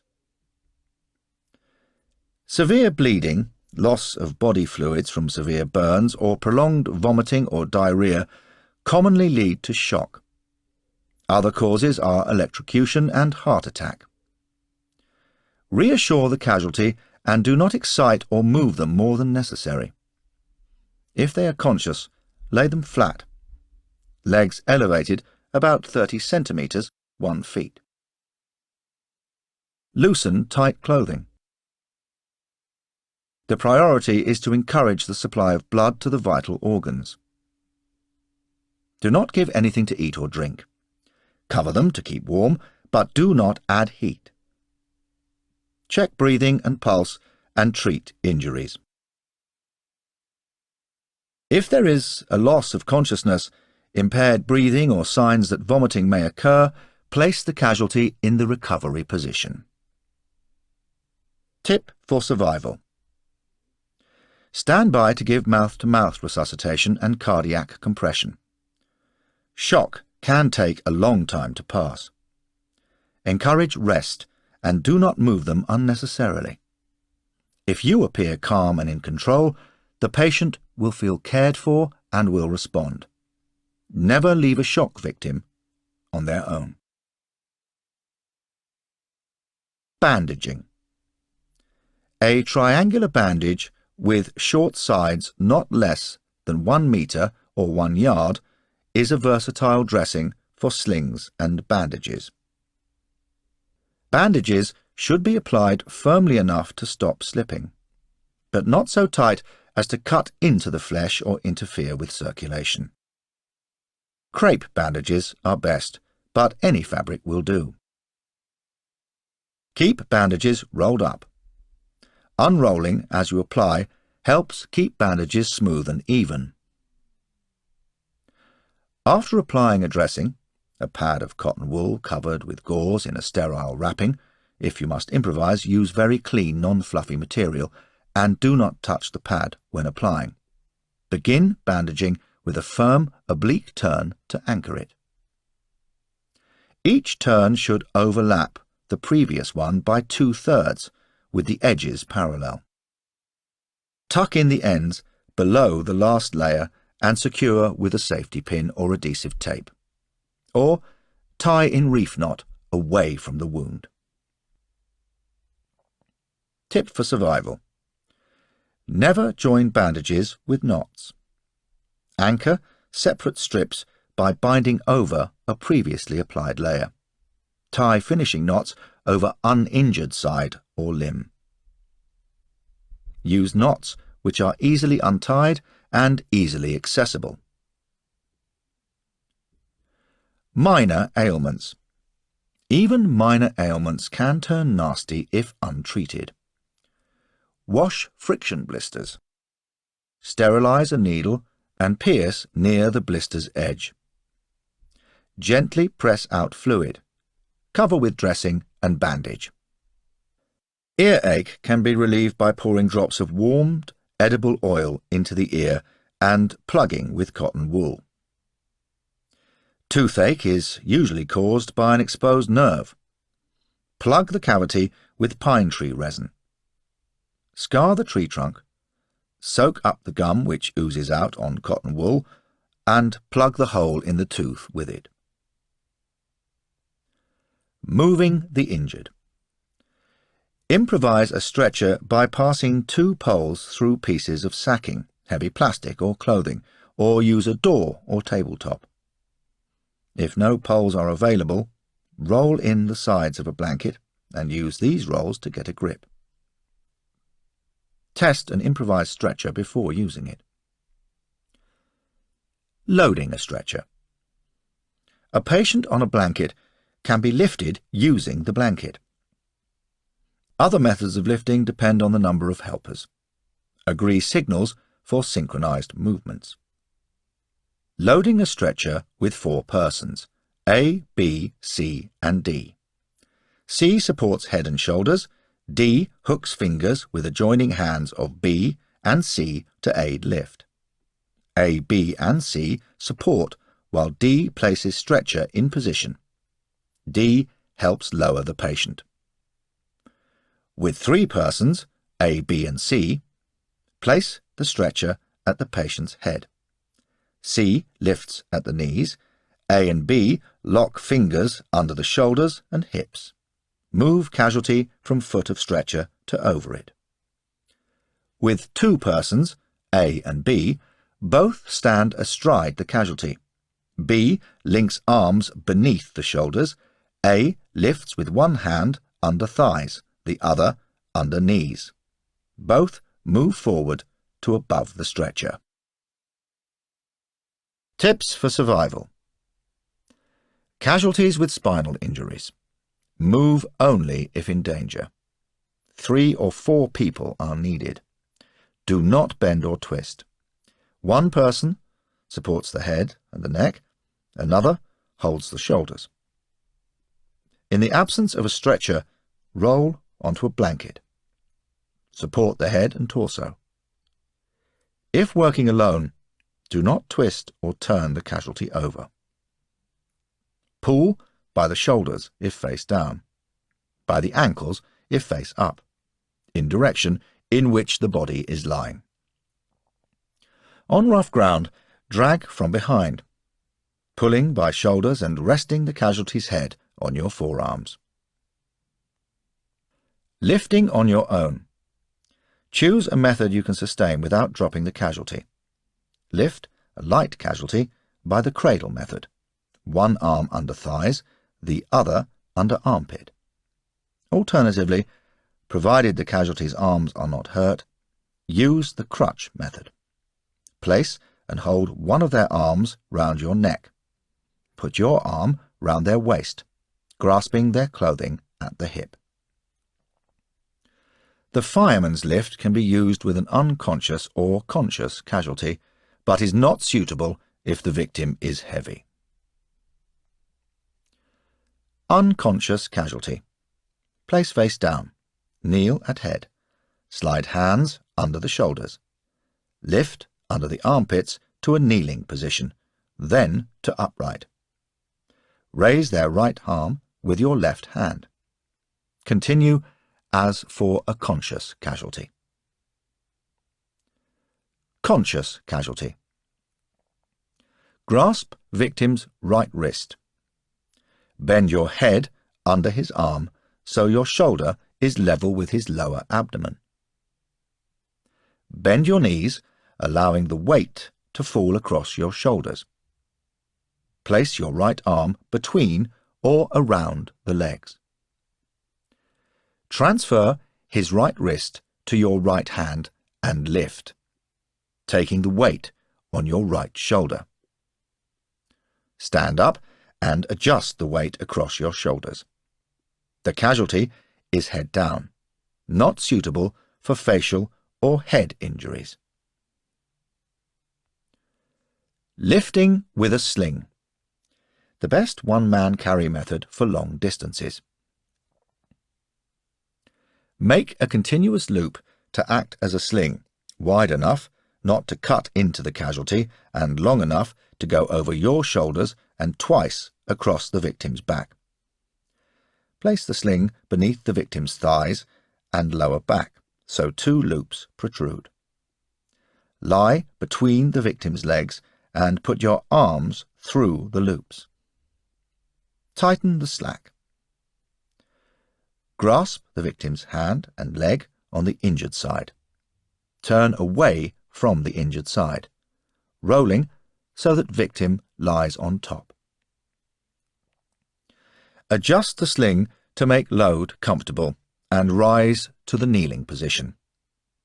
If the belt is loose or the load insecure, return to the previous position and adjust. You should be able to proceed with both hands free.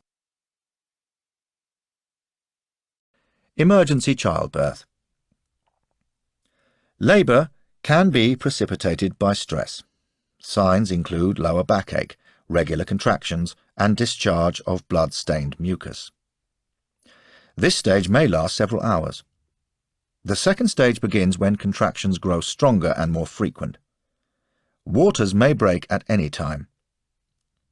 Sterilize scissors or knife and 3 20-centimetre, 9-inch lengths of thread. Have plenty of hot water available. Helpers must be healthy, free of colds, infections or sores, and should scrub hands thoroughly for 4 minutes. In the second stage, the mother should adopt the most natural position. For example, a supported squat, but she should not lie down. She should keep her knees drawn up, pulling them up further as she bears down during contractions. If a bowel movement occurs, wipe clean from front to back. She must stop pushing and pant when the baby's head appears. Tear any membrane covering the face. If the umbilical cord is round the baby's neck, ease it over the head or loop over the shoulder. Support the baby's head in palm of your hands. As the shoulders appear, support the body under the armpits and lift towards the mother's abdomen. Be prepared for the baby to be very slippery. Ensuring that no tension is put on the cord, place the baby between or by the mother's legs. Head lower than body.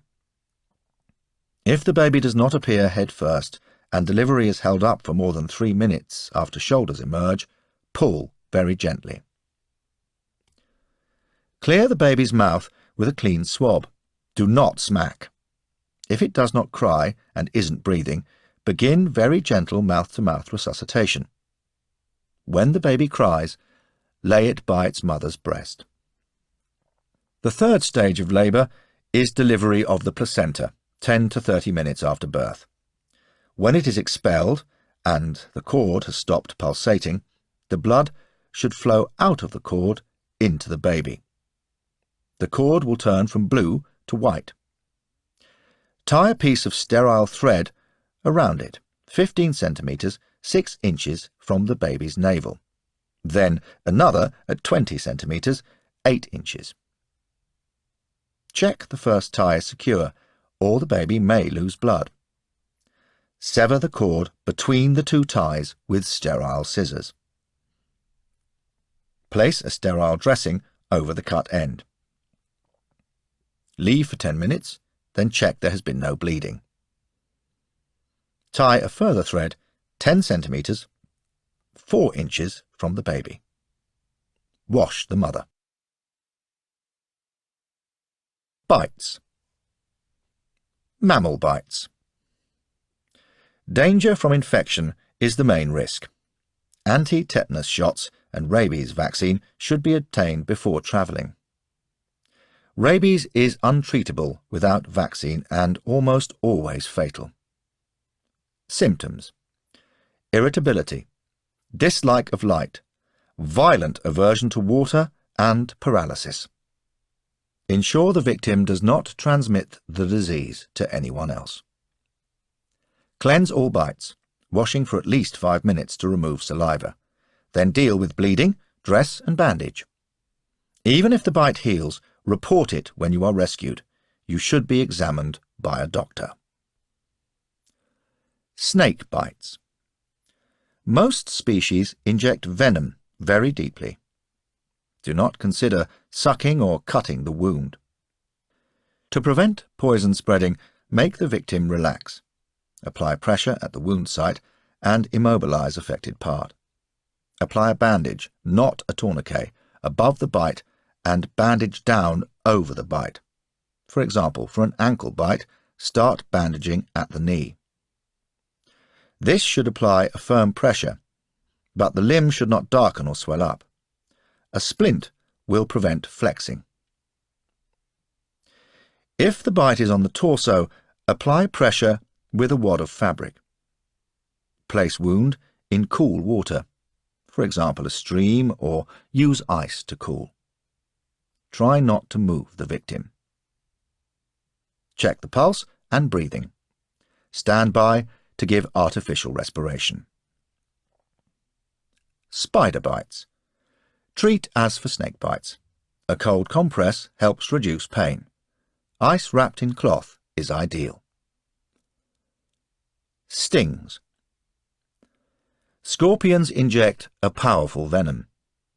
Bee, wasp and hornet stings may cause severe allergic reactions, especially if there are multiple stings.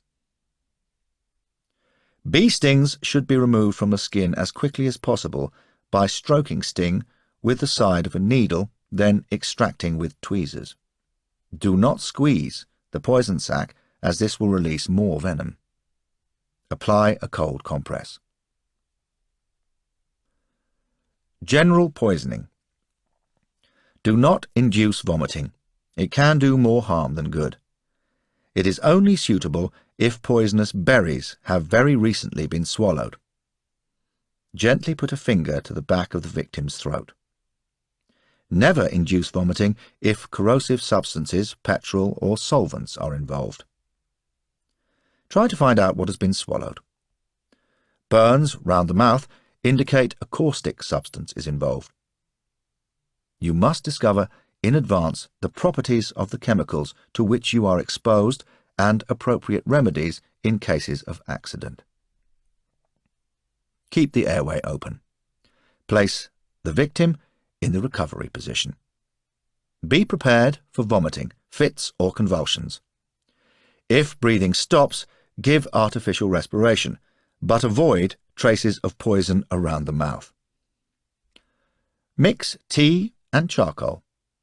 with milk of magnesia, if available. This antidote absorbs poison in the system. Some plants, for example poison ivy, poison sumac, and poison oak, cause skin irritation. Skin that has been in contact with the plant should be thoroughly washed with soap and water. Remove and wash clothing. Use alcohol to neutralize oil left on the skin. Safety alert. If handling a plant produces a severe reaction, do not put your hand to your face or touch other parts of the body until it has been well washed. Rashes and swellings can interfere with breathing, vision, and urination. General disorders. Small digestive upsets are relatively insignificant, but symptoms which suggest more serious conditions should not be ignored. If food is adequate, the best treatment is to fast for a day and rest. Take plenty of fluids. Treat fever with rest and aspirin, and find its causes. More serious, pneumonia is indicated by inflammation of lungs with chills and fever, breathlessness, cough with green-yellow phlegm or blood, and pain in breathing. Keep the patient warm and give them frequent sips of hot water. Diseases. Infectious diseases are caused by bacteria, for example cholera, dysentery, tuberculosis. Viruses, colds, flu, measles, and rickettsia, for example typhus. Such contagious diseases are unlikely to occur unless you have brought them with you or catch them from humans you encounter. The survivor is more likely to be exposed to waterborne diseases or those carried by insects and animals. Tropical diseases are less familiar and will therefore be dealt with here in more detail. Where drugs are not available, treatment is largely a matter of dealing with symptoms and making the patient comfortable. Prevention is better than treatment. To avoid disease. Get all suitable immunization before traveling. Purify drinking water. Clean hands when preparing or eating food. Wash and peel fruit. Sterilize eating utensils. Cover body to reduce risk of insect bites. Wash and smoke louse-ridden clothes. Wash body, but avoid swallowing water. Bury excreta. Protect food and drink from flies and vermin. Isolate outbreaks of infectious diseases. Keep contact with other members of group to a minimum. Boil all utensils used by the patient. Cover cuts and sores against exposure to infection. Wash thoroughly after treating the patient. Avoid mucus from coughs and sneezes. Take special care disposing of a patient's feces, where they cannot spread infection or be disturbed. Tip for survival. Boil all water, even for cleaning teeth. Cover wounds to avoid standing in water in areas at risk. Worldwide diseases. Leptospirosis, spread by rodents and infected water, causes serious form of jaundice, gains entry through cuts or sores or in contaminated drinking water. Symptoms: jaundiced appearance, lethargy, fever. Treatment: procaine penicillin and tetracycline. Infectious hepatitis, passed on through infected feces or urine, enters via contaminated water and through cuts in skin. Symptoms: nausea, loss of appetite, abdominal pain. Skin usually turns yellowish. Treatment: rest and good nursing are the only treatment. Poliomyelitis, spread by contaminated drinking water. Symptoms: paralysis. Treatment: hot packs on muscles and good nursing. Bacillary dysentery, spread by flies, contaminated water, and contact with feces containing the bacillus. Symptoms: blood-streaked feces, sudden high temperature. Treatment: antibiotics, rest, and plenty of fluids to counter risk of dehydration due to loss of body fluids. Enteric, typhoid fever, caused by a Salmonella bacillus. Symptoms: similar to dysentery, with headaches, abdominal pains, fever, loss of appetite, pains in limbs and delirium. Treatment: antibiotics. Inoculation will prevent it. Cholera, a threat anywhere in insanitary conditions. Symptoms: vomiting, loss of pulse at wrist, cold clammy skin and muscle cramps. Protection can be obtained by regular inoculation with cholera vaccine. Warm climate diseases. Waterborne diseases.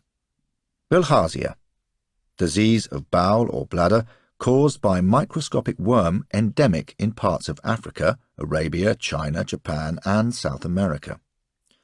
Enters the body through drinking infected water or through broken skin. Symptoms: irritation of urinary tract. Treatment: Niridazole in recommended doses. Hookworms gain entry through infected drinking water or penetrate bare skin, usually feet. Larvae may cause pneumonia.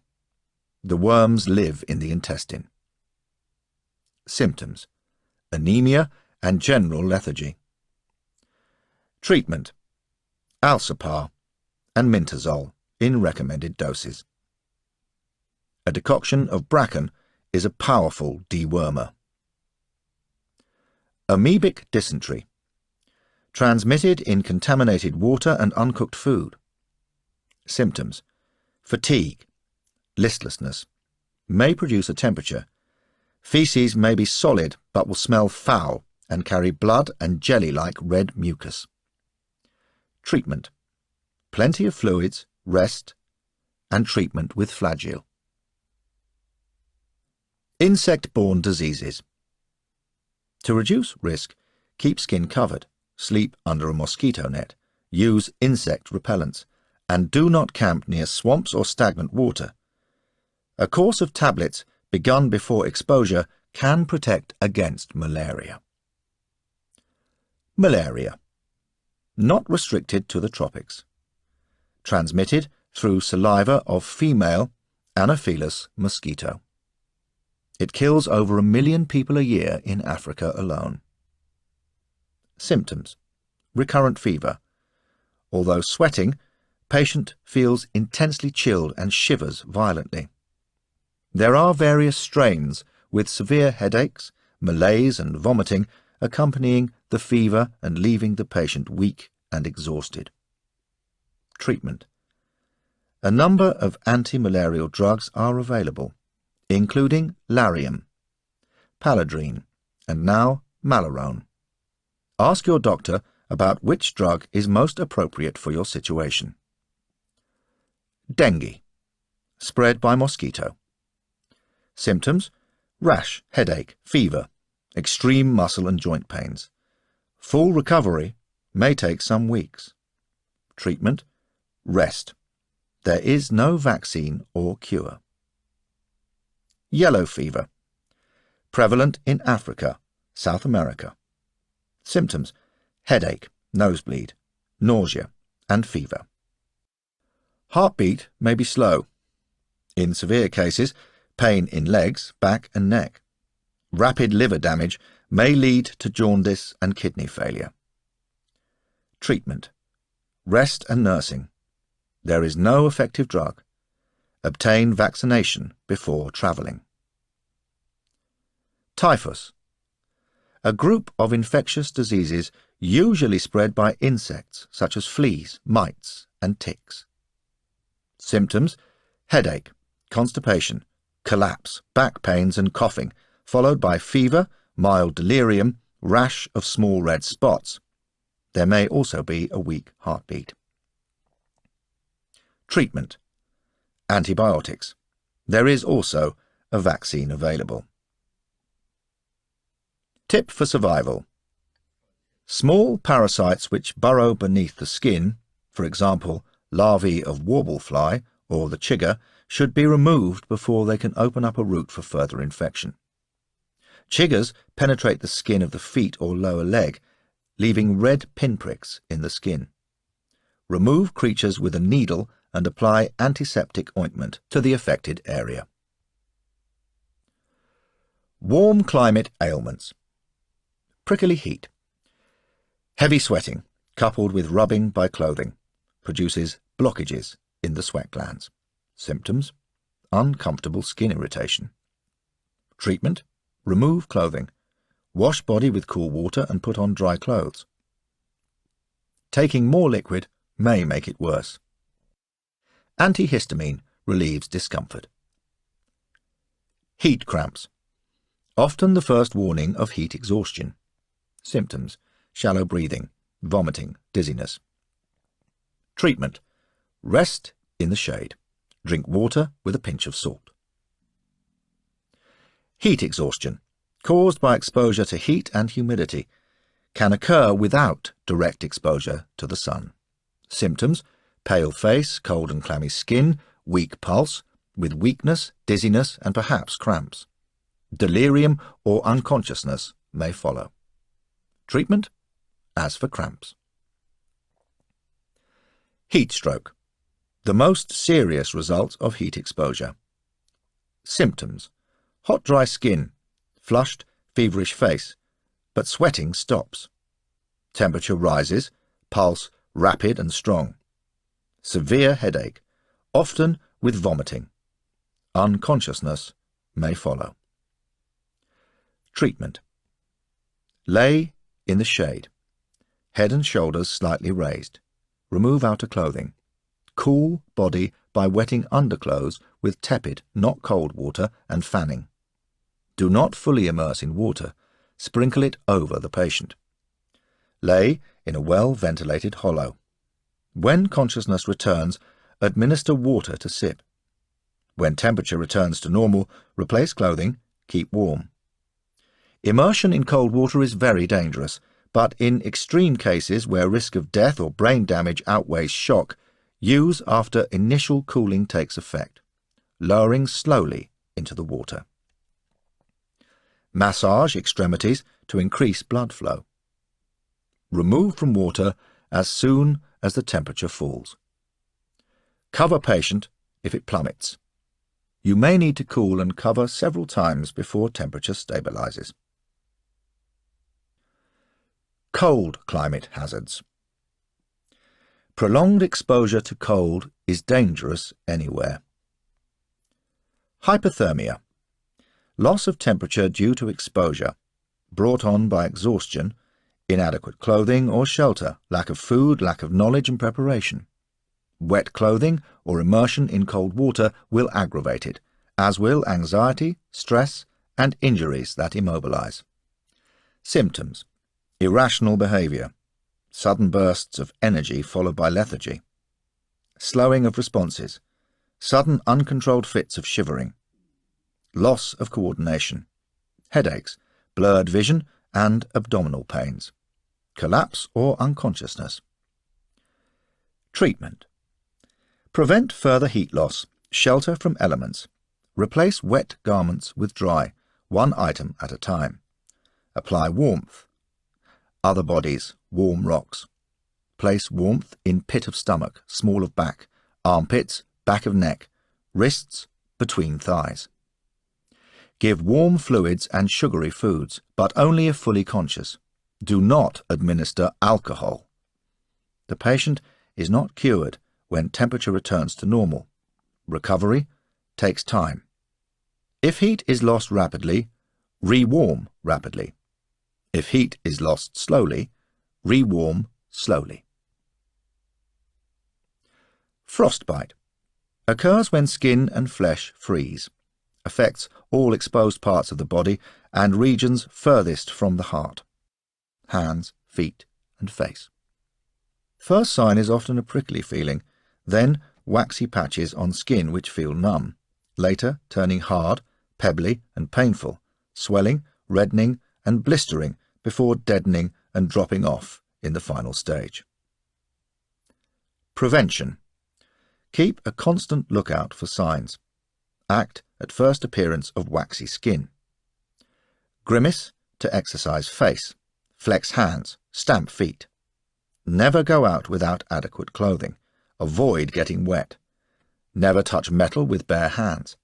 Avoid spilling petrol on bare flesh in sub-zero temperatures.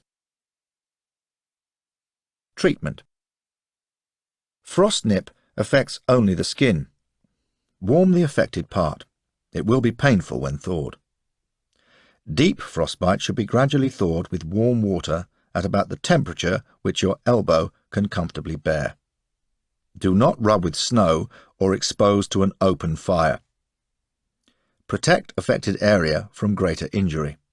Advanced frostbite may form blisters which can turn to ulcers. Do not burst blisters and never rub affected part. Use animal warmth to warm gradually.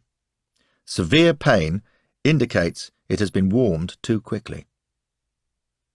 Snow blindness. Temporary blindness can occur even in bright, overcast periods with no direct sunlight. Symptoms. Eyes become sensitive to glare. Blinking and squinting begins. Vision takes on pink or red hue. Eyes feel gritty. Treatment. Get into a dark place and blindfold the eyes. Apply cool, damp cloth to forehead. The condition is self-correcting. Trench foot. Occurs when feet are immersed or are damp and cold for long periods. To prevent, keep feet dry, wear well-fitting boots, exercise feet and legs. Symptoms. Pins and needles. Then numbness, interspersed with sharp pains. Feet appear purple with swelling and blisters. Treatment. Dry the feet, but do not rub or damage blisters. Elevate feet and keep warm. Do not apply artificial heat. Do not massage. Rest and warmth are the cure. Natural medicine. Natural remedies can be used when medical supplies are exhausted or to supplement your store. Urine can be used as an antiseptic to wash out wounds. Maggots will keep a wound open and clean until better treatment can be given. Make sure they do not devour good tissues. Plant preparations. Many modern drugs are derived from plants, but the processes are complex, and attempts to use such plants in treatment could be very dangerous. What follows is a list of plants and medical uses to which they can be put in simple preparations. Identify plants carefully. As a general rule, plants are most potent when in flower. Different parts may have different uses. Larger or stronger doses may do more harm than good. To make an infusion. Cut and crush herb. Pour boiling water over. Stir and leave to cool. No need to strain. Herbs will sink to the bottom. If you can't boil water, use half the amount of cold and stand vessel in the sun. Use a scant handful of herbs, 30 grams to 1 gram, to half a litre, 1 pint of water. If there is no sun or water, suck or chew leaves to extract the juices, then spit out the pulp. To make a decoction. Cut, scrape and mash roots. Soak in water. Handful to 85 cc's, 1½ pints, for half an hour. Bring to the boil. Simmer until the liquid reduces by 1/3. To make a poultice. Mash up roots, leaves or entire plant and make into a flat pad. Add water if too dry. Apply to affected part, stiff joints, sprains, abscesses, and cover with large leaf. Bind in position. Expressed juice. Reduce stem and leaves to juicy mush by crushing with hands, rocks or sticks. Squeeze the juice only into a wound and spread the pulp around the infected area. Keep in place with large leaf and bind. Remedies. Stopping bleeding. Giant puffball, packed as poultice. Plantain, pounded leaves as poultice. Cleansing rashes, sores and wounds. Use externally to bathe 2 or 3 times a day or, if indicated, as a poultice. Burdock. Decoction of root, crushed raw root and salt for animal bites. Chickweed, expressed juice of leaves. Comfrey, decoction of root as poultice. Dead nettle, infusion of flowers and shoots. Dock, crushed leaves. Elder, expressed juice of leaves. Oak, decoction of bark. Scurvy grass, crushed leaves. Shepherd's purse, infusion of whole plant, except roots, as poultice. Silverweed, infusion of whole plant, except roots. Sorrel, crushed leaves. Tansy, crushed leaves. Watercress, expressed juice. Fevers. These plants will induce perspiration to break a fever. Elder, infusion of flowers and fruit. Lime, infusion of flowers. Aches, pains and bruises.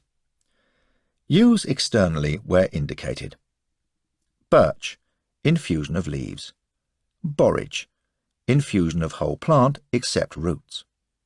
Burdock, decoction of root.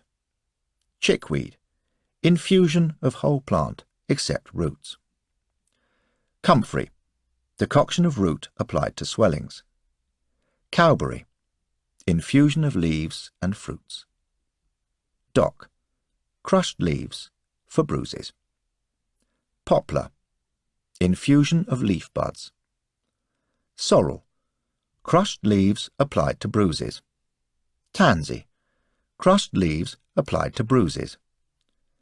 Willow, decoction of bark for headaches. Colds, sore throats and respiratory complaints. Angelica, decoction of root. Bilberry, infusion of leaves and fruits. Borage, infusion of whole plant except roots. Burdock, decoction of root. Comfrey, infusion of whole plant. Horseradish, raw root. Lime, infusion of flowers. Nettle, infusion of leaves. Oak, decoction of bark. Use as gargle.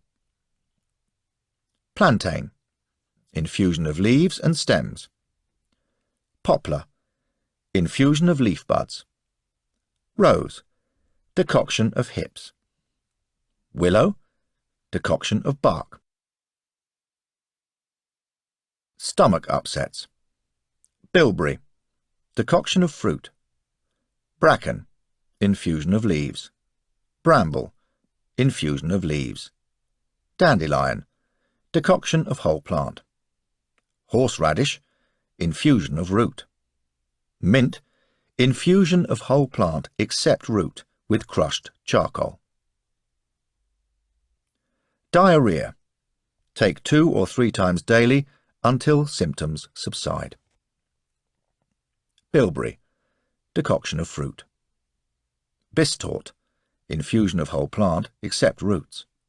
Bramble, infusion of leaves or decoction of fruit.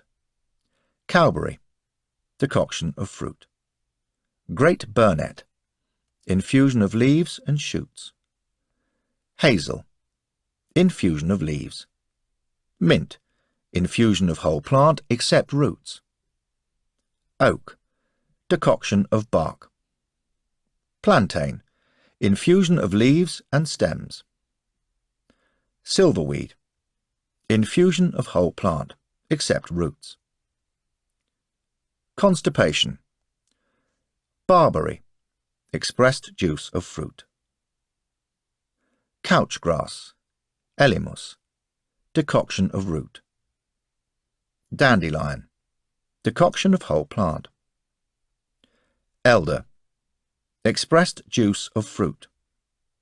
Rowan, expressed juice of fruit. Rose, decoction of hips. Walnut, decoction of bark. Hemorrhoids, apply externally 2 or 3 times a day. Bilberry, expressed juice of fruit. Oak, decoction of bark. Plantain, expressed juice. Poplar, decoction of leaf buds. Silverweed, infusion of whole plant except roots. Expelling worms. Bracken, infusion of roots. Tansy, infusion of leaves and flowers. Use sparingly in small amounts. Tips for survival. Some useful herbal preparations. Headaches. Willow leaves and bark make a decoction containing salicin, a constituent of aspirin. Healing. Expressed juice of comfrey leaves aids tissue regrowth. Strawberry roots contain a descaler to clean teeth. Delphinium seeds can be crushed to treat head lice. Birch bark can be distilled to produce a tar oil which soothes skin complaints. Tropical medicinal plants. The following are a few of the many plants which may be of use, but lacking accurate data on medicinal plants, you will do better to take medicines with you. Never experiment with plants you cannot positively identify. Copper leaf. Habitat: India, Southeast Asia. Height: 2 to 3 meters, 6.5 to 10 feet. Leaves: heart-shaped, often variegated, red, pink and green. A decoction of roots and leaves of this shrub is laxative and restorative. Alstonia. Habitat: India, Philippines, Indonesia, Australia. Boil bark in water for tonic to reduce fever. Relieve diabetes and kill internal parasitic worms. China bark or red bark. Habitat: the tropics. Large trees, red-brown trunk. Decoction of quinine containing bark for malaria. Horseradish tree. Habitat: the tropics. Use expressed juice of roots and leaves to treat skin eruptions and inflammations. Cibetalia arborea. Habitat: Asia. Tree. Bark, when cut, yields a latex-like sap. Use this sap in small amounts to treat worms. Cedar cordifolia. Habitat: India to Taiwan. An erect, downy annual. Height: to 1 meter, 3 feet tall. Leaves: oblong-toothed. Flowers: yellowish. Use an infusion of leaves for coughs and fevers. Seeds are mildly laxative. Pergularia extensa. Habitat: tropical Africa. Stems with stiff spreading hairs. Leaves broadly oval, up to 15 centimeters, 5 inches long. Flowers small, greenish-white. Use tender leaves and shoots as a pot herb, or in a strong infusion to treat tapeworm and diarrhea. Use a poultice of leaves on boils, abscesses and wounds. Baobab. Use leaves to promote sweating to relieve colds, fevers and asthma, and a decoction of the bark to suppress malaria. Acacia.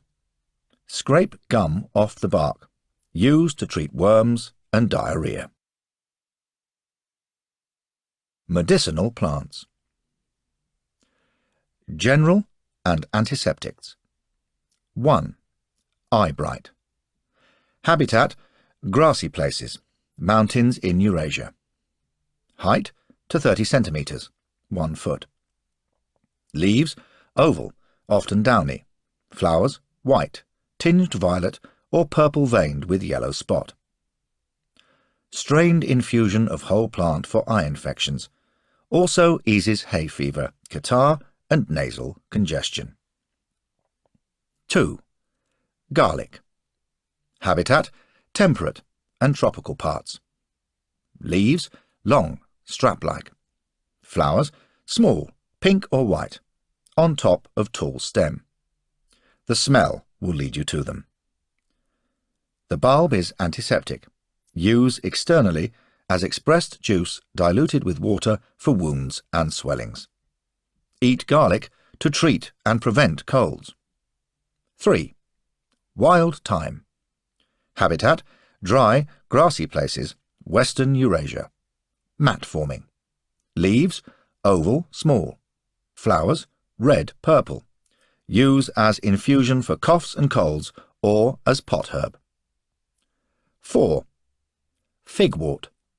Habitat: woods, clearings, scrub in Eurasia. Height to 90 centimetres, 3 feet. Leaves: pointed, oval. Flowers: red-brown. Square stems. Apply as decoction to reduce swellings, sprains, boils, to dissipate blood clots, and to treat hemorrhoids. Bleeding. 1. Self-heal. Habitat: dry, grassy, waste places in Eurasia. Downy creeping plant. Leaves: pointed oval. Flowers: violet. Use expressed juice to staunch bleeding or by infusion for internal hemorrhage. 2. Dove's foot cranesbill. Habitat: dry, grassy wasteland. Leaves: deeply lobed, hairy stem. Flowers: small, pink, 5-petaled. Use expressed juice to staunch bleeding or as decoction for internal hemorrhage. 3. Marsh woundwort. Habitat: damp places, woods and shady wasteland. Height to 90 centimetres, 3 feet. Strong smelling, hairy. Leaves: toothed, heart-shaped. Flowers: white blotched, dark pink to purple spikes. Similar species occur by woodland edges and shady waste places. Use expressed juice to staunch bleeding, or infusion to bathe aches, sprains and wounds. 4. Sanicle. Habitat: woodland in Eurasia. Height to 50 centimetres, 20 inches. Leaves: hand-shaped, deeply lobed. Flowers: tiny, white or pink. Use expressed juice to staunch bleeding or by infusion for internal hemorrhage. 5. Greater periwinkle.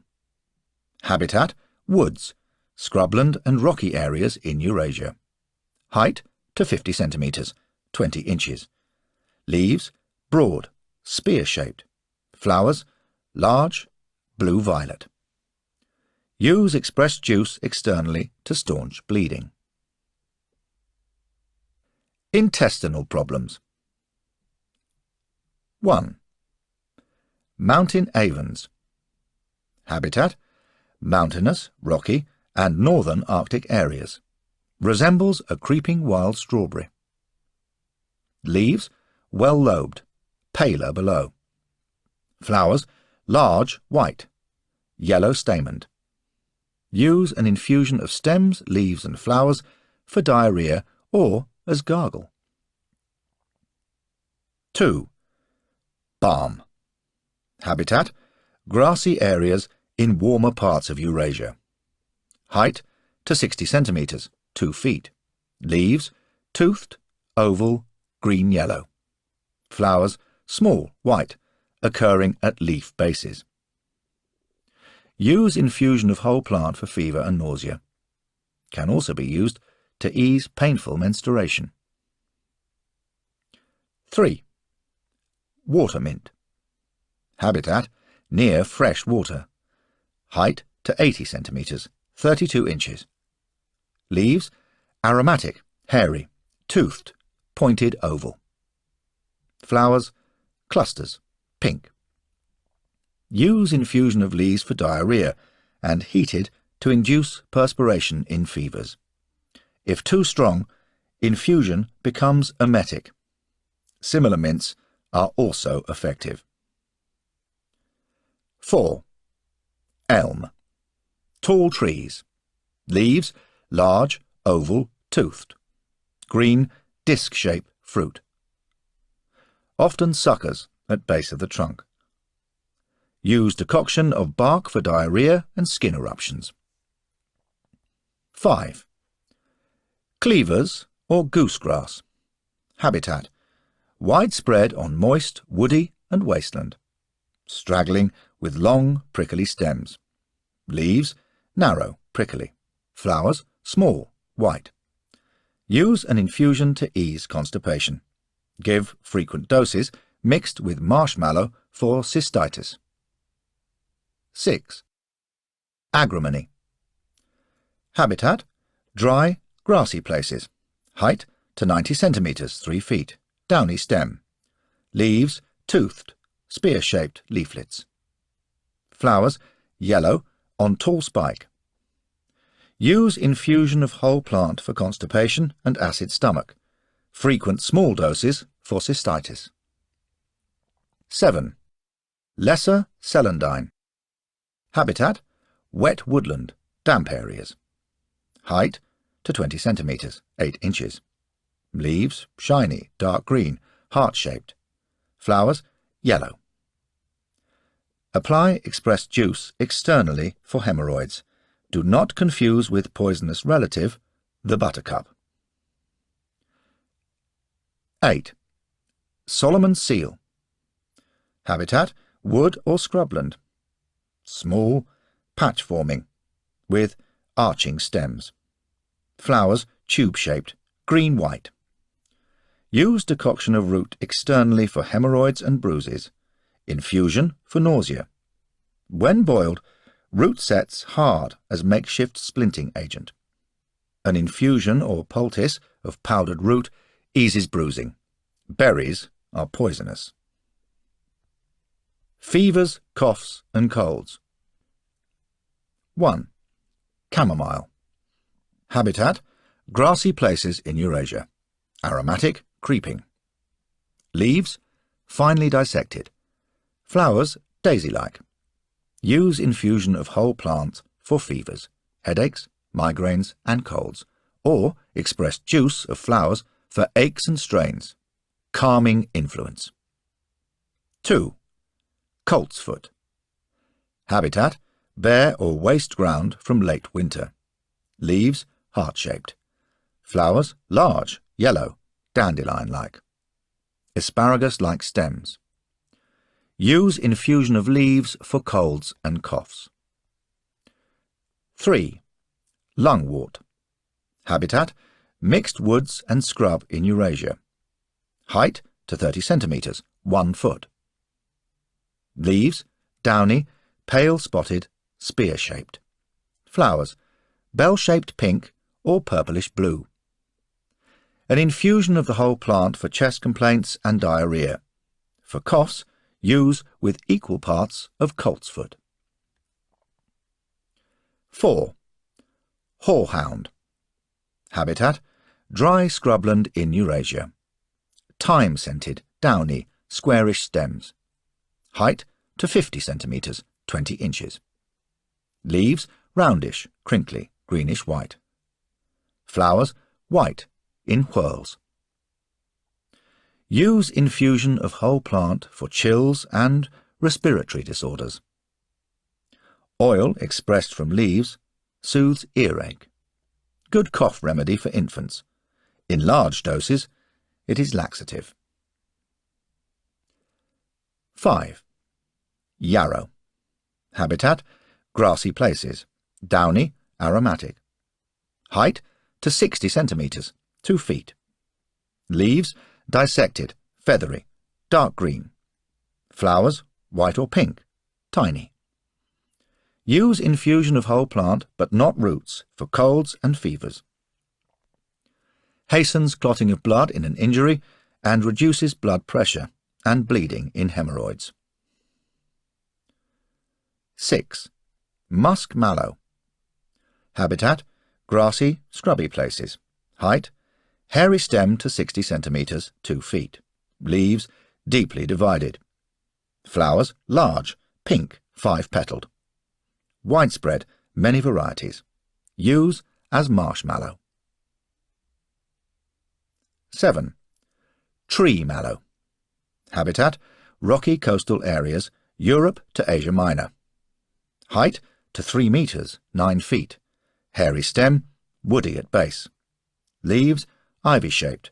Flowers pink-purple, streaked darker purple. Use as marshmallow. 8. Marsh mallow.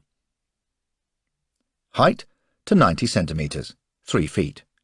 Downy grey. Leaves large-lobed. Flowers pale pink. Root edible, cooked. Use infusion of whole plant for chest complaints or one of root to relieve giddiness from loss of blood and to clean wounds.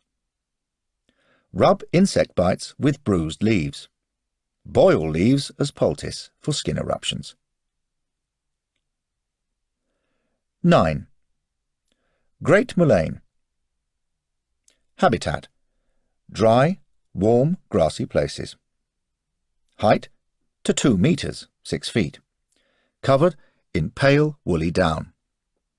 Leaves large, spear-shaped. Flowers yellow, 5-petalled, in a dense spike.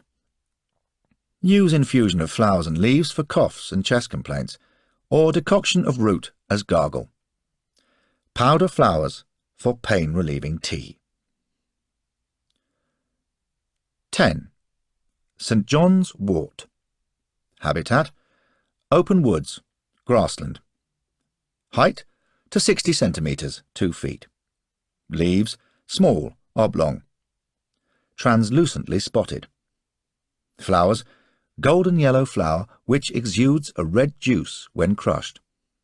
Use infusion of whole plant for colds and chest complaints. Bites and stings.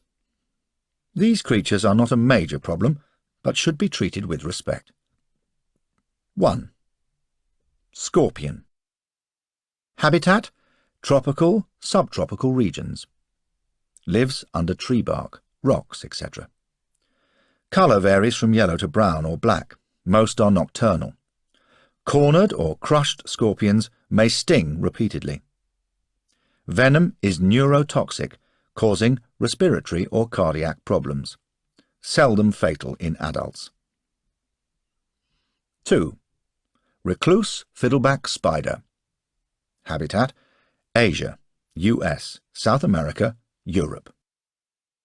Brown with violin mark on centre of midsection. Bite causes burning sensation at first, then pain increases. Wound turns red and blisters. May be fatal if kidneys are affected.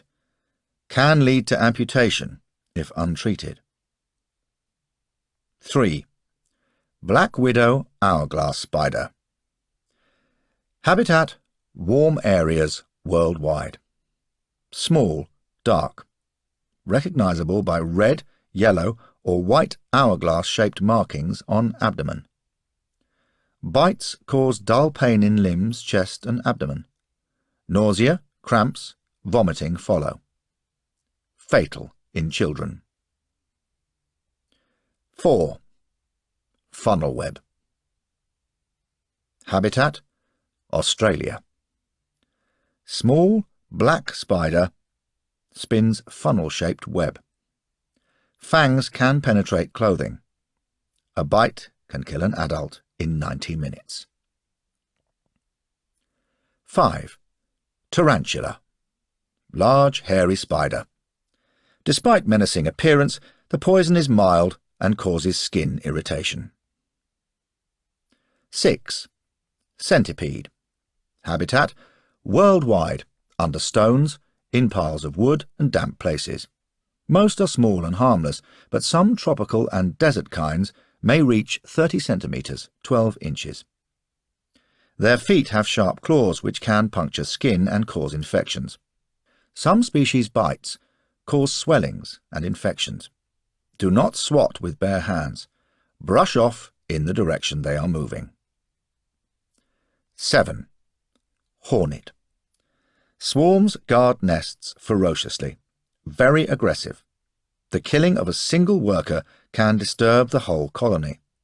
They will chase over some distance, inflicting numerous stings. Avoid. Painful sting. Several at once could be fatal. 8. Tick. Habitat: common in tropics. Flat-bodied and round. Do not pull off. Head will remain and cause infection. Use heat, petrol, alcohol, or hot water to make it drop off. 9. Leech. Habitat: jungles and moist areas. Blood-sucking worm-like creature. Waits, thread-like, on vegetation before attaching itself to a victim. Do not pull off. Remove with fire or a pinch of salt. Leeches often carry infections. 10. Vampire bat. Habitat: Central and South America. Small, nocturnal. Sucks blood of sleeping victims. Bites may carry rabies.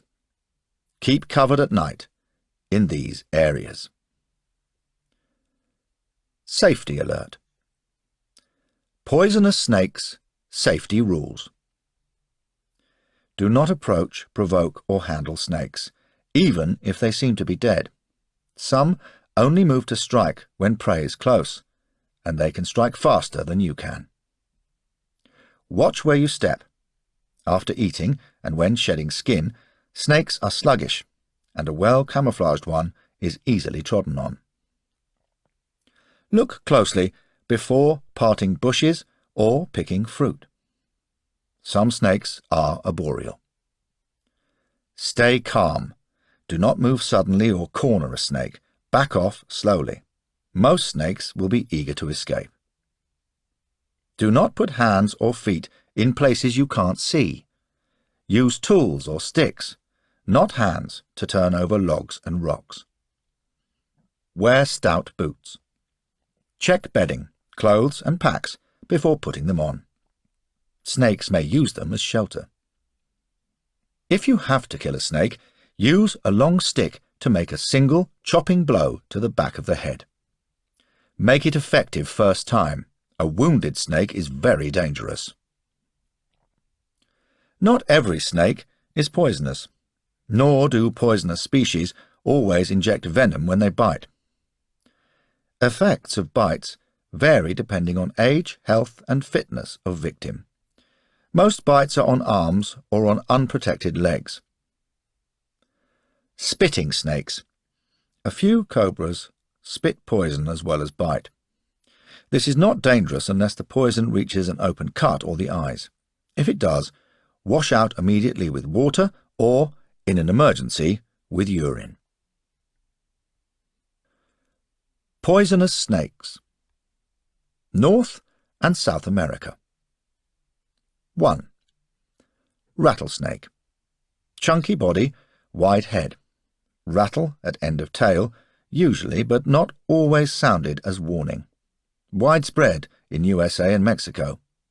The largest are the various diamondbacks, with distinctive blotches, 0.45 to 2.1 meters, 1.5 to 7 feet long.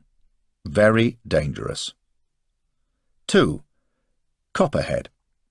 Stout body, buff or orange-brown, with rich brown bands and copper-red head. Mainly in eastern USA. 60 to 90 centimetres, 24 to 36 inches long. Fairly timid. It vibrates its tail if angry. Bites rarely fatal.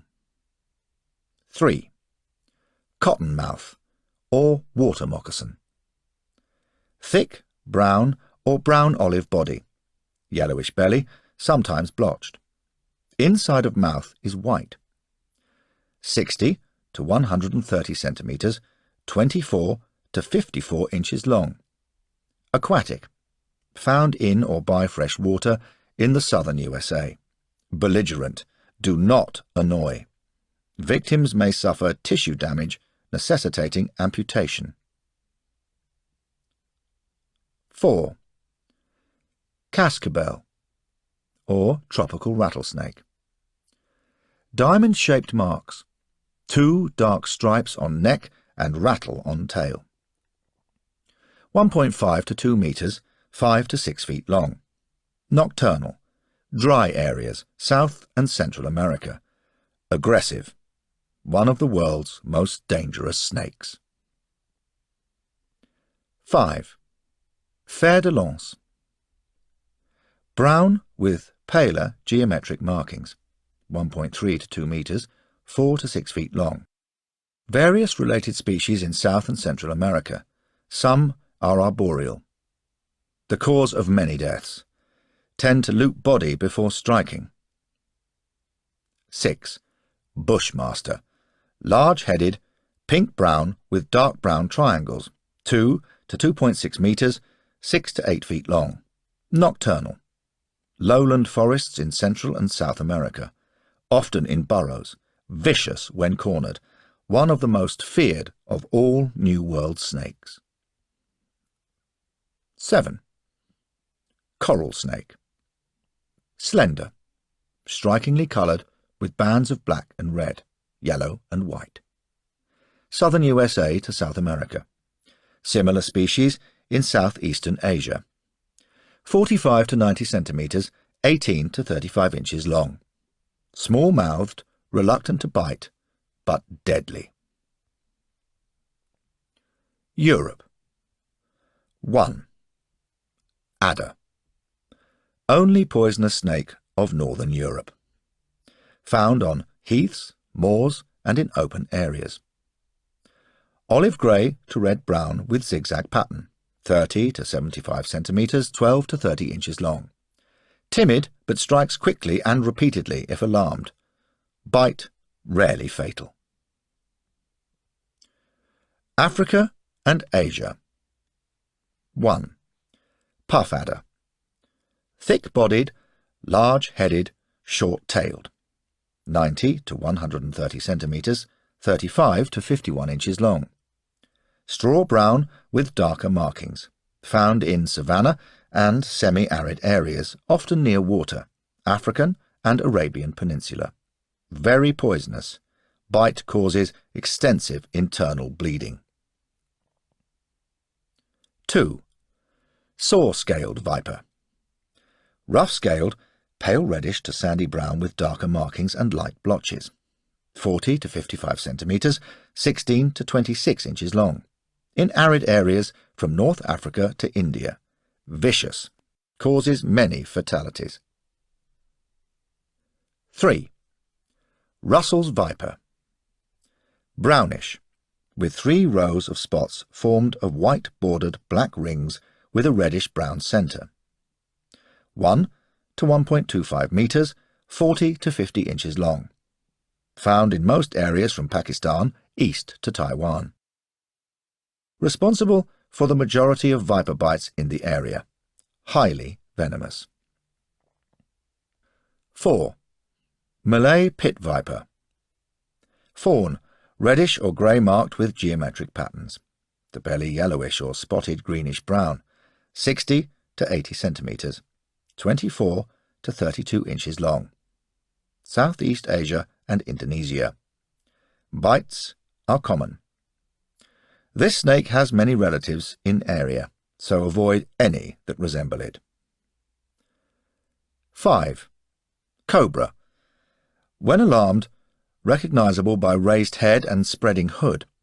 Common especially in rocky and semi-arid areas of Asia, Middle East to Far East. 1.5 to 2 meters, 5 to 6 feet long. Highly toxic venom. 6. Mamba. Small-headed, very slender, usually with large green or greyish scales. 1.5 to 2.1 meters, 5 to 7 feet long. In Africa, south of the Sahara, usually in trees. The large black mamba is mostly terrestrial. Often quick to strike, black mambas deliver large doses of venom which affect the brain and heart. Bites fatal in almost all untreated cases. 7. Boomslang. Very slender, varying from green to brown or black. 1.3 to 1.5 meters, 4 to 5 feet long. Hard to spot. Lives in trees in savanna parts of Africa south of the Sahara. Highly venomous. It inflates its throat when alarmed. 8. Krait. Small-headed. Some have black and white or black and yellow bands. 90 to 150 centimeters, 3 to 5 feet long. In open and forest areas, India to Indonesia. Nocturnal. Slow to strike, but its venom is especially powerful. Bite is almost painless. Symptoms may take several hours to develop, by which time it may be too late. Can be fatal. Its ocean-dwelling relative, the banded sea krait, is found in the Bay of Bengal, off Japan, and around the coasts of Australia and New Zealand. Venom is twice as toxic as that of cobra. Australasia. Of the 23 most poisonous snakes in the world, 20 are Australian, including all the top 10. 1. Death adder. Thick-bodied, brownish, reddish or grey with darker banding, 45 to 60 centimetres, 18 to 24 inches long. In sandy areas of much of Australia, Papua New Guinea and some nearby islands. Well camouflaged, highly venomous. 2. Australian black snake. Slender, blue back with bright red belly. 1.5 to 2 meters, 5 to 6 feet long. In or near fresh water, rarely fatal, flattens neck when aroused. 3. Eastern brown snake. Slender, yellowish-grey to brown with a pale belly. 1.5 to 2 meters, 5 to 6 feet long. Found in dry areas of eastern Australia. Easily roused and, when antagonized, strikes repeatedly. The world's second most poisonous snake. 4. Tiger snake. Thick-bodied, large-headed, tawny ochre bands with greenish-yellow, grey or orange-brown. 1.3 to 1.6 meters, 4 to 5 feet long. Found in semi-arid areas from southern Queensland down to New South Wales, where it's black rather than brown. Nocturnal on warm summer nights, aggressive, the world's fourth most poisonous snake. 5. Taipan. Uniformly light to dark brown with yellowish-brown on sides and belly, found from Kimberleys through Arubauland to Queensland. Up to 3.5 meters, 11 feet long. Ferocious when provoked. World's third most poisonous snake. Its relative, the western taipan, or small-scaled snake, is considered to be the most lethal land snake in the world. 6. Yellow-bellied sea snake. One of the most widely distributed of all sea snakes. It averages 72 to 88 centimetres, 28 to 35 inches long. Like most other sea snakes, it occurs in the Indian and Pacific Oceans. Some sea snakes are partly terrestrial, living in estuaries and coastal swamps. The highly toxic venom of the yellow-bellied sea snake causes respiratory paralysis. Can be fatal. Lizards. 1. Gila monster. Large rounded head, thick chunky body, short stumpy tail and brightly patterned in yellow. Found in deserts of Arizona, Mexico and nearby areas. 37 to 45 centimetres, 15 to 18 inches long. The bite is poisonous, but likely only when handled. 2. Beaded lizard. Resembles the Gila monster, but is darker and larger, with a slenderer tail, and spots rather than a mottling of colour. In a few arid parts of Mexico and Central America. Docile, but the bite is poisonous. Do not handle. Crocodiles and alligators. Crocodiles and alligators are amphibious, living on the banks of lakes, streams and swamps. Not all species are considered dangerous, but do not take chances. Most float almost submerged with only eyes and nostrils breaking the surface of the water. They are lazy creatures, but will attack large mammals, including man, pulling their prey beneath the surface to drown. On land, despite their short legs, they are capable of a considerable show of speed over short distances. They hunt mainly at night, sunning themselves during the day. Do not swim, especially at night, in crocodile or alligator areas, and never during the rainy season, when most documented attacks have occurred. When in croc country, stick to safe areas. Do not allow children to go near the water or roam unsupervised. Do not clean fish near the water, and do not go near nests or groups of baby crocodiles. The mother may not be far away. American alligator. Southeastern USA, Florida and Louisiana. Average length 4 meters, 13 feet. African crocodile. Throughout tropical Africa, including offshore islands, in salt and fresh water. 5 meters, 16 feet long. Saltwater crocodile. India. Malay Archipelago. Australia. In coastal rivers and swamps, as well as salt water. Grows to 7 meters, 23 feet long. An infamous man-eater.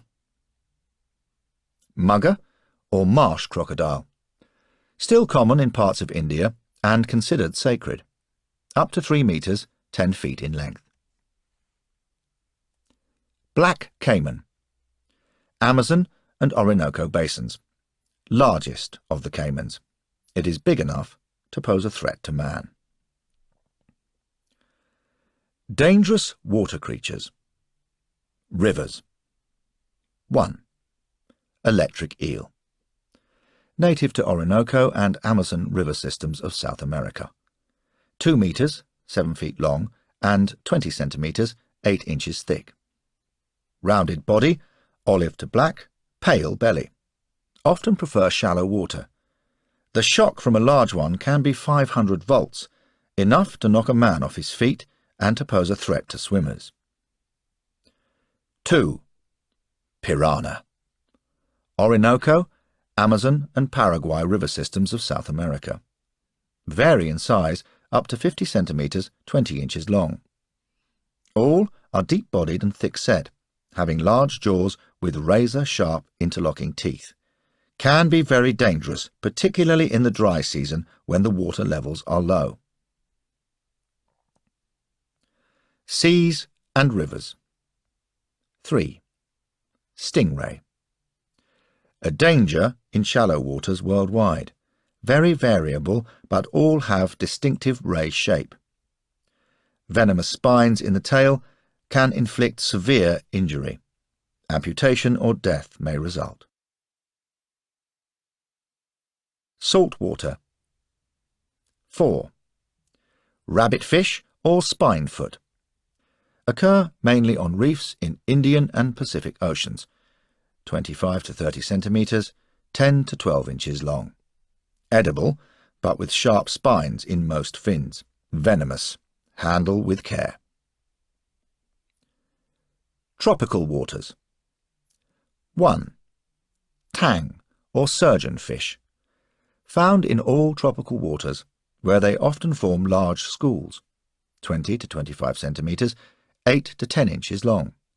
Deep-bodied, small-mouthed, colourful. Small venom glands in dorsal spines, but danger comes from razor-sharp tail, which in some species open like a flick knife. 2.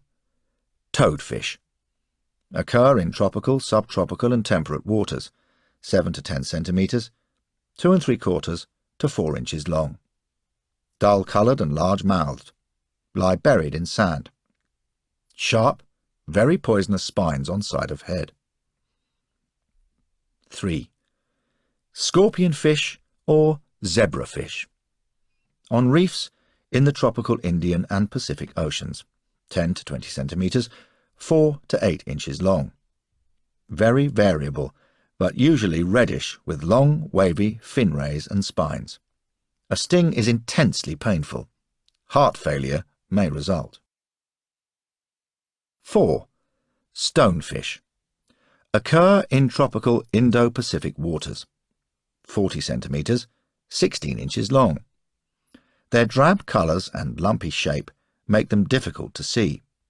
When trodden on, dorsal spines inject venom that is agonizingly painful, causing convulsions and paralysis. Recovery may take months, and stings are sometimes fatal. Sharks. The sharks listed here account for most human casualties. 1. Great white shark or white pointer. Cold, temperate to tropical waters. Common off southern Africa, North America and southern Australia and New Zealand. Up to 7 metres, 23 feet long. Grey above, white below.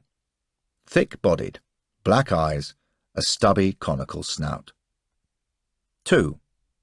Mako or blue pointer or mackerel shark. Common in temperate seas of Australia, New Zealand, South Africa. Up to 4 metres, 13 feet long. Sturdy body, grey to blue-black with a white belly. A fast swimmer, capable of leaping 6 metres, 18 feet out of the water.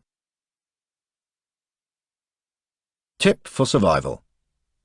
Protection against sharks. If you have shark repellent, follow the manufacturer's instructions. It may not be fully effective, but even so, use only if the situation is very grave. Repellent soon dissipates in the water and becomes ineffective. Choose your moment well, since you can only use it once. 3. Tiger shark. Common in tropical and subtropical oceans. 3 to 5 metres, 10 to 16 feet long. Short snout, long tail, greyish-brown back, cream belly. Powerful and aggressive. 4. Hammerhead. Tropical and subtropical waters, 4 to 6 metres, 13 to 20 feet long. Distinctive hammer-shaped head. Generally timid, but unprovoked attacks have occurred in shallow waters. Other sea creatures. 1. Portuguese man-of-war. Mainly subtropical, it is common in Gulf Stream. Especially common in waters of high salinity. For example, those around Australia and Florida. Floating bladder may be only 15 centimetres to 6 inches long, but tentacles, with their stinging cells, can stream out for 15 metres, 40 feet. Stings are very painful and may cause breathing and swimming difficulties. Even dead ones can sting. 2. Blue-ringed octopus. Small, sometimes only fist-sized, found in shallow waters and pools off Australia. Venom causes swelling, dizziness, and respiratory paralysis. Apply artificial respiration. Treat all tropical reef octopuses with caution. 3. Cone shell. Subtropical and tropical gastropod with venomous harpoon-like barb which pokes through the narrow end of the shell. Varying shell patterns. Do not touch. Can cause temporary paralysis and breathing difficulties leading to death within 6 hours. 4. Auger or terebra. Found in temperate and tropical seas. It has a stinging barb, much thinner and longer than that of the cone shell. Sting is not as serious as the cones, but do not eat. 5. Weaver fish. Tapering, dull-coloured, 30 centimetres, 1 foot long. Lie buried in shallow sandy bays along the coasts of Europe, south to West Africa and the Mediterranean. Venomous spines on back and gills cause disabling pain. Soothe it by applying very hot water. Risk of secondary infections and gangrene. Can be fatal. Poisonous to eat. 1. Porcupine fish. Occurs in all shallow tropical waters, 50 to 60 centimetres, 20 to 24 inches long. Varieties differ somewhat in appearance, but when alarmed all inflate into a spiny ball.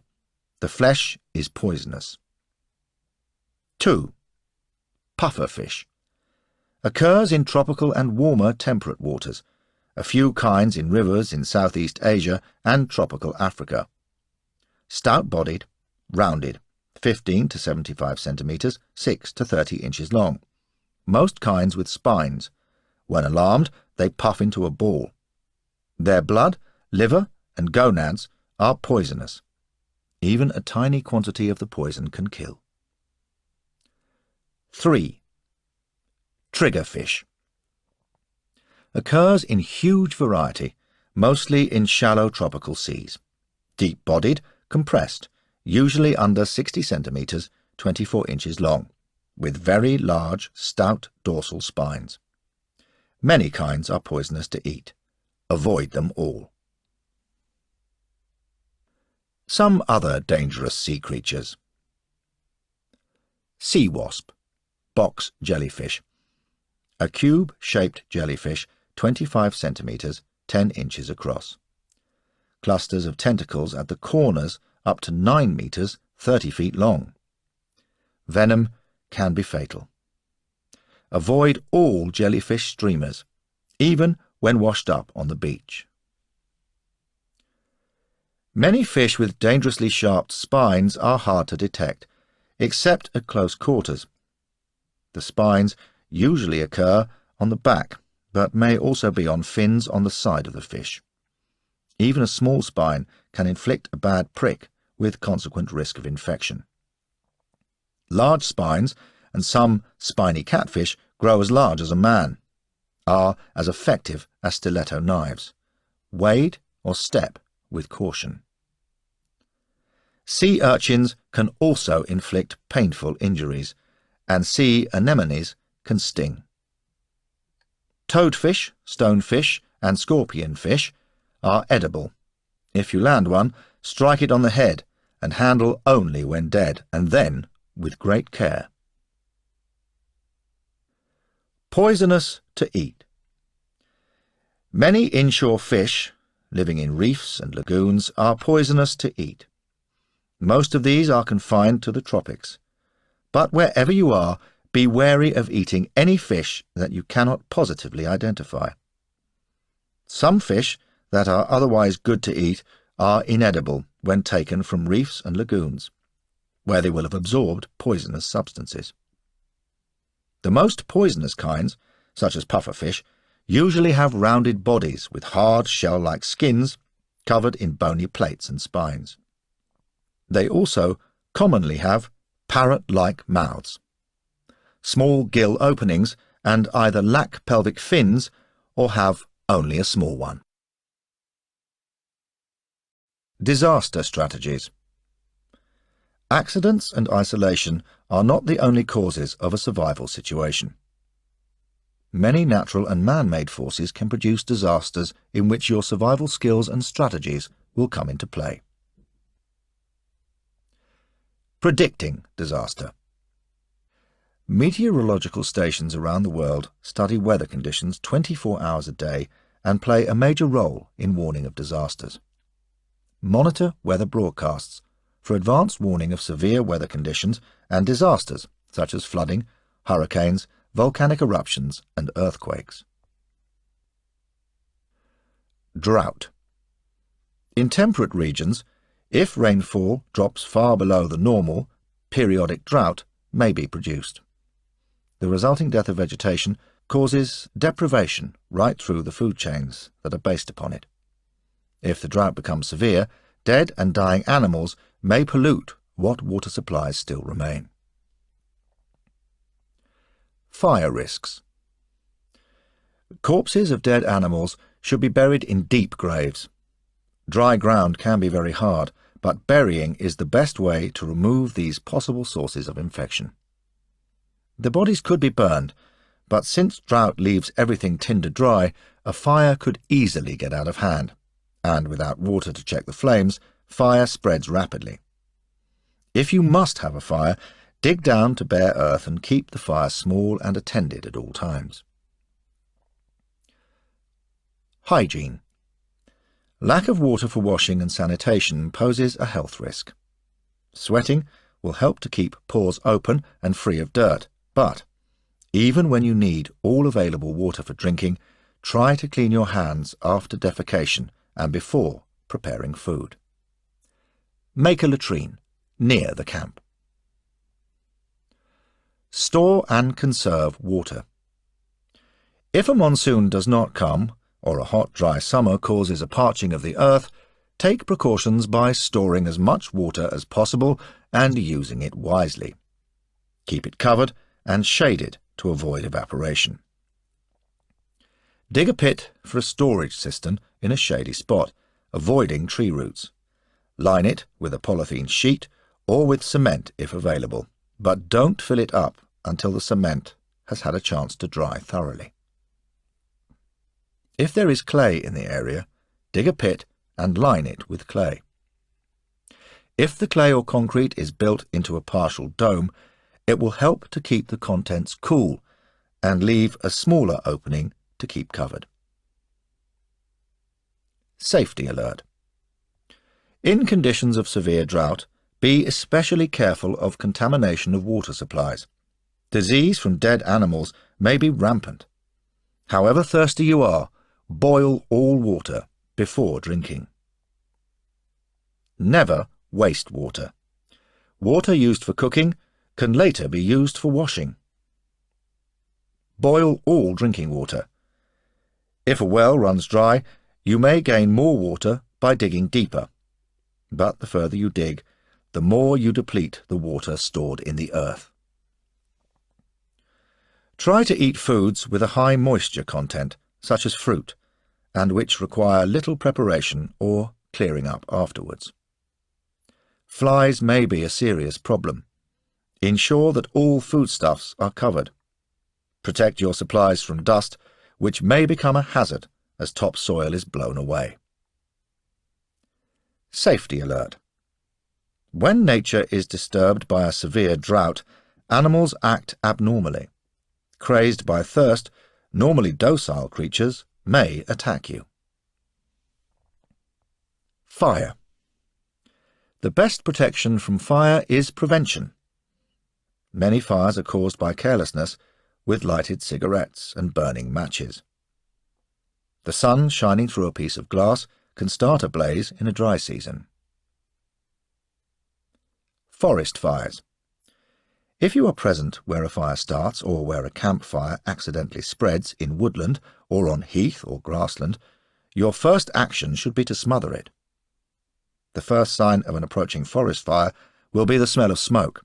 Then you will probably hear the fire before you see flames. You may notice unusual animal behavior before you realize the cause. Escape route. If caught in an area where fire is raging, and when it is far too late to put it out yourself, do not immediately flee, unless the fire is so close that there is no choice. Even though you may feel that clothing hampers your movement, do not discard it, for it will shield you from the full force of radiated heat. Smoke will indicate the direction of the wind. The fire will be travelling fastest in that direction. If the wind is blowing away from you, towards the fire, move into the wind. Head for any natural fire break, such as a swathe through the trees, where the flames should be stopped. A river is the best break. Even if the flames can leap it, you will be reasonably safe in the water. In forestry plantations, look for the fire breaks. Tip for survival. Do not run wildly. Stop and think. Choose your escape route. Check the surrounding terrain and the wind direction to assess the possible spread of fire.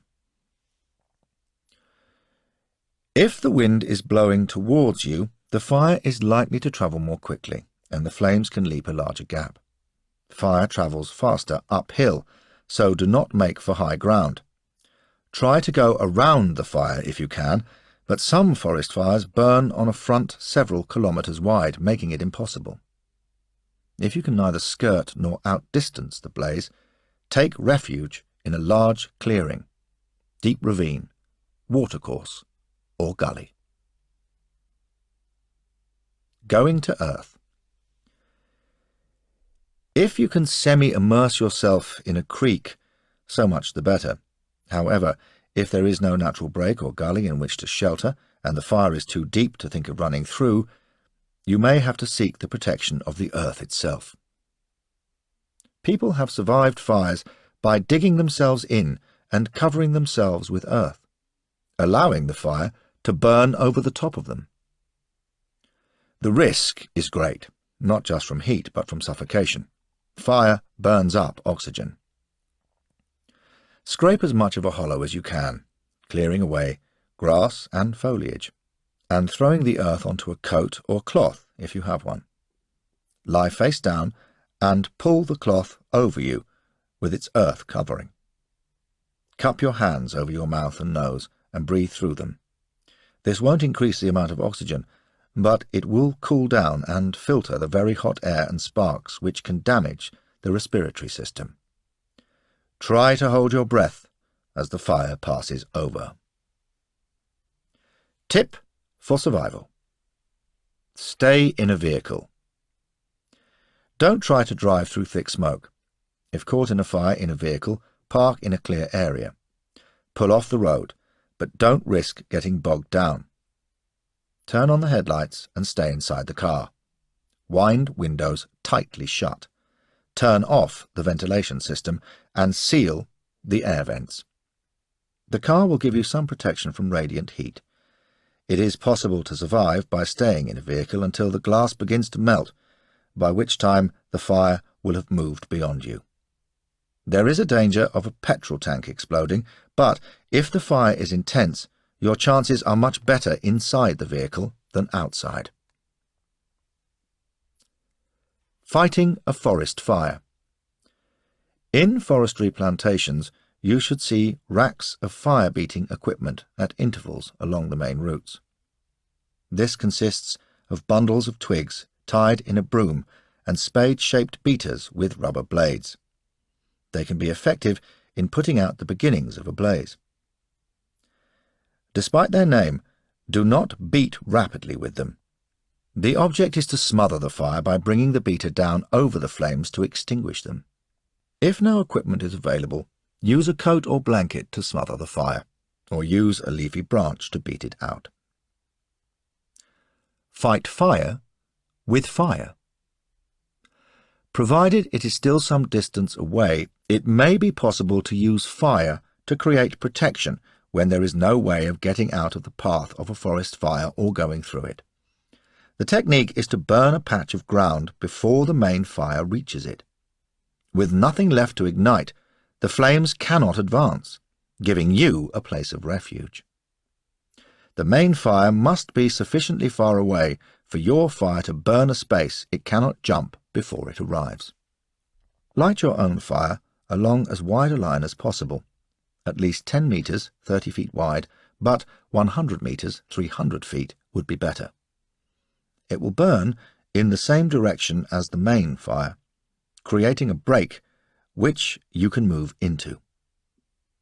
Make sure you determine the wind direction correctly. Tip for survival. Beware. Winds may be swirling and fires create their own drafts, so you may still have to make a dash through your own flames. The main fire must be far enough away for your own fire to burn and pass. Do not underestimate the speed at which flames travel. They may be approaching faster than you can run. Do not light another fire unless you are desperate and fairly certain of the outcome. Escaping through fire. Sometimes the best escape route may be to run through the flames. This is impossible if they are very intense and the area covered by the fire is great. In a large clearing or on heathland, however, it may be possible to run through less dense fire to refuge on the already burnt-out land. Thick vegetation burns fiercely, so choose the spot for your breakthrough with care. Make your mind up, then do not delay. Dampen a piece of cloth to cover your nose and mouth. Cover as much exposed skin as you can, including your head, with a blanket, curtain, or overcoat. If you have water available, tip some over you to damp down clothing, hair, and any flesh you have not been able to cover. Take a deep breath. Cover your nose and mouth to keep out smoke. And run. If your clothes catch alight, do not stay on your feet when out of the fire. Flames and smoke will travel up your body, over your face, and into your lungs. Safety alert. Do not run if your clothes are ablaze. This will only fan the flames. Roll on the ground and try to wrap yourself in something that will smother the flames, a mat, blanket, or overcoat. If someone else comes running out of a fire with their clothes alight, push them to the ground and use the same methods of denying the flames oxygen. Do not hug them to you, or your clothes may catch fire. Fires in buildings. Block gaps round doors and windows. Close all blinds and curtains. Stay away from outside walls and don't be panicked into running out of the house when the fire reaches it. Once the fire has passed, avoid excessive smoke inhalation, but go outside and put out any small fires. Vehicle fires. The greatest danger with cars is the risk of the fuel tank being ignited. The aim is to control the fire before it can reach the tank. Everything has a flashpoint, and a fuel tank is more at risk than most things. Usually a fuel line, if not armoured, will catch fire first, acting as a fuse, which eventually ignites the tank. If a car catches fire in a confined space, smoke and toxic fumes will soon build up. Try to put the fire out first, but if that is not practicable, remove the car from the building before it further endangers life and property. Do not get into the car. You can do everything from outside, including steering. If possible, push or pull the car out. If your car has a starter button, select a low gear or reverse and use the starter to bounce the car out. With conventional ignition, turn the key in short bursts. Be prepared for the car to jerk forward violently. In a crashed car, doors may jam. If it catches fire, get through any window or kick the windscreen out. If the fire is inside the car, use the extinguisher or smother it with a rug or coat. Synthetic materials used in upholstery in many cars burn rapidly and give off thick smoke and toxic gases.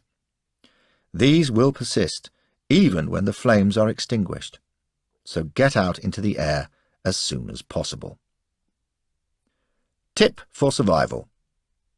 Keep your fire extinguisher handy. Don't keep your fire extinguisher in the boot or trunk. Keep it where you can get at it immediately. Impact could distort the boot lid and prevent you opening it. Fires in the air.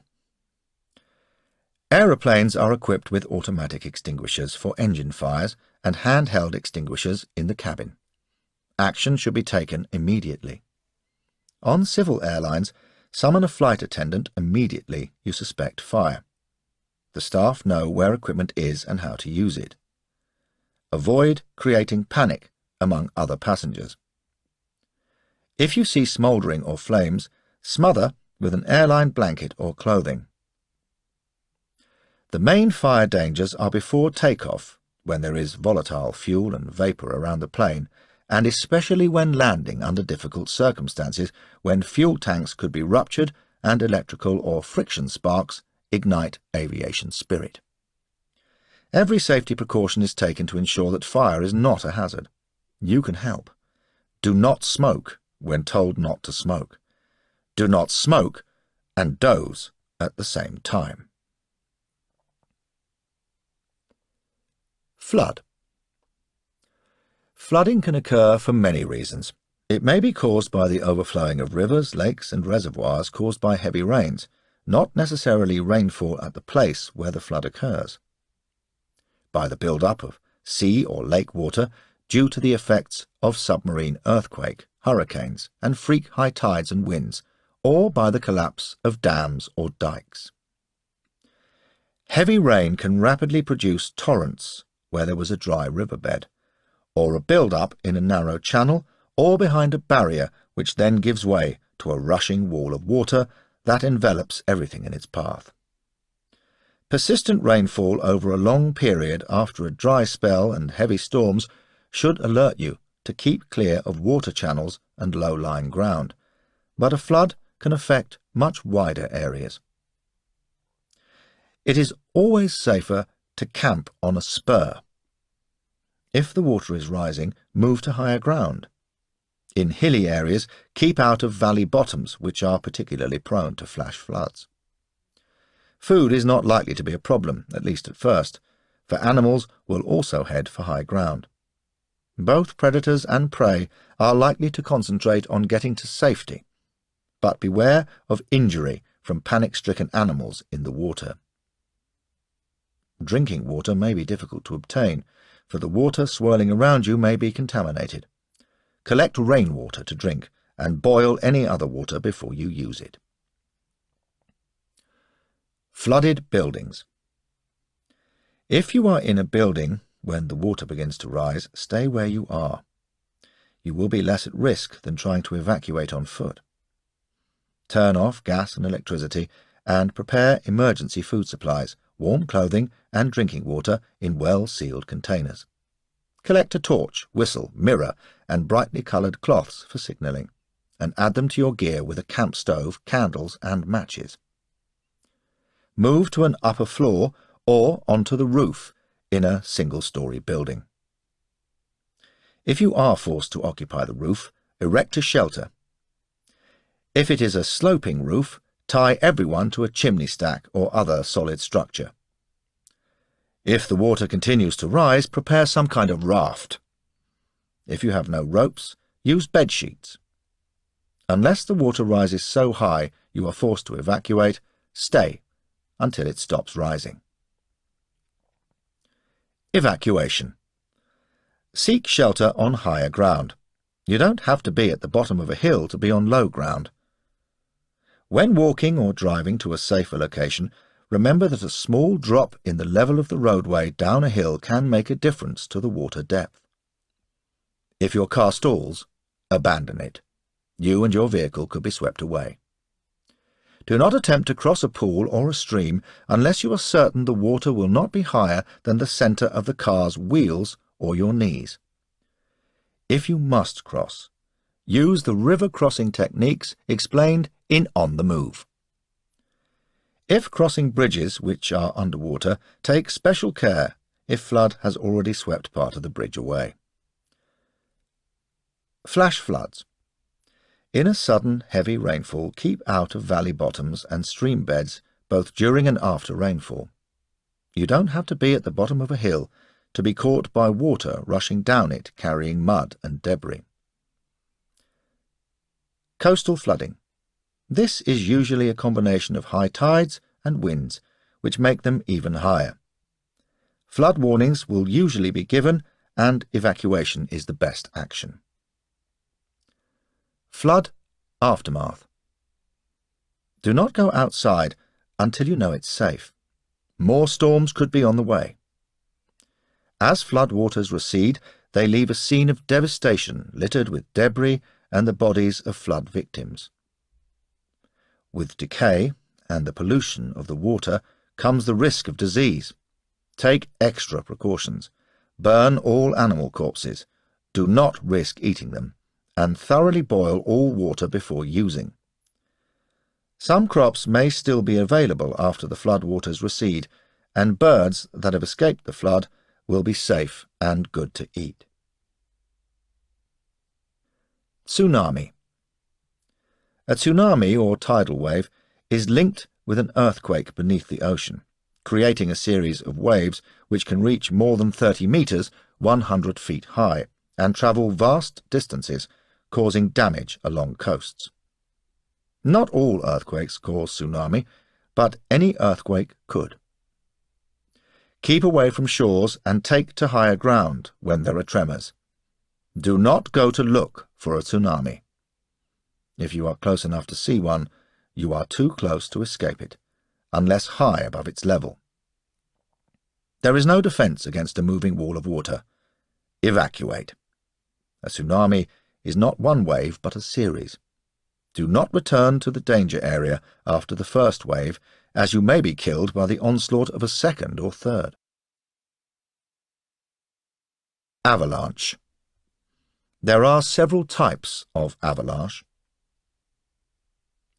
Soft slab avalanche. Snow falling on lee slopes, often below a cornice, fails to settle and compact like the snow below. A gap forms behind. It may feel hard and safe, but any disturbance or loud noise can set the whole slab in motion. Airborne avalanche. Frequently the result of new snow falling on an already hard crust or in cold, dry conditions. This may begin as a slab avalanche, but gathers momentum and more powdered snow to reach very high speeds. Cover nose and mouth to stand a chance of survival. Death is caused by drowning from inhaling snow. Wet snow avalanche. More common in times of thaw, often following a rapid temperature rise after snowfall. It moves more slowly than an airborne avalanche, picking up trees and rocks in its path. When it stops, it freezes solid almost instantly, making rescue very difficult. Lay flat and use crawl stroke to keep on top of slide. The debris can form a very deep layer. Get rid of pack and other encumbrances. Cover nose and mouth to avoid swallowing snow. When you come to rest, make as big a cavity around you as you can before the snow freezes, and try to reach the surface. Slip off any kit you have not been able to discard. It will hamper your extraction. Save your energy to shout when you hear people. Hurricane. A hurricane is a wind of high speed, above force 12 on the Beaufort scale, which brings torrential rain and can destroy any flimsy structures. It is a tropical form of cyclone, which in more temperate latitudes would be prevented from developing in the upper levels of the air by the prevailing westerly winds. Hurricanes are known by various names around the world. Hurricane, Caribbean and North Atlantic, Eastern North Pacific, Western South Pacific. Cyclone, Arabian Sea, Bay of Bengal, Southern Indian Ocean. Typhoon, China Sea, Western North Pacific. Willy Willy, Northwest Australia. Hurricanes develop over the ocean when sea temperatures are at their highest, especially in late summer. Warm air creates a low-pressure core around which winds may rotate at speeds up to 300 kilometers per hour, 200 miles per hour or more, circling anti-clockwise in the northern hemisphere, clockwise in the southern.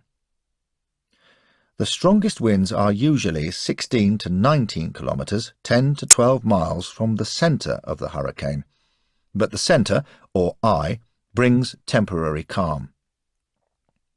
The eye may be up to 500 kilometers or 300 miles in diameter. Hurricanes can occur at any time of the year. In the northern hemisphere, the main season is June to November, and in the southern, November to April, especially January and February. Hurricanes are not a feature of the South Atlantic. Pattern of the hurricane. Out at sea, hurricanes will build up force and begin to veer towards the pole, the wind speed usually being greatest on the poleward side of the eye. Hurricane warnings. Satellite surveillance enables meteorologists to track hurricanes and to warn of their approach. Some move very erratically, so monitor forecasts in hurricane areas. Without radio to alert you, the growth of swell can indicate a hurricane, especially when coupled with other conditions such as highly coloured sunsets or sunrises. Dense banners of cirrus cloud converging towards the vortex of the approaching storm, and abnormal rises in barometric pressure followed by an equally rapid drop. Precautions. Get out of the hurricane's path if you can.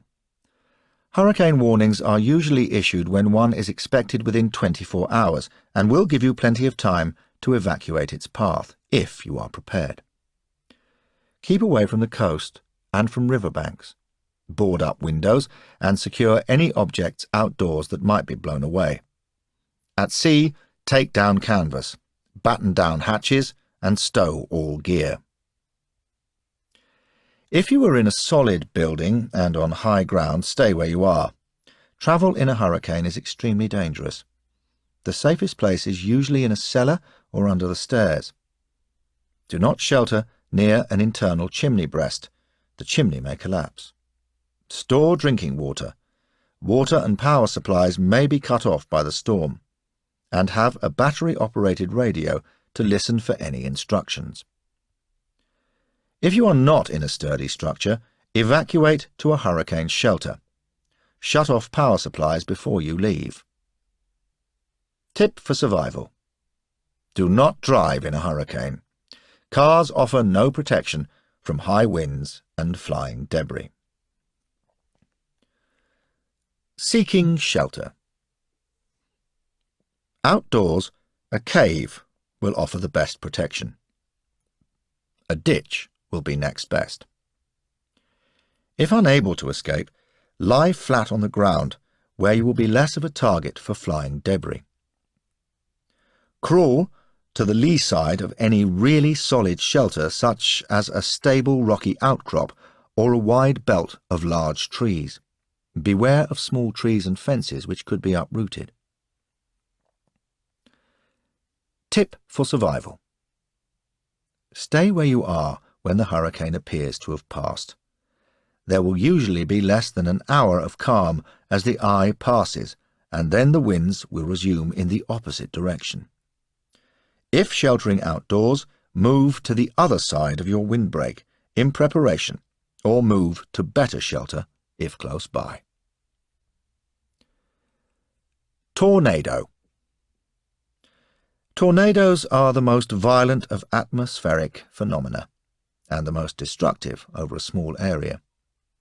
Wind speeds have been estimated at 620 kilometers per hour, 400 miles per hour.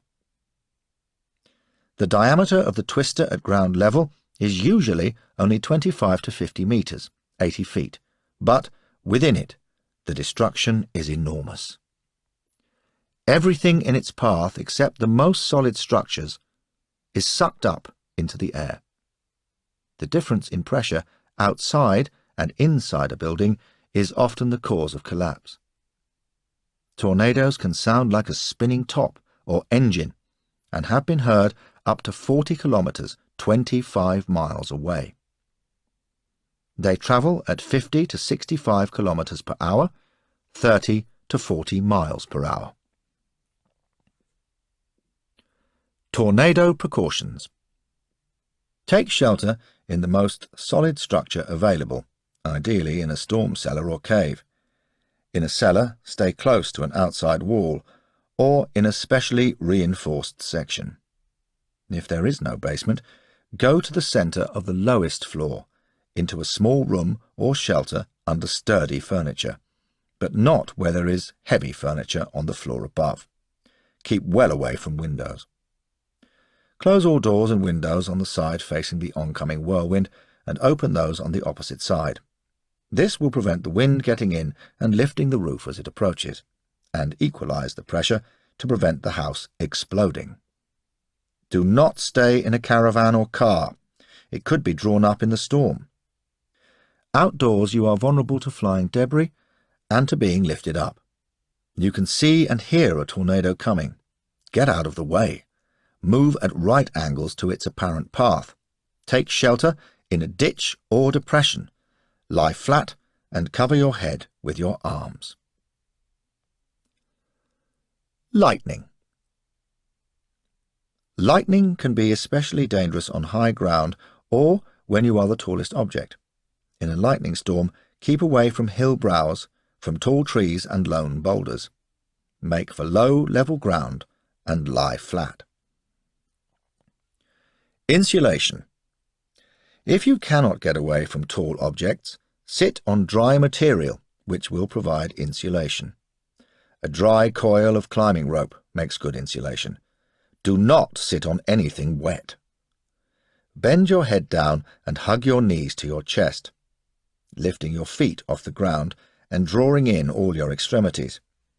Do not reach down to the ground with your hands. That could give a contact to conduct the lightning. If you have nothing which will insulate you from the ground, lie as flat as you can. Stay low.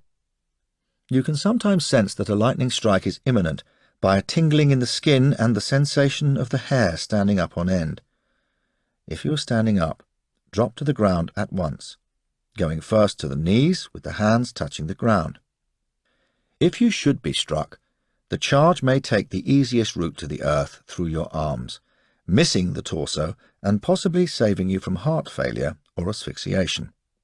Quickly lie flat. Do not hold metal objects when there is lightning about, and keep away from metal structures and fences. However, do not jettison equipment if you will lose it altogether, when climbing, for instance. A dry axe with a wooden handle may spark at the tip, but is well insulated. Proximity to large metal objects can be dangerous even without contact, for the shock wave caused by the heated air as the lightning passes can cause damage to the lungs. Shelter. One of the best places to shelter in a lightning storm is at least 3 meters, 10 feet inside a deep cave with a minimum of 1 meter, 4 feet space on either side of you. Do not shelter in a cave mouth or under an overhang of rock in mountainous country. Lightning can spark across the gap. Small openings in the rock are frequently the ends of fissures, which are also drainage routes and automatic lightning channels. Earthquake. Earthquakes come suddenly with little warning. Minor earth tremors can happen anywhere, but major quakes are confined to known earthquake belts. With monitoring by seismologists, earthquakes can be predicted and evacuation may be possible. Animals become very alert, tense, and ready to run. A succession of preliminary tremors, known as foreshocks, often followed by a seismically quiet period, usually precede a major quake, which they can actually trigger. These initial tremors may not be noticeable. Domestic earthquake precautions. Stay tuned to a local radio station for up-to-date reports and advice if you have warning of a possible earthquake. Turn off gas, electricity and water if advised to do so. Remove large and heavy objects from high shelves. Have ready, in case needed, fresh water and emergency food, a torch, first aid materials and a fire extinguisher. Earthquake precautions. In a building. Stay indoors. Douse fires. Stay away from glass, including mirrors, and especially from large windows. An inside corner of the house or a well-supported interior doorway are good places to shelter. A lower floor or a cellar gives the best chance of survival. Make sure there are plenty of exits. Get under a table or large piece of furniture, which will give both protection and an airspace. In a shop, keep away from large displays of goods. In high-rise offices, never go into a lift. Staircases may attract panicking people. Get under a desk. In a car. Stop as quickly as you can, but stay in the car. It will offer some protection from falling objects. Crouch down below seat level, and you will be further protected if anything falls on the car. When the tremors cease, keep a watch for any obstructions and hazards, such as broken cables and undermined roadways or bridges which could give way. Outdoors. Lie flat on the ground. Do not try to run. You will be thrown about and could be swallowed in a fissure. Keep away from tall buildings and trees. Do not deliberately go underground or into a tunnel where you could be trapped by collapse. If you have managed to get to an open space, do not move back into buildings, for if minor tremors follow, they could collapse any structure left unstable by the first quake. On a hillside, it is safer to get to the top. Slopes are liable to landslide, and there would be little chance of survival. People have been known to survive by rolling into a tight ball on the ground. Beaches, provided they are not below cliffs, are initially fairly safe, but since tidal waves often follow a quake, you should move off the beach to high open ground as soon as the tremor has finished. Further tremors are unlikely to be as dangerous as a tsunami. Be calm and think fast. Speed is essential if an earthquake strikes. There is little time to organize others. Use force if necessary to get them to safety or pull them to the ground. After the earthquake. Check yourself and others for injuries. Apply first aid if necessary. Rupture of sewage systems, contamination of water, and the hazards of the bodies trapped in the wreckage can all make the risk of disease as deadly as the earthquake itself. Bury all corpses, animal and human. Take special precautions over sanitation and personal hygiene. Filter and boil all water. Check that sewage services are intact before using lavatories. Do not shelter in damaged buildings or ruins. Build a shelter from debris. Be prepared for aftershocks. Open cupboards carefully. Objects may tumble out. Clean up spilled household chemicals and potentially harmful substances. Do not strike matches or lighters or use electrical appliances if there is any chance of a gas leak. Sparks ignite gas. Volcano. Active volcanoes are found in the areas of the world which are also most prone to earthquakes. Eruption hazards. Although it is possible to outrun most basalt lava flows, they continue relentlessly until they reach a valley bottom or eventually cool off. They crush and bury anything in their path. Lava flows are probably the least hazard to life, for the able-bodied can escape them. Other hazards are more dangerous. Missiles. Volcanic missiles, ranging from pebble-sized fragments to lumps of rock and hot lava, can be scattered over vast distances. Volcanic ash can cover an even greater area.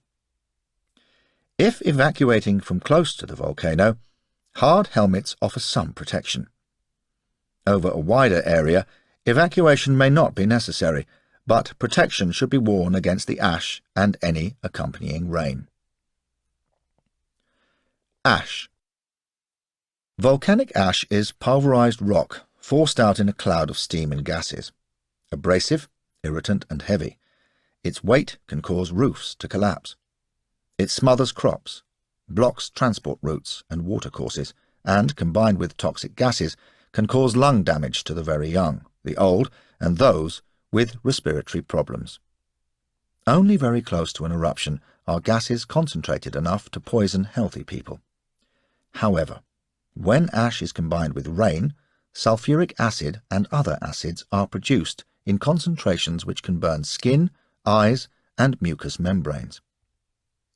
Wear goggles, which seal the area around the eyes, not sunglasses, which will offer no protection. Use a damp cloth over the mouth and nose, or, better still, industrial dust masks. On reaching shelter, remove clothing, thoroughly wash exposed skin, and flush eyes with clean water. Gas balls.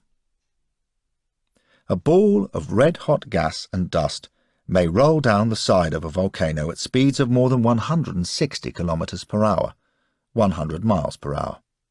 Unless there is an underground shelter nearby, the only chance of survival is to submerge underwater and hold your breath for the half-minute or so it will take to pass. Mud flows. The volcano may melt ice and snow and cause a glacial flood, or, combined with earth, create a mud flow, known as a lahar. This can move at up to 100 kilometers per hour, 60 miles per hour, with devastating effect. In a narrow valley, a lahar can be as much as 30 meters, 100 feet high. They are a danger long after the major eruption is over, and are a risk even when the volcano is dormant if it generates enough heat to produce meltwater retained by ice barriers. Heavy rains may cause it to breach the ice.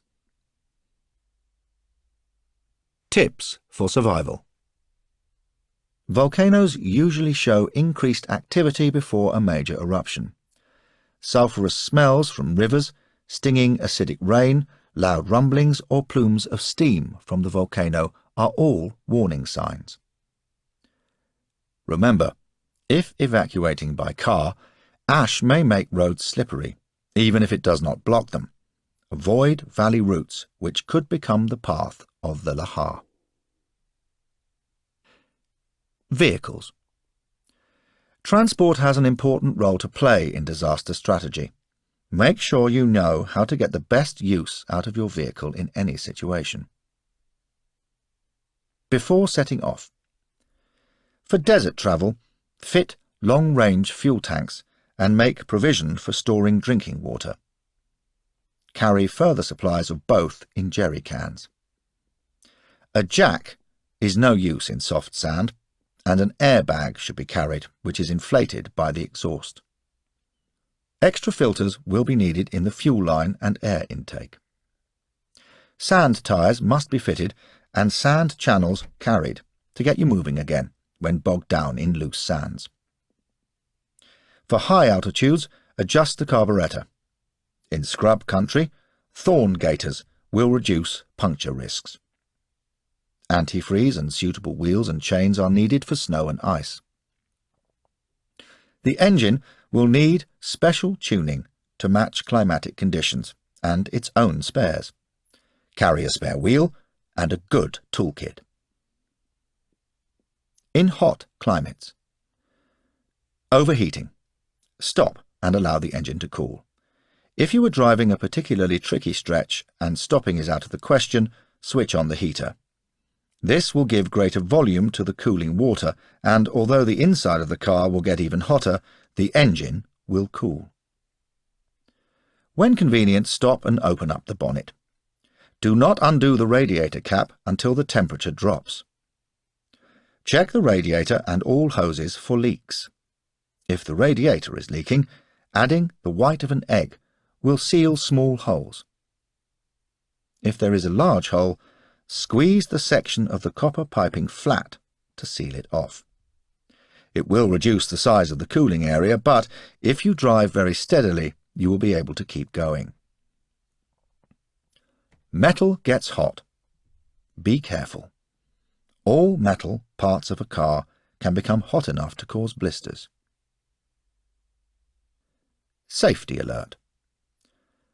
Never leave an injured person or an animal in a closed car in a hot climate, or even on a sunny day in temperate regions. Always leave windows open to ensure ventilation. Heat exhaustion kills even in the shade, as the sun will move. Care in sandy conditions. When adding fuel, sand and dust can get into the tank. Rig a filter over or just inside the inlet to the tank. In cold climates. If you are trapped in a blizzard, stay in the car. If you are on a regular traffic route, you will probably soon be rescued. Going for help could be too risky. Run the engine for heat if you have fuel.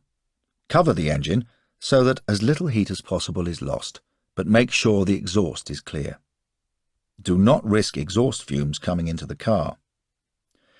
If you feel drowsy, stop the engine and open a window. Do not go to sleep with the engine running. Switch off the heater as soon as you have taken the chill off, starting it again when temperature drops. If there is no fuel, wrap up in any spare clothing, rugs, etc., and keep moving inside the car. If you have to leave the car to go a short distance, for instance, if you know help is very close, rig up a signpost. A bright scarf on a stick will help you find the car again.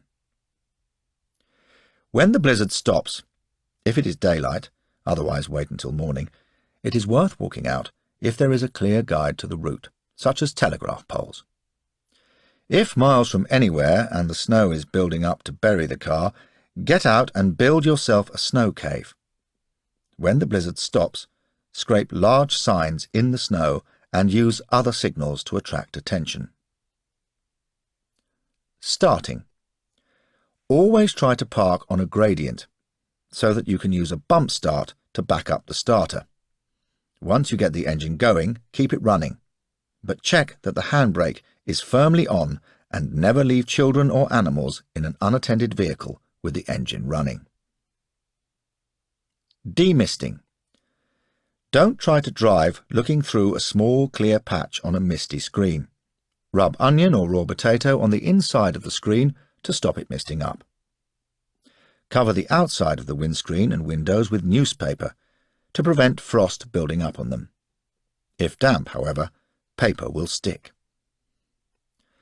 Cover the engine. Wrap a blanket round the engine to help stop it from freezing up, but remember to remove it before you start the engine. Cover lower part of the radiator with cardboard or wood so that it does not freeze as you go along. If very cold, leave covered. Otherwise remove to prevent overheating. Cover metal. Don't touch any metal with bare hands. Your fingers could freeze to it and tear off skin. Where handling metal components with gloves is awkward, wrap fingers with adhesive tape. Treat radiator cap and dipstick in this way to ease your daily checks. Diesel engines. Diesel contains water and freezes solid at low temperatures. Always cover the front of the engine, but check for overheating. Wrap engine at night or when left standing. Some drivers light small fires under frozen tanks. Only you can judge if the risk is worth taking. General. Clutch slip. Often caused by oil or grease getting on the clutch plates. To degrease, use the fire extinguisher. Squirt it through the inspection plate opening. Broken fan belt. Improvise with tights, a tie or string. High tension leads. If a high tension lead breaks, you may be able to replace it with a willow twig. Any plant stem with water content will carry current from the coil to the distributor. Spit on the ends and insert them into push-fit contacts. When you switch on, there is a deadly current of about 1300 volts. Do not touch. Replace the twig frequently as it dries out. Dead battery. Set the vehicle moving by a tow, a push, or letting it run downhill. Select second gear and release the clutch to bump start. That was SAS Survival Guide, The Ultimate Guide to Surviving Anywhere, by John Lofty Wiseman, read by Colin Mace. This program was produced by ID Audio. An audiobook from William Collins, an imprint of HarperCollins. Text copyright John Wiseman, 1986, 1993, 2004, 2010, 2015. Production copyright 2019 by HarperCollins Publishers.